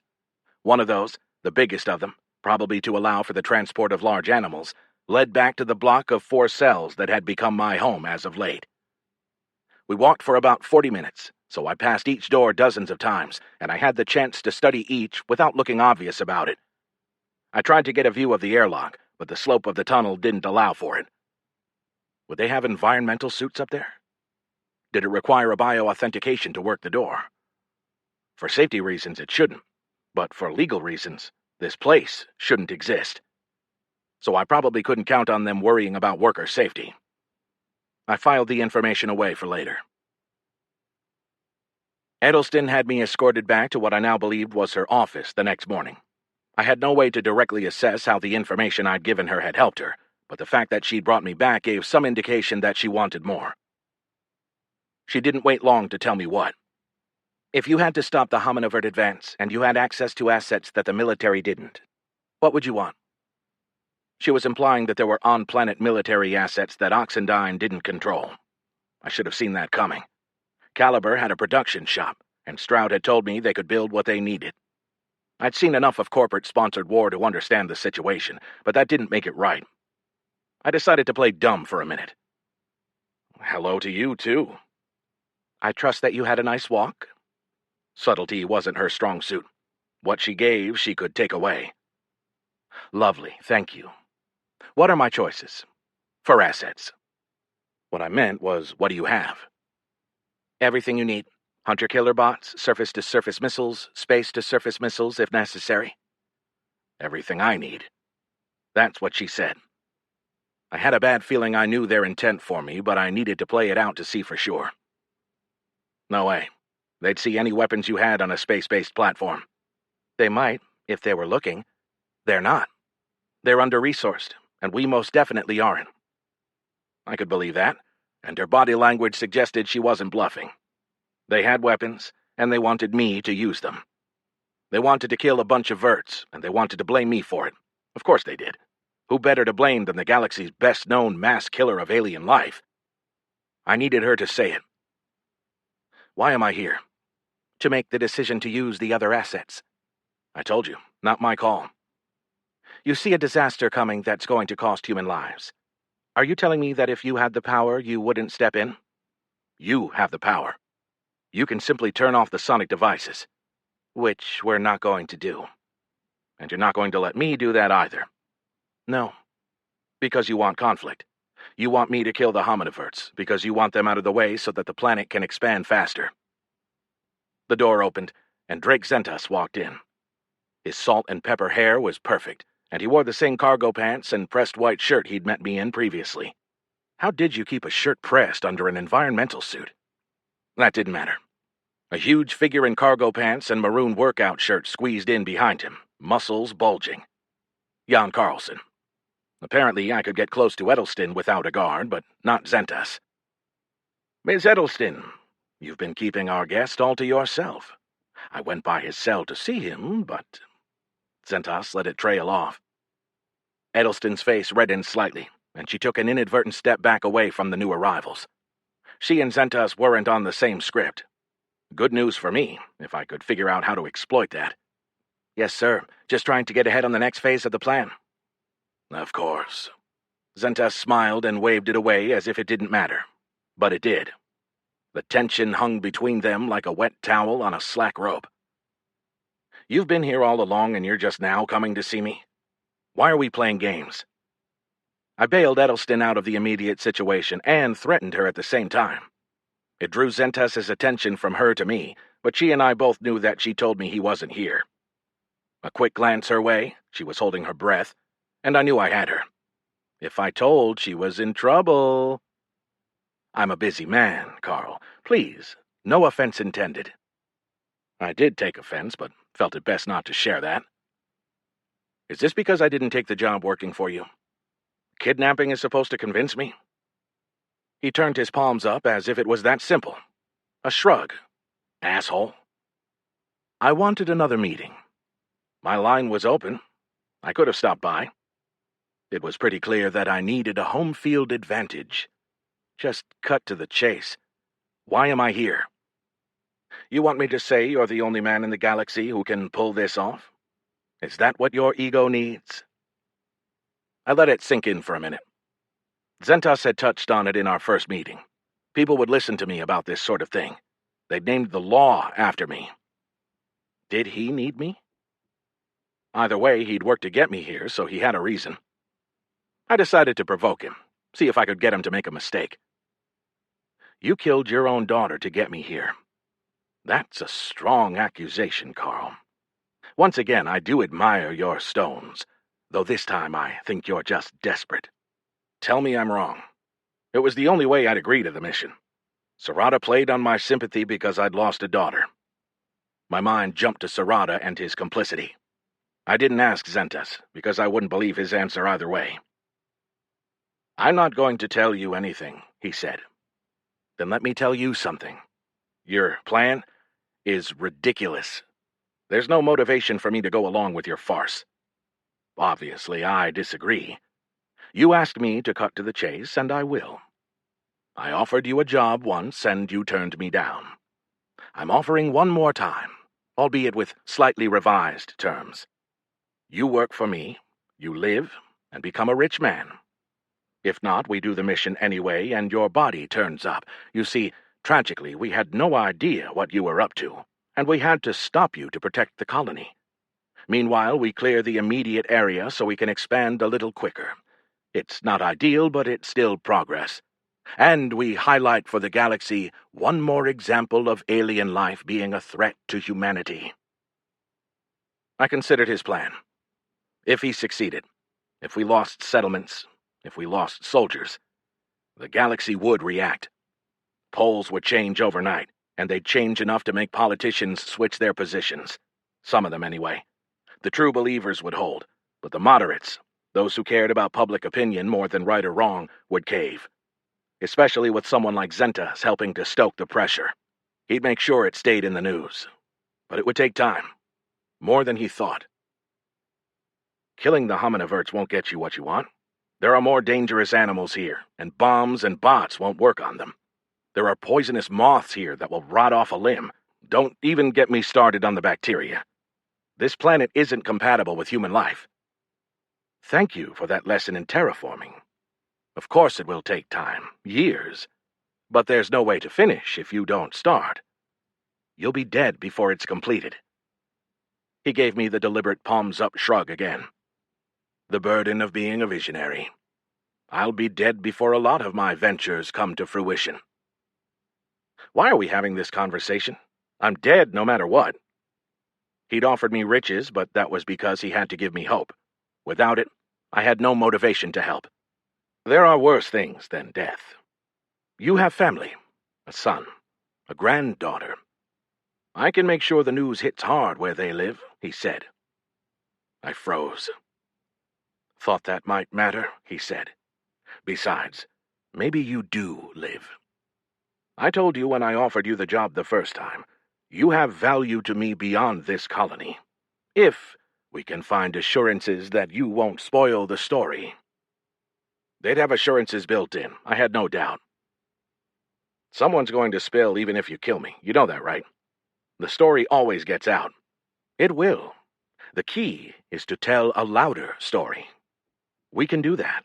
You can help. We'll have video of you in action. You'll make statements about how you assessed the situation, how you came to have the equipment, how you just had to act to save human lives. You'll be convincing. If not, there's always another take. We're obviously not putting you on live. He had me. I believed him when he said that if I didn't cooperate, I'd end up dead. I didn't have to think too hard to decide between dying and living when dying didn't accomplish anything. As long as I lived, I could keep trying to find a way to screw Zentas over. I couldn't make it too easy, though. I put all the disdain I could muster into my voice. You're going to kill humans to expand your business. It's not all about business. We need new planets. The short-sighted laws preventing expansion will cost millions of lives over time. Billions, perhaps. Sure, it will take 50 or 100 years before that's realized, but it's coming. How many of our current planets are overcrowded? You're talking to a guy who lives on Rydia, too. The idea of overpopulation is going to be a tough sell. Pfft, Rydia 2 is in the middle of nowhere. It's useless. It's uncrowded because nobody wants to be there. This place, though. 500 million people could live on this continent alone, and it's close to the trade routes. And you'd be happy to sell to them. Yes, I would. Doing something important for the galaxy and turning a profit aren't mutually exclusive. The population growth in the galaxy is expanding at an unsustainable rate for the livable planets we have. Smart people can see that. We've got 100, maybe 120 years before it's a real problem, and that's including putting 1 billion new people on Rydia 2. Poor bastards. Someone will stop you. Even I knew that sounded weak. Who? Politicians? I doubt it. Nobody running for office looks more than a few years into the future, and they don't look more than a month into the past. There was a hole in his plan. There always is. But I needed time to find it, and to do that, it was time to make him work to get me on board. So what do you need from me? Just murder a bunch of hominiverts? They're animals, it's not murder. I shook my head, hesitated for a few seconds, looking down, pretending to be conflicted. In truth, I had nothing to lose. If people learned of my involvement, it would tarnish my reputation, but they couldn't really tarnish something I'd already blown to pieces years ago. I glanced at Zentas, who smiled. He knew he held a winning hand. He could afford to be gracious. Can I have some time to think about it? I told you before I'm not used to waiting. But for some reason, I feel magnanimous around you. So yes, absolutely, take a day. I'm on a 20-year timeline. I'm not going to worry over a question of what day of the week we start. That worked for me. It gave Fader and the team time to get off the planet, and it gave me time to think about how to best position myself to ruin his plans. I gestured at Carlson. Am I a prisoner or a guest? As much as I'd like to say that you're a guest, I'm not letting you have free run of the place, so I'm afraid it's the cell for now. I understand. I did. He wasn't an idiot. Can a guy at least get a drink? Of course. He turned to Carlson. Get Colonel Butler some whiskey. Something good. Turning back to me, he asked, "Is there anything else we can do for you while you make your decision?" I really hate being alone. I think I'd be more comfortable if Miss Edelston was in the cell next to me. Of course, that wouldn't happen, but I got to watch Edelston's face as she debated whether her boss would do that to her or not. Zenta smiled, taking it for the joke I mostly intended. "I think I'll keep her out here and working." It was worth a shot. She'd set me up. I'd let them think I was over it. I wasn't. Chapter 26. After a few drinks and a night of thinking about it, I had to admit that Zentas had played me perfectly. He'd appealed to my weaknesses to get me to the planet, and he'd shown me a false trail once I got here to drag me in deeper. I jumped right into the trap, and now he had me in a tough spot. He didn't need me. People knew I'd come to Acassus, and if something happened to me, nobody would refute his story that I was involved with his twisted plan. Someone like Fader could protest, say that I wouldn't have gone down that path, but my history and the power of Zentas's propaganda machine would wash over that like the tide on a multi-moon planet. To be sure, he'd manipulated politicians and military leaders as well. They might be mad about it, but his money and their potential complicity made it unlikely that they'd make public waves. All in all, it didn't look good for me, but in a weird way that helped. Zentas wouldn't trust me, of course he wouldn't, but I needed him to be confident. If he didn't believe he had me under control, he wouldn't take risks. The only way to beat someone in a big pot is for them to think that they're going to win it. I didn't know if I could exploit that, but I would sure as shit try.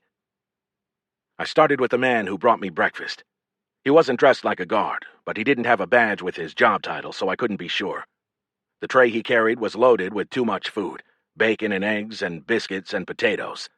No gravy, but it didn't seem like the right time to complain about the menu. I tried a different line. "Is there any word on whether my team made it off of the planet or not?" "I'm not sure, sir." He met my eyes, and while I didn't know him, I'd have bet on him honestly not knowing. "Any way you can ask someone for me? I understand it's probably above your authority level to find out and tell me yourself. I'm not trying to get you in trouble here." "I'll pass the message, yes, sir." "Thanks. What's your name?" "Hansen." "Thanks, Hansen." Hansen probably wasn't the right guy, but I didn't care. I'd try everybody I met until I found someone I could use. Yes, that probably makes me a bad person. Whatever, it's what I do. I manipulate people. And this time I was pretty sure I was doing it for the right cause. I'd been manipulated too. But unlike last time, I knew it and could try to do something about it. Maybe a couple hours later, Edelston came to see me. I say maybe because I still didn't have any real way to tell time. They turned the lights off for me to sleep, then turned them back on at what I assumed was morning. I also assumed they would bring me lunch, which hadn't happened yet. "Hansen relayed your question." "And?" "They've shuttled up to a larger ship, but it hasn't departed yet." "Good." I could let them know my feelings about that. If they'd wanted to make a play for my team as hostages, they'd have never allowed them to get on that shuttle. Mac wouldn't have sent the report yet, but he'd do it before he went into cryo. Soon. But I doubted that would bring a swarm of soldiers to save me. I certainly couldn't rely on it. If I wanted to stop this, I'd have to do it myself. "You can tell your boss that I've made my decision, and I'll share it once they are safely on their way." I was playing dumb on purpose. Whether they left or not didn't matter. They could be seized just as easily at the opposite end of the trip, where they'd be in cryo and nearly helpless. But maybe someone on the other side would see me tying my already made decision to their departure as a mistake. I didn't know what that might accomplish, but any misinformation I could seed was good. "I'll pass that on to him, and I'll be back for your decision once I have confirmation of the ship leaving orbit." Lunch came and went, and Edelston hadn't returned. Hansen didn't bring my meal, and the woman who did wouldn't respond to me in any way. I didn't know if my captors had made a deliberate change or if she just happened to be antisocial. Maybe she just hated me personally. I did have that effect sometimes. Edelston finally showed around dinner time. I was lying on my bed and didn't get up. I didn't want to look too eager. "The ship has left orbit, headed for Talca 4. "Thanks. I appreciate the information." "Care to share your decision?" "I'd be happy to. Is Mr. Zentas available? He's not presently on the base, no. You can share it with me. I assure you that I'll relay it. I pretended to consider it, lying there without looking at her. Unlike Hansen, whom I'd wanted to befriend, I wanted Edelston to question our relationship. I thought her more likely to help me if she thought it would advance her standing with Zentas. She didn't care about me. She cared about her next promotion. I had to position myself in a way that made that promotion more likely if she helped me. I had some leverage. If I forced Zentas to come and take my statement personally, it would show Edelston as unable to get the job done, and she'd lose face. She'd lose the power of being my go-between. The question was, what would she be willing to do to avoid that? I let the silence hang for maybe 15 seconds. Sure, I can tell you. As long as you agree to deliver the context as well as the answer. Plus, I want you to answer a question. Of course. If my delay or conditions perturbed her, it didn't come across in her voice. I levered myself to a sitting position and flipped my legs over the side of the bed. I wanted to watch her as we spoke. I'd come up with the seed of an idea that might screw up the mission, and I had to see her reaction. I'll agree to help with the mission, but only as a means to minimizing casualties, both human and hominivert, and I want to be directly involved in how we do that. It's not that I don't trust you. Well, yeah, actually, it's exactly that. She remained businesslike and didn't give me anything I could use as she made a note in her device. That's it? No demand to be allowed to roam free? To see the plan? I'm not naive. I know that's off the table. But the casualties, I feel like we can work together on that. Zentas and I. I threw the last bit in as a dig. She didn't react, but hopefully it hit her on the inside. Any specifics on that? I smiled, tipping off my joke. Well, I'll need to see the plan. She laughed. Good. Seriously, though, I think that we can choose the outer domes that get hit and save a lot of lives without losing the effect Zentas is looking for. I gave her that one for free. I expected her to take it to her boss as her own idea and to try to get credit for it. She made her note. In case he follows up, what are some of the things we might look for?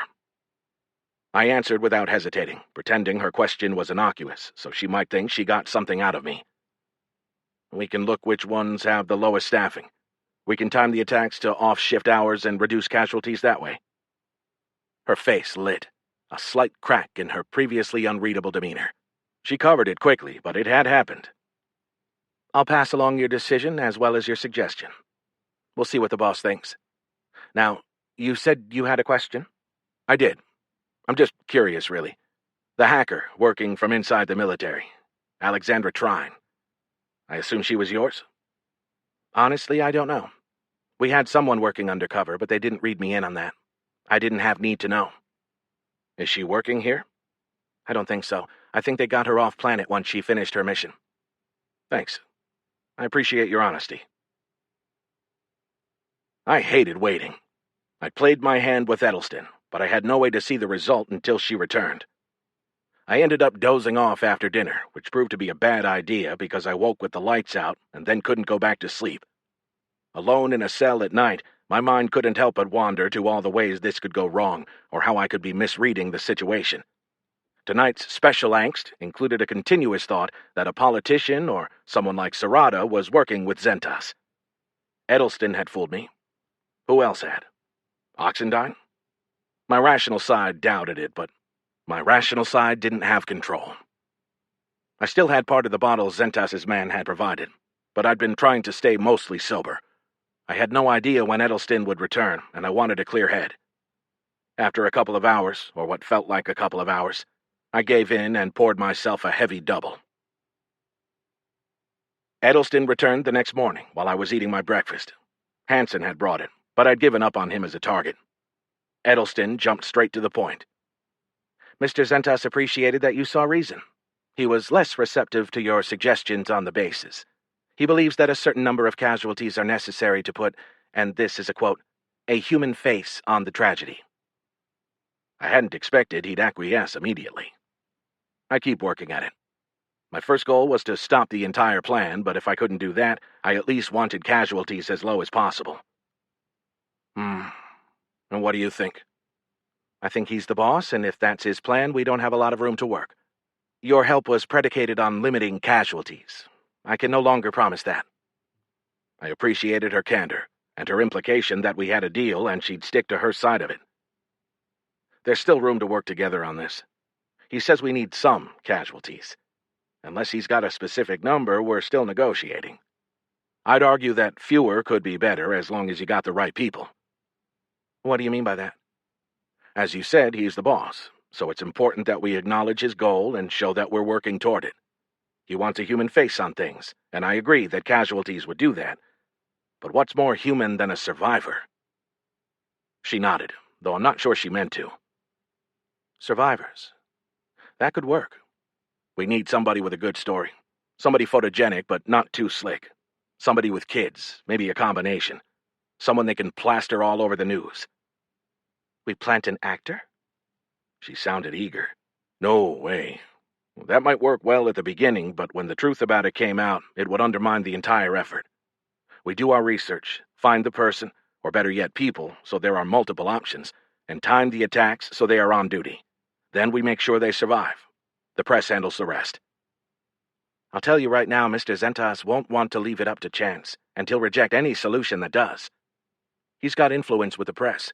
It's hardly chance if you control all the variables. She made a note. Just so we're clear, I don't trust you. You're not going to make me believe that you're on board with this. I'm on board with minimizing casualties. She couldn't possibly detect a lie in that because I spoke truth. If I lied, she'd shut down on me. But I kept my real reason to myself. To make sure that Zentas went down. Chapter 27. Edelston and I kept going like that throughout the day and into the next. Zentas seemed genuine in his statement that we weren't in a rush, and while I didn't see him, Edelston assured me every time she came that our planning pleased him. That Zentas didn't seem to be on base seemed odd. He wouldn't be in the main dome during the attack. Or maybe he would. That would give him the ultimate alibi, after all. Did he have the guts to put himself at risk like that? I suppose foreknowledge and preparation lessened the danger. I wanted to know his planned location during the mission, and to learn that, I needed to communicate outside of my little prison. That became my objective when Edelston showed up after breakfast. She had a canvas bag with her, much like she'd had the previous day when she'd brought me new clothes. More clothes, she said. Thanks, I said. How did it go with the boss? I think we've got the bases selected, and we're working on the timing. It's a lot of work, sifting through all the schedules to select the ones with minimal staffing. She opened the door with her palm and a 7-digit code and handed me the bag. That she felt safe enough to do that meant that she still didn't see me as a threat. That gave me a last-ditch option if I couldn't change Zentas's plan into something I could stomach. I could probably disable Edelston and mess some stuff up around the base before they got me. Sure, there are, 30,000 people Colonyside? It's not like you can put this into a public search engine. How are we doing on casualties? I asked. We're projecting between 9 and 14 right now. One of the most logical targets never has fewer than 6, even on the shortest shift. That's still too many, I said. What am I supposed to do about it? Look, I'm working for you. You get in there and work for me. Get that base taken off the list. There's no way. It's right in the path, and a diversion around it would take too much work. So don't sabotage that one. What do you mean? She asked. The domes aren't at much risk unless we give the verts a way in, right? So don't give them a way into that one. Let them flow around it. I'm not sure he'll buy that. Try, I said. She sighed. Fine. But right now we've got another issue to work through. We're trying to figure out how to stop this whole thing once it's going full bore. Mr. Zentas wants the Horde to get within 500 meters of one of the heavily staffed domes. The problem is, once we get them that close, we lose the ability to destroy them without risking blowing up the dome, too. Yeah, there's a reason we don't turn missiles and bots loose on colonized planets. Imagine that. He's not going to back off of that requirement, so if we don't figure something out and the verts do breach that dome, we could be looking at a 10-fold increase in casualties. She stared me down, and I began to wonder who was manipulating whom. I hope my attempts weren't quite so ham-fisted as hers. I'm sure Zentas has former officers on his staff who can figure this out. I'm sure he does, but are they as good as you? Probably. I don't know. More accurately, are they as motivated as you to save lives? She had me there. But it also gave me an opportunity. What weapons do we have in the inventory? There are at least 70 variations of warbots. I'll need the specs. Murder aside, it posed an interesting problem. The bots weren't built to do close defense of a settlement, but a lot of military gear did stuff the designers hadn't planned for once you put it in the hands of innovative soldiers. I'd once watched a soldier heat her soup on the engine of a ground support aircraft. Edelston thought about it a moment. I'll get you a briefing on the arsenal. We've also got to figure out how we deploy it. We can't position the bots ahead of time. It would spoil the story. I'll need to know ships and other delivery assets, plus platforms that fire missiles. Everything we use will have to be mobile if we want to make it look like we reacted after the threat materialized. She sighed. I'll try to figure out how to get you all of that. Just put me on a targeting terminal. I'll make it happen. She smiled. Nice try. I'm not trying anything. You want me to lead this counterattack? Then I need to know. Someone is going to have to sync the assets and get them tasked. At a minimum, I'm going to need to talk to the person doing that and make sure they know their business. This isn't rookie-level shit. If she took that as an insult, I could live with that. You will definitely be in the room during execution. Of course I would. They'd want video of that. I need to be in there for planning before that. I'll take it under advisement. Thank you. And don't forget my walk. It was the third time I went on a walk, and I got the same two guards, a man and a woman. On about lap 15, I decided to engage them. How long you been here? I asked. Neither responded. I didn't change my tone. Not here, specifically, if you can't talk about that. How long have you been Colonyside? The man glanced at the woman, who shrugged slightly. That's right. There's no harm in answering a simple question. About a year, he said. Same, said the woman. Pay good? Better than the military, said the woman. Usually is, I said with a chuckle. Same kind of duty? Easier, said the man. But they don't tolerate fuck-ups as much. They expect us to do our jobs without being told all the time.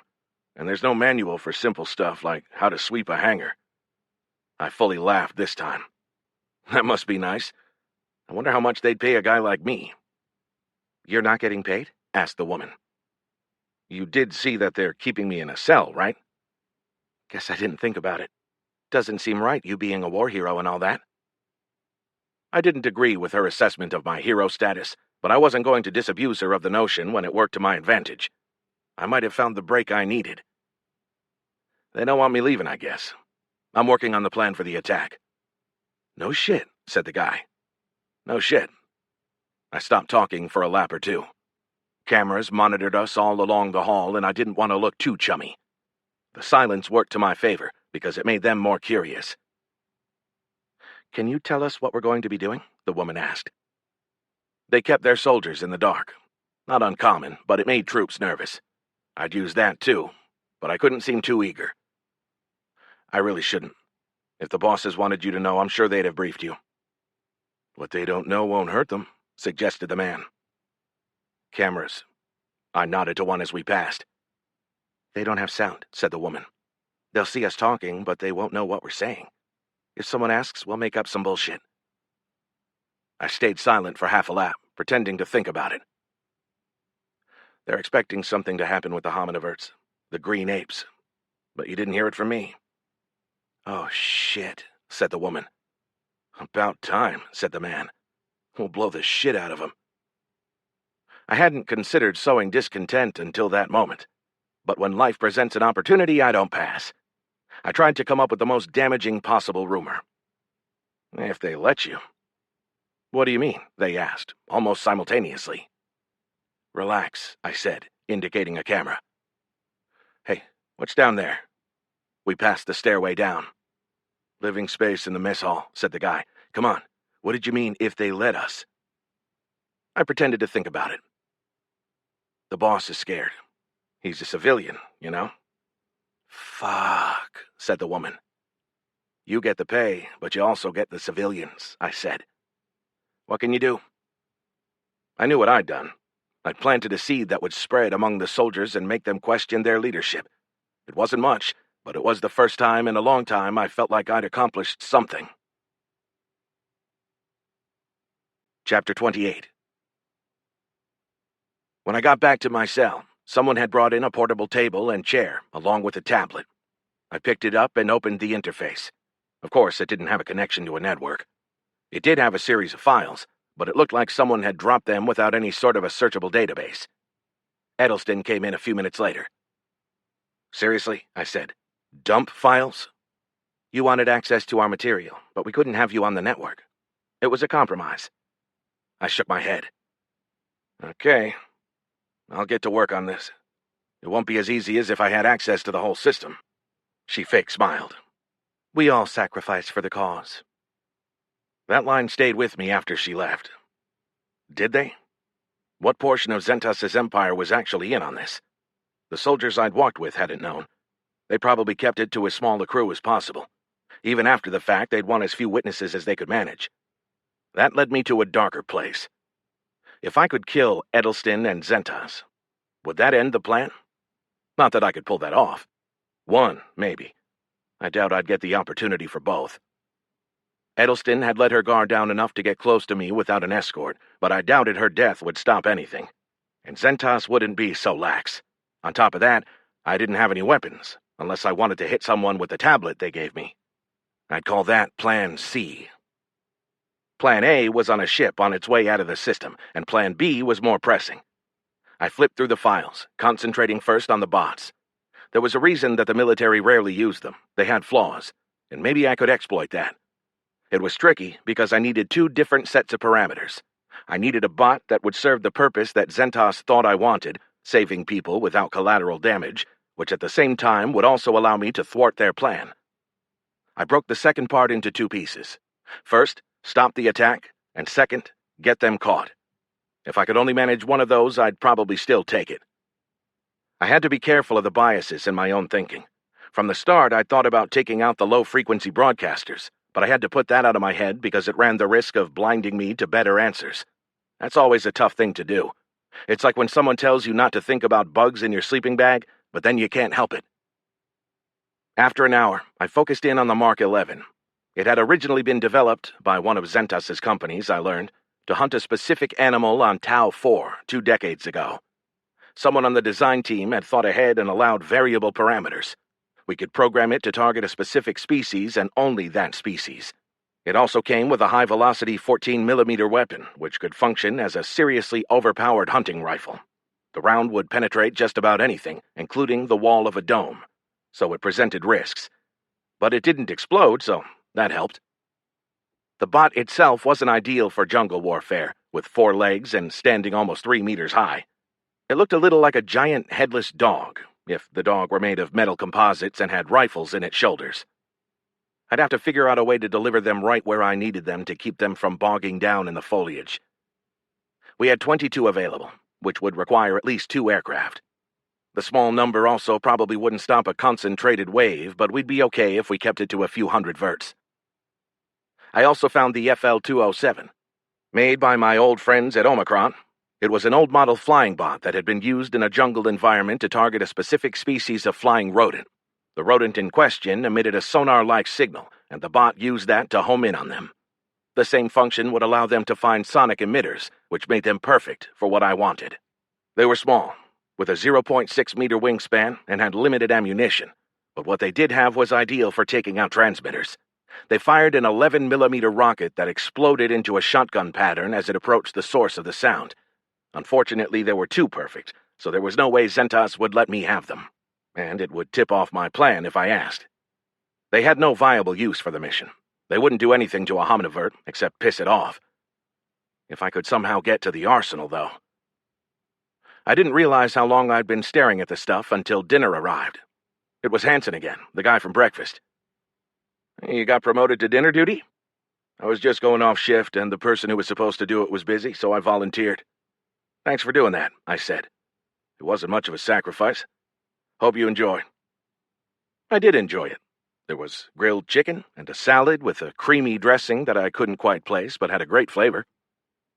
I let my mind drift, and for whatever reason, Hansen's statement stuck in my head. Wasn't much of a sacrifice. and then I had it. I'd been looking at it all wrong. I was looking for a technological solution when I needed a human one. I needed to talk to Zentas. I broached the subject of meeting with him the next time I saw Edelston, but she had no intention of letting me see her boss anymore. She had control of me, and she liked it that way. She probably didn't want me letting Zentas in on the fact that most of her ideas were in fact mine. I didn't intend to do that, but I couldn't come right out and tell her that without revealing what I was actually doing. She stood in front of my cell, hands on both hips, head up, jaw square, like something out of a book on how to take charge of a situation. I couldn't get over how young she looked. I'd always pictured the face of evil to be older. "He's not available." She almost sneered as she said it. Ever? I'd been fine with the situation, but I couldn't let her dictate everything. I wanted to change how we fought the mission, and only Zentas could do that. I also wanted to ask him a question about something unrelated. It had come to me the night before, when I couldn't sleep. Why had he had someone plant the bomb to kill me outside the governor's? It didn't matter much now, but once it got in my head, I couldn't get it out. "He's happy with the current arrangement." Her attitude was pissing me off. I made the decision right there to destroy her. "You mean the arrangement where you pass on my ideas, but you don't tell him where they came from? Is that the arrangement that makes him happy? You know he's not stupid, right?" She didn't respond, but the power facade cracked for a second and her face reddened. The truth hurts. I'd put voice to what we'd previously left unspoken, and now she couldn't pretend that I didn't know. She tried to hide it, but when she spoke, it was with a touch less confidence. And now it was time to make her pay for it. I let her stare me down, and finally broke off the eye contact.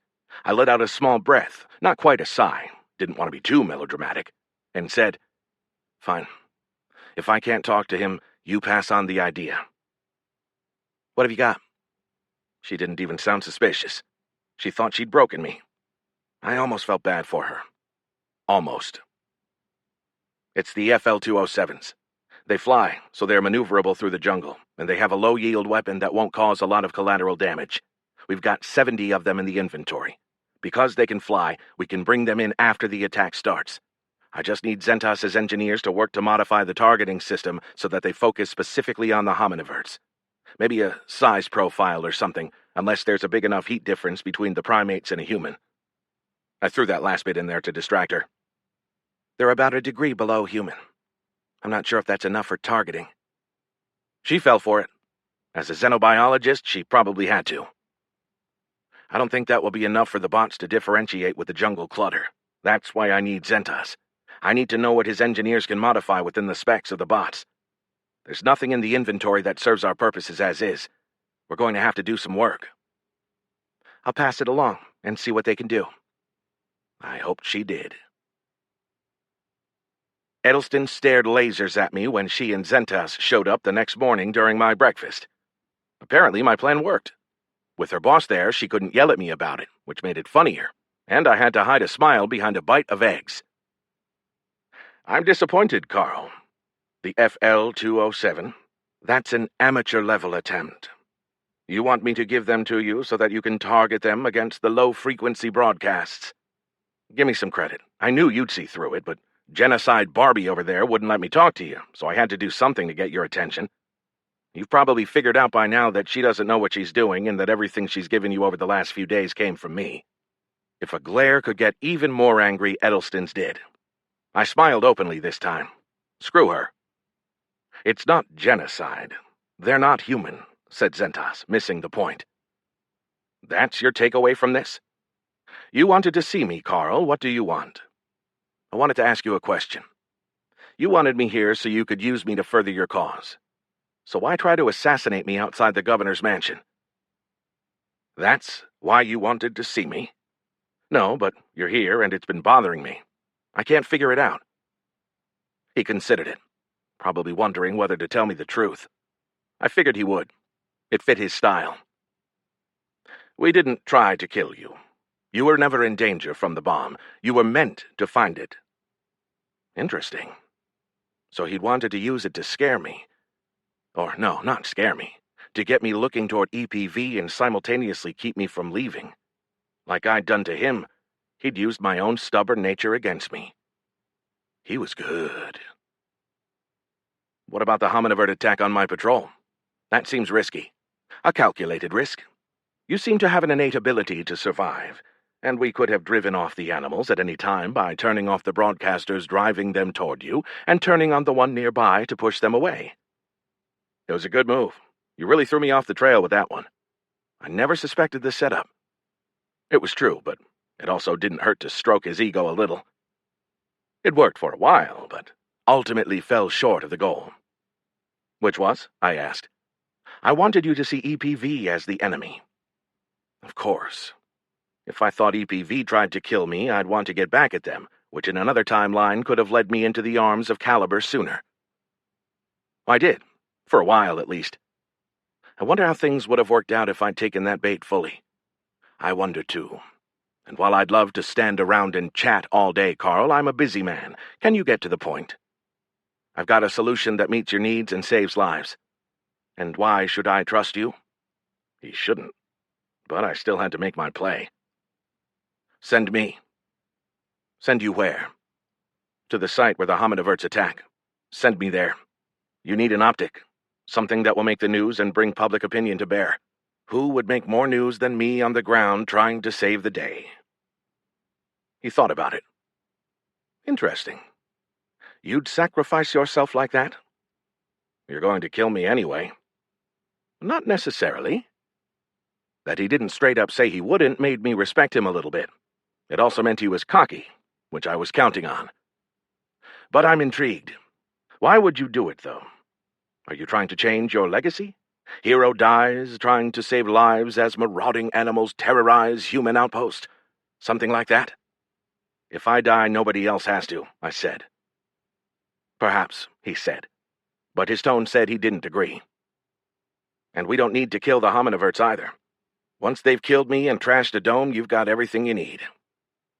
He stayed silent for several seconds. No, I don't think that will work. We need their bodies on the scene. We can't have any doubt about what happened and that the animals were responsible. I started to protest, but he held up his hand. But we may be able to do it with significantly fewer animal deaths. Not that I care either way in that regard. He thought about it some more. If we did it, we could make sure they've destroyed a couple uninhabited domes before they got to your location. He was close to saying yes, but I wasn't ready to quit. How many fewer casualties? I didn't have any leverage with which to negotiate, and we both knew it. Zentas was polite enough not to point it out. We'll see how it goes. I took that for agreement. I didn't blame him for not caving on the casualties. He didn't have to concede anything, and he didn't. Why don't you start by telling me your plan? I want the Mark 11s. Interesting choice. Do they have enough firepower to drive the apes away? There are 22 of them. I guess it depends on how many hominiverts show up. Thousands. Non-negotiable. Well then, I was fucked. No way could I win that fight. Sure, I can do it, I said. I'll need some noisemakers, though. Missiles or bombs. It doesn't matter which, as long as I can deliver and target them precisely. Give me a helmet with an interface and I'll put them where I need them. Zentas considered it, trying to read me, probably. This was the moment that mattered. He flinched, but didn't give in. What do you need the missiles for? I was ready for that question and answered without hesitation. Sounding confident mattered. The Mark 11s can kill individual hominiverts, but with only 22 of them, depending on how the battle goes, we take out maybe a couple hundred verts before we get overrun. I don't expect that will be enough to make them quit, and I don't know if you turning off the transmitters will cause them to leave or if they'll keep going in the same direction. It's hard to predict the results of a free-for-all. You can't have a set of transmitters near the dome to stop them, because there's too much chance that someone will discover them, which will expose your plan. So, I need some explosions to add to the chaos and scare them away. Give them a better reason to turn around. Zentas started to speak, but I cut him off. And, if everything goes to shit, and everything always goes to shit, I can target the primates directly with the missiles and kill a bunch. Call it a backup plan. He stayed silent for almost a minute, thinking.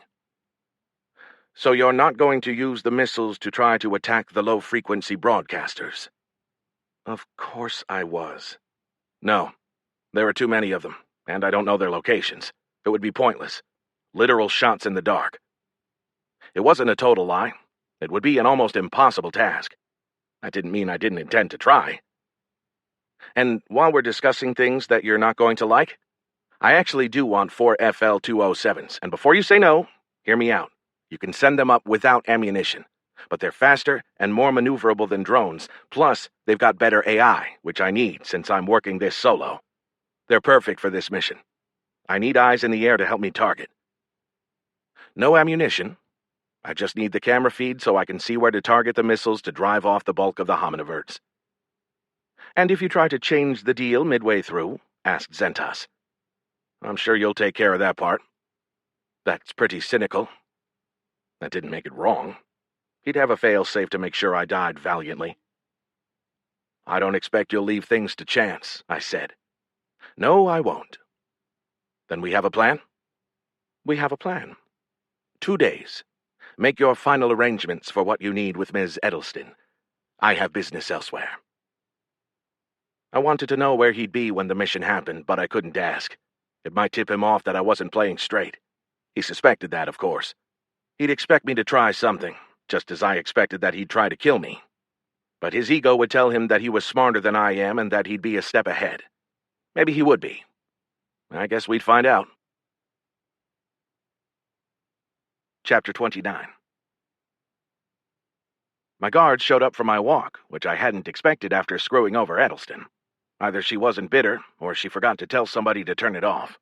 That was good because I needed the opportunity to do something ridiculous. On the surface, the idea of doing something stupid is counterintuitive, but in this case, I needed it. Zentas thought he held the winning hand.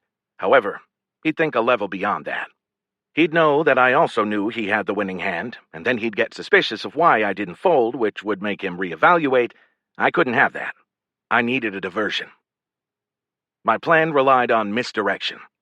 I needed Zentas looking one way while I manipulated things somewhere else, and a single diversion wouldn't do because he'd expect it. I needed him to think he'd found the diversion so he wouldn't expect the next one. Diversions within diversions. The more moving pieces I had, the harder it would be for him to tell the cover play from my real move.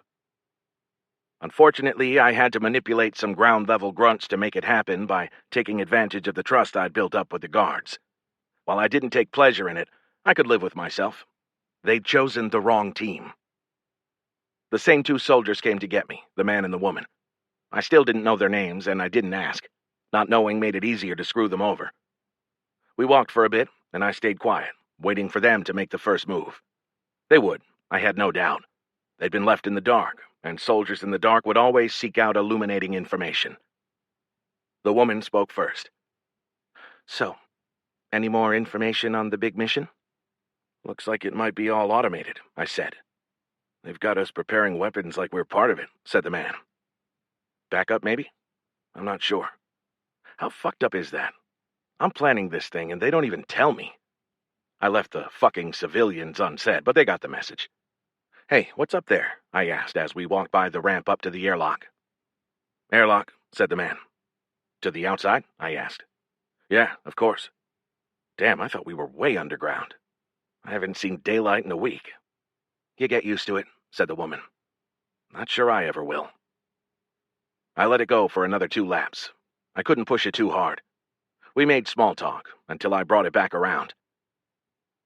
You think I could look outside? They glanced at each other, uneasy. We would, sir, but cameras. Who's going to care?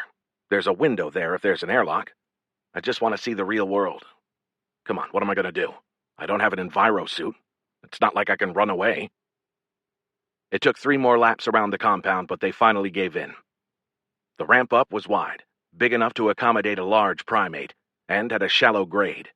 It leveled into a wide platform at the top, probably so they could receive goods, cycle the airlock, and then worry about distributing them down into the base proper.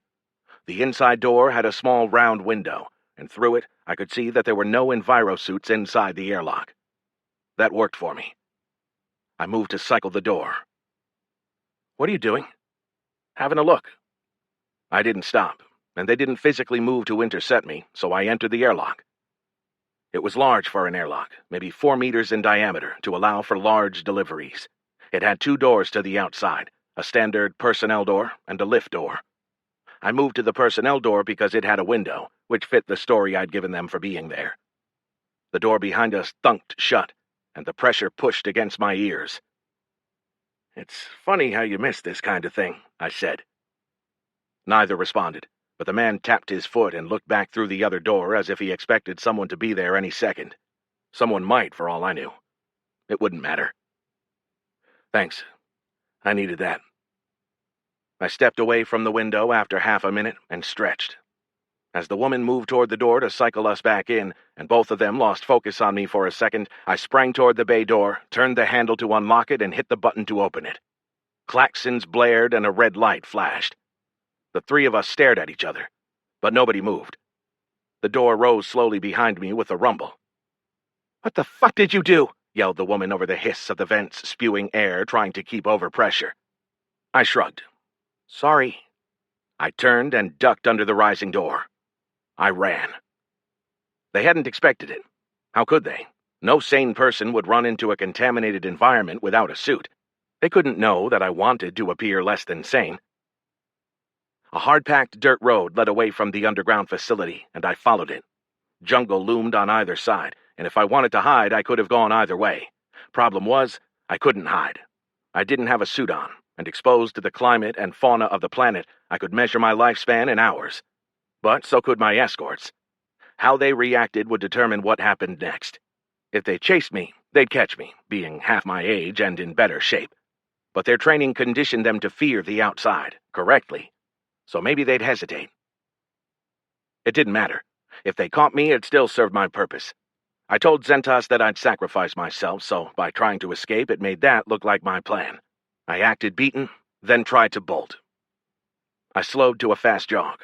I had no idea where I was going, but the road led somewhere, and anywhere would do. If I could find any government-controlled camera on this mother-forsaken planet, someone might see me. That would be even better than getting caught, even though Zentas would probably kill me before any rescue arrived to keep me from talking. Something slammed into me from behind, and I went down hard. Not something, someone. It was my male escort.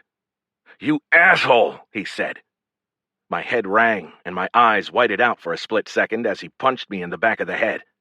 I rolled to my right, trying to throw him, but he held on with his legs and drove what felt like a forearm into my neck, driving my face into the dirt. "Just zip tie him," said the woman from behind me. "Stop beating him up." "This fucker just sent us all to quarantine," complained the man. "That's the least of our worries. We've got an audience back in the airlock. We're in a shitload of trouble," she said. "I really am sorry," I said. "Ow!" The zip tie dug into my wrists. I couldn't blame the guy. "Shut up," said the man. "They're going to kill me, you know." What was I supposed to do, sit there and wait? "We all do what we gotta do," said the woman. "Get up, or I'll have McCombs drag you." "Stay down," said the man. "Do it. Fucking try me." "No, thank you." I struggled to my feet awkwardly, since he'd bound my hands behind my back and I was still a little woozy.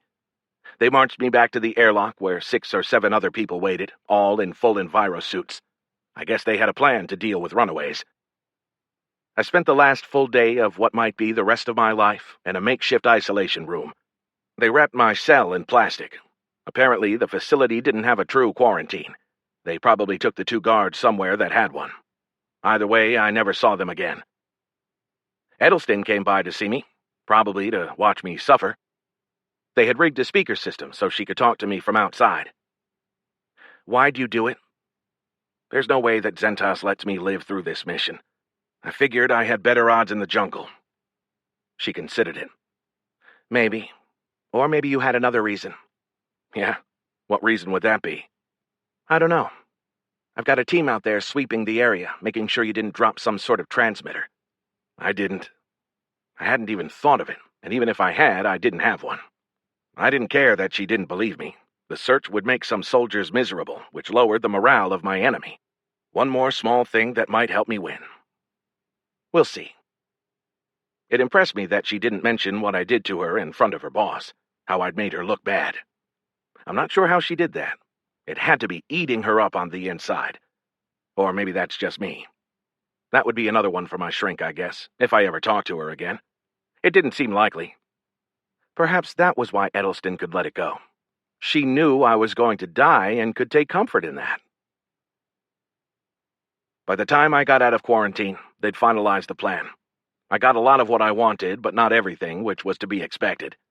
The first 2 domes, the sabotaged ones that we expected the Verts to destroy, were unoccupied. There were more sabotaged domes along the way, but Zentas had finally agreed to let the Verts bypass the one with the greatest number of people on duty. At least that's what they told me. I couldn't verify it, so I let it go. I had to fight the fight I could and not the one beyond my control. My fight would come at what would hopefully be the end of the whole thing, in front of Dome 19B, a research center for a non-caliber company. Records showed peak population for the dome at 18, but the main shift would have cycled out more than 2 hours prior, leaving 7 people on duty. Maybe. I didn't exactly trust the source of the information. The number didn't matter. This was the dome I could save if I did things right, and whether 7 or 18, I'd try to save everybody in it. I understood that it might be a last stand for me, that Zentas intended it to be. I could live with that. Or die with that, as it was. I might have saved some lives, so if my time was up, at least I'd have used the last days doing something worthwhile. Make no mistake, I didn't intend to follow the plan. But even my version held a lot of risk. Thinking about all that the night before the mission should have had me keyed up. But I slept, peaceful and dreamless, for the first time in forever. Chapter 30. It rained on the day I was scheduled to die, because, of course it did. An envirosuit was waterproof, obviously, but the water running down my faceplate would screw with the way my heads-up display looked, forcing me to concentrate harder to do even simple tasks. And I had a lot of tasks. I'd sold the plan to Zentas as me on the ground directing the entire operation. It stretched the boundaries of what I could manage, especially when half of it was a deception. I also had to watch for the moment of Zentas's treachery. I could have used a good executive officer helping me manage the less important parts of my plan, but you fight with what you've got, not what you wish you had. I asked to get to the site early, so I'd be set when the Verts arrived, but Zentas said no. He wanted to maintain the illusion that we reacted after the attack started, and I couldn't blame him for that. I had to try, though. I got reports of the first 2 domes falling via the comm in my helmet. I didn't have access to the camera feeds that someone had hacked from the 2 facilities, but I could monitor the OpsNet. They hit the correct 2 domes, and both were, as planned, unoccupied. The compromise of the facilities would set off alarms when the Verts breached it, but alarms went off all the time, and no dome had ever been breached. There would be no rush to check them, and when they eventually did, they probably wouldn't immediately alert the military. That would fit Zentas's plan and allow the Verts to get deeper into settled territory before Oxendine's team tried to react. That was the good news. The bad news: there were enough Verts involved to draw audible oh shits from the ops crew. I got the unarmed FL-207s up in the air first, which gave me 4 video feeds that I set to cycle through in the top right corner of my display, shifting through the cameras at 3-second intervals.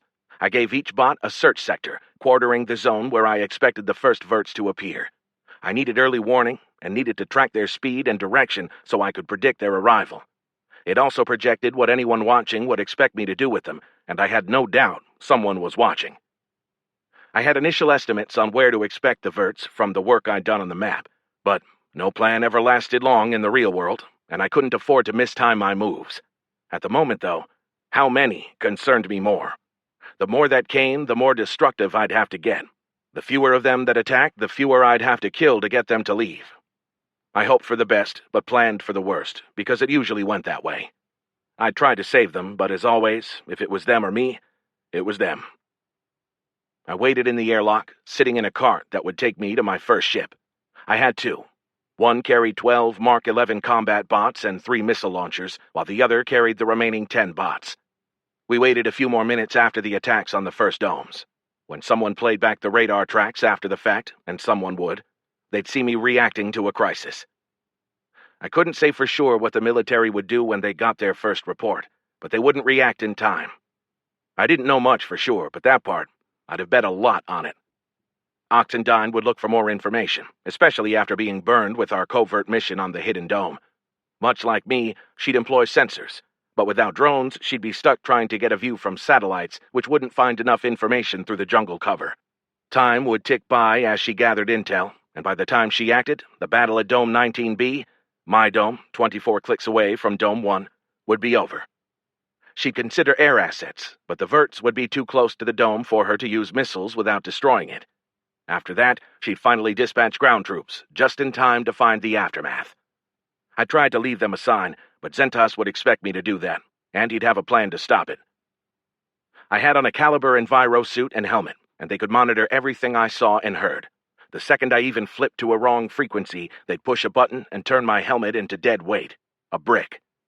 At least I'd found his location. He'd be watching everything from the ops center. That was probably how they intended to kill me, with the suit. It wouldn't take much. A small explosive in the helmet somewhere near the temple, and I'd be dead. That's how I'd have done it had the roles been reversed. Zentas had surely thought through all my possible moves. I'd certainly thought through his. I had no choice but to play it straight, or make it appear that way for as long as possible. As if to accentuate the point, Zentas showed up at the inner door. He had on a headset and spoke into my helmet on a private channel. "I'd like to think in another situation we'd have worked together willingly," he said. "Maybe. We're a lot alike. Probably." I didn't like it, but I couldn't really deny it given my history. I'm a hypocrite a lot of the time, but the odds in front of me made me introspective. It seemed pointless to lie to myself. "Since I probably won't see you again, I guess this is farewell. I'd wish you luck, but I feel like your definition of that wouldn't end well for me," said Zentas. "And I'd like to hope that we do see each other again. I'd enjoy that a lot. Say one thing for someone planning to kill you. You didn't have to be nice to him anymore." I launched my mission 12 minutes after confirmation of the first verts attacks. After situating my 3 missile launchers in a clearing about 5 kilometers away from my planned battle area, I landed with my first 12 bots in a large clearing about 300 meters from Dome 19B. The dense jungle obscured the dome from my location, but I'd looked at it from every angle during reconnaissance. It was considered a mid-sized facility, at about 90 meters in diameter and 31 meters high at its apex. My line of sight ended about 30 meters away at the edge of the clearing, made worse by the water slicking off my faceplate. Sunset in the jungle meant low light, so I toggled my view screen to infrared assist, giving me a composite picture of the world that approximated dusk in an environment with less vegetation. I used infrared with my FL-207 scouts as well, and relied on their AI to give me a count of the verts they found. The composite estimate came in at right around 2,000. That clearly pushed me past my decision criteria for how to engage. I'd have to use the missiles to have any chance. Since I'd lost the argument for more time, I had about 90 seconds to get everything set. I sent orders to the 12 Mark 11s, spreading them into a skirmish line along the back of the clearing, pushing far enough to each flank to cover the front area of the dome. I didn't intend to stop the primates. I couldn't. The verts were coming fast, and the bots could only shoot so many. Instead, I wanted to put up a wall of bullets in front of the dome and push the verts out to each side, let them flow past the dome. Once past it, I didn't think Zentas could get them to come back, and there weren't any other occupied facilities within 5 kilometers. I assumed most of his transmitters would focus on driving the pack toward us. Was pack the right word? What did you call a group of alien primates? No time for that. One of the FL-207s tracked the main body of the verts, feeding me real-time information. I peeled the other 3 off to look deeper, to search for a second wave. I hoped there wasn't one, but I had to be sure. It also gave me an excuse to use the FL-207s for the secret part of my plan. Nobody hit the kill switch on them, so I could assume they hadn't picked up on my intentions yet. The rain stopped. Thank the mother for small blessings. I held the second transport aircraft containing 10 more Mark 11s in a circular pattern about a minute out. I wanted to assess the initial contact before I committed them. The military would see it on radar, but it identified as a transport for one of Caliber's subcontractors, so they wouldn't react. I had 2 options programmed. I could airdrop the bots right in front of the dome to make a final stand, or I could drop them behind the first wave of verts. Zentas had pushed back on that, but I won that argument. We didn't know how the primates would react when the shooting started. Perhaps they'd run, but just as likely they'd attack. If that happened, I wanted the option to attack them from the other direction, Confusion and chaos were my friends. If I got the animals disoriented and moving in a bunch of different directions, it bought me time. More important, it bought Oxendine time. If I could hold out long enough, she'd eventually get her troops into the fight. It might not save me, but it might save a lot of other people. I pulled a set of pre-programmed targets out of a save file in my helmet and prepped them for the missile launchers. This was where it got tricky. I'd planned a lot of moving parts, making it almost impossible to track all of them at once, figuring if I struggled to track it, so would someone watching me. With things set, I started moving through the jungle back toward the dome. Zentas's voice sounded in my ear. "Carl, where are you going?" "I'm getting out of the line of fire. The only way this works is if I'm alive and controlling the battle. It wouldn't do for me to get killed in the first wave." As I suspected, he was watching me. Good. Watch the shiny object and pay no attention to the sleight of hand. While I spoke, I had one of the FL-207s use its sonar sensor to do a quick search through the low-frequency band. Risky, but I did it quickly, on and off in under 3 seconds. I hope nobody noticed, or if they did, they didn't understand what they saw.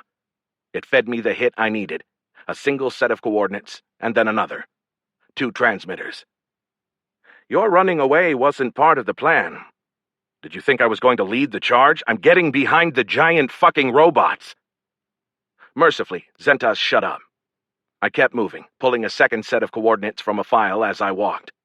I readied them beside the first, doing a quick rotation of the lines of targets I'd pre-programmed to line them up with the 2 hits from the FL-207.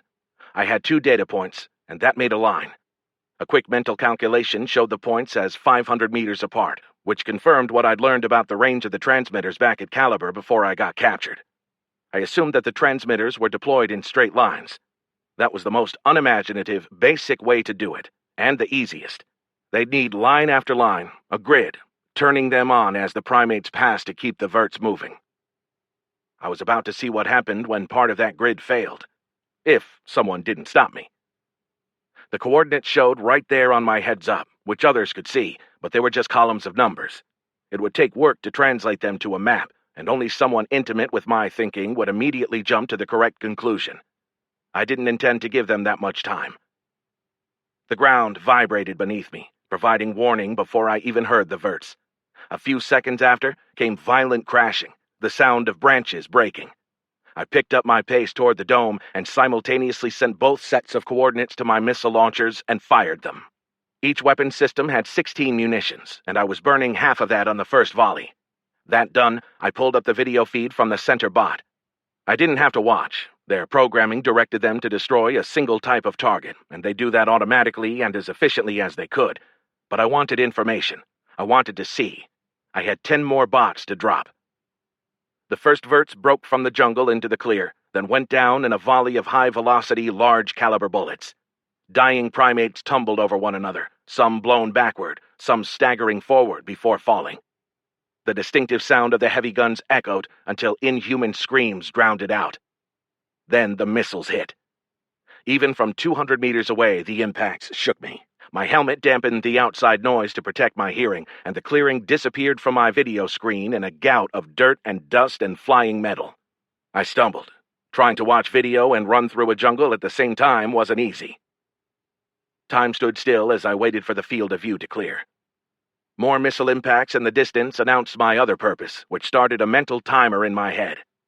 It wouldn't take long for someone to notice that I targeted 12 missiles, half of my volley, against suspected transmitter positions. I tried to hit 3 rows of them, 4 in each row. If successful, I'd have opened a huge gap that would allow the verts to retreat. The dirt cleared, and the edge of the jungle came into view through the dust. Nothing moved. As my helmet returned my normal hearing, silence. I stood there for several seconds. It had worked. The closer missile barrage had arrested the momentum of the vert pack. If I'd gotten the transmitters, maybe they'd head back the other direction. A screech. Hundreds of screeches, joined together in one symphony of pissed-off primate, echoed through the jungle. They'd fallen back, but not far. The bots scanned for targets, but didn't fire. Crashing in the jungle. It took me a moment to realize that it wasn't getting farther away. They weren't retreating. The crashing came closer. The bots turned as the verts swarmed in from the sides. Whether simple survival instinct or something else, the verts now avoided the clearing and ran and leaped in and around the bots on the flanks. I ran too. I tripped as I worked to toggle the video off so I could focus on the ground around me, catching myself just before my faceplate hit the dirt. I struggled back to my feet and kept going. My own survival instinct warned me my time was about up. Someone had their finger on a button that would pop an explosive in my helmet at any second. Zentas wouldn't tolerate my running away. I didn't have a choice. Running back toward the killer bots and the screaming, pissed-off primates would end me just as surely. I needed more time. I had one last move to make, and I couldn't make it without my helmet. I forced myself to calm down. Hurrying would cause mistakes. Slow is smooth, and smooth is fast. I triggered the drop point for the second set of bots right at the edge of the dome. Hopefully I'd make it to them before the verts got me. I could make my last stand there. Then I did the smartest and stupidest thing I could do. I flipped the safety switch on my helmet and popped it off in one move. The acrid smell of smoke and burning flesh hit me, almost making me gag. I tossed my helmet and started running for the dome, but spared a glance back when it popped and started smoking. Too late, asshole. As I expected, they'd implanted a micro-explosive in it, just enough to kill me. In about 3 seconds, I'd learned whether they had a backup in the suit. I didn't have time to remove it. The verts wouldn't wait. Losing my helmet had 2 major drawbacks. One, I'd now exposed myself to the hostile environment again and had about 12 hours to live, most of which would be spent in agony, as different microbes and bacteria destroyed my body from the inside out. The more immediate concern, however, was that I no longer had any control over the battle. Now it was just me, running through the jungle, trying not to die. And I couldn't see. The lights in my helmet had gorked my night vision, and it was getting close to dark under the jungle canopy. It started raining again. It was oddly freeing. Not the rain. The lack of control. I wanted to be in control, but now that I couldn't do anything, it felt good. I put one foot in front of the other and picked my way through the undergrowth. Shots still rang out behind me. At least some of the bots were still fighting. Closer, though, came the sounds of branches breaking and vegetation crunching, punctuated by intermittent screeches. Cool water ran down my face and neck, starting to soak my undergarments from the inside. I broke into the open, almost stumbling again, then catching myself. They'd cleared the vegetation around the dome, and a few lights inside lit it for me in the approaching twilight. Unfortunately, I had 60 meters to go, and no entrance in sight, even if I got there. And no more jungle to provide cover from whatever came from behind me. A ship whooshed overhead and I glanced up. That would be my bots, coming to save me. I didn't have to get inside the dome, I just had to get behind the giant killing machines. A golden-orange flash blinded me, followed about 2 seconds later by a bone-jarring explosion. I hit the ground by instinct, purple spots in my eyes. The loamy scent of wet dirt filled my nose, and it took me a second or so to process what happened. My bot ship had exploded. Shit. Of course it exploded. When he lost contact with me, Zentas destroyed it. I hadn't even thought about self-destruct devices in the transport. Stupid. A second later, a 2-ship of military jets screamed overhead. Maybe Zentas hadn't killed his own ship after all. That fit my luck if Oxendine's assets showed up just in time to splash my only hope for survival. I jumped to my feet and started running again. I didn't think the jets would have clearance to attack the primates, but they might. My dying as collateral damage would be sweet irony to some historian down the road. If the fast movers did start unleashing ordnance, every meter I could put between myself and their targets would help. I had about 30 meters to reach the dome when I sensed the verts behind me. I stopped and turned. The dome didn't matter. Being so close with no way to enter was like being on a saltwater ocean and needing a drink. I could barely pick out the verts in the low light, their dark green skin and fur blending into the background.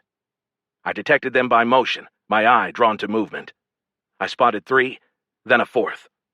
For some reason, they hesitated at the edge of the cleared area. Maybe they'd learned their lesson from when the last clearing turned into a killing field. They didn't know that I couldn't repeat that here. I didn't have any bots, and I no longer had control of the missiles. Not that I could use them this close, even if I did. A series of explosions rumbled behind them. Bombs from the jets, if I had to guess, but much too far away to affect me. One of the primates screeched, and they charged. Shit! What had been 4 became 10, then more. I couldn't count. I couldn't move.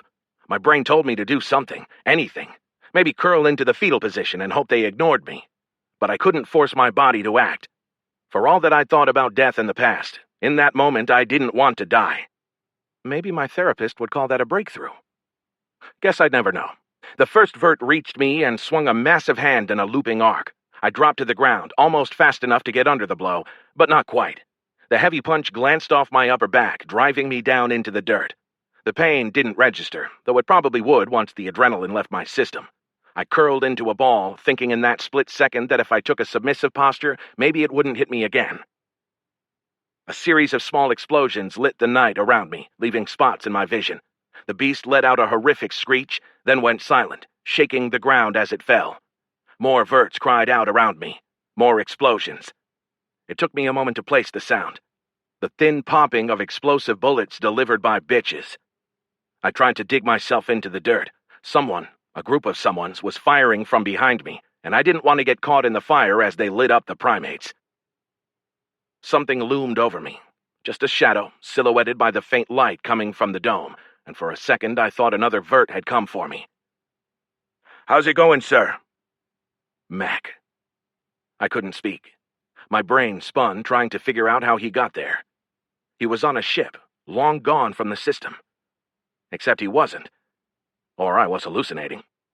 The speaker from his helmet might have altered the voice. Maybe it just sounded like him. "Mac?" I asked, finally. "Come on, sir. Let's get you to a medic." Mac. He reached a powerful hand down, and I took it, allowing him to pull me to my feet. How? He led me back the way he'd come, toward the edge of the dome, and away from the rapidly dwindling fight. "Those 2 women you have on the team, Ganos and the captain?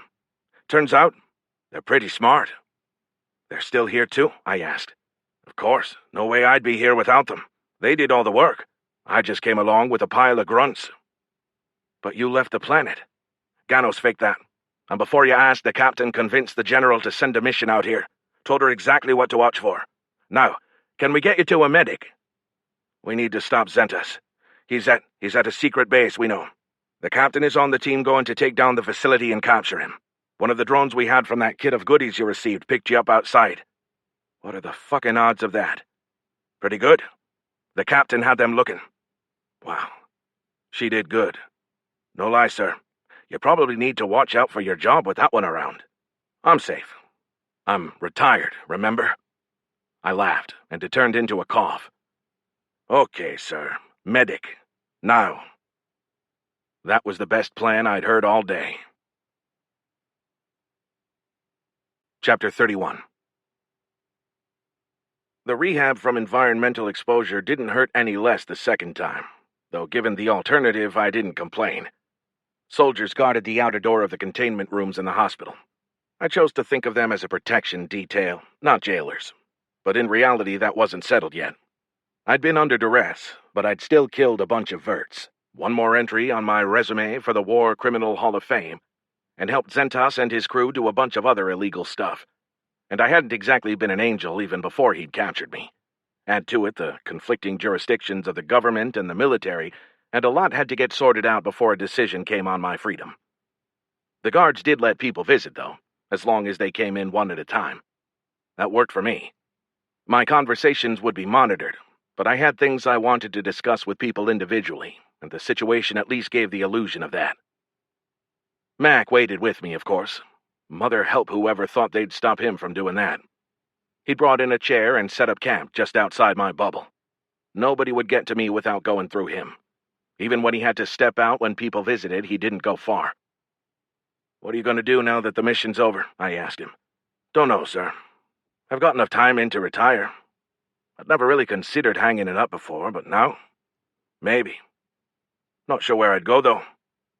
There's a lot of land available on Rydia. What would I do there?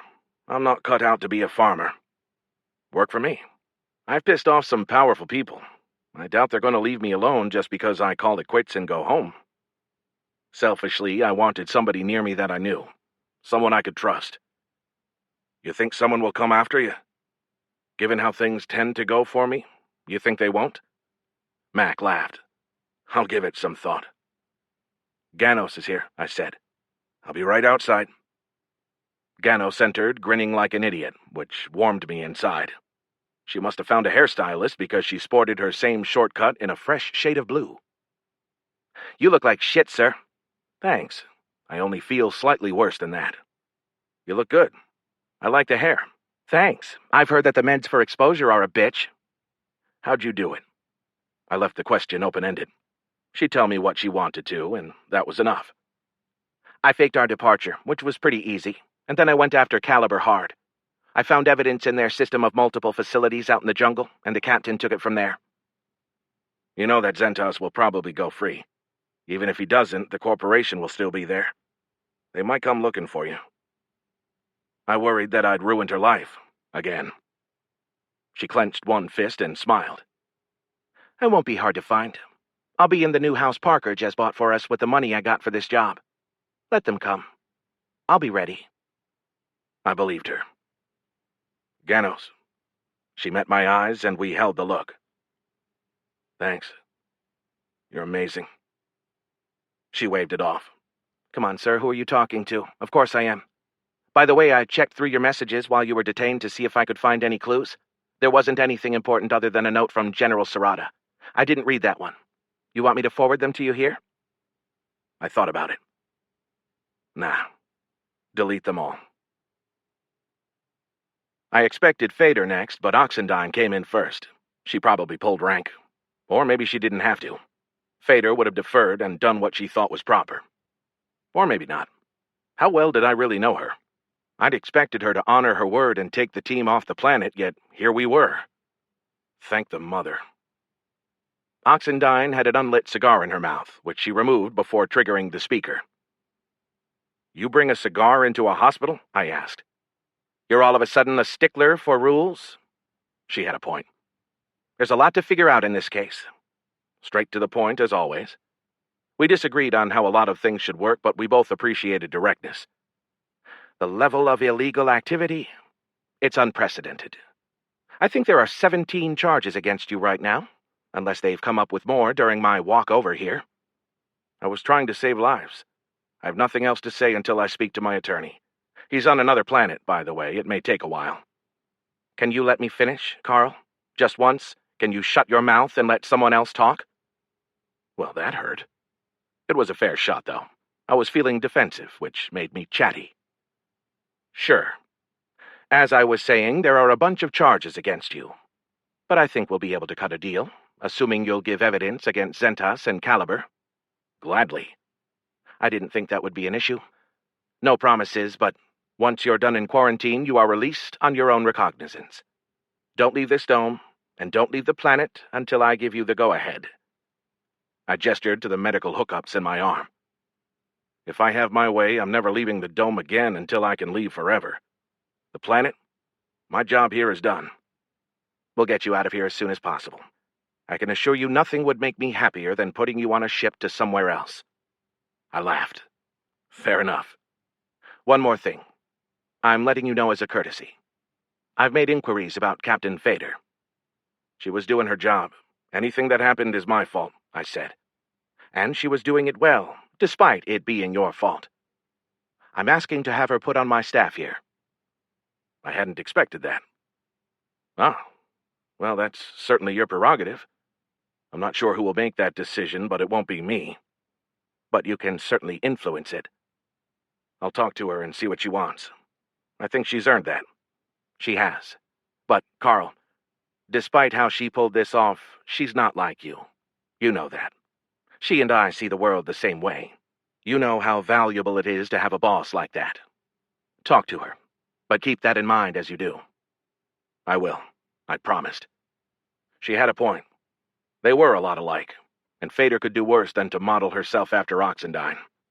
She'd never be like me, and that was okay.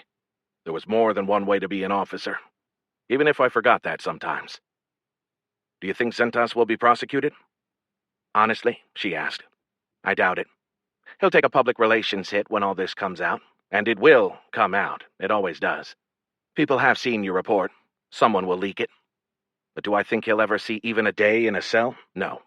He's rich. Who knows, though? Maybe we'll get him. Stroud jumped up quickly to volunteer to testify, which will help. She's not being charged? She claims she was in the dark. You believe her? Hard to say, but after talking to her, I think I do. Even if I didn't, I'd cut a deal to get the bigger fish. I agreed with that, considering I'd used that very rationale a few times since I'd come Colonyside.